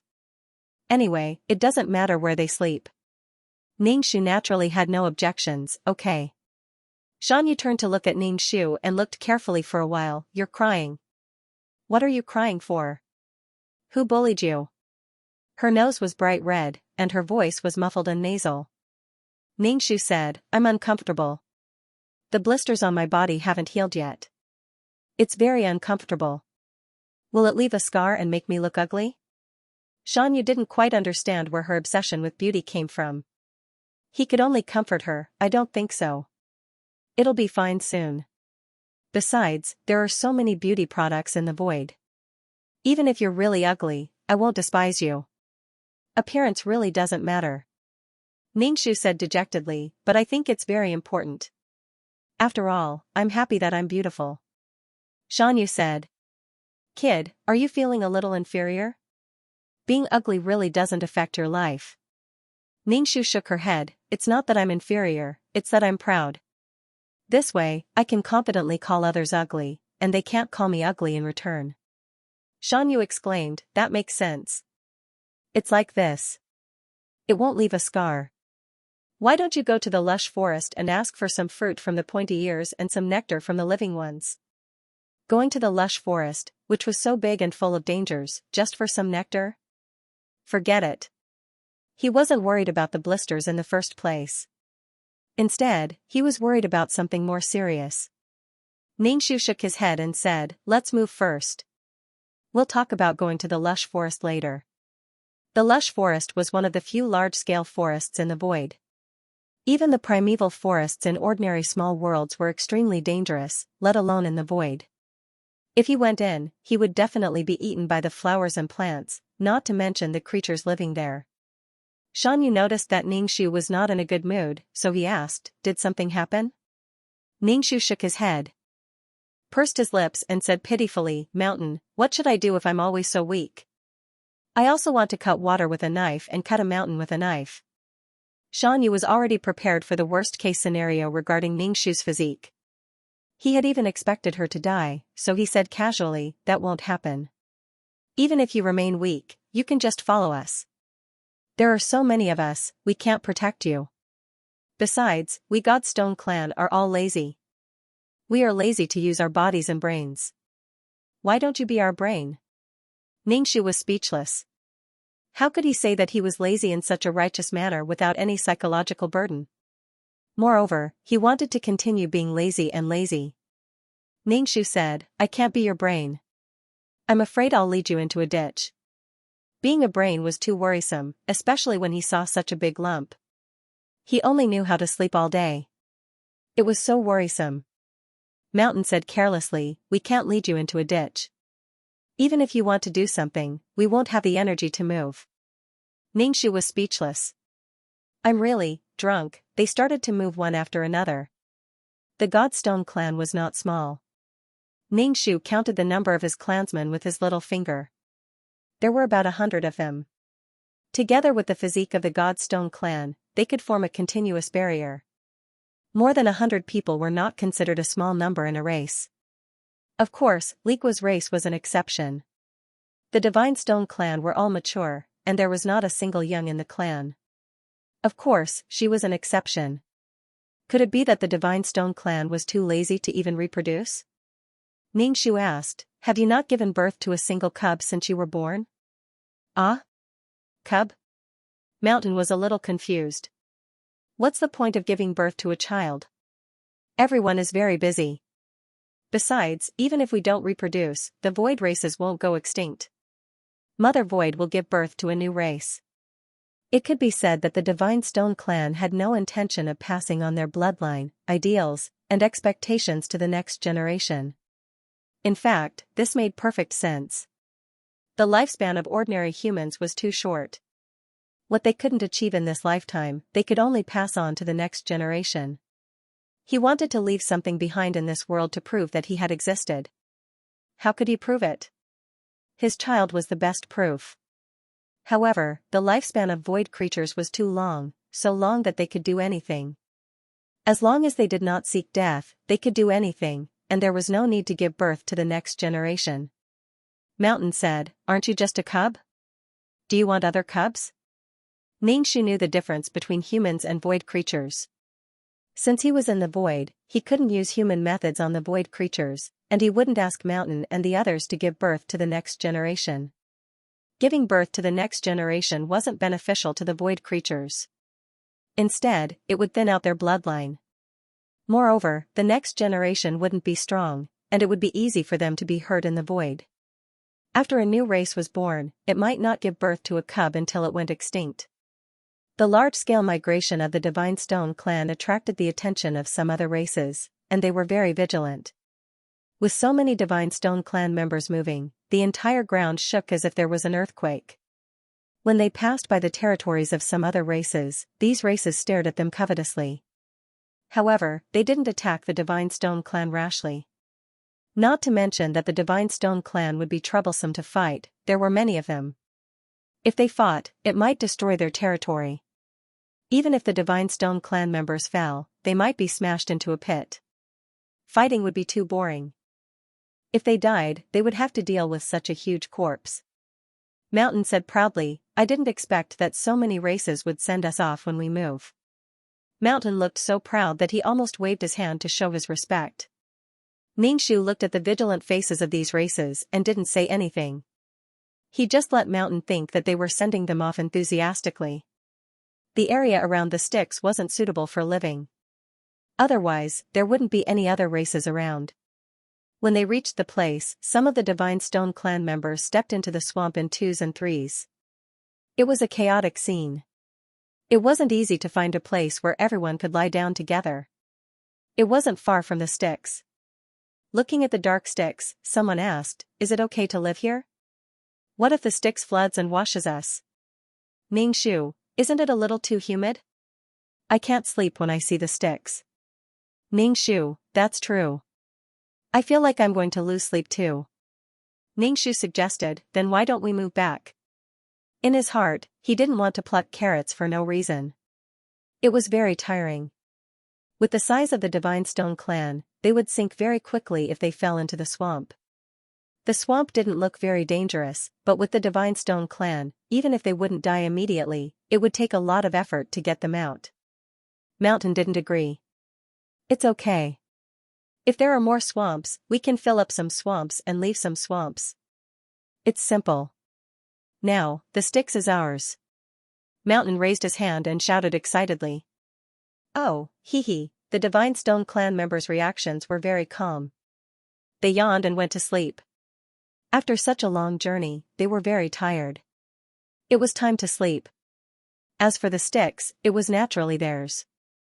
When the void creatures occupied a place and made it their territory, then all the property in the territory belonged to this race. If you came to our territory to look for things, then you were provoking our race. Previously, the Styx was publicly owned. Anyone could go into the river and touch the Styx stone. Now that the Styx belonged to the Divine Stone clan, it was impossible to go into the river and touch the Styx stone. If he and the others wanted to touch the Styx stone, it would be considered a provocation. It was really simple and crude. The void was so big.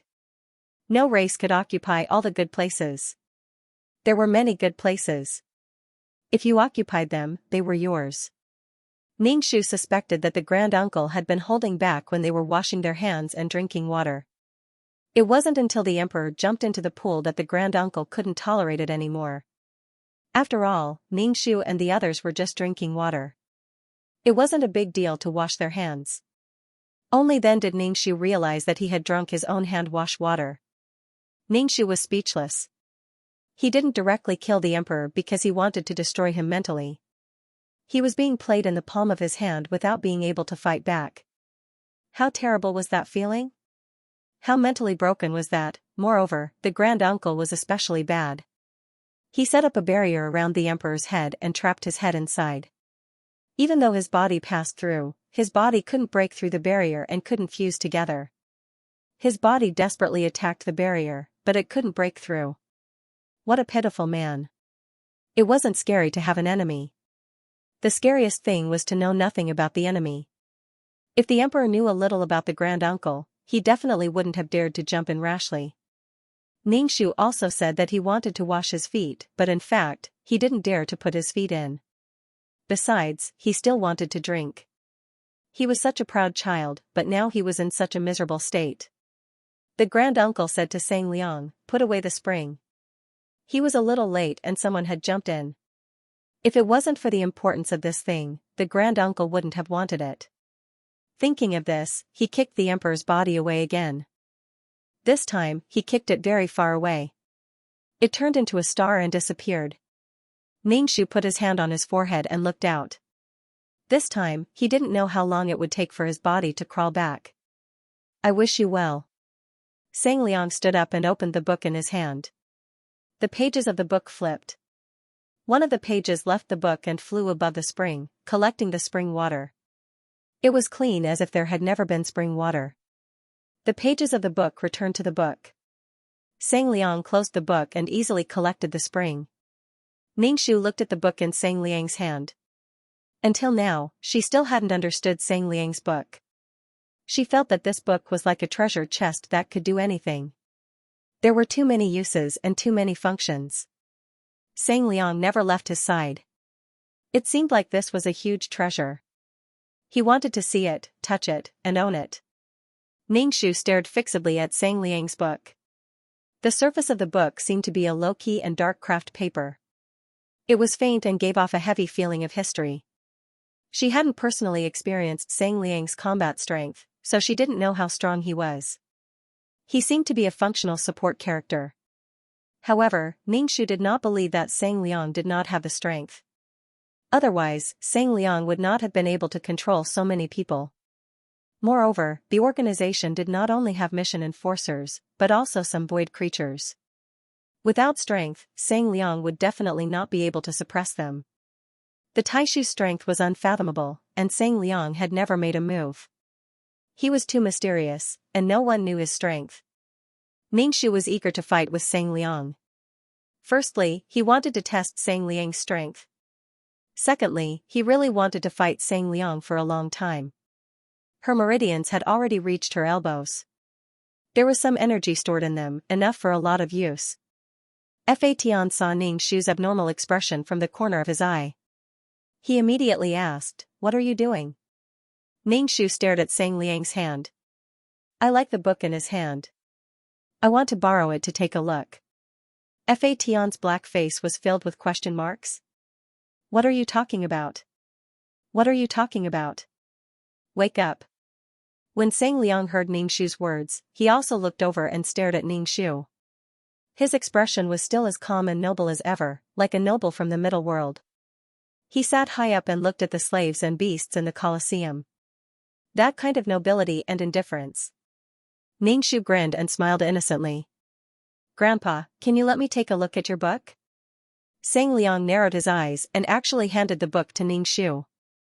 Ningxu didn't expect Sang Liang to lend the book to him. She was just blindly talking nonsense.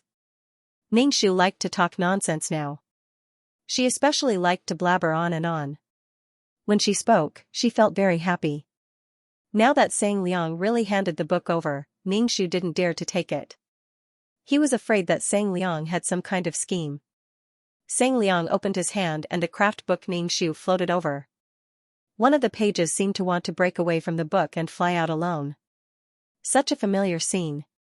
Wasn't it the scene when the pages of the book were collected into the spring? Ningxu immediately took a few steps back.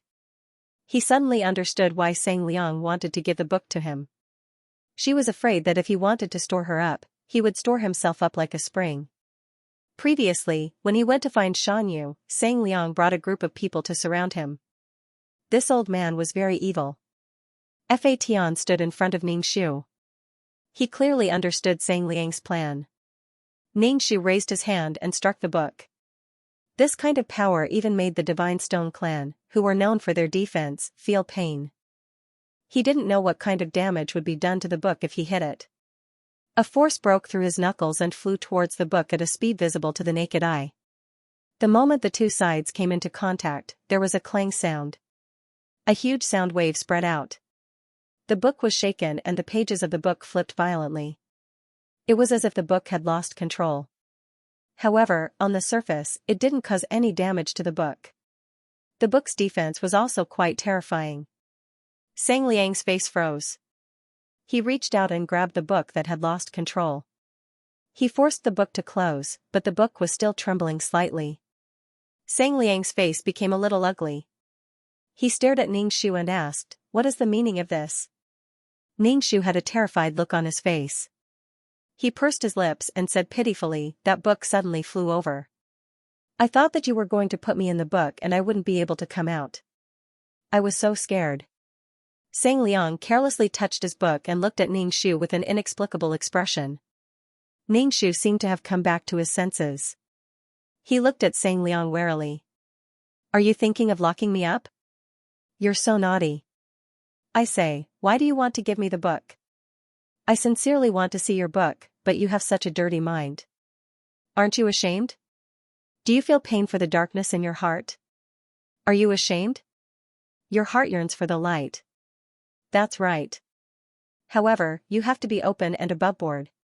Sang Liang didn't say anything. Instead, he put away the trembling book and didn't say a word.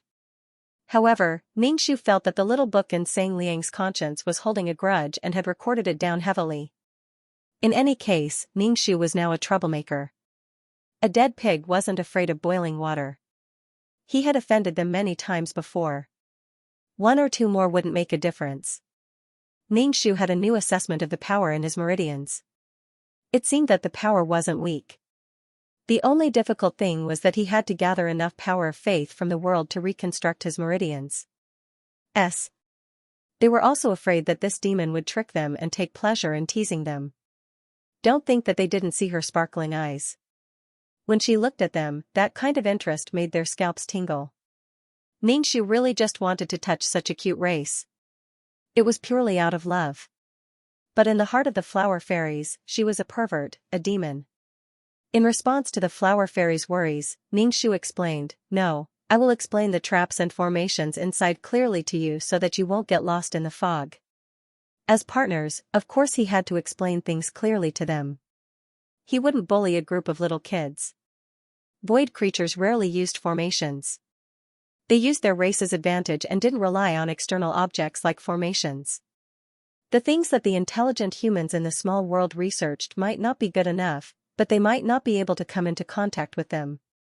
The flower fairies stammered, "Okay, we agree." They were in a weak position now. The situation forced them to compromise with the demon. But in their hearts, they were condemned. Was it really good to make a deal with a demon and a demon like this? Would they sink into depravity? Was it really good to drink poison to quench thirst? The flower fairies dejectedly asked Ningxu, "How much companion energy do you want?" Ningxu, "It's not much." She looked at Fa Tian. Fation said a number. Hearing this, the flower fairies were very anxious. But at least they had gathered enough. But they didn't immediately give it to Ningxu. Instead, they said, "Finish your work first, then I will give you these things." Ningxu said slowly, "Give me a deposit first. Without the deposit, I won't start work." The flower fairies were about to explode from anger at Ningxu. Treacherous demon. But after giving a bit of companion energy, Ningxu said to Fation, "Eat it. Then I will set up the traps." Fation agreed and ate all of the accompanying energy right in front of the flower fairies. The crunching sounds of chewing caused their faces to twitch and their hearts to ache. Ningxu didn't stay any longer and started to set up the array formation. He had learned about array formations in his previous small world.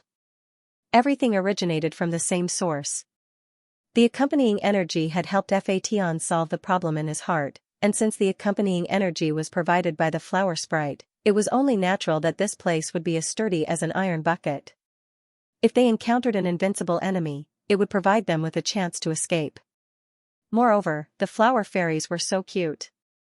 Fation ate the accompanying energy and knew that he would be itching for a long time. He politely asked the flower fairy, "Can you give me a room?" Although the flower fairies didn't look worried, they still gave Fation a flower. The petals of the flower could be closed, so no one knew what was going on inside. Moreover, the flower elves also had their own plans. With a hostage in their hands, they were not afraid of any devils causing trouble. After being trapped in the flower, it won't be easy to escape. Ha ha ha, Fation already felt itchy, but he was very happy in his heart, because this meant that his foot was going to be reborn. No words could describe the joy in his heart. He knew that his leg was very precious to him, but only when he lost it would he know how precious it was. Ningxu was busy outside. The thick fog stuck to her body, but she was very motivated. Maybe if she succeeded here, the mountain's foot would be reborn. With hope in her heart, Ningxu busied herself. She tried her best to set up this place as sturdy as possible, using all of her skills. After Ningxu's work, the white fog couldn't be seen from the outside, but danger lurked everywhere inside. Even if it was a void creature, it would be very uncomfortable inside. There were many traps and illusions, which annoyed him to no end. One trap after another, which made him impatient. Once one's mentality collapsed, it would be easier for something to happen. Ningxu came out of the fog and asked the cute flower fairies, "Where's my companion?" A flower fairy pointed at the flower bud high up and said, "He's in the flower bud." Ningxu guessed that Fation might be rolling on the ground from the itch, so he didn't go. Fation also had a strong self-esteem. Thus, Ningxu began to tease the flower fairies. "It's done. Do you want to go in and try?" The flower fairies looked at each other. "Of course we have to try. Otherwise, how would we know what you're doing?"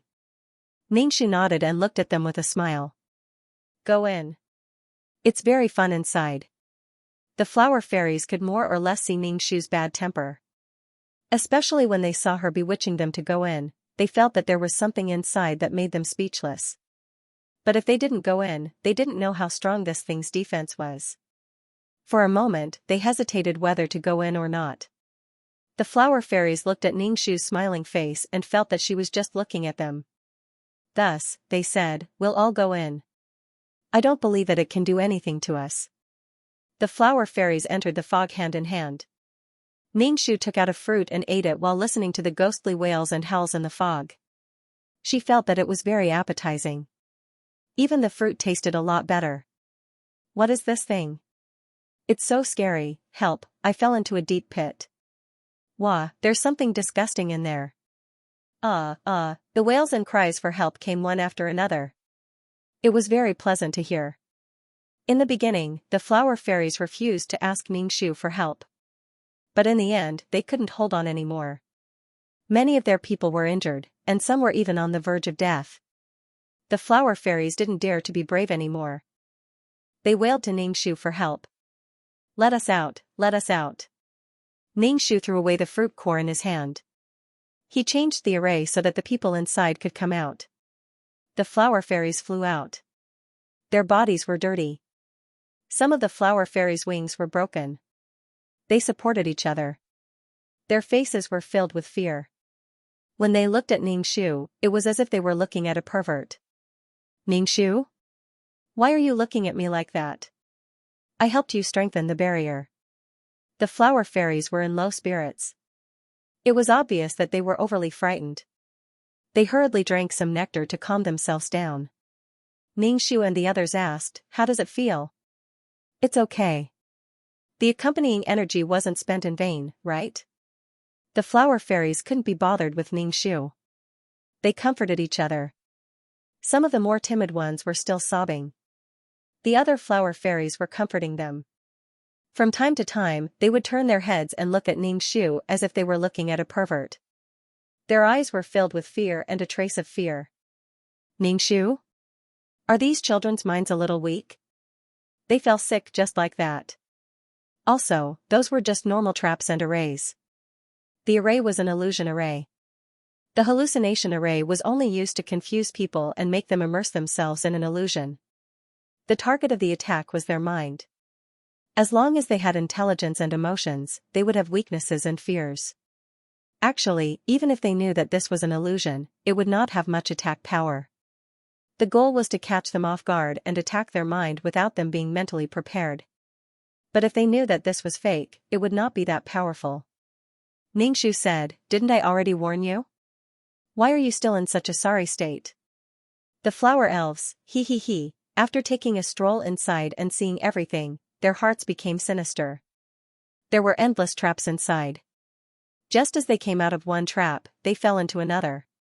What kind of people were they to make him so annoyed and irritated? Their hearts would explode at any moment. Ningxu asked again, "Are you satisfied with this? If not, I can change it. I'm a very professional person." The flower elves' faces turned ashen. No need. This is already very good." Ningxu made a no sound. "Then our deal is over. Take away the deposit and give me the remaining energy."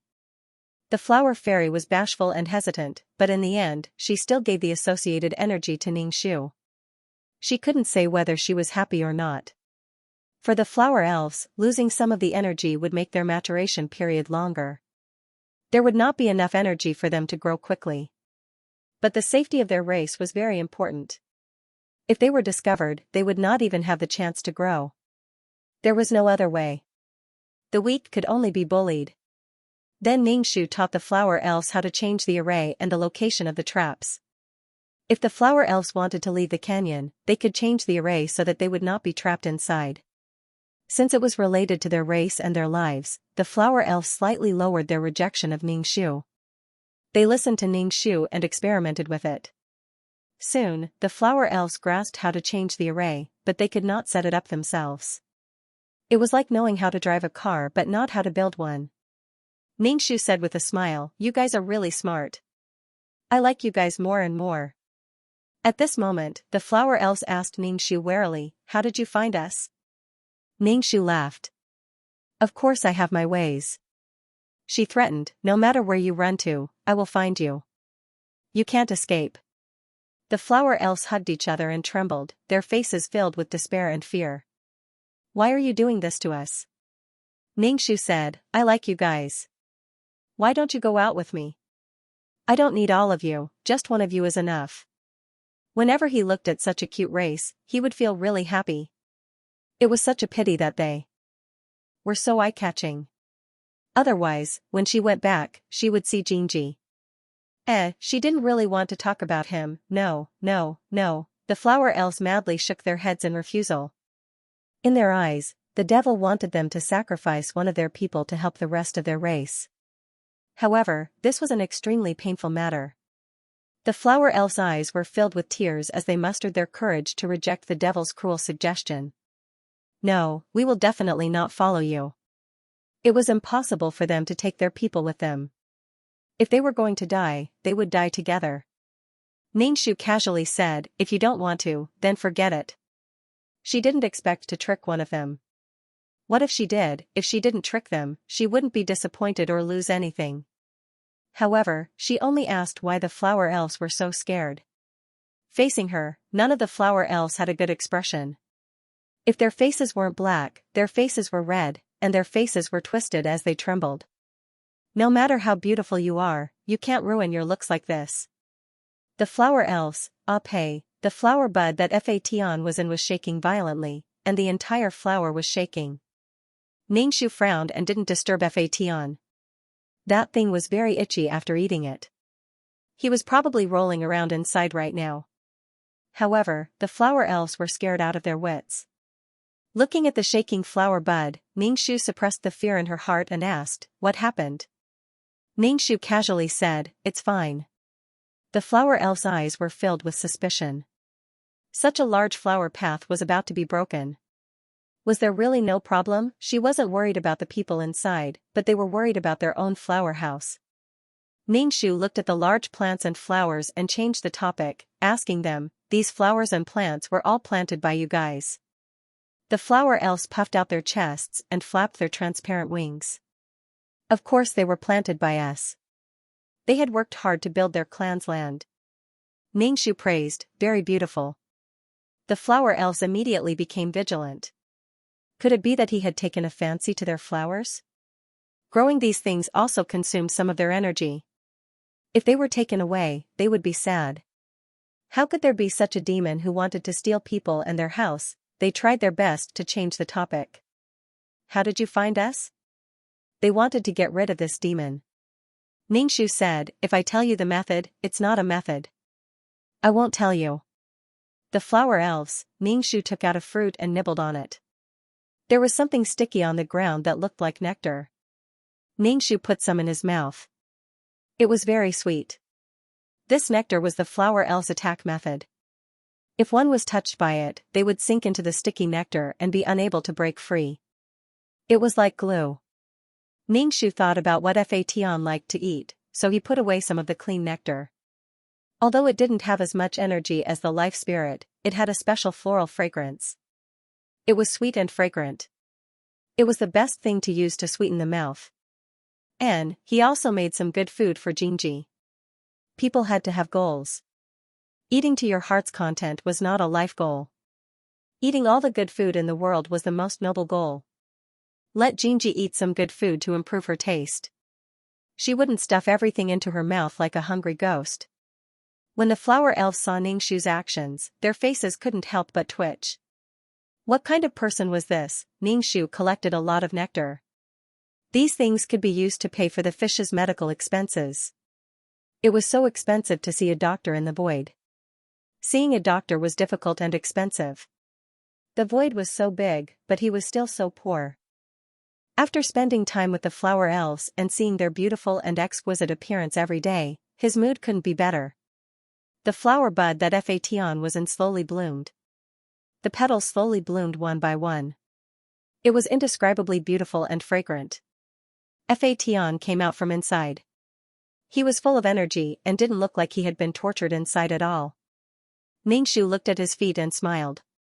Fation's feet had grown out. Fation laughed happily. Ningxu smiled and said, "That's great." Ningxu said, "Then let's go back."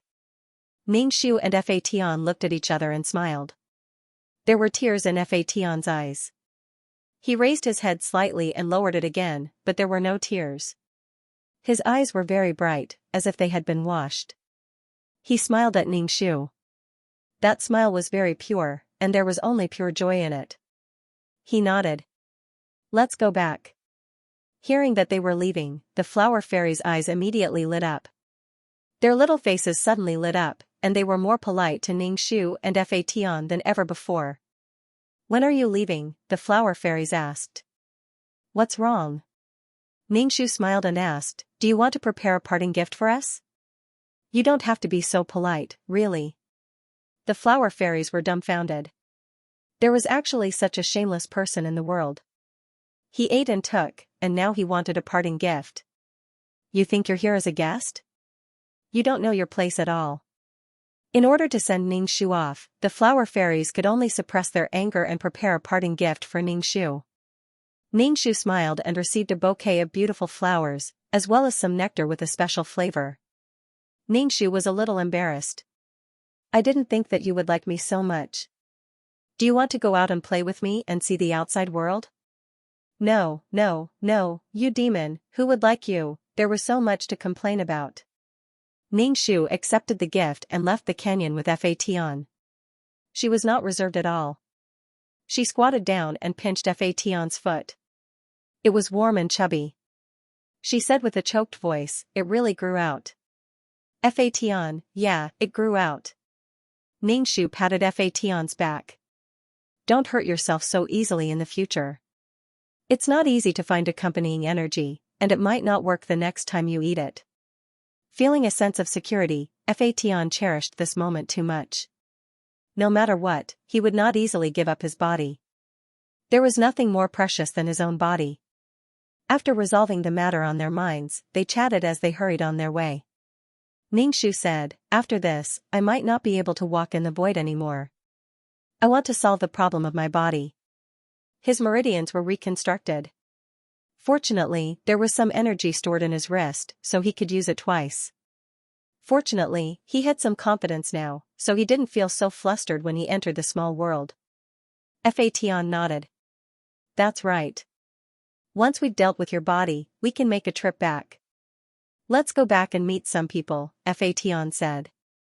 Ningxu had been trying to avoid this matter. After a moment of silence, he said, "I'm afraid that when we return, some people will already be gone. Perhaps even some worlds would no longer exist." She had been asleep for a very long time, and it would take even longer to reconstruct her meridians. It was hard to say whether or not she would be able to see the people from the past again. For an ordinary child like Xianxia, even if she cultivated, it would be able to slow down the aging of her body. But after such a long time, Ningxu felt that if she went back, she might not be able to see them again. She also didn't know how the earthworm was doing. There was even a possibility that the entire Nine Palace Mountain was no more. Before she died, something happened to Nine Palace Mountain, and it was repaired with star stones. This kind of repair didn't take long. She wondered if the little demon knew how to repair it. Oh, I forgot. Ningxu patted her head. Nine Palace Mountain was no longer in the world of reincarnation.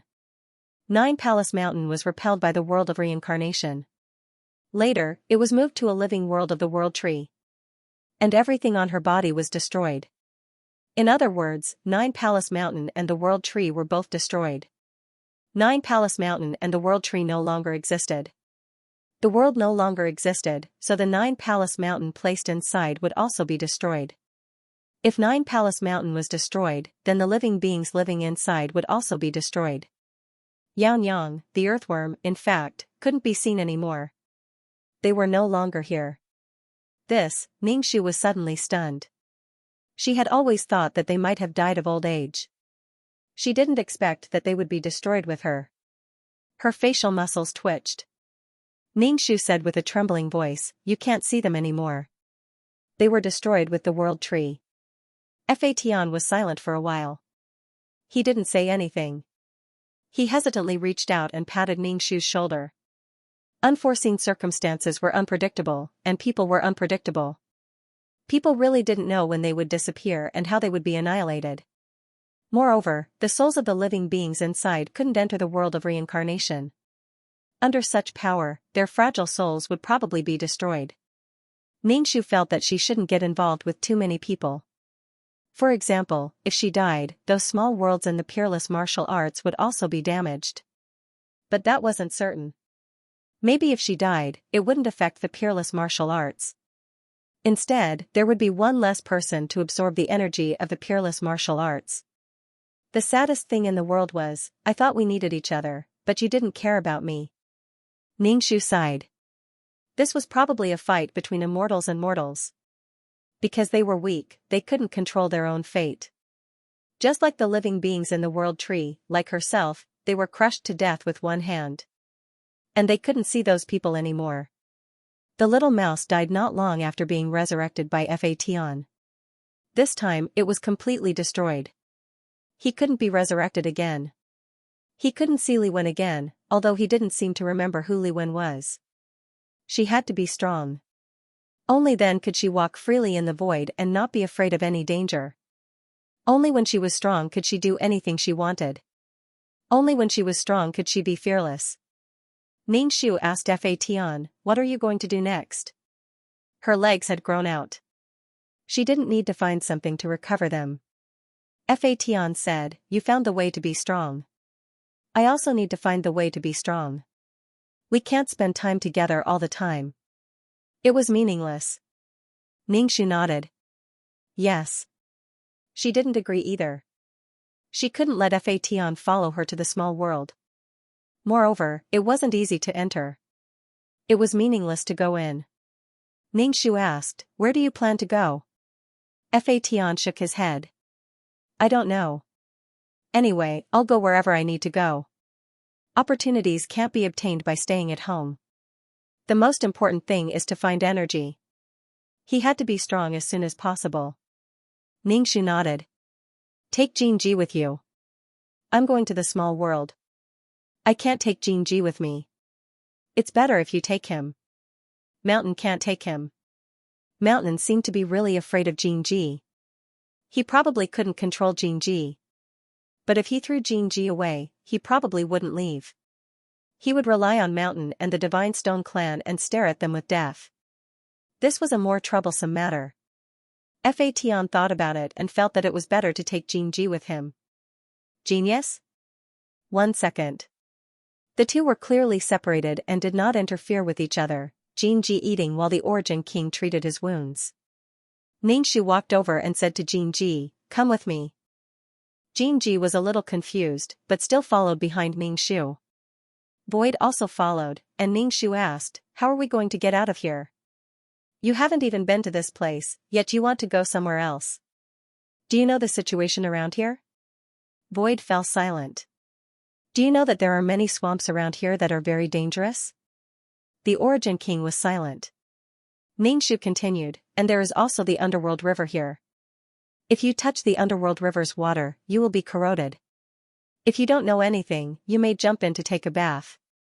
Ningxiu said, frowning and looking at the Origin King with a condemning look, it's been so long, yet you haven't walked around? The Origin King became even more silent. You haven't even explored this place, yet you want to go through the void and expect me to be your guide. If I have the intention of taking you to a dangerous place, you won't even know. Ningxiu clicked his tongue twice, completely ignoring his responsibilities and instead blaming the Origin King, leaving the Origin King speechless. His face was dark. He clearly felt that something was wrong, but he could not find the face to refute it. It seemed very reasonable, but there was definitely something wrong. In any case, the Origin King felt that something was wrong, so he could only change the subject and ask, where are you going? Ningxiu was too lazy to be entangled in the matter of being a guide and said, I want to build a house. A house? Build one for me too, the Origin King said matter-of-factly. Ningxiu shook his head, impossible, I'm only responsible for being your guide, I never said I would build a house for you. If you want to live in a house, do it yourself. The Origin King paused and asked, I don't know how to build a house. He felt so guilty, so lacking in confidence. Ningxiu said, even if you don't know how to, you should help. Do what I tell you to do. If you don't help, it's impossible to live in a house. The Origin King became even less confident, all right. Ningxiu led the two of them into the forest. Ningxiu chose trees that were suitable for building houses. Then, he pointed at a tree and said to Xianxia, go and gnaw on this tree. Gnaw it off. Xianxia's black face was filled with question marks. Even the Origin King was a little confused. Ningxiu said, you have good teeth, so make the best use of them. It sounded like a compliment, but why did it feel so strange? Xianxia had no choice but to start chewing on the tree. Wood chips flew everywhere. Damn, the Origin King felt his cheeks hurt and his teeth hurt even more. One tree after another fell. Ningxiu picked up a tree and saw that the Origin King was still standing motionless. She raised her eyebrows and said, what are you still standing there for? Hurry up and carry this. Origin King's body paused for a moment, but under Ningxiu's gaze, he squatted down and carried the entire tree on his shoulders. Looking at it this way, what Void King? He was just a fallen emperor. The next step was to start building a house. The house was simple enough to shelter from the wind and rain. Ningxu ordered Xianxia and the Origin King around. Gradually, the embryonic form of a house was formed. The next step was to cover it with straw to shelter from the rain. The next step was to make a bed and a place to sleep. Taking a break from the busy work, Xianxia quickly stuffed something into his mouth. The Origin King was so tired that he almost died. Seeing Ningxu's small mouth, he didn't want to hear any words coming out of it. After a long time, the house was finally built. There was also a place to sleep. Well, there was no quilt or anything like that. Where was he going to find something like that? Ningxu thought about it and found something valuable on him. His consciousness entered the peerless martial art and entered a small world. The small world he chose was actually an ancient world. This made Ningxu a little disappointed. From the outside, all small worlds looked the same. He couldn't see the situation inside. He also wanted to have a spring mattress, all kinds of comfortable pillows, and beautiful and fragrant sheets. In ancient times, these things couldn't be bought. Even if there were comfortable things, they were used by nobles.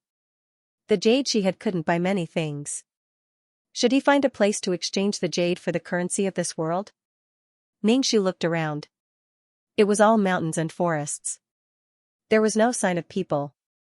He would definitely have to go to a big city to exchange for something useful and beautiful. Since ancient times, good things had a high price and cost money. Only the rich could enjoy them. Ningxu followed a path. Right now, she was just a wisp of consciousness. Although consciousness looked no different from a physical body, it seemed that she couldn't use her power here.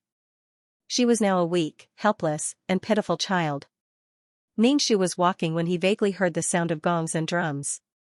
It sounded like a joyous occasion, but there was also a drawn-out sonorous sound. It sounded like a whimper, giving this joy a sense of strangeness for no reason. The sound of gongs and drums got closer and closer. In the distance, there was a group of people holding a joyous occasion. The red sedan chair swayed. The people holding the joyous occasion were all wearing coarse linen clothes. There was no smile on their faces. Instead, there was an indescribable fear. It didn't seem like a joyous occasion. Although it wasn't as sad as a funeral, it didn't have the joyous atmosphere of a wedding either. Ningxu looked at the group getting closer and closer. Through the simple red sedan chair, he saw the bride inside. She was wearing a simple red wedding dress, but her body was tied up with ropes. Her mouth was stuffed with a piece of cloth, so she couldn't make a sound. Was this a forced marriage? It was obvious that the bride wasn't willing. It was too rough to just tie her up to the sedan chair. The group was getting closer and closer. The atmosphere was solemn. Ningxu, a white and tender child, suddenly appeared on the side of the road. It was strange. It made the group of people stare at Ningxu. Ningxu was also very surprised. According to her eyesight, there were only continuous mountains around.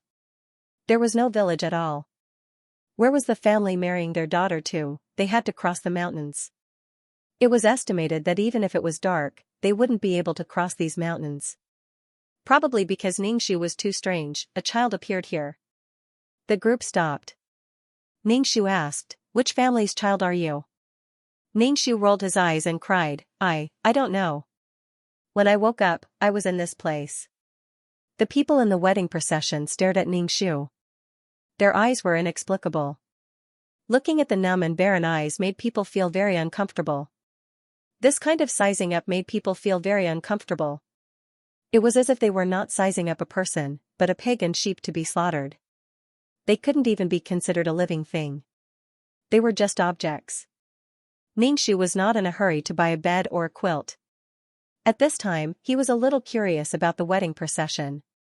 He was curious about where the bride would be sent to. The tied-up bride exuded an aura of despair. 11-11958/genius?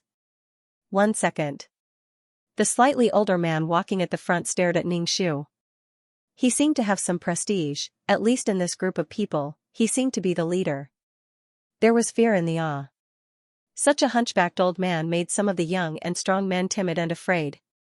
When the old man stared at Ningxu, the others didn't even dare to speak. The old man stroked his beard. "I'm the village chief of Lotus Village. Ningxu looked obedient as he shouted, "Hello, Grandpa Village Chief." The village chief asked again, "Kid, where's your family?" Ningxu pinched the corner of his clothes and cried, "I don't know. I don't know. I don't know what happened. I can't find anyone to ask. I don't dare to ask." The village chief sized up Ningxu for a while. Ningxu seemed to be a little uneasy under his stare as he pinched the corner of his clothes tightly. "Grandpa Village Chief, can you take me home?" Ningxu asked timidly. The village chief called out to a woman in the group. This woman's face was yellow and her skin was a little dark. She couldn't be considered beautiful at all. She had a wooden hairpin on her head. It was just a random branch. She had tea leaves stuck in her ears. She didn't have any jewelry on her body. It could be said that she was very poor. The woman stepped forward. The village chief said to her, "This child can't find his family. He's temporarily going to Lotus Village. Take care of this child first." The woman agreed and walked over to grab Ningxu. Ningxu immediately took a step back. His expression changed drastically. "What are you doing? Are you going to touch me with such dirty hands? Everyone, what's going on? She was just a pitiful little girl a moment ago." Now, her face suddenly changed. The village woman was also frightened by Ningxu. The village chief glanced at the village woman, and she trembled again. The village chief said, "People from small places don't know the rules. Little girl, don't take offense."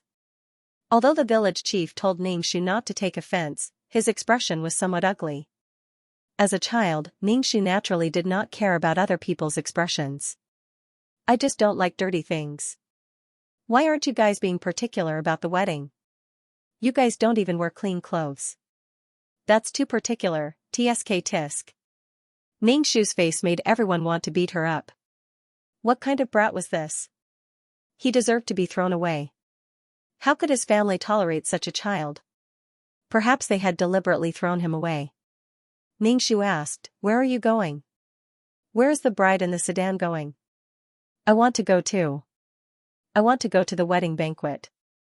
Before I find my family, you have to take care of me. Once my family finds you, they will definitely reward you handsomely," Ningxu said with a matter-of-fact expression. Everyone was speechless.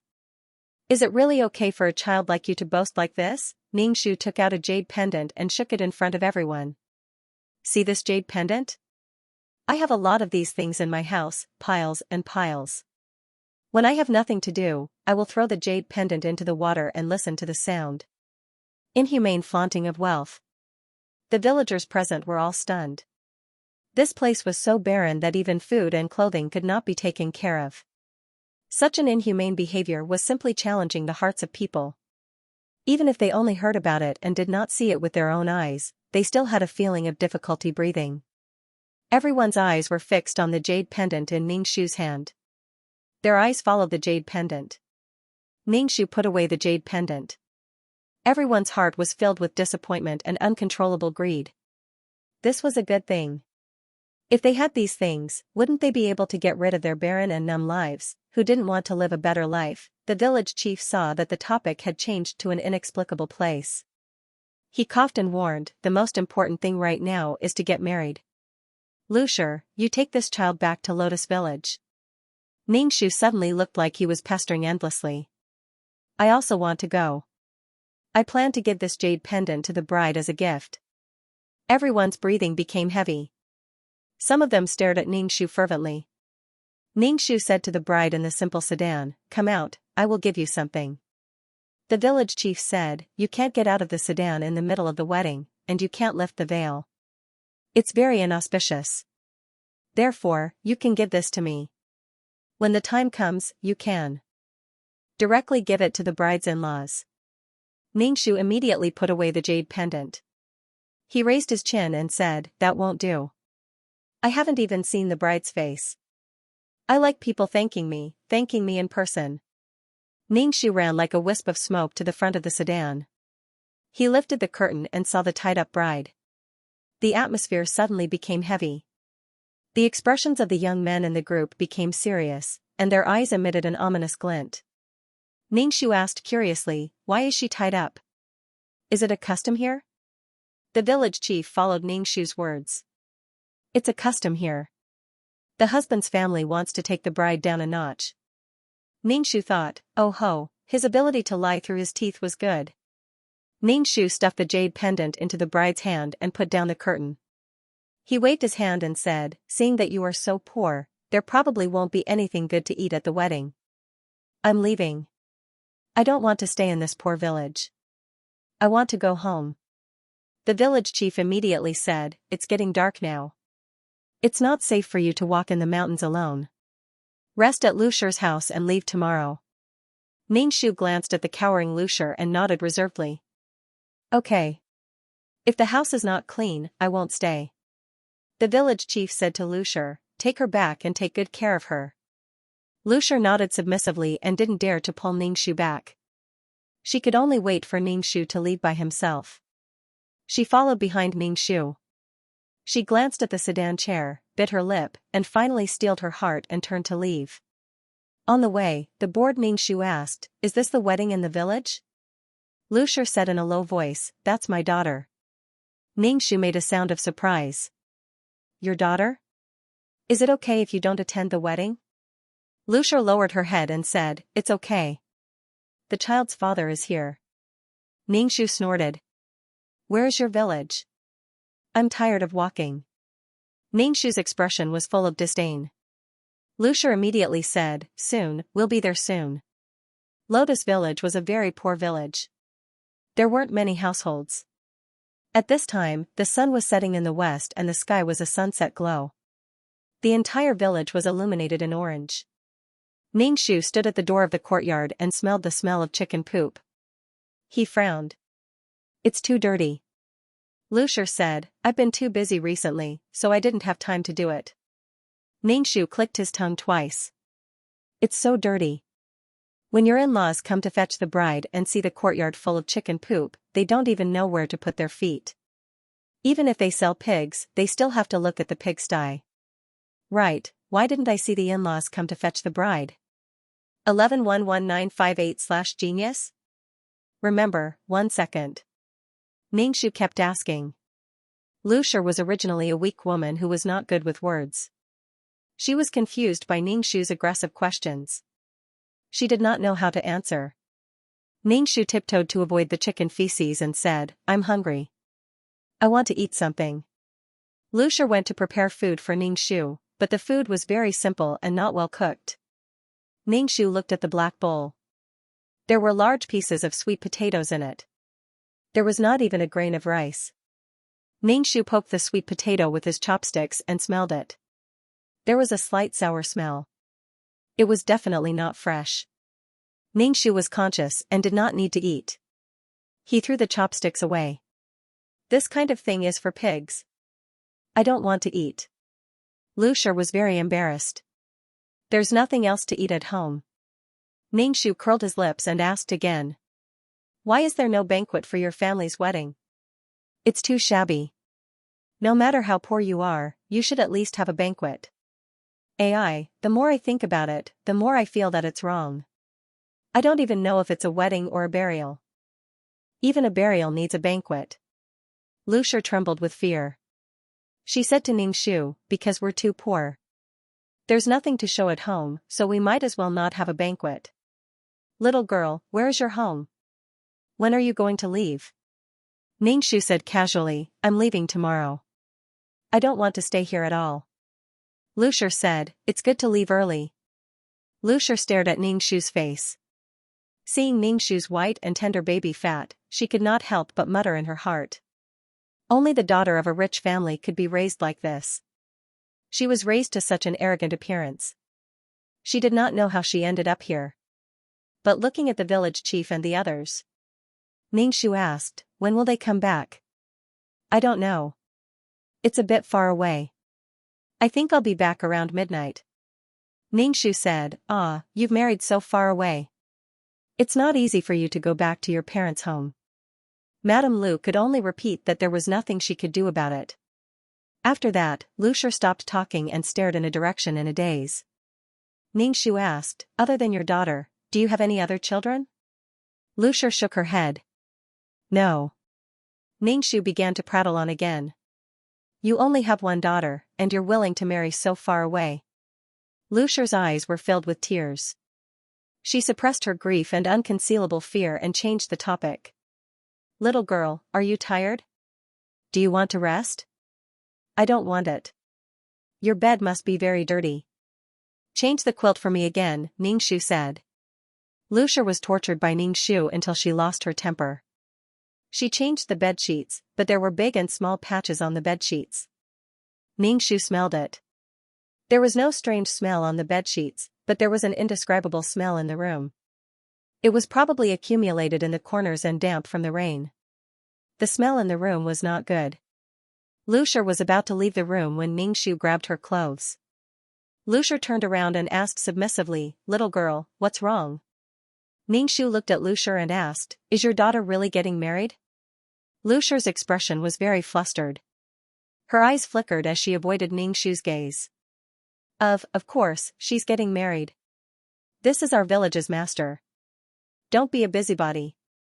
Even if she said harsh words, Lu Shi's body was bent and her head was lowered. She was not a threat at all. Ningxu snorted. I can't be bothered. Lu Shi went out in a panic. After a while, she came back in to take a look. Seeing that Ningxu was sleeping, she went out and locked the door. Ningxu opened his eyes and looked at the roof. The wedding procession had not been dealt with yet. This bed was not comfortable at all.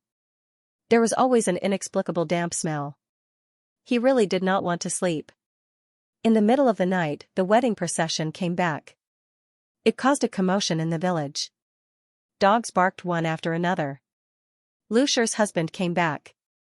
Lu Shi suppressed her sadness and looked at her husband. Her husband said, Don't make such an expression when you go out. It's our daughter's fortune to be chosen. Lu Shi did not know if it was fortune or not. She only knew that she would never see her daughter again. Her husband asked again, Did you find out where the girl is from today? Lu Shi shook her head. I don't know. She had always been the one talking. Listening to her speak was already frightening, not to mention trying to get information from her. After all, she was the child of a rich or noble family. She was clearly a child. Lu Shi said, This child is definitely not simple. Let's send her away tomorrow. Lu Shi's husband was silent for a moment before saying, We have to ask the village chief about this. Lu Shi sighed, followed by a suffocating silence. Suddenly, Lu Shi asked, What about the jade? Ningxu's ears perked up. That piece of jade is still with her. Ningxu sneered in his heart.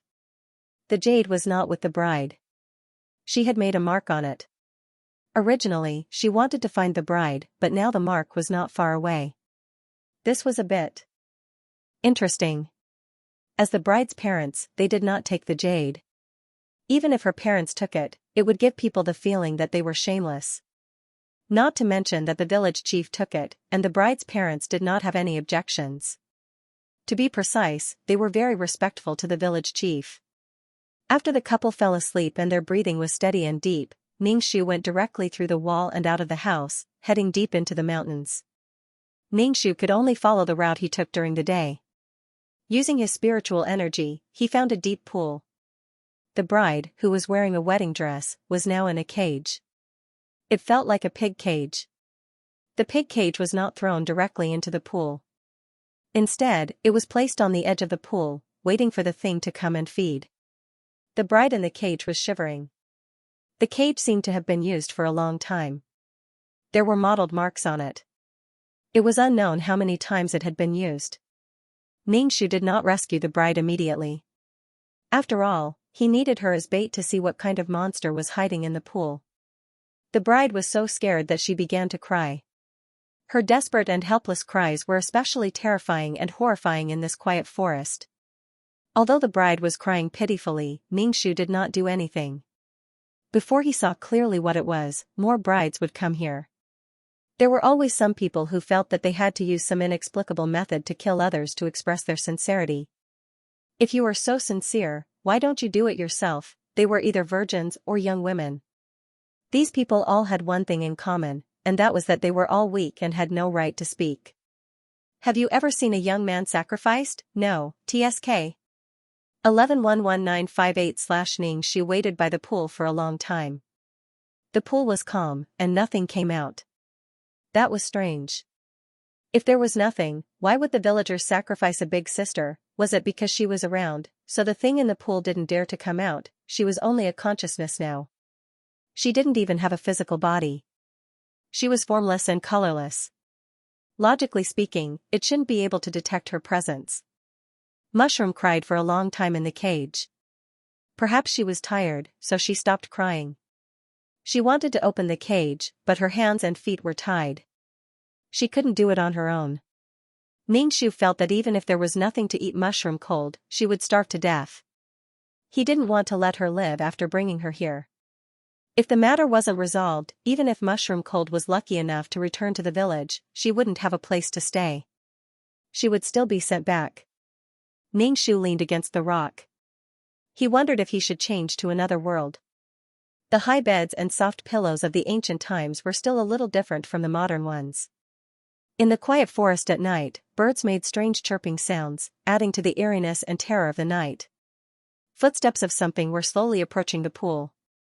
Rustle, rustle, rustle. The sound of footsteps on the leaves became more and more obvious. Mushroom Cold in the cage also realized that danger was approaching. She held her breath, but her body honestly trembled. Ningxu was speechless. It was clearly a spirit from the forest. Why was it placed by the pool? She thought that there was a monster in the water that wanted to eat her. Ningxu looked at the thing in the darkness. It was a thing with black fur. It wasn't big, about the size of a 200 kilograms fat pig. He thought that it would be a bigger thing that was stained with human blood.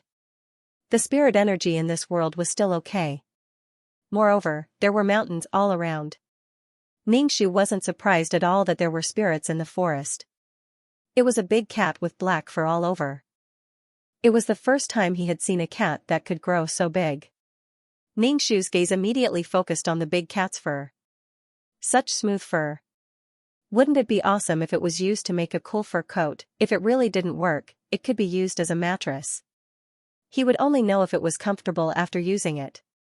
He wanted it. When the big cat got close to the cage, it suddenly felt its fur stand on end. It looked around vigilantly but didn't find anything else. However, its fur was standing on end, making it feel dangerous. It quickly went to the side of the cage, opened the cage very skillfully, and dragged Mushroom out of the cage. The little girl was scared silly. She stared blankly at the big cat in front of her. Its sharp claws had scratched her back. Blood was flowing out, and the clothes on her back were wet. The unpleasant smell of wild beasts lingered at the tip of his nose. Big Cat dragged Gu Liang into the depths of the forest. Gu Liang didn't dare to resist. She was afraid that if she resisted, Big Cat would claw her to death. If he didn't struggle, he might be able to live a little longer. The big cat dragged the man into the forest. Its fur bristled. It wanted to give up on the prey, but it was unwilling. Ningxu appeared in front of the big cat. The big cat was so frightened that it arched its body. Its sharp claws clawed the ground tightly, and it assumed an attacking posture. A threatening growl came from its throat. The more you looked at it, the more it looked like a big cat. Its entire body was emitting a vicious aura. In its round eyes, the pupils were vertical lines. Gu Liang endured the pain and looked at Ningxu, who had suddenly appeared. Ningxu was now a child. He didn't have the strength to fight against the big cat at all. She shouted, "Leave quickly. There's danger here." She had seen the outline of the child's figure through the red veil, but he had stuffed a jade pendant into her hand. Although this jade pendant didn't reach her hands in the end and was taken away by someone, Gu Liang felt a trace of warmth in her heart. The other party really thought that she was married and added to her dowry. She couldn't escape. It would be best if she could let this little girl leave. Gu Liang's shout scared the big cat even more. It growled and showed its claws to scratch her body. Immediately, a few deep scratches appeared on her body, and the cat's claws were covered in blood. Ningxu's expression was a little ugly. It attacked directly in front of her. Although he didn't know why it didn't attack her but chose to attack Gu Liang. It was certain that it bullied the weak and feared the strong. However, she was a child. This big cat could scratch her to death with its claws, but it didn't attack. It was probably more sensitive. Ningxu walked over in his wedding dress. The big cat grabbed the ground tightly. Its body arched even more, like a bowstring that was pulled to its limit. Ningxu didn't care about the big cat at all. He reached out to pull the bride to his side. The big cat immediately reached out its claws to grab Ningxu. However, its claws didn't cause any harm to Ningxu. Instead, they pierced through Ningxu's hand. The big cat's pupils constricted. It was obvious that it was very confused by this situation. Its fur stood on end. It let out a terrifying whimper. Ningxu glanced at the big cat and said to the bride, "Can you still move?" I can." The bride endured the pain of her wound and crawled to Ningxu's side. The big cat couldn't cause any harm to Ningxu. This made Gu Liang feel a little more confident. Ningxu asked her, "How many people has this big cat eaten?" The lifespan of a cat wasn't very long, but this big cat had probably exceeded the lifespan of an ordinary cat.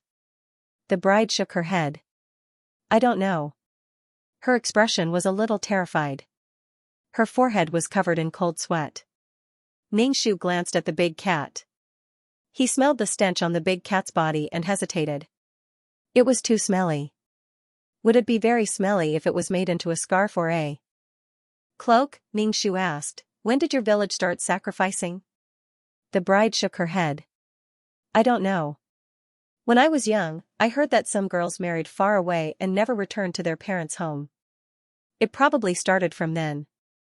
Ningxu looked at the big cat. This big cat had exceeded the lifespan of an ordinary cat.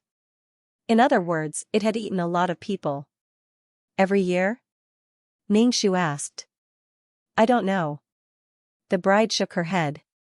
This kind of thing was obviously not something a little girl like her could know. Ningxu looked at the big cat. She was going to leave at dawn. She was going to go to a bigger town to buy things and get rid of the big cat as soon as possible.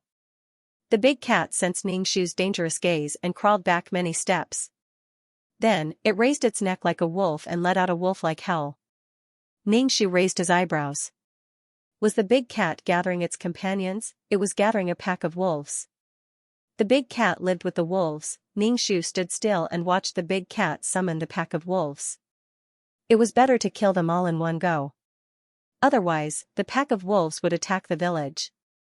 Maybe these wolves weren't ordinary wolves. This body is already a middle-aged woman.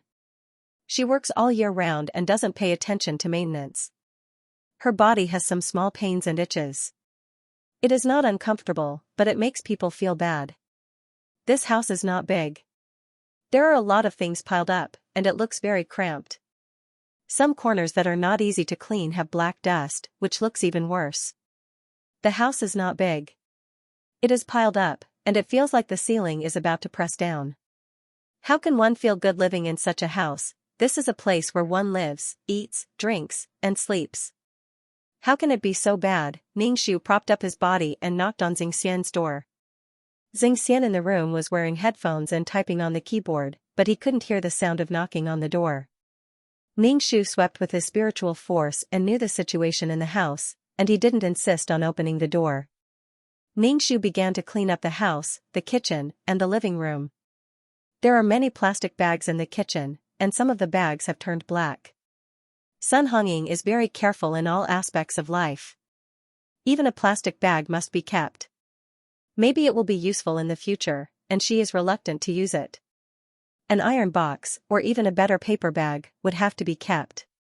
Therefore, there are some things piled up in the house. They seem to be useful, but in fact, they are useless.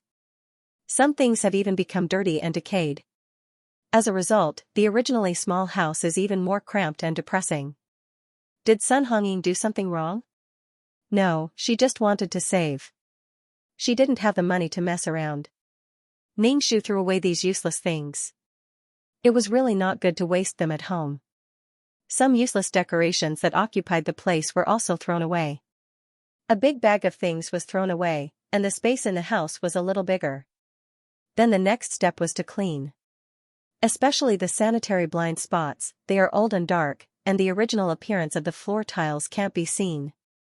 And when cleaning, only the places that can be cleaned, and the places that can't be cleaned are left alone. Ningxu took a bucket of water, put on plastic gloves, wiped the glass, wiped the table, and cleaned the hood. As long as the living environment is good, it won't be too depressing. There are many people, the environment is crowded, and such messy things affect people's mood. Young Master Qian didn't mind. In fact, he could make these things clean. Ningxu was so tired that he was sweating profusely. There were too many dirty things in the house. He had to change buckets of water one after another. It wasn't that Sun Hongying didn't want to live a good life, but she was really too tired. She had to work and take care of her family. She had to do everything. She was physically and mentally exhausted. When Xianxia came out of the bathroom, he saw Ningxu lying on the ground and using a brush to clean the dust at the foot of the door. He was stunned. Ningxu said to him indifferently, "Help me change a basin of water." As for Xianxia, Ningxu didn't feel any resentment towards him. He felt that he had killed so many people, but he didn't feel any sympathy for him, even though he was miserable. Xianxia hesitated for a moment, but still helped Ningxu change the water. He looked around the room and found that it was a lot more spacious. He saw her lying on her stomach and cleaning. He touched his nose and wanted to ask if she needed help. However, when he thought of her parents being called tomorrow, her irritated look of looking at trash made him put an end to this idea. After going to the bathroom, he went back to his room to play games. Ningxu cleaned the small house. The foggy windows were wiped clean, and the lighting in the house was much better. Moreover, there were no strange things blocking the way, so the lighting was even better. For a moment, there was a bright and clean feeling. The cramped feeling was much better. At least Ningxu let out a long sigh and felt much better. Ningxu was dirty all over. She took a shower and started to prepare dinner. Sun Hongying really had too many things to do. 3 meals a day, washing clothes, cleaning, and going to work. Even an Iron Man couldn't bear this. It was hard and tiring. In the end, she still lived a miserable life. Sun Hongying was the portrayal of most housewives. She worked outside and had to do everything at home, including taking care of the children. She took care of everything. This amount of labor was too frightening. Ningxu made some simple dishes. Furthermore, her culinary skills weren't very good. Xianxia took the 2 children home. Sun Hongying had 2 children. The eldest daughter was 1 year older than Xianxia, and the son was still a primary school student. 3 children. One could imagine how noisy and crowded it was. Xianxia was an honest and ordinary man. He didn't have any great abilities, nor did he have any crooked thoughts or bad habits. He was ordinary. He was the kind of man that the older generation said could live a good life. Compared to those who had bad habits and gambled with their wives, he was much better. However, he didn't have the ambition that he should have. He always wanted to be safe and wasn't willing to take any risks. He was afraid of losing money in business. He was afraid of not being able to find a job if he changed careers. Although it wasn't to the extent of being miserable with such a person, it was still very suffocating. He didn't dare to buy expensive things and subconsciously bought cheap things. When he encountered expensive things, the first thing he would question was the value of the things. How could this thing be worth this price? It was cheaper than this and so on. Sun Hongying also often said that he didn't earn much. Xianxia also laughed and said that he should work more overtime. Xianxia also handed over his salary to Sun Hongying for her to manage. It seemed like the power of the housekeeper, but it was actually very tiring. She had to worry about the livelihood of the family. When she was tired and in a bad mood, she would lose her temper. Everyone in the family would say that her mother's temper was especially bad and she would be blamed. Sun Hongying took care of everything. She was tired, but others would say that she had a bad temper. Xianxia brought the 2 children home. When he saw the suddenly bright house, he was stunned for a moment. Could it be that he had walked into the wrong house? Ningxu brought the food to the table. The table was cushioned with a simple tablecloth, covering the model table. This table was a little old, and the paint was peeling off. To be honest, seeing this kind of thing while eating would affect one's appetite. Xing sat on the sofa and looked around the house. She said to Ningxu, "Mom, why are you willing to clean the house today?" Ningxu looked at the slim and graceful eldest aunt and chuckled. "The house is so dirty. Why don't you clean it?" "How can I bear to clean it?" Sun Yinghong had to cook for the children after work. Sometimes, she was so tired that she didn't want to move. Thinking of the few mouths waiting for food at home, she still got up to cook. Ningxu suddenly felt that the decision to cook just now was a rather wrong one. Xing was scolded by her mother and couldn't help but say, "Mom, your temper is too bad. You must be going through menopause." Ningxu suddenly smiled and stared at her eldest daughter. "I hope that you won't live like me in the future." Who wasn't a little princess when they were young? In the past, Sun Hongying was also someone else's daughter. She lived very comfortably, liked Xing. Update fast, free of charge, even at a distance, the smell of the big cat can be smelled, and after vomiting blood, the wind blows and the smell is even more. It is said that the human body is very smelly, but the big cat's diet is different. Even if it's conscious, Ningxu feels that he can't stand the smell. Ningxu pinched his nose and waved to the bride, "Come here and skin it." The bride endured the pain in her body and came over to skin it, but she didn't know where to start and was also vomiting. The alpha wolf whimpered when it saw the big cat die and couldn't beat Ningxu, so it turned around and ran into the forest. Before leaving, it didn't dare to look at Ningxu. Instead, it stared at the bride for a while. It seems that it wants to remember the bride in its heart. Ningxu raised his eyebrows. Wolves are very vengeful creatures. In this case, it will definitely not stop until it dies. When it reorganizes itself, it will definitely bring the wolves into the village. Ningxu released a powerful spiritual force and directly attacked the head of the alpha wolf. It fell to the ground and stopped breathing. The bride felt wronged. Ningxu said, "I don't know what to do." The danger was lifted, and the bride wanted to ask the villagers to come and help. She really can't do it alone. Ningxu hummed and lifted the bodies of the alpha wolf and the big cat with his spiritual force and walked towards the village. The bride looked at Ningxu in horror, but still followed Ningxu. She had blood on her body, so she couldn't walk fast. The blood on her wedding dress had solidified into black.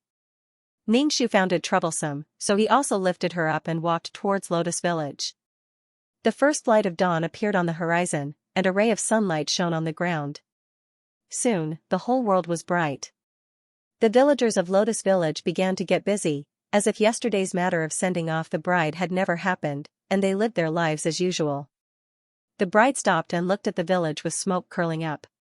She was very worried and scared, worried about the villagers' attitude towards her and what her relatives thought. However, she still followed Ningxu into the village. Ningxu dragging the two animal corpses caused a huge commotion in the village. The village chief heard about it and hurried over. Seeing the soft big cat and wolf, his pupils shrunk. However, his heart immediately surged with ecstasy. With this beast dead, Lotus Village would be completely at peace. This big cat came and went without a trace. It was impossible to detect its presence. Even if it came to the village, it would scratch a person to death and make a mess of the house. Moreover, this beast was very smart and would even destroy crops. He was simply a monster. The village head looked at Ningxu's fair and tender face and then looked at the bride in her wedding dress. His heart skipped a beat. Although the animal's problem had been solved, the child's problem was still difficult to solve. If she was able to kill this beast, then her methods must be very powerful. What kind of children were these? Ningxu looked at the village chief and stretched out his hand. "Give it to me." The village head didn't understand what Ningxu was talking about and asked, "What?" Facing Ningxu, the village head was already very weak. Ningxu snorted. "My jade pendant. Give it back to me."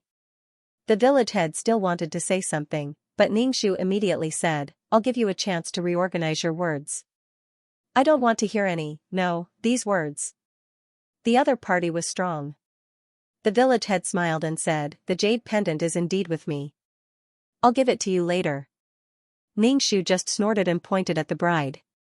"What are you going to do with her?" "She's back.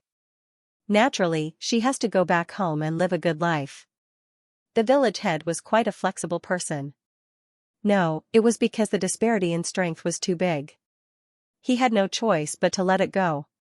Lucia covered her mouth with tears and walked to the bride. Yaya, the bride called out with a pale face. Her current situation was really bad.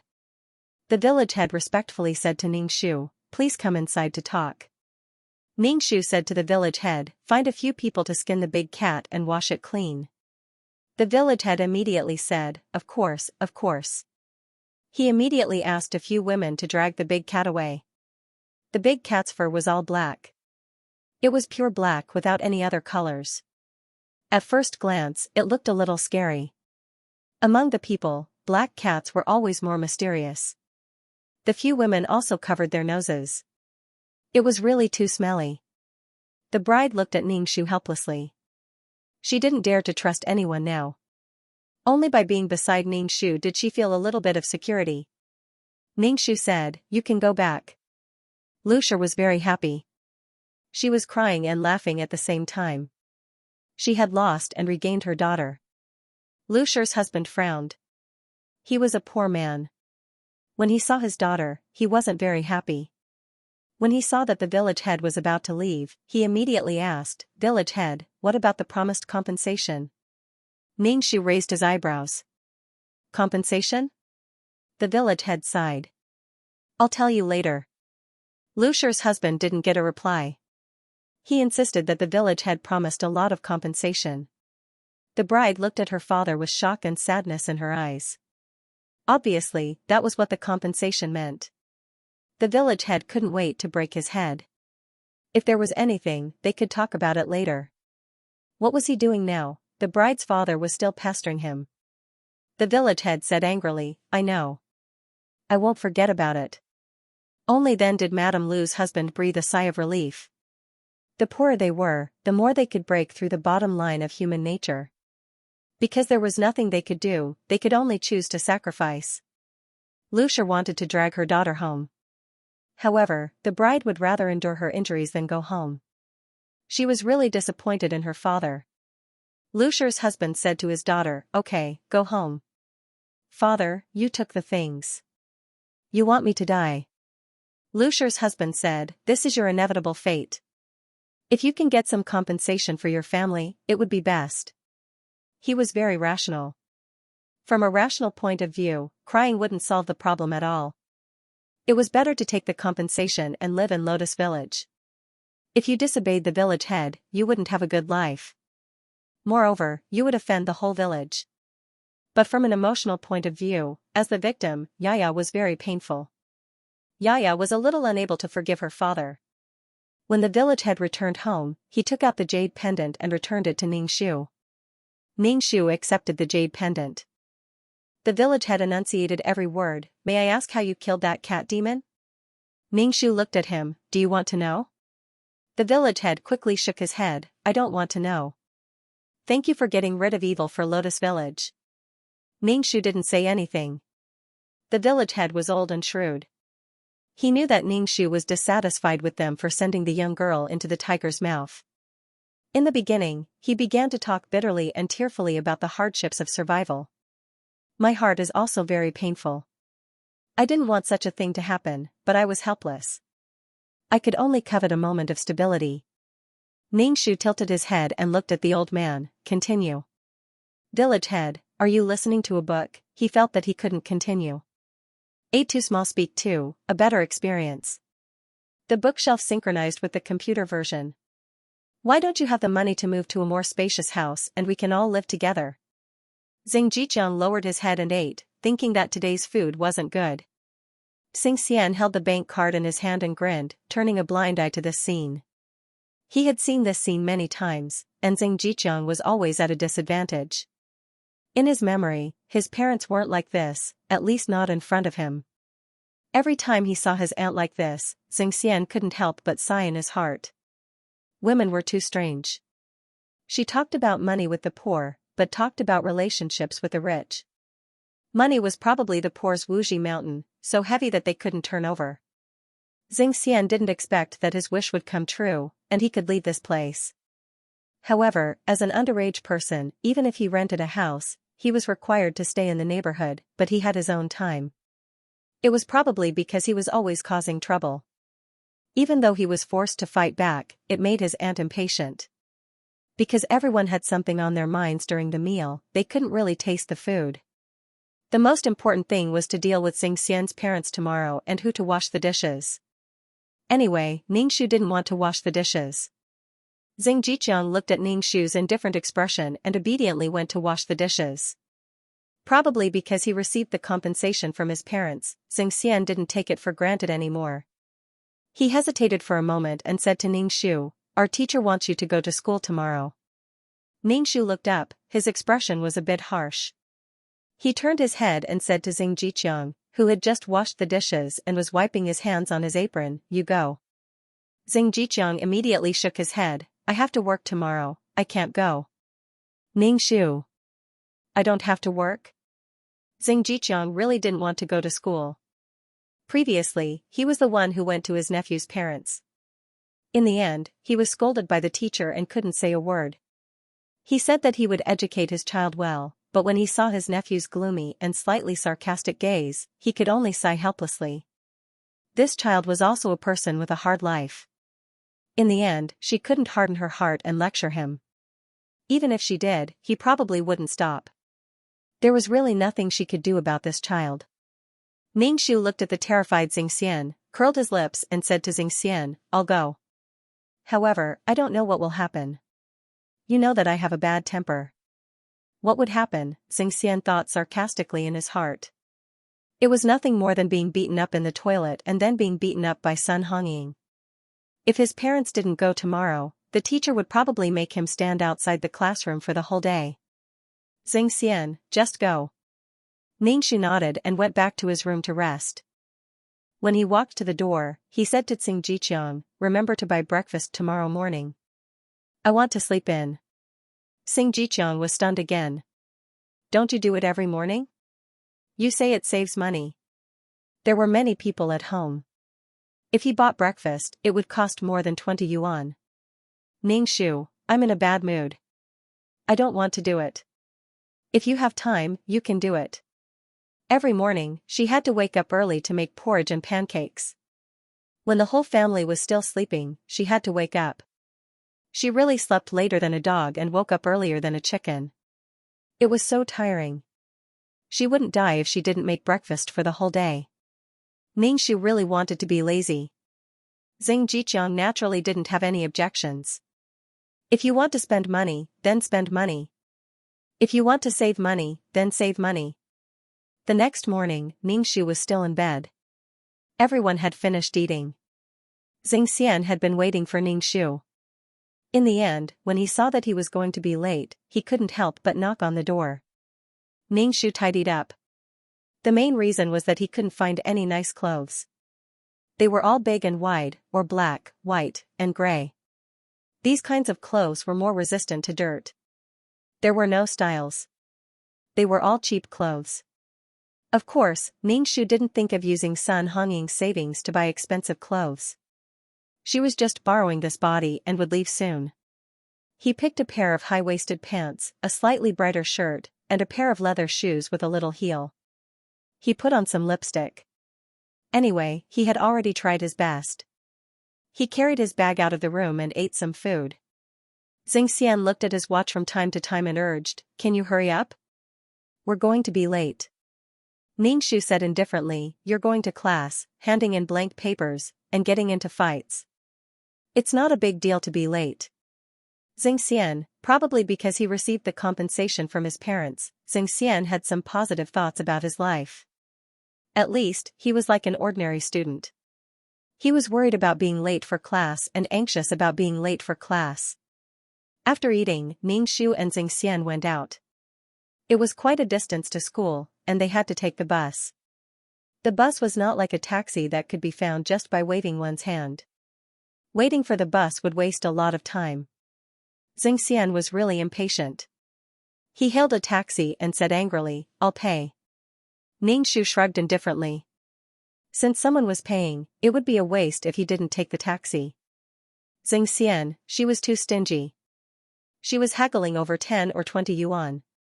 Ningxu somewhat understood Sun Hongying's thoughts. Money was not easy to come by. Even a yuan had to be spent on something important. 10 or 20 yuan could buy a pound of meat and improve the food at home. Get some meat. Although it was not to the extent that the family could not afford to eat meat, they could still eat more. Ningxu had been in such a poor situation before. He had to spend every cent in half. However, she had merit and the power of faith. The nature was the same. The taxi stopped directly in front of the school gate. The school gate was already closed. At this time, he was already late. As a student who was late, Xianxia's name would be registered in the class. Then, his class points would be deducted and he would affect the class to get a red flag. Xianxia could have gone to the school gate. However, with his aunt as his guardian, he could not bring his guardian to the school gate. That would be courting death. Xianxia went to register obediently. The guard looked at him as if he was looking at a naughty child. There was a parent behind him. Obviously, he had invited another parent. TSK. Ningxu knocked on the door and said to the guard, "My child is taking care of his family. He is late. I came to the school to explain." "What's with that look?" The guard was stunned for a moment. "I see." His gaze was suspicious. After all, he knew some of the troublesome students in the school. He often dealt with these troublesome students and fought with them. He was afraid that they would sneak out of the school. He was afraid that they would fall when they went to the school gate. The guard felt that the school wall should be 10 meters high. That way, no one would be able to climb over it. However, with a 10-meter-high wall, one would not be able to see the outside world. It was not good for the student's mentality. It was too depressing. Ningxu paid for Yaya's medical fees and then began his shopping spree. Behind him, there was a villager carrying things for Ningxu. Seeing Ningxu buy things without even blinking, he felt a toothache. Even if it wasn't his own money, seeing him spend money like water made his heart ache. It really hurt. All these years, they might not have been able to earn money in their entire lives. In a short while, it was all spent. Moreover, he specifically picked the most expensive items. It was really too painful. It was even difficult to breathe. After picking out the things, Ningxu returned to the village. Yaya's face didn't look good. She was extremely pale and her forehead was covered in cold sweat. One look and one could tell that she had a fever. Without antibiotics, this was a big problem. However, Yaya's desire to live was quite strong. After drinking and applying medicine, when she woke up, her fever had already subsided. Ningxu's people had already left, and so many things that made the villagers jealous had all disappeared without a trace in just one night. Yaya was very disappointed. She had thought that she could still spend some time with her, but now she was gone. Yaya's father asked, "She was so rich. Did she leave anything for you?" One look and one could tell that she was a child of a rich family. Just a little something from her could make their lives better. And it seemed that she had a good relationship with Yaya. Yaya's face became even paler. "She didn't leave anything for me. Why would she leave anything for me? Saving my life is already a huge favor." Yaya's father looked at his daughter with some disappointment. "If you were to follow her, wouldn't your life be better? You missed such a good opportunity." Yaya was speechless. What was the use of saying more? She returned to her room and planned to lie down to absorb. When she touched her pillow, she felt a book. She sat up in shock. This was a book, something that scholars read. How could it appear in her room? Yaya flipped it open. There were no words inside, but very simple pictures of people's movements. Yaya's heart thumped. Her first reaction was that it was left behind by her savior. It seemed that she wanted people to practice the movements of the people in the pictures. If she practiced, would she become as good as her? Would she be able to find her in the future? Yaya's heart was suddenly filled with hope. With a goal to strive for, her future would be different. Enduring the pain in her body, Yaya began to practice according to the instructions in the book. Ningxu returned to the wooden house and took out his things one by one. An ancient bed with exquisite embroidery, lifelike bed curtains, and pillows. All of a sudden, the room became quite comfortable. Ningxu lay down on the bed and sighed comfortably. It was really comfortable. The Origin King passed by Ningxu's room. From the corner of his eyes, he saw the difference and retreated to examine it. Where did you get these things? These things were obviously not made of ordinary wood. It required a lot of manpower to carve and polish. Ningxu, I went out to find some. The Origin King said in a dignified manner. This king also wants one. To Yaya, Yaya SSSS close to S. The Origin King felt that this little girl was not a qualified subject at all. He had already expressed what he wanted, but the other party was still indifferent. As a subject, what the king wanted, they should offer and do whatever they could to get it. Even if they did not find something else, they should at least give up these things.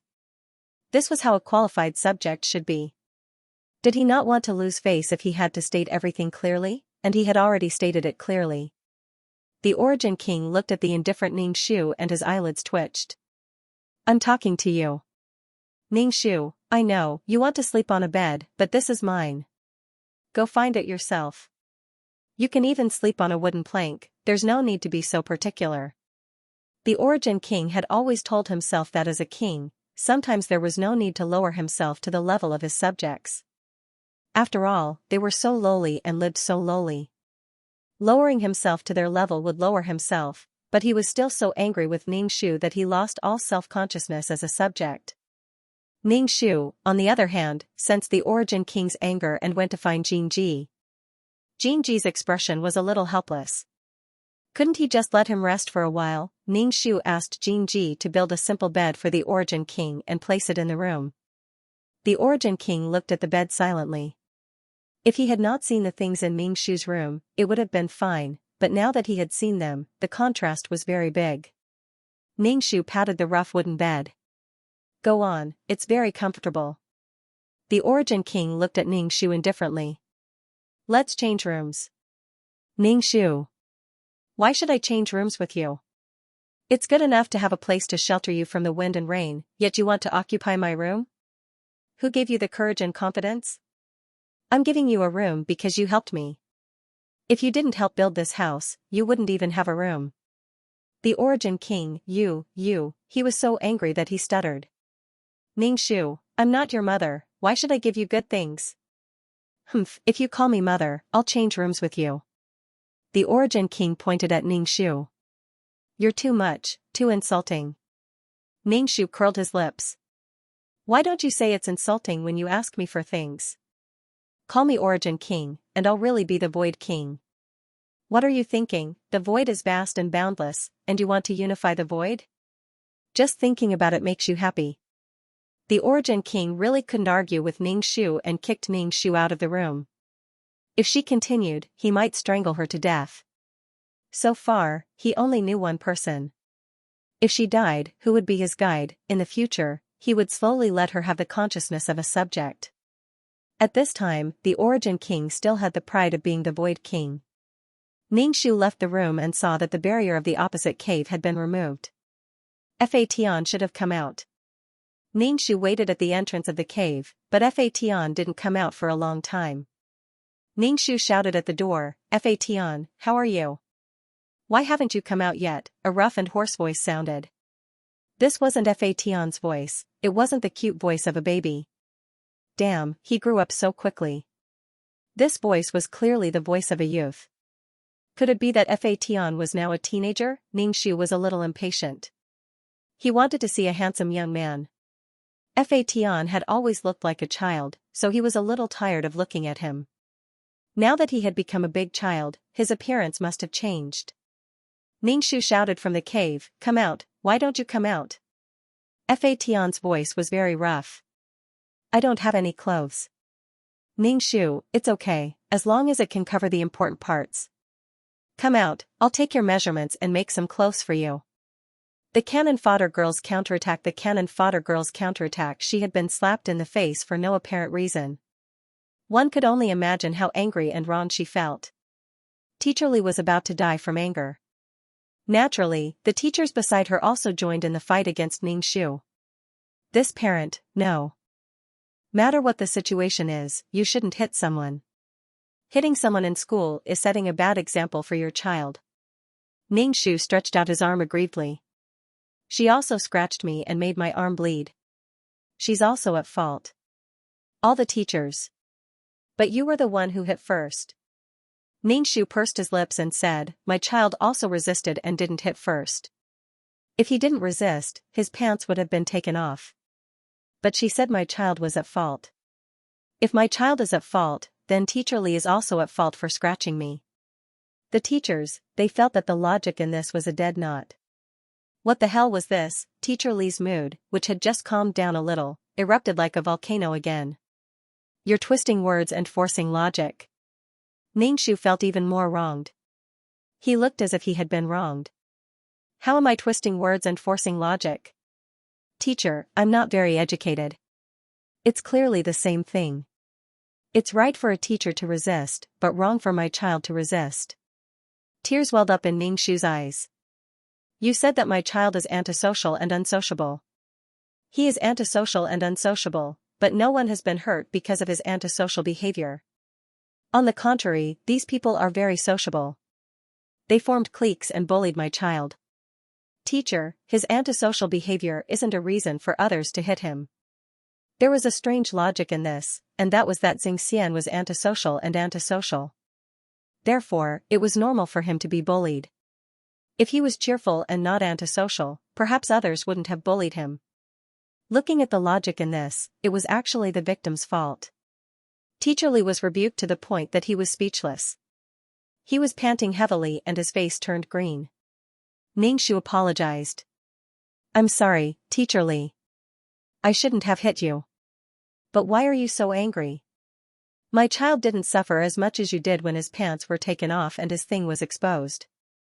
The knife didn't stab him, so he didn't feel anything. Teacher Li, I've already apologized to you. But look at those students and parents. They don't have any sense of remorse. They don't even know what they did wrong. All they want is to question me. Their child was beaten. You want me to extort medical fees from you?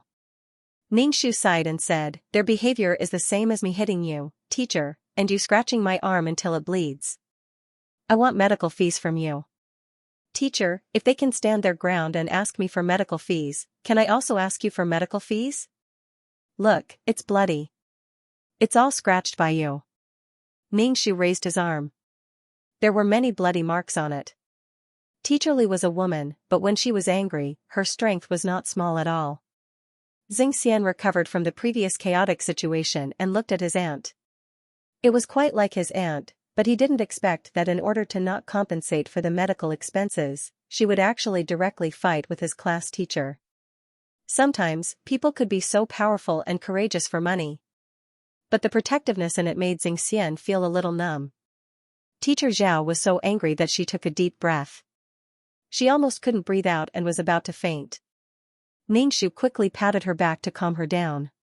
Teacher, you can't drop the ball at this time. We're all waiting for you to make a decision. Teacher Zhao choked twice. Her heart was aching from anger. She glanced at the gloomy Xianxia and then looked at the students and parents. The anger in her heart couldn't be extinguished. You can talk about the medical expenses yourselves. Take your children back. There's no class today. Educate your children well. Don't throw everything to the teacher. Teacher Zhao's body went soft. She didn't want to speak at all. The humiliation and anger in her heart was a little similar to Xianxia's. But when she thought that this situation was caused by Xianxia's guardian, Teacher Zhao was furious. One of the parents was a little anxious. Teacher Li, you won't give the child a demerit, right? His child's grades were considered good. If he was given a demerit, it wouldn't be good. If it was recorded in the file, it would affect the child's future. Teacher Li's face suddenly stiffened. She couldn't breathe. Looking at these parents now, she hated them as much as Xianxia's guardian. Their own children didn't teach them well and bullied other students. If they didn't bully Xianxia's guardian wouldn't have come to school. She also wouldn't have been beaten by the guardian in front of so many people. In this kind of situation, she would usually punish both sides. In fact, she was biased towards those few children. After all, their grades were still okay. But Xianxia was different. He had never passed before. She didn't want to drag down the students' files because of Xianxia. But she didn't expect to meet such a rash parent who made the situation like this. Now, they even asked her if she would record it in the student's file. Teacher Li was so angry that she wanted to shout, "Of course it will be recorded in the student's file." But she suppressed her rationality. This wasn't a good thing. Teacher Li was so aggrieved that she wanted to vomit. Seeing the parents leave the office with happy faces, Ningxu said to Teacher Li, "Teacher Li, I was impulsive at that time. My child was treated like this and was humiliated like this. And you seem to think that my child deserved it, so you were agitated. I'll talk to the child properly when I get back." Teacher Li didn't appreciate it at all.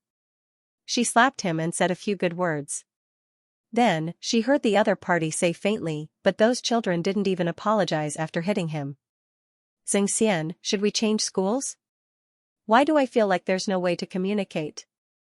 Xianxia was speechless. Teacher Li's face was ashen. She gasped for breath.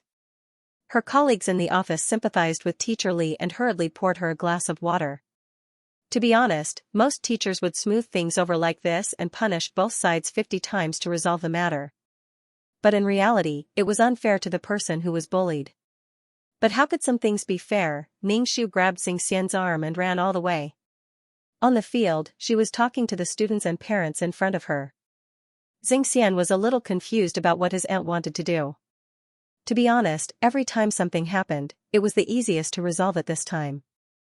In a situation where his aunt was acting well, it was already very surprising that he wasn't forced to apologize to the other party. Ningxu felt like Xianxia was roaring. "Those in front, stop right there." The parents and students in front were stunned and turned to look at her. The Hollow King was also a poor person. As his subject, how could this girl ask for money from him? Did she have any self-awareness as a subject? Being asked for money and not being able to take it out was a terrible feeling. It was embarrassing and had no dignity at all. He came to a world that could be easily destroyed but ended up in such a predicament. The Hollow King's face darkened and he said clearly, "I have no money." Ningxu frowned. "If you have no money, then you have no money. Why are you shouting so loudly? Are you proud of it?" Ningxu's mean look was like a wife who despised her useless husband. This made the Hollow King's face turn even uglier. The only thing he could do was to straighten his back and not lose his last bit of dignity. Ningxu changed his target and looked at Jinji, who was chewing. Forget it, this guy only knew how to eat. The Hollow King's face turned even uglier. Why did Jinji ask him for money and not this person who kept talking? He was also a newborn and was still a baby. He knew nothing about the outside world and did not consider his emotions and his fragile dignity as a king. Was this something a human would do? Ningxu looked at the curly black dog. The dog stuck out his tongue and tilted his head. His dark eyes stared at Ningxu. He looked quite cute, but Ningxu was unmoved. His heart was filled with money. The dog said, "Why don't I pray for you?" Ningxu said, "What's the use of praying? Let me be lucky and find money. I am a good kid. If I find money, I will hand it to the police." The dog was speechless. "I have no money either," the dog said directly. Then, he looked like he could do whatever he wanted. Having no money was not a problem at all. If he really could not do it, he could go back to the world of reincarnation to sleep. When he woke up and was bored, he could give some souls some blessings. It was really ugly to make such a big fuss over a little money. Ningxu planned to find out more about the city. If there was a flea market or an art market, he could get some money by selling some things there. But tonight, they would probably have to sleep in the park. It was night time. What was the most popular thing on a summer evening? It was definitely a barbecue stall. All kinds of midnight snacks and barbecue. As long as it was something edible, it would be a test. Everyone knew that this kind of thing wasn't healthy, but it was delicious. Sometimes, you might be healthy, but you might not be happy. It was worth it to do something unhealthy to gain happiness. For example, eating skewers and drinking cold beer. It couldn't get any better. The air near the food stall was filled with a spicy and pungent smell, but it made people drool. In the bustling food stall, everyone was eating with a mouth full of oil, looking happy. When Xianxia saw this scene, he was completely stunned. He watched in a daze as his feet were nailed to the ground, unable to lift them up. Ningxu tried to drag him away, but he couldn't. In the end, the Origin King and Ningxu dragged the statue-like Xianxia away. To be honest, the Void King was also very hungry when he smelled the fragrance in the air, but his dignity as an emperor did not allow him to say that he wanted to eat it. Even if he wanted to eat it, it should be his subjects who took the initiative to offer it to him. He should be merciful and eat some. After finding a quiet park, Ningxu threw the soulless Xianxia on a chair. Xianxia's eyes were blank, and his gaze was empty. His soul had probably left his body and was squatting around the food stall. The Origin King was very unhappy. "Are we going to sleep here tonight?"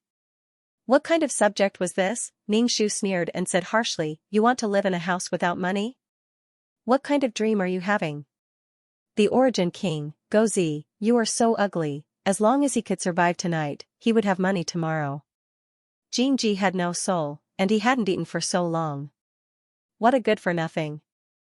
Gozi looked at the frozen Xianxia. "Get him something to eat." Ningxu said casually, "I don't have money." Gozi. "He will have livor mortis tomorrow." Ningxu, "It's okay, just find a place to bury it." The Origin King and Gozi looked at Ningxu. "You are so evil." There was no such thing as night in a big city, and the lights were bright. Ningxu and the others were lying on a bench in the park, and there was a soulless corpse. What a pitiful group. Ningxu opened Xianxia's mouth and stuffed a fruit into it. Xianxia chewed slowly, and it was like he was defrosted. His soul slowly returned to his body. However, Xianxia was still in a daze. In the past, he didn't look smart, but now, he was a fool. For the sake of a mouthful of food, they were all possessed. Even at night, there were still people coming to the park. They were in the bushes behind the bench. Ningxu rolled his eyes. Where did this wild couple come from? They ran into the forest in the middle of the night and weren't afraid of being bitten by mosquitoes. They didn't even have money to get a small room. The Origin King asked softly, "What are they doing?" Ningxu, "Doing indescribable things." The Origin King, "What indescribable things?" Ningxu, "Indescribable." The Origin King, "Why indescribable?" Ningxu, "Shut up." He ended the topic forcefully. Ningxu scanned the area with his mental strength and found that something was wrong. There was a car parked at the entrance of the park. In this situation, the little girl must have gotten into an illegal car in the middle of the night. In the middle of the night, people were weak. There was no sunlight, and all kinds of evil thoughts were born. Ningxu kicked the dog beside her feet. "Go over there and bark a few times to scare that man." If this continued, they wouldn't be able to sleep. There might really be a corpse beside them. The man already had evil thoughts, and he was afraid that the victim would testify against him and call the police. He might as well go all out. In this situation, very few girls survived. Gozi didn't say anything and ran quickly. Soon, there was a rush of dog barking in the forest, mixed with the man's panicked voice. The man's leg was bleeding, and there were deep teeth marks. The man couldn't care less about the woman. Just Gozi alone made it difficult for him to escape. The woman thought that she had no way to escape. Suddenly, a stray dog appeared. She was so moved that her eyes were filled with tears. She thought that she must take this dog home and raise it. The man rolled and crawled away. The feeling of the dog's teeth sinking into his flesh was too scary. He didn't care about anything else and got into the car to escape. The woman was reborn. She sat on the ground weakly. Under the weak yellow light, a dark mass could be seen. "Thank you, come home with me," the woman said to Gozi. Gozi twisted his body and ran away. The woman froze for a moment, her expression full of disappointment. Gozi didn't want to go home with her. She opened her bag, took out all the snacks inside, and opened the packaging. The stray dog that smelled it would definitely come to eat. Encouraged by Ningxu, Jia was full of energy. "I'll work hard. I'm sure I can do it."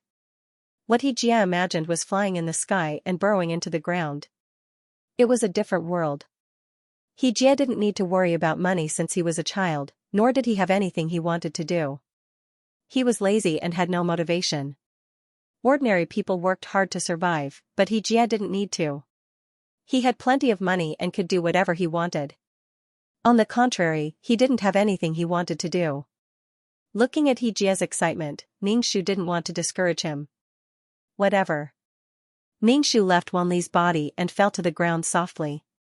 Ningxu, who became conscious, could see a light blue ball. She said, "Let's leave." Tuanzi mumbled and was caught by Ningxu. She pinched it and found that it felt good, like a slime. She pulled it and pinched it flat. Apart from other things, Ningxu felt that it was good to have such a ball to relieve stress. As for its place, it was a problem. Although Tuanzi seemed to be very powerful in this world, it was because there was a limit of power in the worldlet and it was invincible here. But when it came to the outside world, its strength was not enough. After Ningxu and Tuanzi left this world, there was a flash of light on the island, which dazzled everyone's eyes. They felt that something above their heads disappeared. The sun outside shone down, hot and bright. Soon someone found something unusual. "My phone has a signal." "There's a signal." Having a signal meant that they could contact the outside world. Once they contacted the outside world, they would be saved. Great, they were going to be saved. After drifting on the sea for a month and a half, they had been desperate. Now there was a turn and there was a signal. Everyone contacted their families, crying and laughing at the same time. It was good to hear the voices of their relatives. Jia didn't contact his family. Instead, he carefully put away the peerless martial arts. When he went back, he would start practicing. In the future, he would be able to fly in the sky and burrow into the ground. He wanted to go to the outside world and have a look. And the world was so big that he wanted to see it, especially some dangerous and mysterious places. Compared to seeing his relatives, Jia was more excited about this. There were many children at home, so it didn't matter whether he was there or not. Wanli, who had fallen down, also woke up. When she saw Jia, her face changed. She immediately looked down at her clothes to check if they were intact. Jia, what did she mean by this? However, before she left, she said that he was not allowed to cause trouble for her. Otherwise, Jia would have cursed out loud. Was he a pervert? Jia, you're awake? Wanli nodded and guessed that her other personality might have taken over her body. She left the tent without saying anything. Hearing that she could be saved, Wanli couldn't help but laugh. No one wanted to die, even if their life wasn't as they wished. The captain boarded the cruise ship immediately and sent out a distress signal. This kind of signal was very strong. The rescue team that received the signal was stunned for a moment. They had been at sea for a long time without any harvest. Now that they received the signal, they still headed towards the direction of the signal. Seeing the island, all the rescue teams had strange expressions on their faces. They had walked back and forth in this place many times, but they had never seen an island. It was as if this island had appeared out of nowhere. Seeing the huge cruise ship, they knew that this was the person they were going to rescue. Seeing the rescue team, everyone burst into enthusiastic cheers. They were saved, they were finally saved. Everyone boarded the rescue ship one by one. No one boarded the cruise ship because it was a cursed cruise ship. Once they boarded, they would die. Not to mention those rich second-generation heirs, even ordinary people were not willing to go up. Not to mention anything else, this cruise ship had become an ominous thing from then on. No one cared about it. The rescue team boarded the cruise ship and carried the corpses back together. The dead were dead, and the living were extremely lucky. On the rescue ship, Wanli thought about how she had offended Jia during this period of time. If she went back, Jia was a rich young master. It would be too easy for him to cause trouble for her. It was better to apologize. Wanli apologized to Jia without any psychological burden or hesitation. She was in a disadvantaged position. Why would she care about her pride at this time? Moreover, their jobs sometimes required them to step on their faces to earn money. Jia didn't care about Wanli at all. Okay, don't cause trouble for me. I won't cause trouble for you. He was afraid that Wanli would cause trouble for him because of their friendship. For the sake of another person, he wouldn't cause trouble for him. Otherwise, he would die without an intact body. Wanli breathed a sigh of relief. The rescue team returned to the port. The family members who heard the news came one after another. When they saw their loved ones, they all hugged each other and cried bitterly. The family members who had lost their loved ones were naturally sad and angry. They all asked the captain to give them an explanation and call the police to find out who the murderer was. Xianxia didn't have any family members. The ones who came were his father's employees.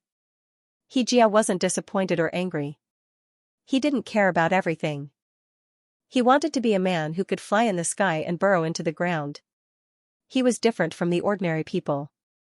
Oh yeah, they went back to their own homes. The difference was that some people walked back, while some were carried back horizontally. After leaving the world, Ningxu thought for a while and temporarily put Tuanzi in the unique Kung Fu Sea. She told it. Tuanzi didn't have any opinion, and it wasn't its turn to have any opinion. Tuanzi was very curious about the surroundings. There was no living creature in the sea. Anyway, it couldn't feel it. No creature was good, no creature suffered, so it wouldn't feel pain or pain. Ningxu told it, don't touch the things at the bottom of the sea. Before she left, Ningxu grabbed the dumpling, stretched it, and rubbed it. She did all sorts of things to relieve her stress. Back in the body, Ningxu lay on the bed, covered with a thick quilt. She was sweating all over and her back was very itchy. Ningxu suspected that she had a rash. Otherwise, it would be so itchy. Who was it that covered her with layers upon layers of blankets? When she lifted the blankets, the stench of sweat assaulted her nostrils. Ningxu exclaimed in surprise. She wanted to beat the person who covered her with the quilt. You're awake. There are guests at home. Passing by Ningxu's room, he saw that Ningxu was awake. His expression was a little fanatical. Do you know who is here? Ningxu didn't care who was here. She disappeared in a flash. She found a place to wash. She couldn't stand it. When she came back, she saw Fa Tian and a man in the living room. Fa Tian said that she wanted to go out for a walk. She clearly told him not to go to Li Wen, but he still went to Li Wen. Li Wen was still the same as before. After so many years, she was still so young. Even her hair hadn't changed. She was really curious about what method Li Wen used to keep herself young forever. She wanted to learn, however, she also kept her youth forever. And it was a reverse growth. Gozi tilted his head and looked at the woman's hand. He stretched out his paw and placed it in her palm. He could experience life in the human world and live with this woman for a few years to see the warmth and coldness of the human world. The woman was very happy and left the park with Gozi. Gozi wanted to stay in this world, but Ningxu and the others couldn't. Now, this woman wanted to keep Gozi out of gratitude, but he didn't know how long she could raise him. Of course, Gozi was an intelligent dog. He wouldn't poop everywhere or bite the sofa. It was relatively easy to raise him. Moreover, Gozi could help distinguish between good and bad people. He could beat people up in martial arts and kiss, hug, and raise people up in literature. After leaving the small world, Ningxu brought a bunch of things with him. He gave the bedsheets to the Origin King. The Origin King looked at Ningxu. Now that the Origin King had a high and mighty look in his eyes, Ningxu knew what he was thinking. His mind was very simple, so simple that there was only one thing, and that was that all the things should be done by the lowly subjects, and he didn't have to do anything. Ningxu chuckled. He put his hands on his hips and said to the Origin King, I think we should have a more profound and forward-looking conversation. In order for everyone to be able to get along harmoniously in the future, this conversation is necessary and indispensable.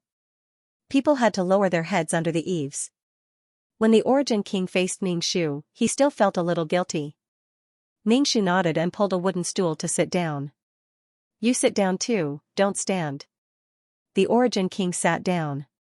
Ningxu said, I hope you understand a few things. First, we are not your lowly subjects. You have not conquered us, so why should we recognize you as king? So don't put on airs in front of us. We are in a cooperative relationship. Second, do your own things. If you don't know how to do them, learn.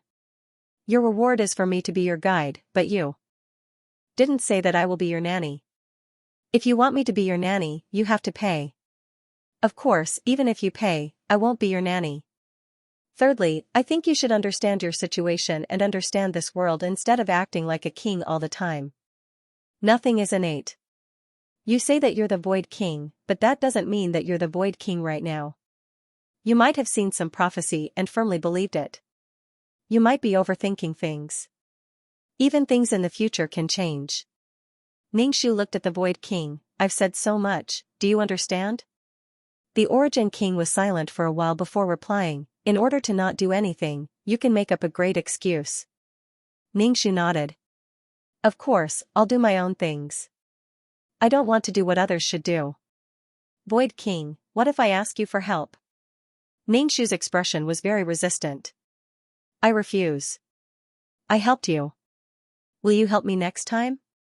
Help is reciprocal. The essence of asking for help is still asking others to do something for you, but you won't return it. What's the difference? The Origin King, there is a difference. At least my attitude is good.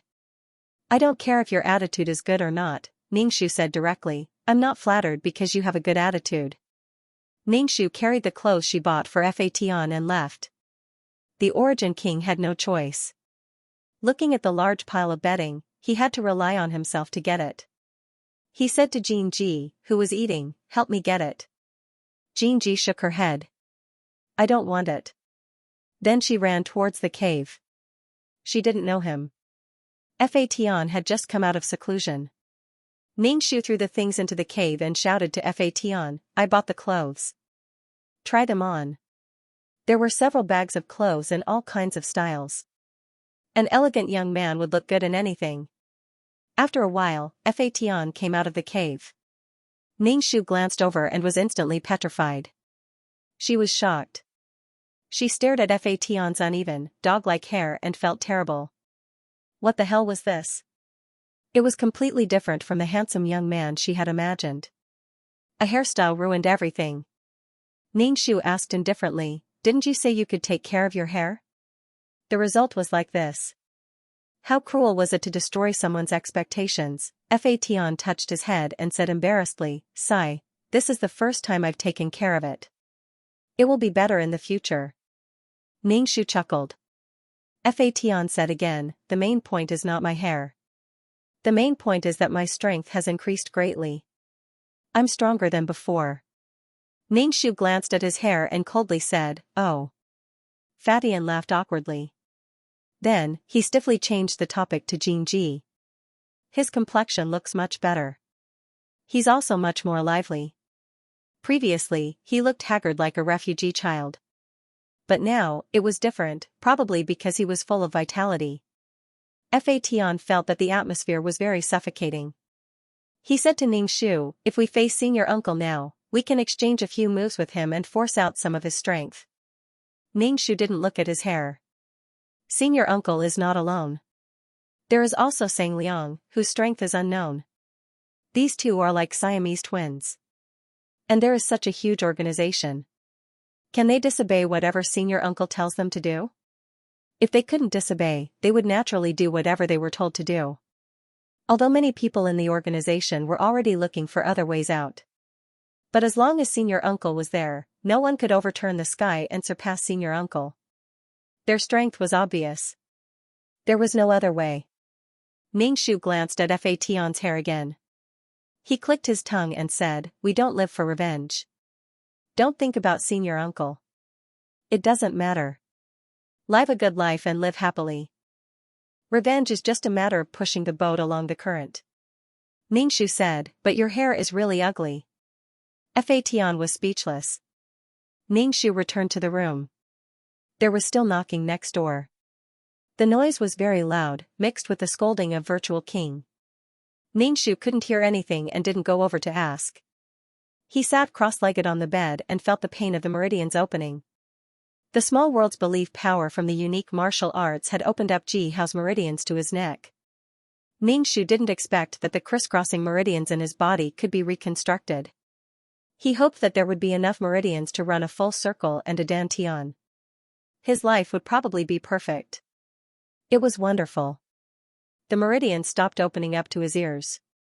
However, Ningxu was very satisfied. He didn't enter the small world to collect the belief power, but there was still a steady stream of belief power, although not much. When the unique martial arts developed better, there would be more and more belief power. If he had nothing to do, he could also enter the small world to collect it.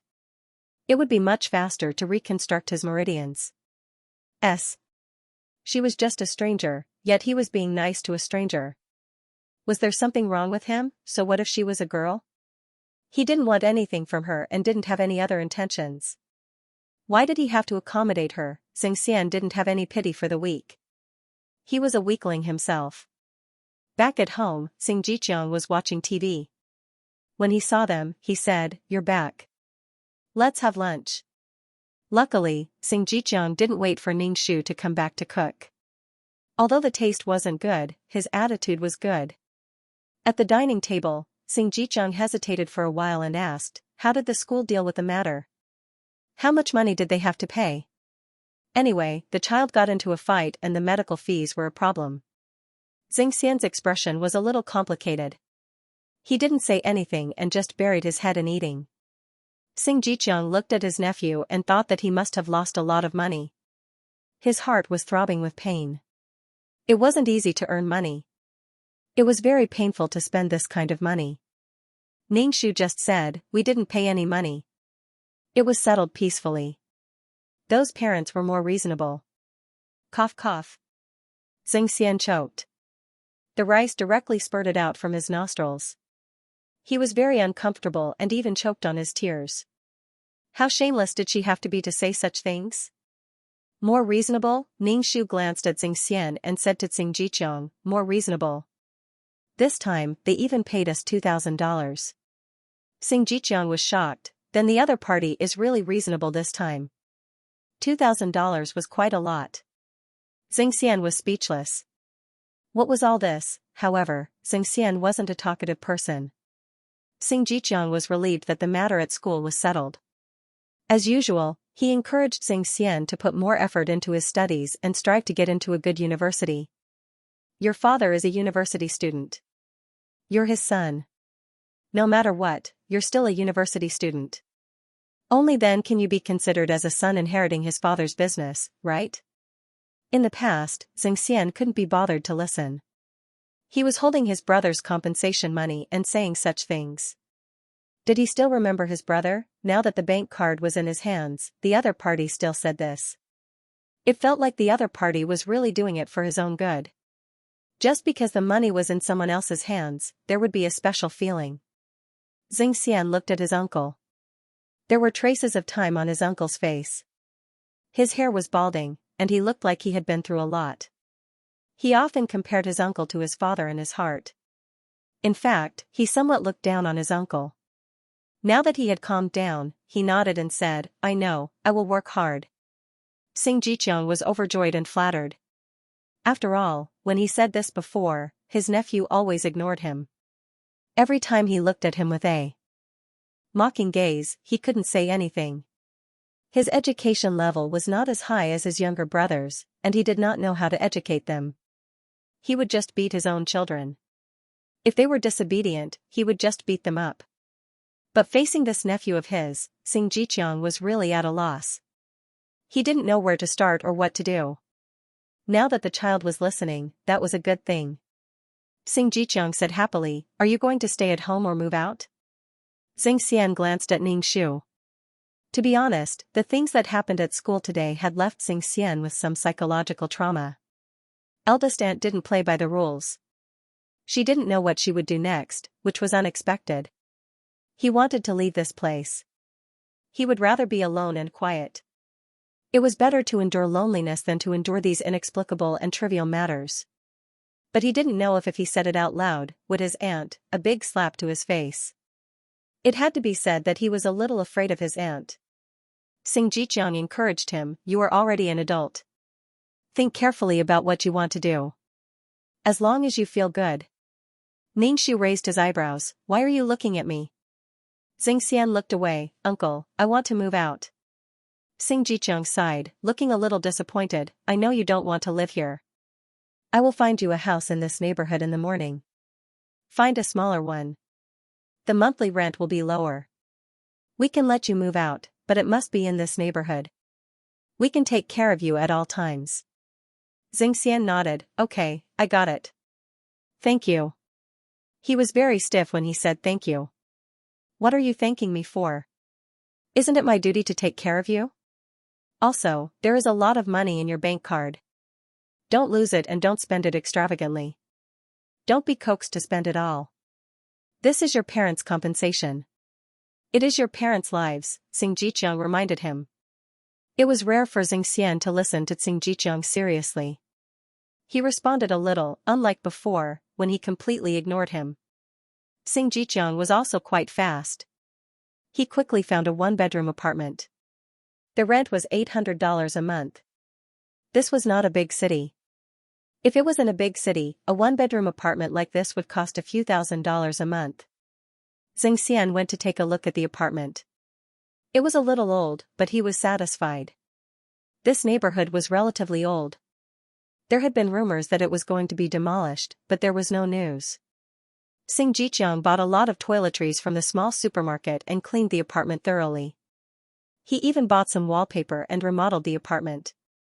Xing Jiqiang pulled Ningxu over to clean the apartment. Ningxu raised her eyebrows. I don't want to move. I'm too lazy to move. I'm very tired. I'm his mother. I have to go to school in the morning to settle some things for him, and then I have to clean his apartment in the afternoon. Xing Jiqiang, we won't be living under the same roof in the future. What's wrong with helping? Ningxu rolled her eyes. I'm not going. Xing Jiqiang. He is your nephew. Strictly speaking, we are not related at all. Firstly, we are not related by blood. Secondly, he is your nephew. Even if I am his guardian, I won't gain anything. In the past, when I didn't give him the money, he probably hated me in his heart. Ningxu said this directly in front of Xianxia. She looked at Xianxia and asked, do you think my words are reasonable? I'm not your parents. You shouldn't demand things of me like your parents do, right? Xianxia, his aunt's words were getting sharper and sharper, and he couldn't refute her. He just felt uncomfortable. The bank card was with him. He couldn't do anything about it even if he felt uncomfortable. It was his thing. Xianxia said, Uncle, let's get a part-time helper then. Xing Jiqiang looked distressed. A part-time helper is so expensive. You can just do the cleaning yourself. Xianxia insisted on hiring a part-time helper. To his surprise, his aunt didn't volunteer to be the helper. He thought that his aunt just wanted some benefits and didn't want to do the cleaning for free. It was his aunt's character to take advantage of others. However, she turned and went back to her room. It seemed like she didn't want to take advantage of others. Little mouse? How could it be related to the missing little mouse? Translator, Henyi Translations Editor, Henyi Translations. Ningxu froze for a moment. Little mouse? Then he reacted, are you afraid that Li Wen will come and find trouble with you? Little Halsey died, and in the end, he was resurrected by the heaven-conquering experiment as a joke. Although he was resurrected, he was not implanted with any memories of Li Wen. In a way, he was toying with Li Wen. Li Wen didn't know about this, and Little Rat himself probably didn't know about this. However, there was no such thing as an impenetrable wall in the world. There would always be a day when the truth would be exposed. Ningxu shrugged his shoulders. It doesn't matter. There's no need to be on guard. Moreover, Li Wen has no right to blame you for this. So what if he did not implant any memories of you? Fation said. Anyway, this Li Wen is like a friend but not a friend. It's very complicated. If you take a step forward, you might become an enemy. If you take a step back, you might become an unrelated person. Ningxu stared at the cannons flying in all directions. Under the dazzling light, all sorts of methods were lives taken one after another. Li Wen was still standing steadily on the war chariot. His posture was tall and straight, and he looked proud of the world. He looked at the battlefield coldly. Fragrant Wind was also commanding the battlefield steadily. Ningxu felt that he would never be a big shot in his life. He did not have the mental fortitude. He could only strengthen his own strength and be a loner. He was not used to dealing with more people. He had to control too many people. He was destined to be a small figure. A person was free. In a group, he had to abide by the rules of the group. There were many restrictions. The battle between the two sides was in a stalemate. Looking at Li Wen, it seemed that he did not intend to retreat. Fragrant wind sent more people, causing the situation to become more and more dangerous. They were like two balls of yarn that were rolled together. It was impossible to pull them apart. They were simply wrapped into a ball. In this kind of situation, no one could back down. If one side retreated, the other side would press the advantage and attack. This was fate. Once something went wrong, they would lose their lives. Another thing that Ningxu was concerned about was where did Li Wen get so many supplies to support such a huge army? What did Li Wen have that would cause these teams to follow him? Little Mouse's subordinates were all low-level warriors who had no thoughts of their own and could only obey orders. They did whatever they were told to do. They had no thoughts of their own and were easy to control. Even if they were to die, they would not have any doubts or even question authority. However, all living beings with intelligence and thoughts would have thoughts, doubts, and doubts. Ningxu shared his thoughts with Fa Tian. Fa Tian remained silent for a while before looking at Li Wen on the war chariot. He probably has some special means. They must have used some special means. Whether it was submitting to Li Wen's charisma, making a deal with Li Wen, or Li Wen giving them what they wanted. In short, it was impossible to have such a team without some means. At this time, the Granduncle Jun, Sang Liang, and the others did not appear. It seemed that they looked down on Li Wen. Generally speaking, only when the situation was out of control would the Granduncle and the others appear. So far, it was still Fragrant Wind who was in command. Mo Ming was watching the battlefield closely and had to respond quickly. Especially when there were more casualties, the battle plan had to be changed immediately. Ningxu watched until now and wanted to know how strong Li Wen was. Shouldn't this battle be soldier against soldier, general against general? Why was it that only the people below were fighting while Li Wen was just standing there? Unless there was some kind of overwhelming power that the people below could not bear, Li Wen would not make a move. It was the same on the organization's side. If Li Wen made a move first, there would also be overwhelming power. Therefore, the current situation of soldier against soldier was just an appetizer to some extent. What came next was the main course. The organization was a high-speed machine made up of many souls. Once there was a problem, it would react quickly. Okay, don't sleep anymore. Go and solve the problem. Sang Liang woke up the Granduncle. He had been waiting for a long time and did not want to wait any longer. He didn't wake up. He just kept sleeping. Sang Liang said, "It's a bit fierce outside." The Granduncle sat up and rubbed his forehead. He said expressionlessly, "What's here? Why are there always people fighting?" The Granduncle really didn't know what was here. There was no rest from day to night. It made it hard for him to sleep. So we have to deal with those guys who come looking for trouble. Sang Liang said, "If they're beaten down and scared, they won't dare to come and provoke us." Are they acquaintances this time? The Granduncle raised his eyebrows. Acquaintances? It's just a group of 2 or 3 children. How can they fight? Sang Liang shook his head. It's not Ningxu's group, but they have some relationship with Ningxu. The Granduncle got off the stone bed and walked out of the cave. No matter who they were, he would just kill them. Those who came to provoke him, he would kill them no matter how many times he killed them. The atmosphere was getting more and more heated and tense. Many lives were lost in the blink of an eye. They no longer existed. Battles were merciless and cruel, and more lives were thrown into the furnace. The Granduncle and Sang Liang came to the battlefield and saw Li Wen on the chariot. The Granduncle glanced at Li Wen and retracted his gaze. He asked doubtfully, "Who is this?" Fortunately, Li Wen couldn't hear him. If he understood, he would probably vomit blood. You always thought of him as an enemy, but the other party didn't remember you at all. This feeling was really bloody. Sang Liang thought for a while and said, "It should be the human who directly followed the Silver Rat clan. It seems that he developed a little on his own."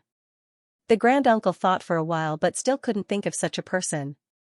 He was too lazy to think about it. Anyway, he just started fighting. Probably because he was suddenly woken up, he didn't wake up and was a little angry. He directly pulled out his black sword, jumped up, and rushed towards Li Wen at an extremely fast speed. Li Wen looked at the Grand Elder. His expression was the same as usual, but his body was immediately covered with armor. Almost in an instant, a thin layer of high-tech armor covered his body. It was as if he had transformed into a cold and ruthless robot. Ningxu's mouth opened into an O shape. He didn't expect Li Wen to walk the path of technology. However, he remembered that he had once entered a black hole city. The city was full of technological things. It was normal for Li Wen to be able to research things. A sword also appeared in Li Wen's hand. However, this sword was red, like a piece of red-hot iron. Li Wen used his blade to block the Grand Elder's attack. After the contact, the two of them bounced back quickly and attacked each other at a speed that was almost invisible to the naked eye. Ningxu raised her head and looked at the battle in the air. It was so fast that she was about to get dizzy. One moment here, the next moment there. The battle was so fast that the details couldn't be captured. In any case, the battle would eventually come to an end. As for who had the upper hand and who had the lower hand between the two of them, it was even more impossible to tell. Li Wen's strength was actually able to fight with the senior granduncle for a long time. Was this his own strength or the power of technology? Regardless of which power it was, Li Wen's strength couldn't be underestimated. The battle above determined the morale of the people below. When the battle above was over, the battle below was more or less decided. However, this was the organization's home ground. It was very easy to mobilize troops and there were many people. Not only were there many souls in the organization, but there were also many void creatures. To some extent, Li Wen's chances of winning weren't high, and the decision to attack this organization wasn't considered wise. Unless Li Wen had other purposes, he wasn't an impulsive person and wouldn't make a big fuss for a little selfish desire. This purpose was worth Li Wen taking the risk. Did Li Wen notice something? Was there something good here? Did he want to come over and get a share? It was fine if he didn't know or see it. However, now that he saw it and guessed it, his heart was itching. His curiosity was off the charts. Ningxu didn't expect to get anything good. She just wanted to see some excitement. The battle above was simply a game of displacement. One moment it appeared here, and the next moment it appeared there. It was a dazzling sight to behold. Ningxu simply stopped watching. Anyway, she couldn't see anything. She just needed to know the result of the battle. Fa Tian rubbed his sore eyes. This kind of battle is too tiring for my eyes. Ningxu asked, who has the upper hand and who has the lower hand? Fa Tian said, generally speaking, the Grand Elder definitely has the upper hand. However, Li Wen's strength, Gaishan narrowed his eyes. His strength is a little unexpected. He seems to have found a path and Tao that belongs to him. Ningxu tilted his head and rubbed his teeth. Li Wen could be considered a formidable person. Some people were born to be on Rome's side, while others were very far away from Rome and ended up in Rome. Everyone's opportunities were different, but Ningxu was more satisfied with his. As for Li Wen's opportunity, he was envious but not jealous. Everyone's Tao was different. Once he found his own Tao, he would be able to achieve twice the results with half the effort. Some people needed to spend a lot of time and take many detours to find their own Tao. Ningxu raised his head and looked at the battle in the sky. It was silent, but it was very terrifying. If he was touched by even the slightest aftershock, he might be crushed to pieces. The battle between the two of them had already formed a special magnetic field. If another person joined in, it would probably explode like a nuclear explosion. Although he didn't know the specific details of the battle between the two, Ningxu could observe Sang Liang's expression. Sang Liang was undoubtedly worried about the Grand Elder. If the Grand Elder's situation wasn't good, he would be nervous. Ningxu didn't stare at the battle between the Grand Elder and Li Wen, but at Sang Liang. Sang Liang looked at the battle and noticed Ningxu's gaze. He glanced at her and then withdrew his gaze. Ningxu was addicted to staring at Sang Liang's expression. When Sang Liang frowned, Ningxu could imagine the Grand Elder's situation. When he saw the corner of his mouth twitch, he could imagine that the Grand Elder had the upper hand. Ningxu was a little curious. What kind of feelings made Xianxia think for the Grand Elder so wholeheartedly? He worried about the Grand Elder's worries and was happy for the Grand Elder's happiness. Was this responsibility? Was this love? A bright light burst out in the sky, dazzling the eyes. The Grand Elder and Li Wen collided and released a huge force, bouncing the two back. Li Wen steadily stopped on the chariot. The chariot couldn't bear the weight and power of Li Wen and directly fell apart. Li Wen stood on the ground, his feet deeply embedded in the ground. One could see how much power Li Wen had released.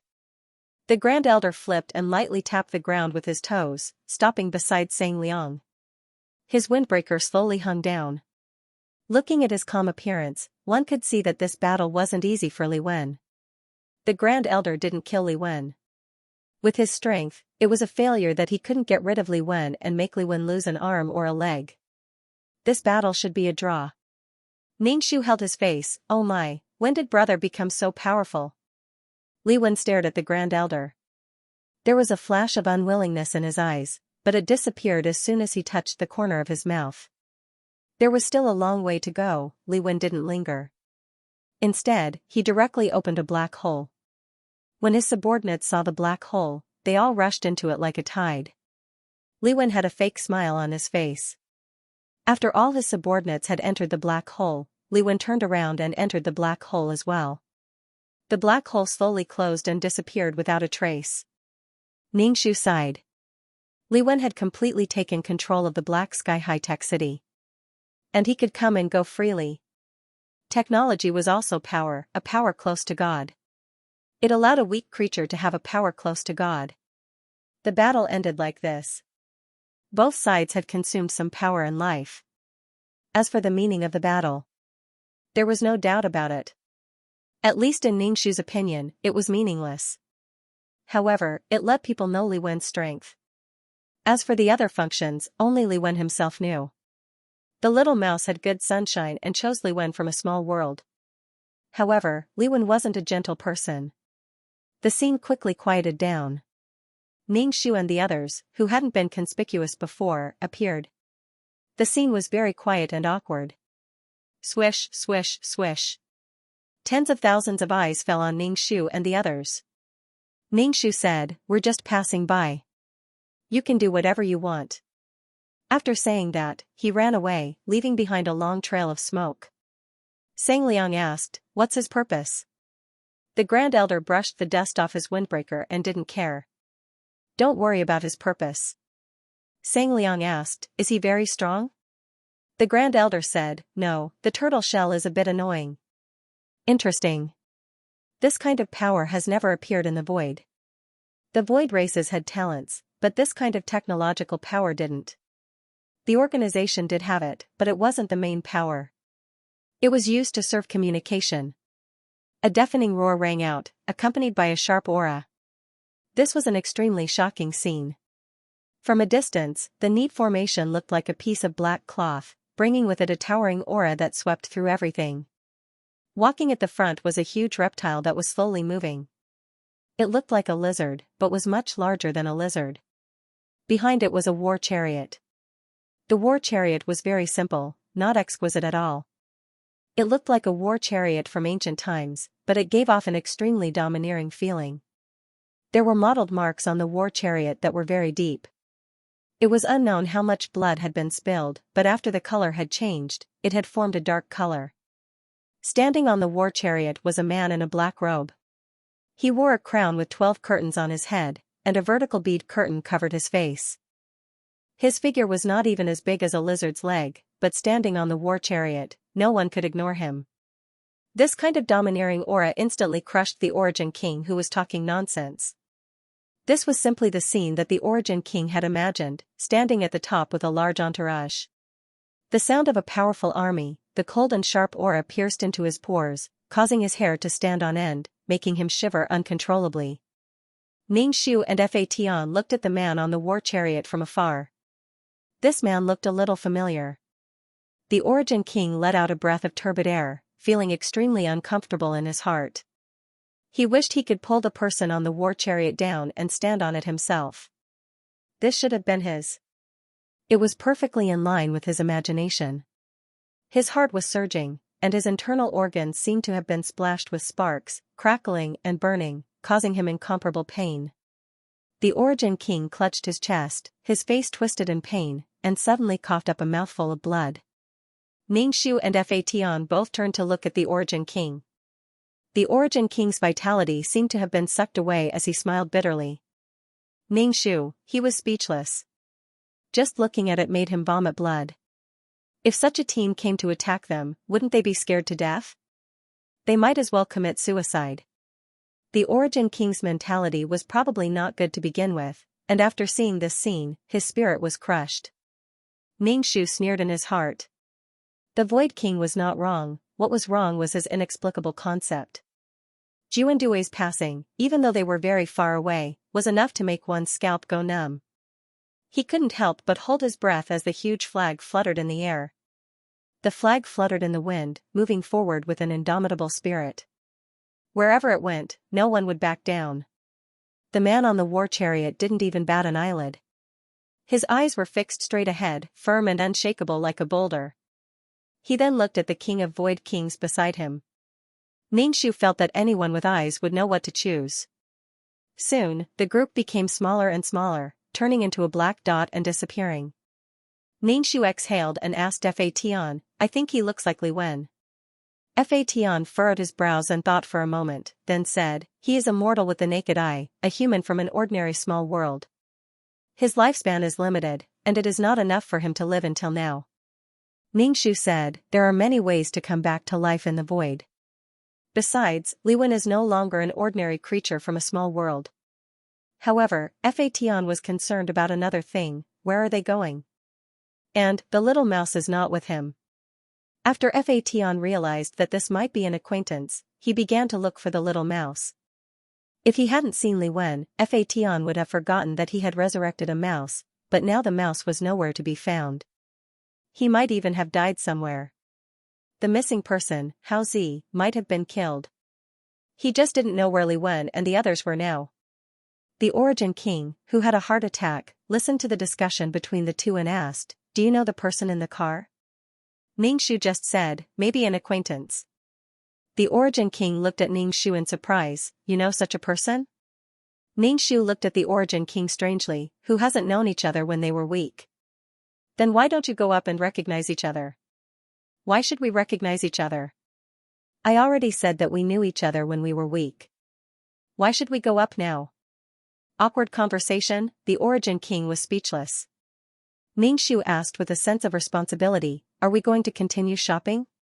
Was the Origin King in the mood to go shopping now? Not at all. So Ningxu returned to the clan.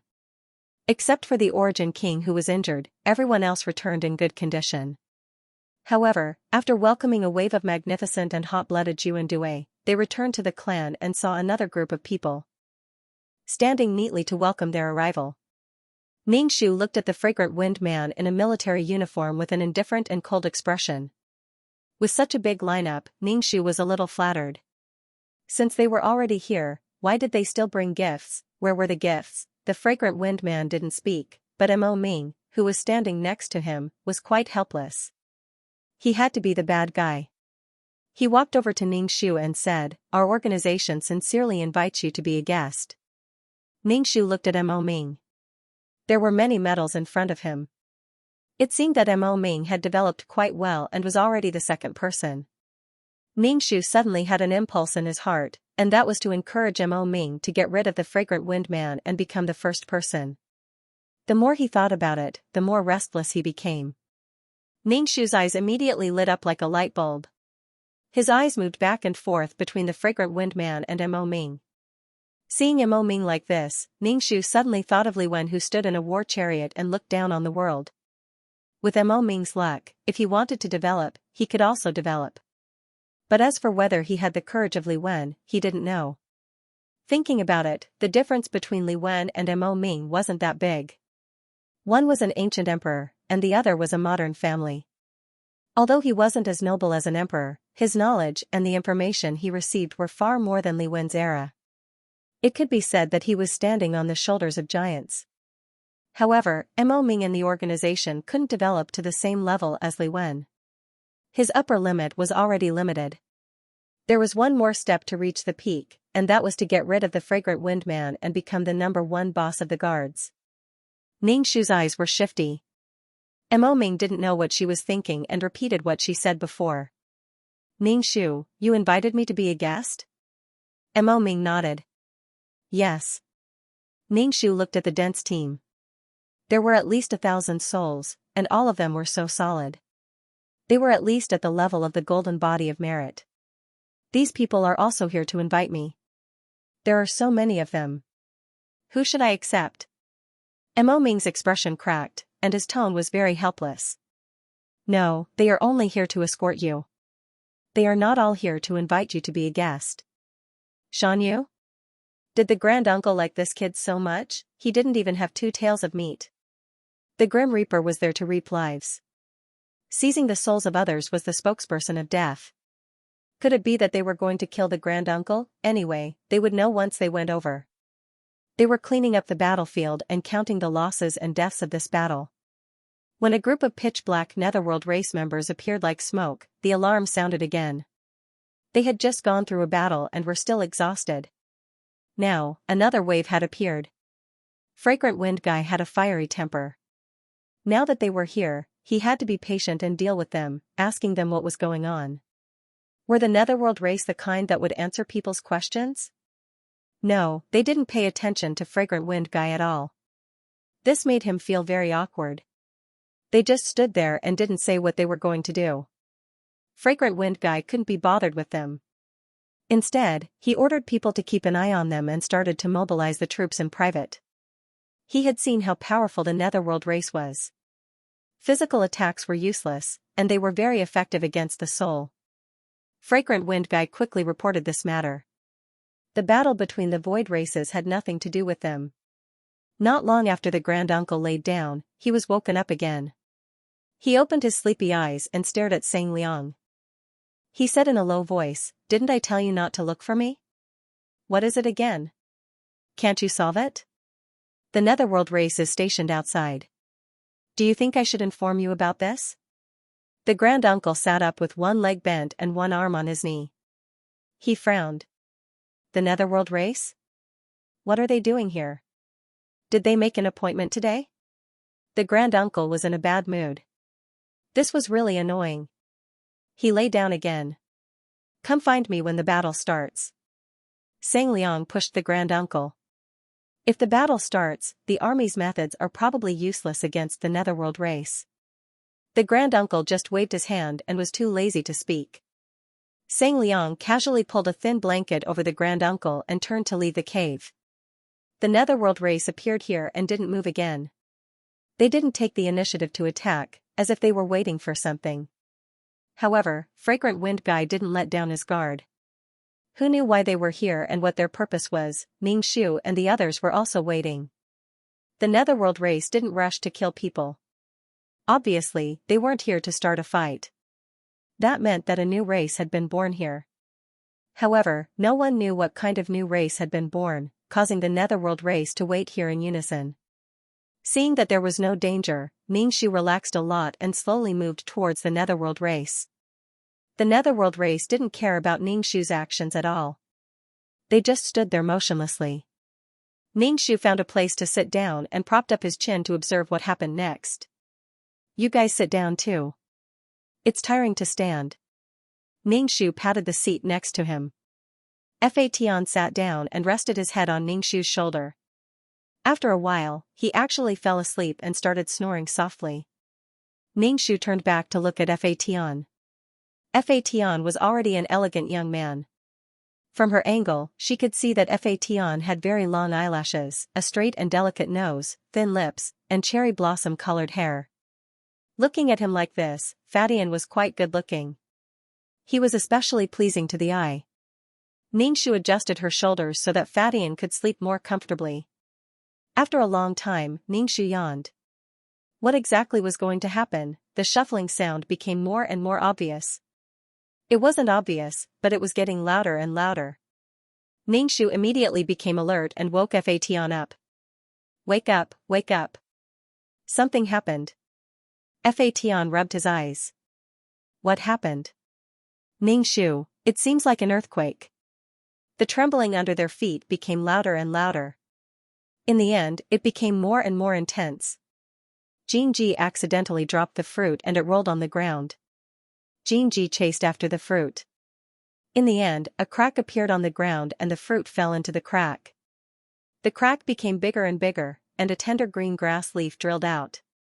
Then, the vine grew bigger and bigger, growing upwards at an extremely fast speed. The vine was still growing, and the sudden situation made everyone very surprised. The granduncle also came over after being notified. The granduncle looked at the growing vine and snorted. Interesting. A new race is being born beside this almost dried-up sea of law. The birth of a new race would compete for the surrounding energy and vitality. This situation was one disaster after another for the sea of law. The granduncle's expression was not good. Sometimes, a hero in his twilight years would be like this. The vine grew to the thickness of a person's waist and then stopped growing. Everyone listened to the vine. It was obvious that the Netherworld race's target was the race born from the vine. Ningxu nodded. It seemed that the Netherworld race's reputation of protecting their young was real. It was probably because the place of birth was special that the Netherworld race came over. A huge flower bloomed on the vine. This flower was as big as a pumpkin. It was snow-white and emitted a fragrance. The fragrance was overwhelming. Ningxu took a deep breath. There was a sweet smell. Ningxu suddenly drooled. I feel like eating nectar. Xianxia, who was beside him, nodded frantically, agreeing with Ningxu's words. Many of these natural living beings were born from plants and trees. They used this medium to transmit power to the living beings. The flower slowly withered, and finally, a fruit grew out. The fruit was slowly growing again. It took less than an hour from start to finish. What kind of huge energy was this? The fruit grew bigger and bigger. After it stopped growing, it fell from the tree. The fruit fell to the ground with a thud. At the same time, the granduncle and the Netherworld race moved to snatch the fruit. The Netherworld race roared at the granduncle. The huge sound wave was so close that the granduncle took 2 steps back. The Netherworld race successfully obtained the fruit. Ningxu didn't join the fight. Under such circumstances, he couldn't snatch it. The Netherworld race hugged the fruit. The fruit's shell was like an eggshell, and cracks began to appear. Then, the fruit split open, revealing a thin and weak baby inside. The baby burst into loud cries. It struggled with its limbs and clenched its fists tightly. With a red face, the Netherworld race hugged the baby and kept coaxing it. Ningxu raised his eyebrows. What kind of race was this? It seemed to be a group favorite. Now, the void seemed to have changed the number of races. There were no longer too many races. Instead, there were only a few. The Netherworld race was probably born. The baby bit its fingers and fell into a deep sleep after crying. The Netherworld race coaxed it. Even the Grim Reaper was gentle. The Netherworld race hugged the baby and turned to leave. The granduncle didn't manage to snatch the baby, so he gave up. The granduncle didn't care much about the baby. If he could snatch it, he would. If he couldn't, he wouldn't. However, the Netherworld race was so good to the baby. This baby probably had a big background. Ningxu's expression explained everything. The Origin King let out a sigh and said, I want to stay and help you. Ningxu? Ningxu snorted and said, forget it. The Origin King in this state not only didn't drag them down but even wanted to help them. The Origin King looked at Ningxu with bloodshot eyes and asked, what do you mean? Are you looking down on me? Ningxu snorted and asked, who are you scolding? Fatian looked at the Origin King with cold eyes, causing the Origin King to feel a little guilty. Fatian said to Ningxu, next time he scolds, just kill him. We don't have time to pay attention to him. Ningxu nodded and said, yes, I can't bear to see him being an idiot. The Origin King, what kind of person was this? If he wanted to recruit people in the future, he must not recruit people like this. offending his superiors and showing his teeth at the slightest provocation, but in the end, he was still scolding him. Ningxu took out some fruits to eat and said to Fa Tian, "Let's make something to eat, I want to eat meat." Fa Tian smacked his lips and said, "I also want to eat meat." So Ningxu and Fa Tian went to the small wooden house and made pots and pans in the small world. Fa Tian went to catch some creatures without intelligence. They were not big, but they had a lot of meat and belonged to the lower end of the void's food chain. Xianxia had already given up on eating and was waiting for Ningxu and Fa Tian to finish cooking. The taste of the food was not very good, but it was rich and filled with a large table of food. Ningxu felt that the food he made tasted quite good. While eating, the void suddenly said, "Is this the best dinner I've ever had?" Ningxu directly took a greasy plate and threw it at her face. "Shut up, do you want to be beaten?" The Origin King wiped his face with a handkerchief and said angrily, "There should be a limit to how much you can bully others." Ningxu said, "This is to teach you how to behave. Don't talk nonsense. If it were someone else, it wouldn't be a slap on the plate. It would make you speechless for life." "Void King, should I be thanking you?" Ningxu waved his hand. "You're welcome. I'm a good young man. I like to help others." The Origin King was so angry that he wanted to throw his chopsticks, but under Fa Tian's gaze, he could only grit his teeth, gently put down his chopsticks, and leave. Fa Tian frowned and said, "This person is even less likable than Xianxia." She was clearly a creature that had just been born, but her personality had a huge flaw. She couldn't even compare to the pure Xianxia. Xianxia didn't even have a personality. He was like a blank piece of paper, only having an appetite. As for the Origin King's personality, it was hard to say.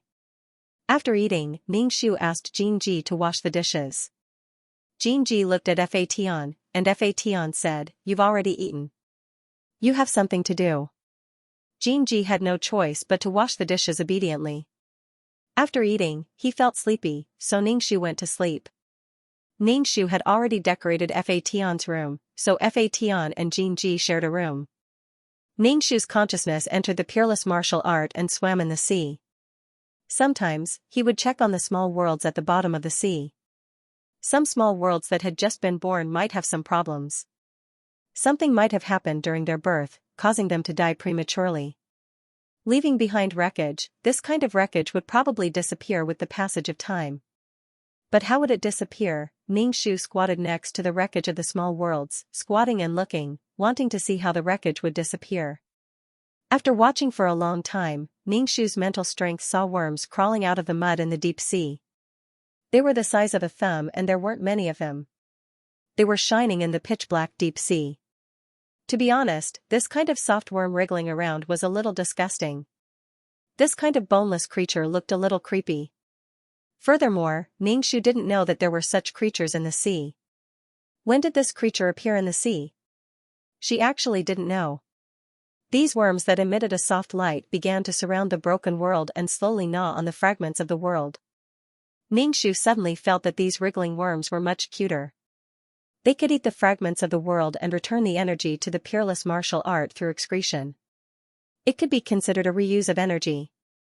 It was a little like the immune phagocytes in the body, devouring dead cells. In that case, Ningxu needed to do very little. From the birth of the world to its death, Ningxu didn't need to interfere. The peerless martial art could resolve it on its own. However, Ningxu was worried about another thing. The phagocytes might swallow the intact cells. Ningxu stared at the worms and slowly finished eating a broken world. After eating the broken world, the worms burrowed back into the mud. This time, Ningxu was relieved. It seemed that these obedient worms knew what they were doing and only knew how to eat broken worlds. Ningxu was very happy. This meant that he didn't have to pick up fragments all the time.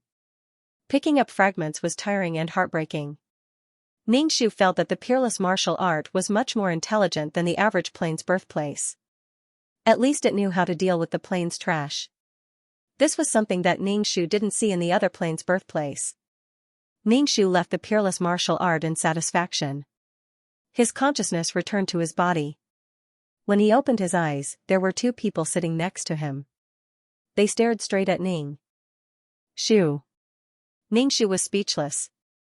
When she was sleeping, did she grind her teeth, fart, or talk in her sleep? Ningxu sat up expressionlessly. What are you doing? Fatian said, Senior uncle and the others are here. They're waiting in the hall. Ningxu replied with an "oh" and asked casually, when did you come? They'd been here for a long time. Ningxu was a little surprised. They'd been here for a long time, but they'd been waiting here. This was rare, but it meant that it wasn't a good thing. Ningxu wiped the dirt from the corner of his eyes, washed his face, and then came to a very simple living room. Only 2 people came this time, Sang Liang and Senior Uncle. Ningxu really felt that the 2 of them were wearing the same pair of pants. They were like conjoined twins. Everywhere they went, there were 2 of them.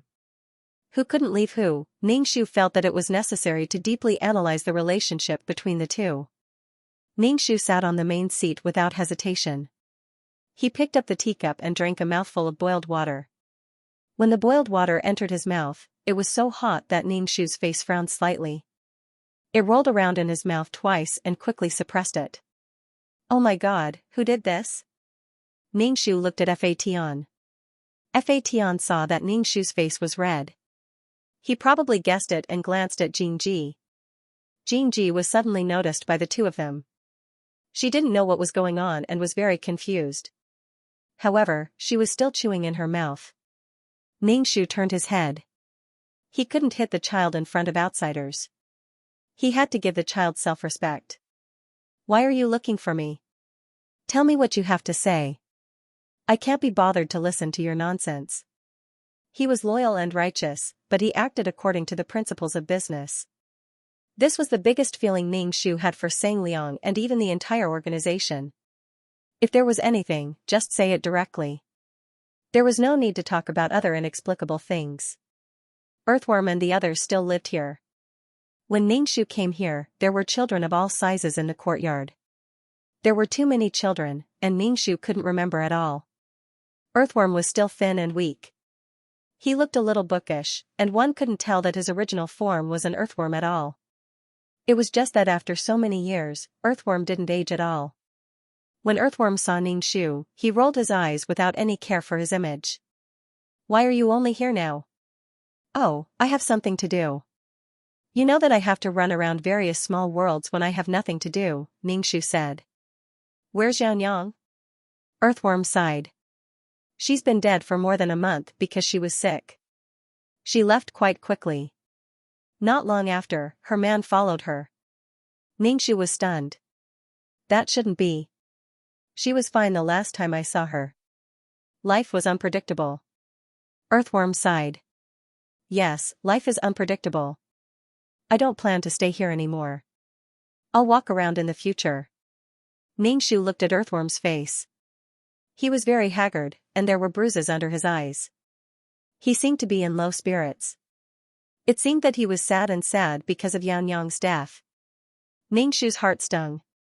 He didn't feel much, but his heart felt a little numb. When he entered the house, he saw Xianxia's memorial tablet. In front of it was a brand new incense burner with lit incense sticks.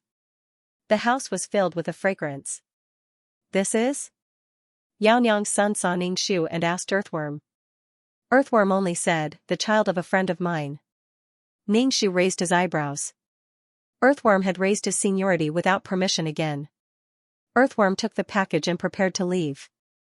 Xianxia's son couldn't help but ask, why are you leaving? I'm going out for a walk. Don't wait for me. I don't know when I'll be back. Earthworm ignored their urging and left with Ningxu. When he left, he kept looking back. Ningxu said, if you can't bear to leave, then don't leave. The earthworm shook its head. I have no choice but to leave. According to the age of you 2-legged monsters, I'm already very old. I haven't aged yet, and I haven't died yet. I don't expect to be dismembered when the time comes. I'd rather leave when the time is right. After all, not everyone is like Xianxia. He was the one who brought Xianxia up. In the past, their family relationship was very simple, but it wasn't the same anymore. With so many people around, everyone had their own agendas. Earthworm didn't want to think too badly of Xianxia's child, but he didn't dare to think too highly of her either. Moreover, once there were more people, not everyone would have a good relationship with them. Ningxu looked at the earthworm. I didn't expect you to be so wise. That's right, some people don't dare to face death. They will use all their strength and even crazy methods to save their own lives. But once the earthworm left, he would be alone. It would be quite lonely. The earthworm said, It's okay. I can wander around the world. I've been taking care of the child before. Now, I'm free. As he spoke, he looked at Ningxu with some resentment.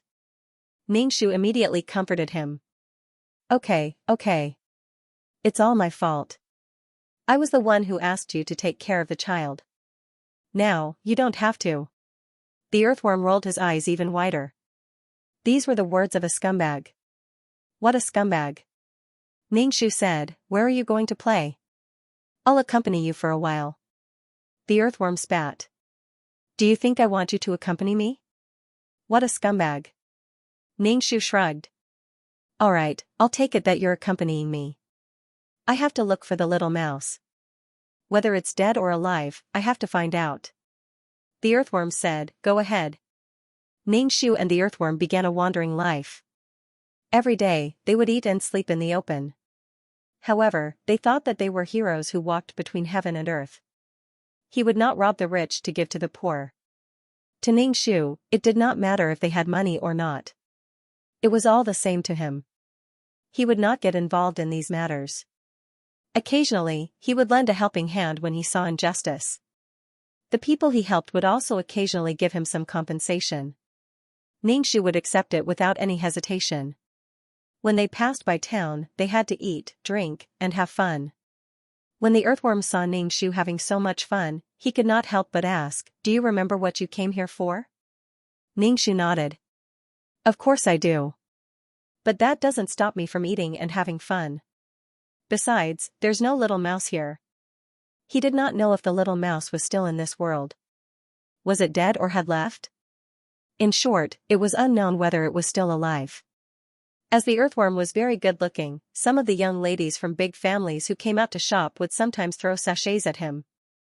Ningxu beamed as she asked the earthworm, Is there anyone you like? Find a woman you like and live an ordinary life for decades? The earthworm looked at her as if she was retarded. Are you stupid? With my looks, do you think it's normal for me to find an ordinary woman with a face full of wrinkles while I'm still a young hunk? Any woman would have a mental breakdown. Ningxu exclaimed, You're really confident in yourself. The earthworm scoffed. I know human nature too well. Maybe the woman I love will eat me up, even if it's only in name, so that she can stay young forever. Ningxu looked around at the girls who were shy and afraid of the earthworm. Their feelings for him had really been ignored. Ningxu and Fatian walked and stopped along the way as they headed towards the largest capital. Since they were already here, they might as well go to the big city to try their luck. Moreover, there were many nobles and princes in the big city, and there was also an emperor. Ningxu felt that little mouse liked people with strong luck, just like how it had chosen Li Wen. If Little Mouse was still alive and had lost its memory, it would find a lucky human to play with. For some reason, Ningxu felt a little happy. Now, Little Mouse was like an amnesiac wife who had forgotten Li Wen, the scumbag CEO. Amnesiac and didn't remember the scumbag, but the scumbag remembered the little mouse who had done so much for him, but he ignored it. Now that Little Mouse had found a new companion, Li Wen must be very disappointed. Ningxu was so excited that his whole body was trembling. How interesting, Little Mouse was speechless. Was she crazy? Why was she so excited? What kind of illness was she? The big city was indeed different from those small places. The buildings were magnificent, and the bluestone streets in the city were wide enough to drive 5-horse carriages side by side. The people coming and going were all well-dressed people. It seemed that the people in the big city were very wealthy. Ningxu and Little Mouse were like country bumpkins, and their clothes were old and tattered. The pedestrians looked over and then looked away. Their faces were filled with disdain and a sense of superiority. Ningxu and the earthworm didn't care about these people's gazes. They found a luxurious inn to stay in and slowly looked for Little Mouse. Ningxu's expression was very serious. It was as if he would rather die than live in dishonor.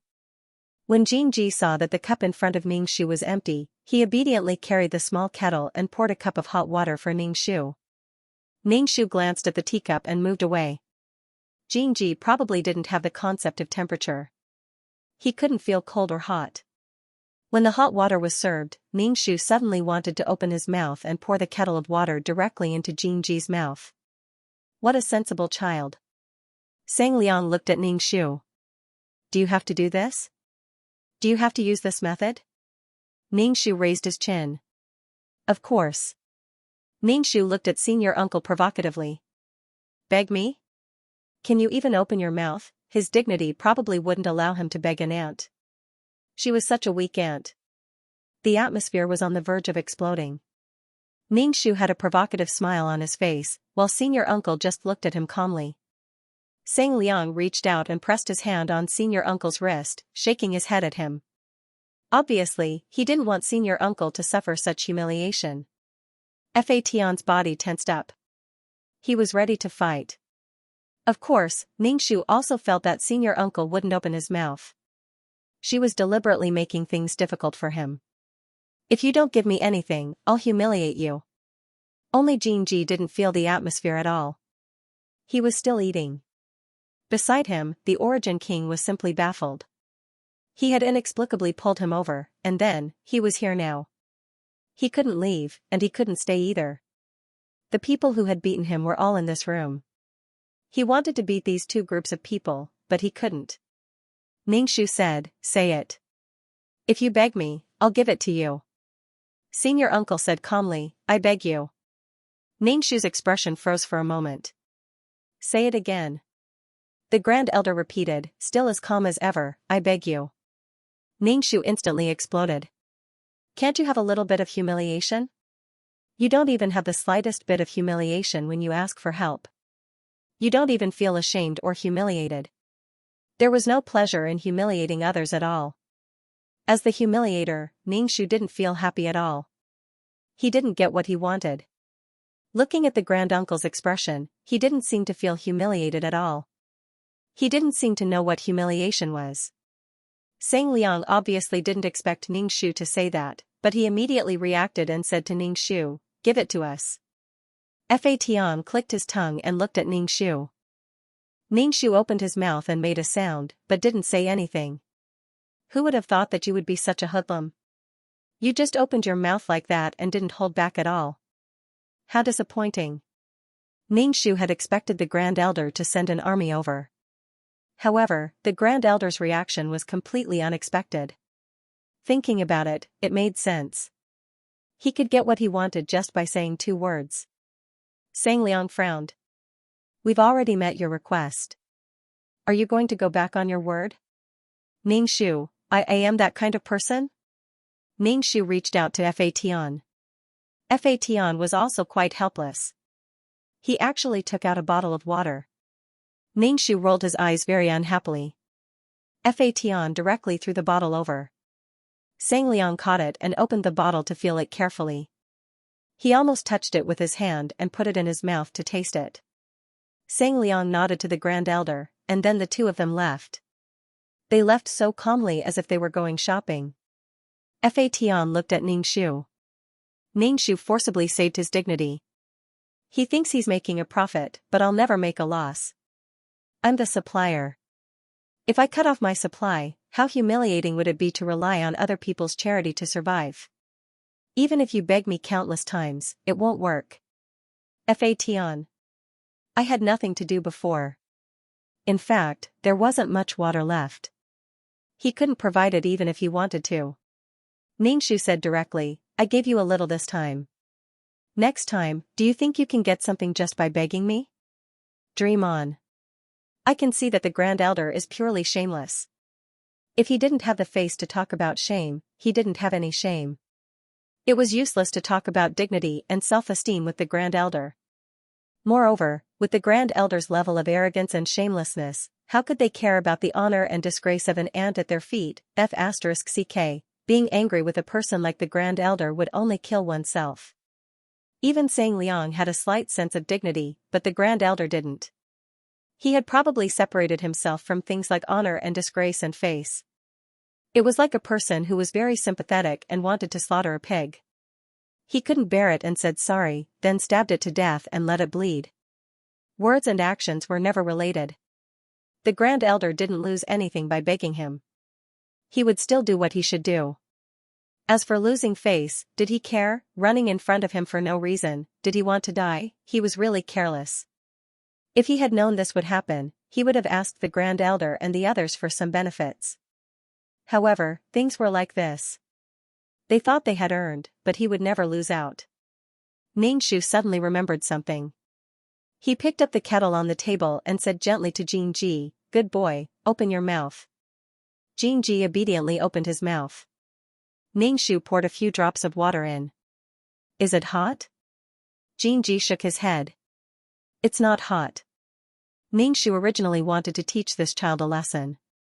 If he said it was hot, he would tell him not to pour tea for others with water. However, he said it wasn't hot. Ningxu's face was cold. "Open your mouth." Then, he poured the entire kettle of water into Xianxia's mouth. Xianxia's throat was like a funnel, catching all the water and swallowing it. The Hollow King could finally ask, "Why are you looking for me?" He just stood there and watched, baffled, as if he didn't know what was going on. Ningxu said casually, "I thought they were here to investigate the matter of you jumping into the spring and polluting the spring water, so I was going to hand you over." The Hollow King suffered a critical blow. His heart, which was riddled with holes, was on the verge of collapsing. To be honest, after leaving the abyss, to a certain extent, the Hollow King relied on Ningxu. Now that Ningxu had said this so casually, as if she wanted to hand him over, the Origin King felt quite uncomfortable. "The Hollow King, you're just going to hand me over like this? Ningxu, you're still here." Obviously, they don't care about the bathwater at all. The Hollow King, stop changing the topic. Ningxu saw that the Hollow King was very angry and knew what he meant. He just said, "You and I are strangers, and I'm just your guide, not someone else. I have no obligation to risk my life for you. If you're a friend I recognize, that's fine." The Hollow King said awkwardly, "In my heart, to a certain extent, you're also my friend." Ningxu shook his head. "But in my heart, you're not my friend." The carriage drove past them. From the beginning to the end, the little mouse didn't even look at them. It lay on the shoulder of the young master of the Duke's mansion as if it was asleep. Ningxu asked, "What's going on? What should we do next?" Ningxu said directly, "Let's just wait for that person to come back. Also, we need to figure out what's going on with the little mouse." "Okay." Ningxu and the earthworm sat on the steps. The guards at the door stared at them and wanted to drive them away, but they were well behaved. They could only let them be. Chu Rui entered the palace and was led into the palace by the eunuch. The emperor was slightly fat and his hair was half black and half white. His face was full of fatigue. Even so, there was elegance between his eyebrows. It could be seen that when he was young, he was a really good man. The emperor looked at Chu Rui with a kind expression and asked him to come closer. Chu Rui walked a few steps with a cold expression. He didn't get close to the emperor and bowed respectfully. The emperor just sighed and didn't care about Chu Rui's behavior. Instead, he asked Chu Rui if he was feeling better and how his studies were going.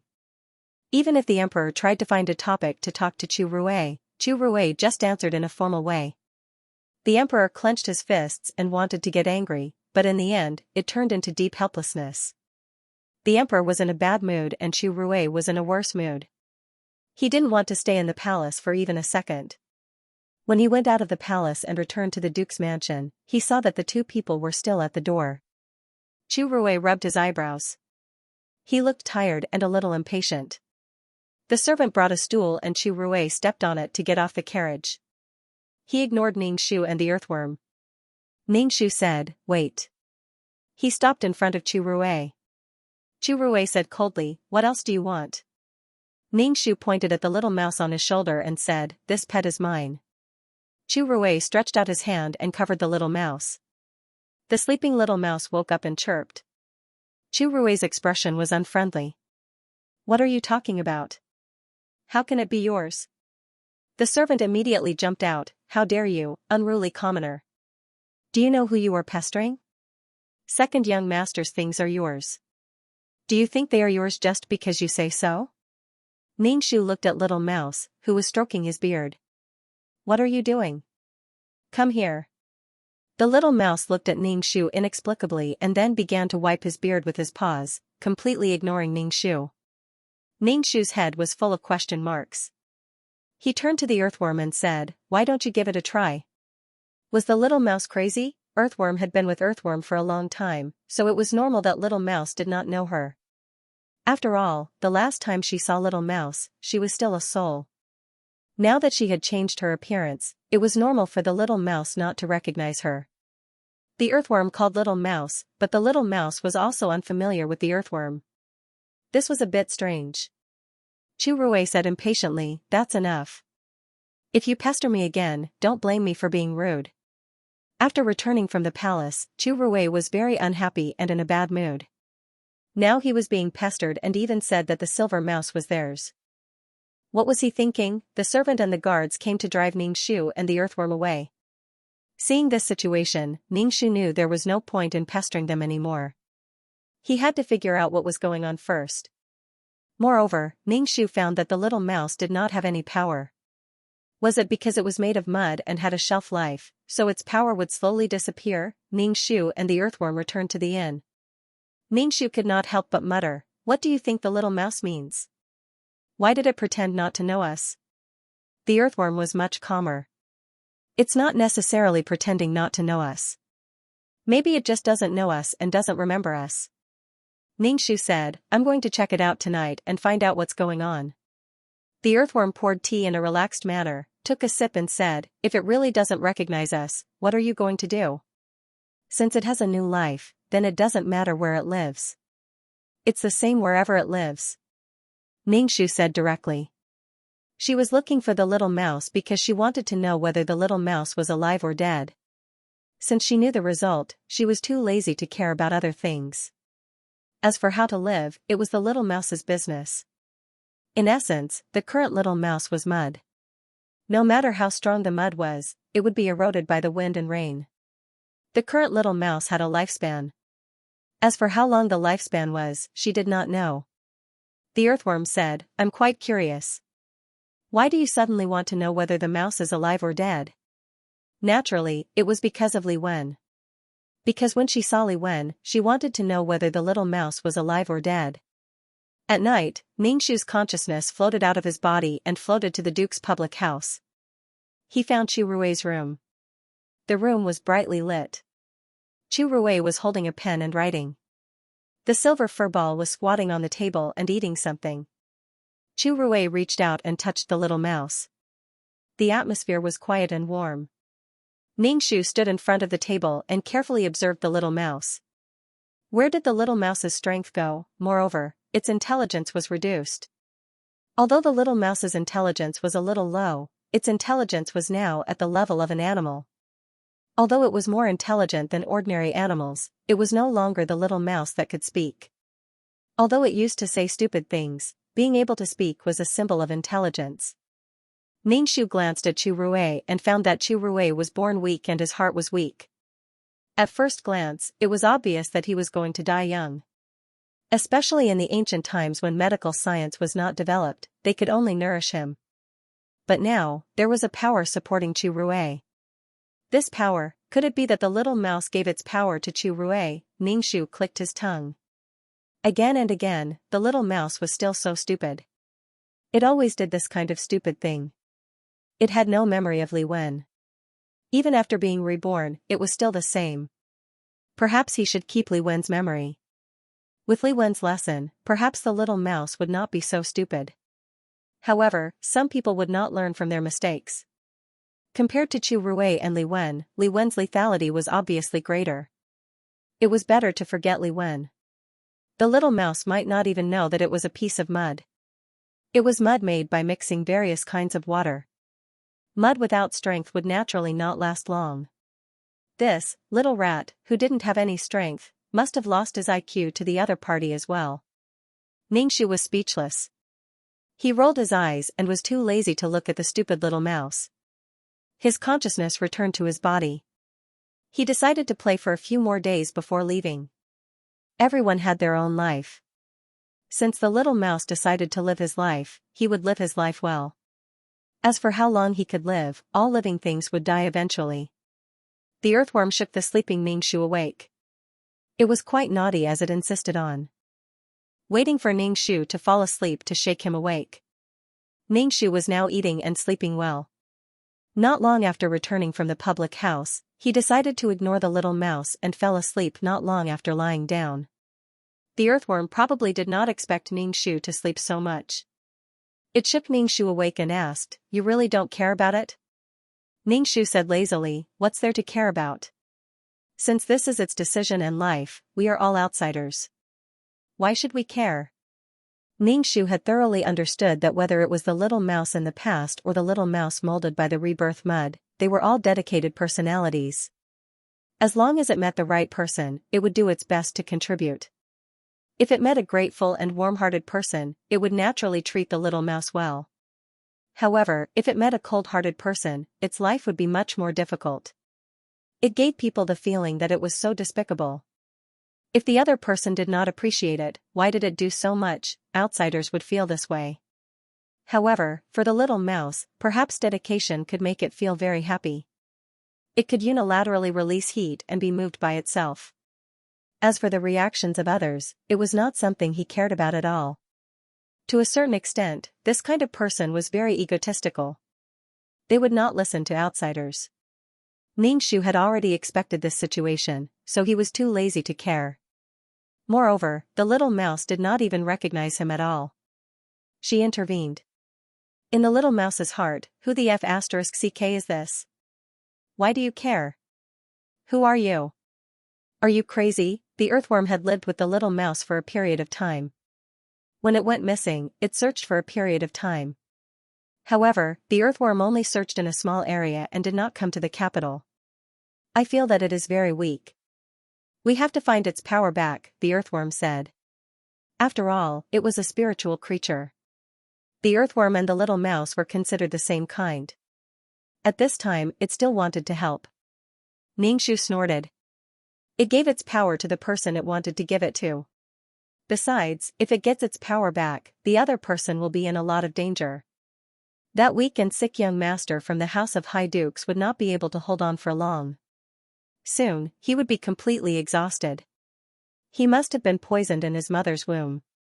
It was not easy for him to live until now. He should have died after being born, or the fetus would have died in the womb. If he was an ordinary person, he would have been reincarnated long ago.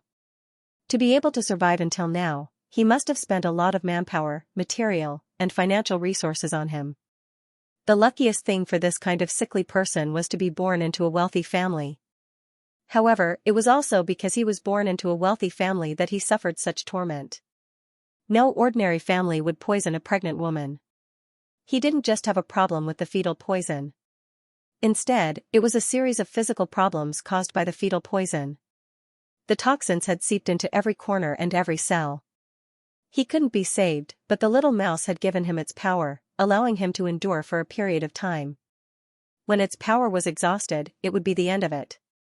Anyway, after walking around the House of High Dukes, Ningxu had already understood the situation of Little Mouse's new master. Usually, when a person was a pet, they would be a princess. However, the little mouse had found itself a master. The earthworm was still worried and asked, "Then let's just forget about it. We really don't care anymore." Ningxu hugged the quilt and lay down. "We don't care anymore." It willingly gave its power to its master. This kind of thing is consensual. Why do we have to be the bad guys? The little mouse had no memory and no intelligence. If she ran over and told them about the little mouse, no normal person would believe her. The earthworm also felt that this matter was really difficult to handle. He pulled Ningxu up. "Since we're already here, we still have to solve this matter." Ningxu really felt that the phrase, "since we're already here," was really poisonous. She asked, "Then tell me, how do we solve this? We have to respect the little mouse's wishes, right?" The earthworm rolled his eyes. The little mouse's wishes are that its master can be well and alive. Otherwise, it won't give its power to him. So, if we solve the problem of the body of the young master of the House of High Dukes, this matter will be solved easily. Ningxu was so sleepy. She rubbed her eyes. What are you thinking about? How do we solve this? The earthworm said, someone like you who can go to the world of samsara to pull people and enter the world of the dead can't solve this problem. Yes, I can go to the world of samsara to pull people, but the problem is that the body, which is the container of the soul, can't. It's going to collapse and the soul has nowhere to go. Ningxu was almost drunk. She really didn't want to care about this matter. Moreover, she was worried about another thing in her heart. The earthworm said, then solve the problem of the container. Ningxu couldn't help but ask, have you thought about what will happen if the power is returned to the little mouse? Of course, the little mouse's body can solve this problem. But the problem is that the little mouse has power but no brain. The little mouse is still being played around by others. Someone wanted to use the little mouse's power, but the little mouse could think, but it couldn't. Rather than this, it was better to maintain the status quo and let the young master think that the little mouse was just a pet with intelligence. Chu Rui's identity was special. Even if he had the aura of an emperor, so what? The earthworm looked at Ningxu. I think there's a problem with your thinking. Ningxu tilted her head and asked, what's the problem? The earthworm said, first, this power originally belonged to the little mouse. The little mouse has the right to decide to use this power. Second, you've considered everything except the little mouse. His body is weak. Maybe he will die soon. You can make a move, but you're just watching from the sidelines. What you're thinking about hasn't happened yet. The lives of the little mouse and the young master of the House of High Dukes are urgent matters. Ningxu sighed. It was probably because he had entered the microcosm too often. Most of the time, he was correcting the problems of the microcosm. It was all from a macro point of view. Some small aspects were neglected or sacrificed. The power that the little mouse possessed was definitely beyond the power system of this world.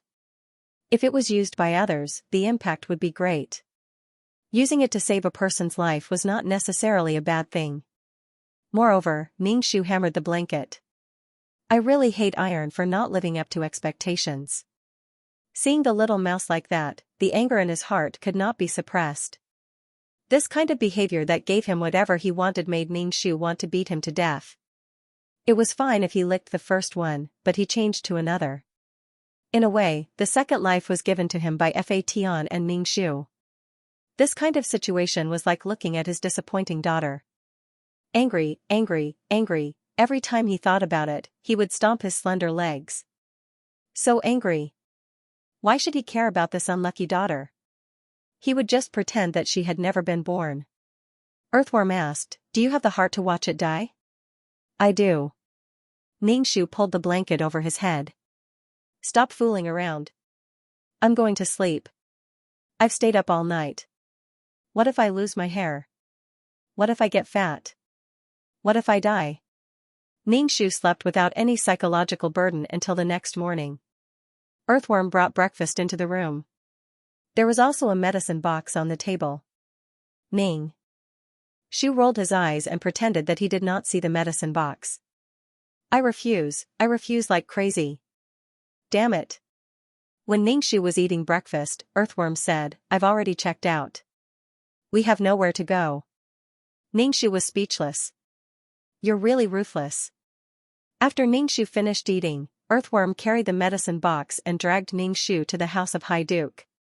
Standing in front of the House of High Duke, Ningxu turned around and left. Earthworm grabbed his collar. Since you're already here. Ningxu said angrily, he can't be saved. Just wait for death. We're not saving him. We're saving Little Mouse. No matter how stupid he is, he's still one of us. We can't just leave him to die. Earthworm politely asked the servant at the door to announce that he was a doctor. He was here to treat the young master's illness. The servant looked at Ningxu and Earthworm's expressions with suspicion. He asked, You're a doctor? Yes, my ancestors were all doctors. I just came here and heard that the second young master was sick, so I volunteered. Go away. The servant drove Earthworm away. Don't you know what kind of place this is? How can you swindlers come here? How can your medical skills be compared to the imperial doctors in the palace? One by one, they came here under the banner of treating my young master. Don't they just want to be famous? They all call themselves divine doctors and claim that they can snatch people from the king of hell. In the end, they can't even treat my young master's illness.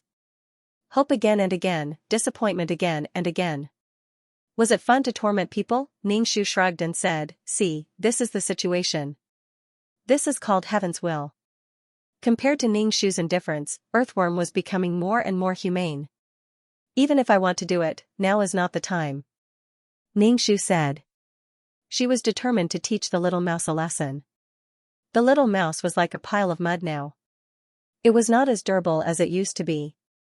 It had to think twice before doing anything. Perhaps it felt that such a sacrifice was beautiful. But Ningxu looked very vexed. Sigh. Even if it was to save Chu Rui's life, Ningxu didn't disagree, but he put himself in a desperate situation. However, when it came to matters of the heart, only the person who drank the water would know if it was warm or cold. Perhaps if their relationship was good, they would be willing to fight for the other party's survival. Ningxu had also done something like this in order to fight for a chance of survival. At such a young age, Ningxu felt that if she sighed every day, she would grow old very early and it would be easy for her to experience the vicissitudes of life. Anyway, the servant guarding the door was determined not to let Ningxu and the others in. He was such a young doctor, how much did he learn and what experience did he have? He looked like a pretty boy. He wanted to go in and seduce the young ladies of the public house. Dream on, the servant looked at Earthworm's face. His eyes were full of indignation and contempt for the pretty boy. Ningxu sat down. In this situation, we can only wait. He can't stay in forever. In this life, he really owed the little mouse. His children were all debts. He was either in love or in a rebellious stage. We shouldn't have checked out so early. Are we going to sleep on the streets? Ningxu couldn't help but say. He felt very tired. He kept on controlling, and he became enemies. So be it. We don't have any money anyway. Don't tell me we don't even have a room after entering the public house? Earthworm was very open-minded. Ningxu supported his round face and used his spiritual energy to scan the public house's situation. There were many people in the public house. Not counting the servants, just the wives, concubines, and children were very prosperous. Ningxu was very greedy. The delicately carved food, beautiful and delicious pastries. A rich family, they were really thick-skinned. The servant guarding the door kept rolling his eyes at Ningxu and Earthworm and chased them away. They were very thick-skinned. They were just around the public house. Don't be a bitch. Finally, Chu Rui left the public house. Ningxu and Earthworm quickly rushed over. The Earthworm said unhurriedly, "Young master, I can heal your body." Chu Rui, *T, Ningxu, *T, what treatment? It was nothing more than using some special methods. Moreover, Ningxu didn't dare to guarantee that this method would be effective. Was Earthworm so sure that there would be no problem? Who would be responsible if someone died from the treatment? When Chu Rui saw these two people, his first reaction was that they were up to no good. At first, they said that the silver mouse was theirs, but now they said that it was a doctor. Were they not playing with people? I don't need a doctor. However, Chu Rui was still very gentlemanly.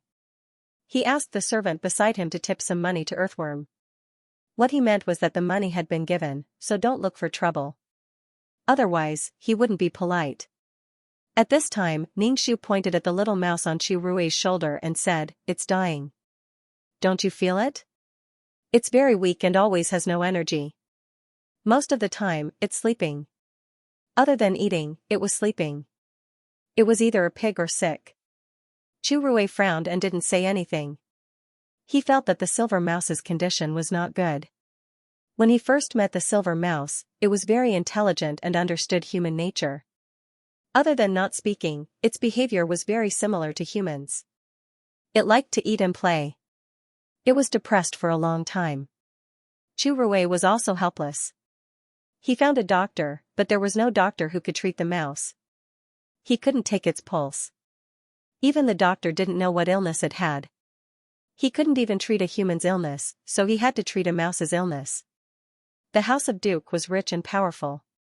It was too easy to get some nourishing food.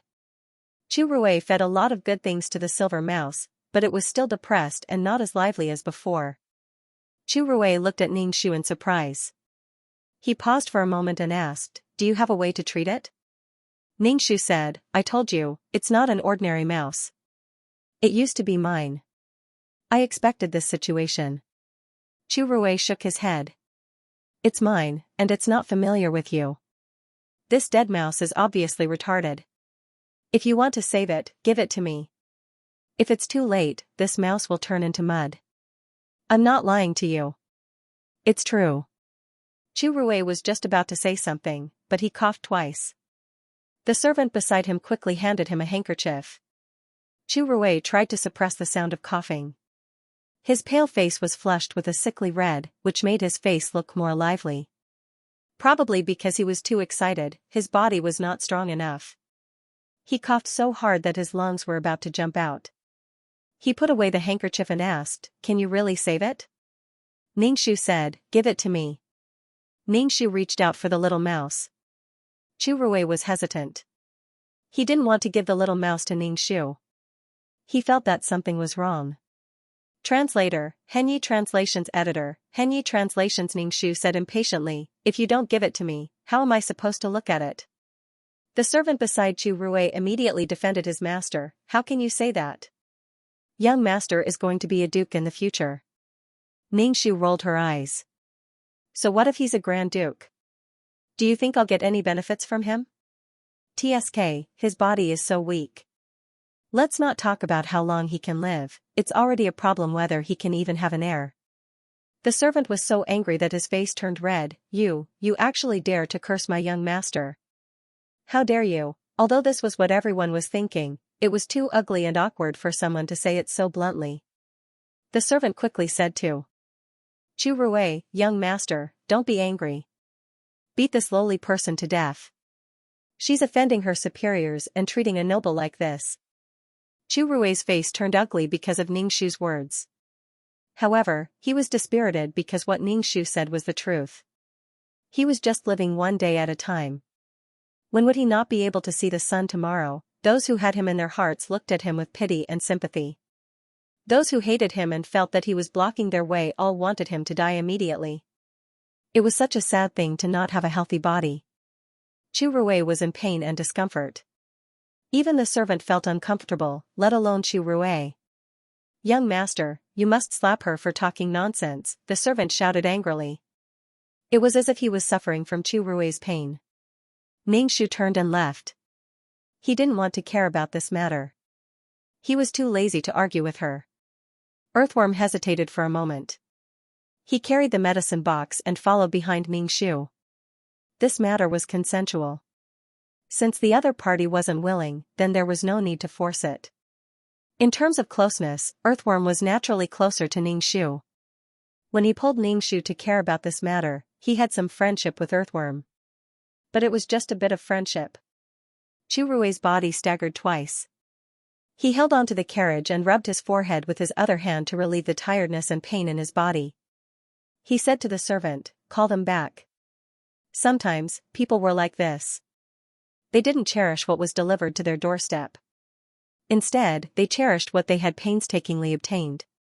What you can't get is always in turmoil. Now that he saw Ningxu and the earthworm turn around and leave without hesitation, his heart relaxed a little. Then, he panicked, fearing that he would not have this opportunity. The servant was so angry that he wanted to die. He felt aggrieved for his master, but he had no choice but to greet them with a smile and beg them to come back. Ningxu sneered and turned around. He stopped in front of Chu Rui and stretched out his hand. Chu Rui asked hesitantly, "Can you really cure Haozi and me?" "Ningxu, let me take a look first." "How will I know what's wrong if you don't show me?" Chu Rui grabbed the silver mouse on his shoulder. The silver mouse almost didn't struggle. Ningxu grabbed the little rat and threw it on the ground. She stomped on it with her feet, one foot chopping the little rat with both feet. The little rat was dizzy from being stomped on, and it squeaked crazily. The surrounding people were stunned for a few seconds. Looking at Ningxu's ferocious face, they didn't know how to react. Chu Rui was furious. What are you doing? Because he was too emotional, Chu Rui coughed violently. He coughed so hard that he bent over. His whole body was trembling. He pointed at Ningxu, but he couldn't say a word. Ningxu picked up the little mouse's tail. The little mouse's fur was stained with mud. It looked like it was breathing more than it was exhaling. Ningxu lifted her tail and swung it around twice. She felt that the pressure in her chest had loosened a little. She felt much better. You, cough, cough, cough. Chu Rui gasped for breath. The veins on his neck were popping out. He pointed at Ningxu, but he couldn't say a word. After he vented his anger, Ningxu took out a fruit and gave it to the little mouse. The little mouse was dying. When it smelled the fragrance of the fruit, it became energetic and stretched out its two front paws to grab the fruit. Ningxu gave it the fruit. The little mouse wolfed it down. This kind of fruit came from the void. The energy contained in it was what the little mouse needed. The little mouse, which was already as thin as a stick, needed energy very much. The little mouse finished eating and finally felt a little energetic. It stared at Ningxu with its wet eyes. In the end, it cupped its hands to Ningxu to express its gratitude. Ningxu clicked his tongue. Although the little mouse was very smart, it was actually stupid. In the past, the little mouse could talk and think. On the other side, Chu Rui was coughing up blood. He couldn't stop at all. His throat was like a broken wind. He kept gasping for air. The servant was very anxious. He hurriedly went to the residence to find the resident doctor. When the doctor saw Chu Rui like this, he quickly took out a pill and gave it to him. Chu Rui had no strength. He leaned on the servant and looked at Ningxu speechlessly. If he knew this would happen, he wouldn't have given the silver mouse to her. She didn't want to save people. Instead, she came to vent her anger. Ningxu said, "What's the problem? Don't you see that it's much more energetic now?" Chu Rui couldn't refute. He was very sullen and angry. When he was agitated, he broke out in cold sweat. His back was numb, and he coughed violently. Ningxu walked over to Chu Rui. The servant was on guard. "Don't come over. Don't come over."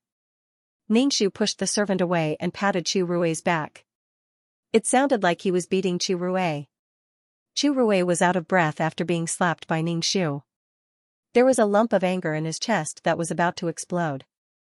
In the end, he couldn't take it anymore and spat out a mouthful of blood. He fainted and fell softly to the ground. "Master!" The servant let out a cry of horror. Then, the house of Duke was in chaos. Chu Rui was carried into the house of Duke. Ningxu and the earthworm were also surrounded and taken into the house of Duke. Ningxu said to the servant guarding the door, "Can you get us something to eat?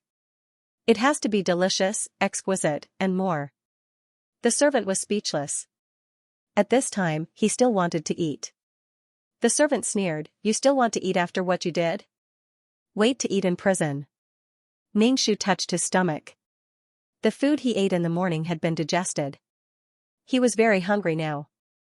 Translator, Endless Fantasy Translation Editor, Endless Fantasy Translation. Look, we've been working so hard that we don't even have food to eat.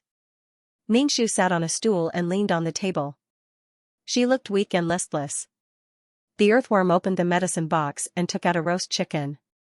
"I bought it in the morning because I expected this result." Ningxu gnawed on the roast chicken. "What result were you expecting?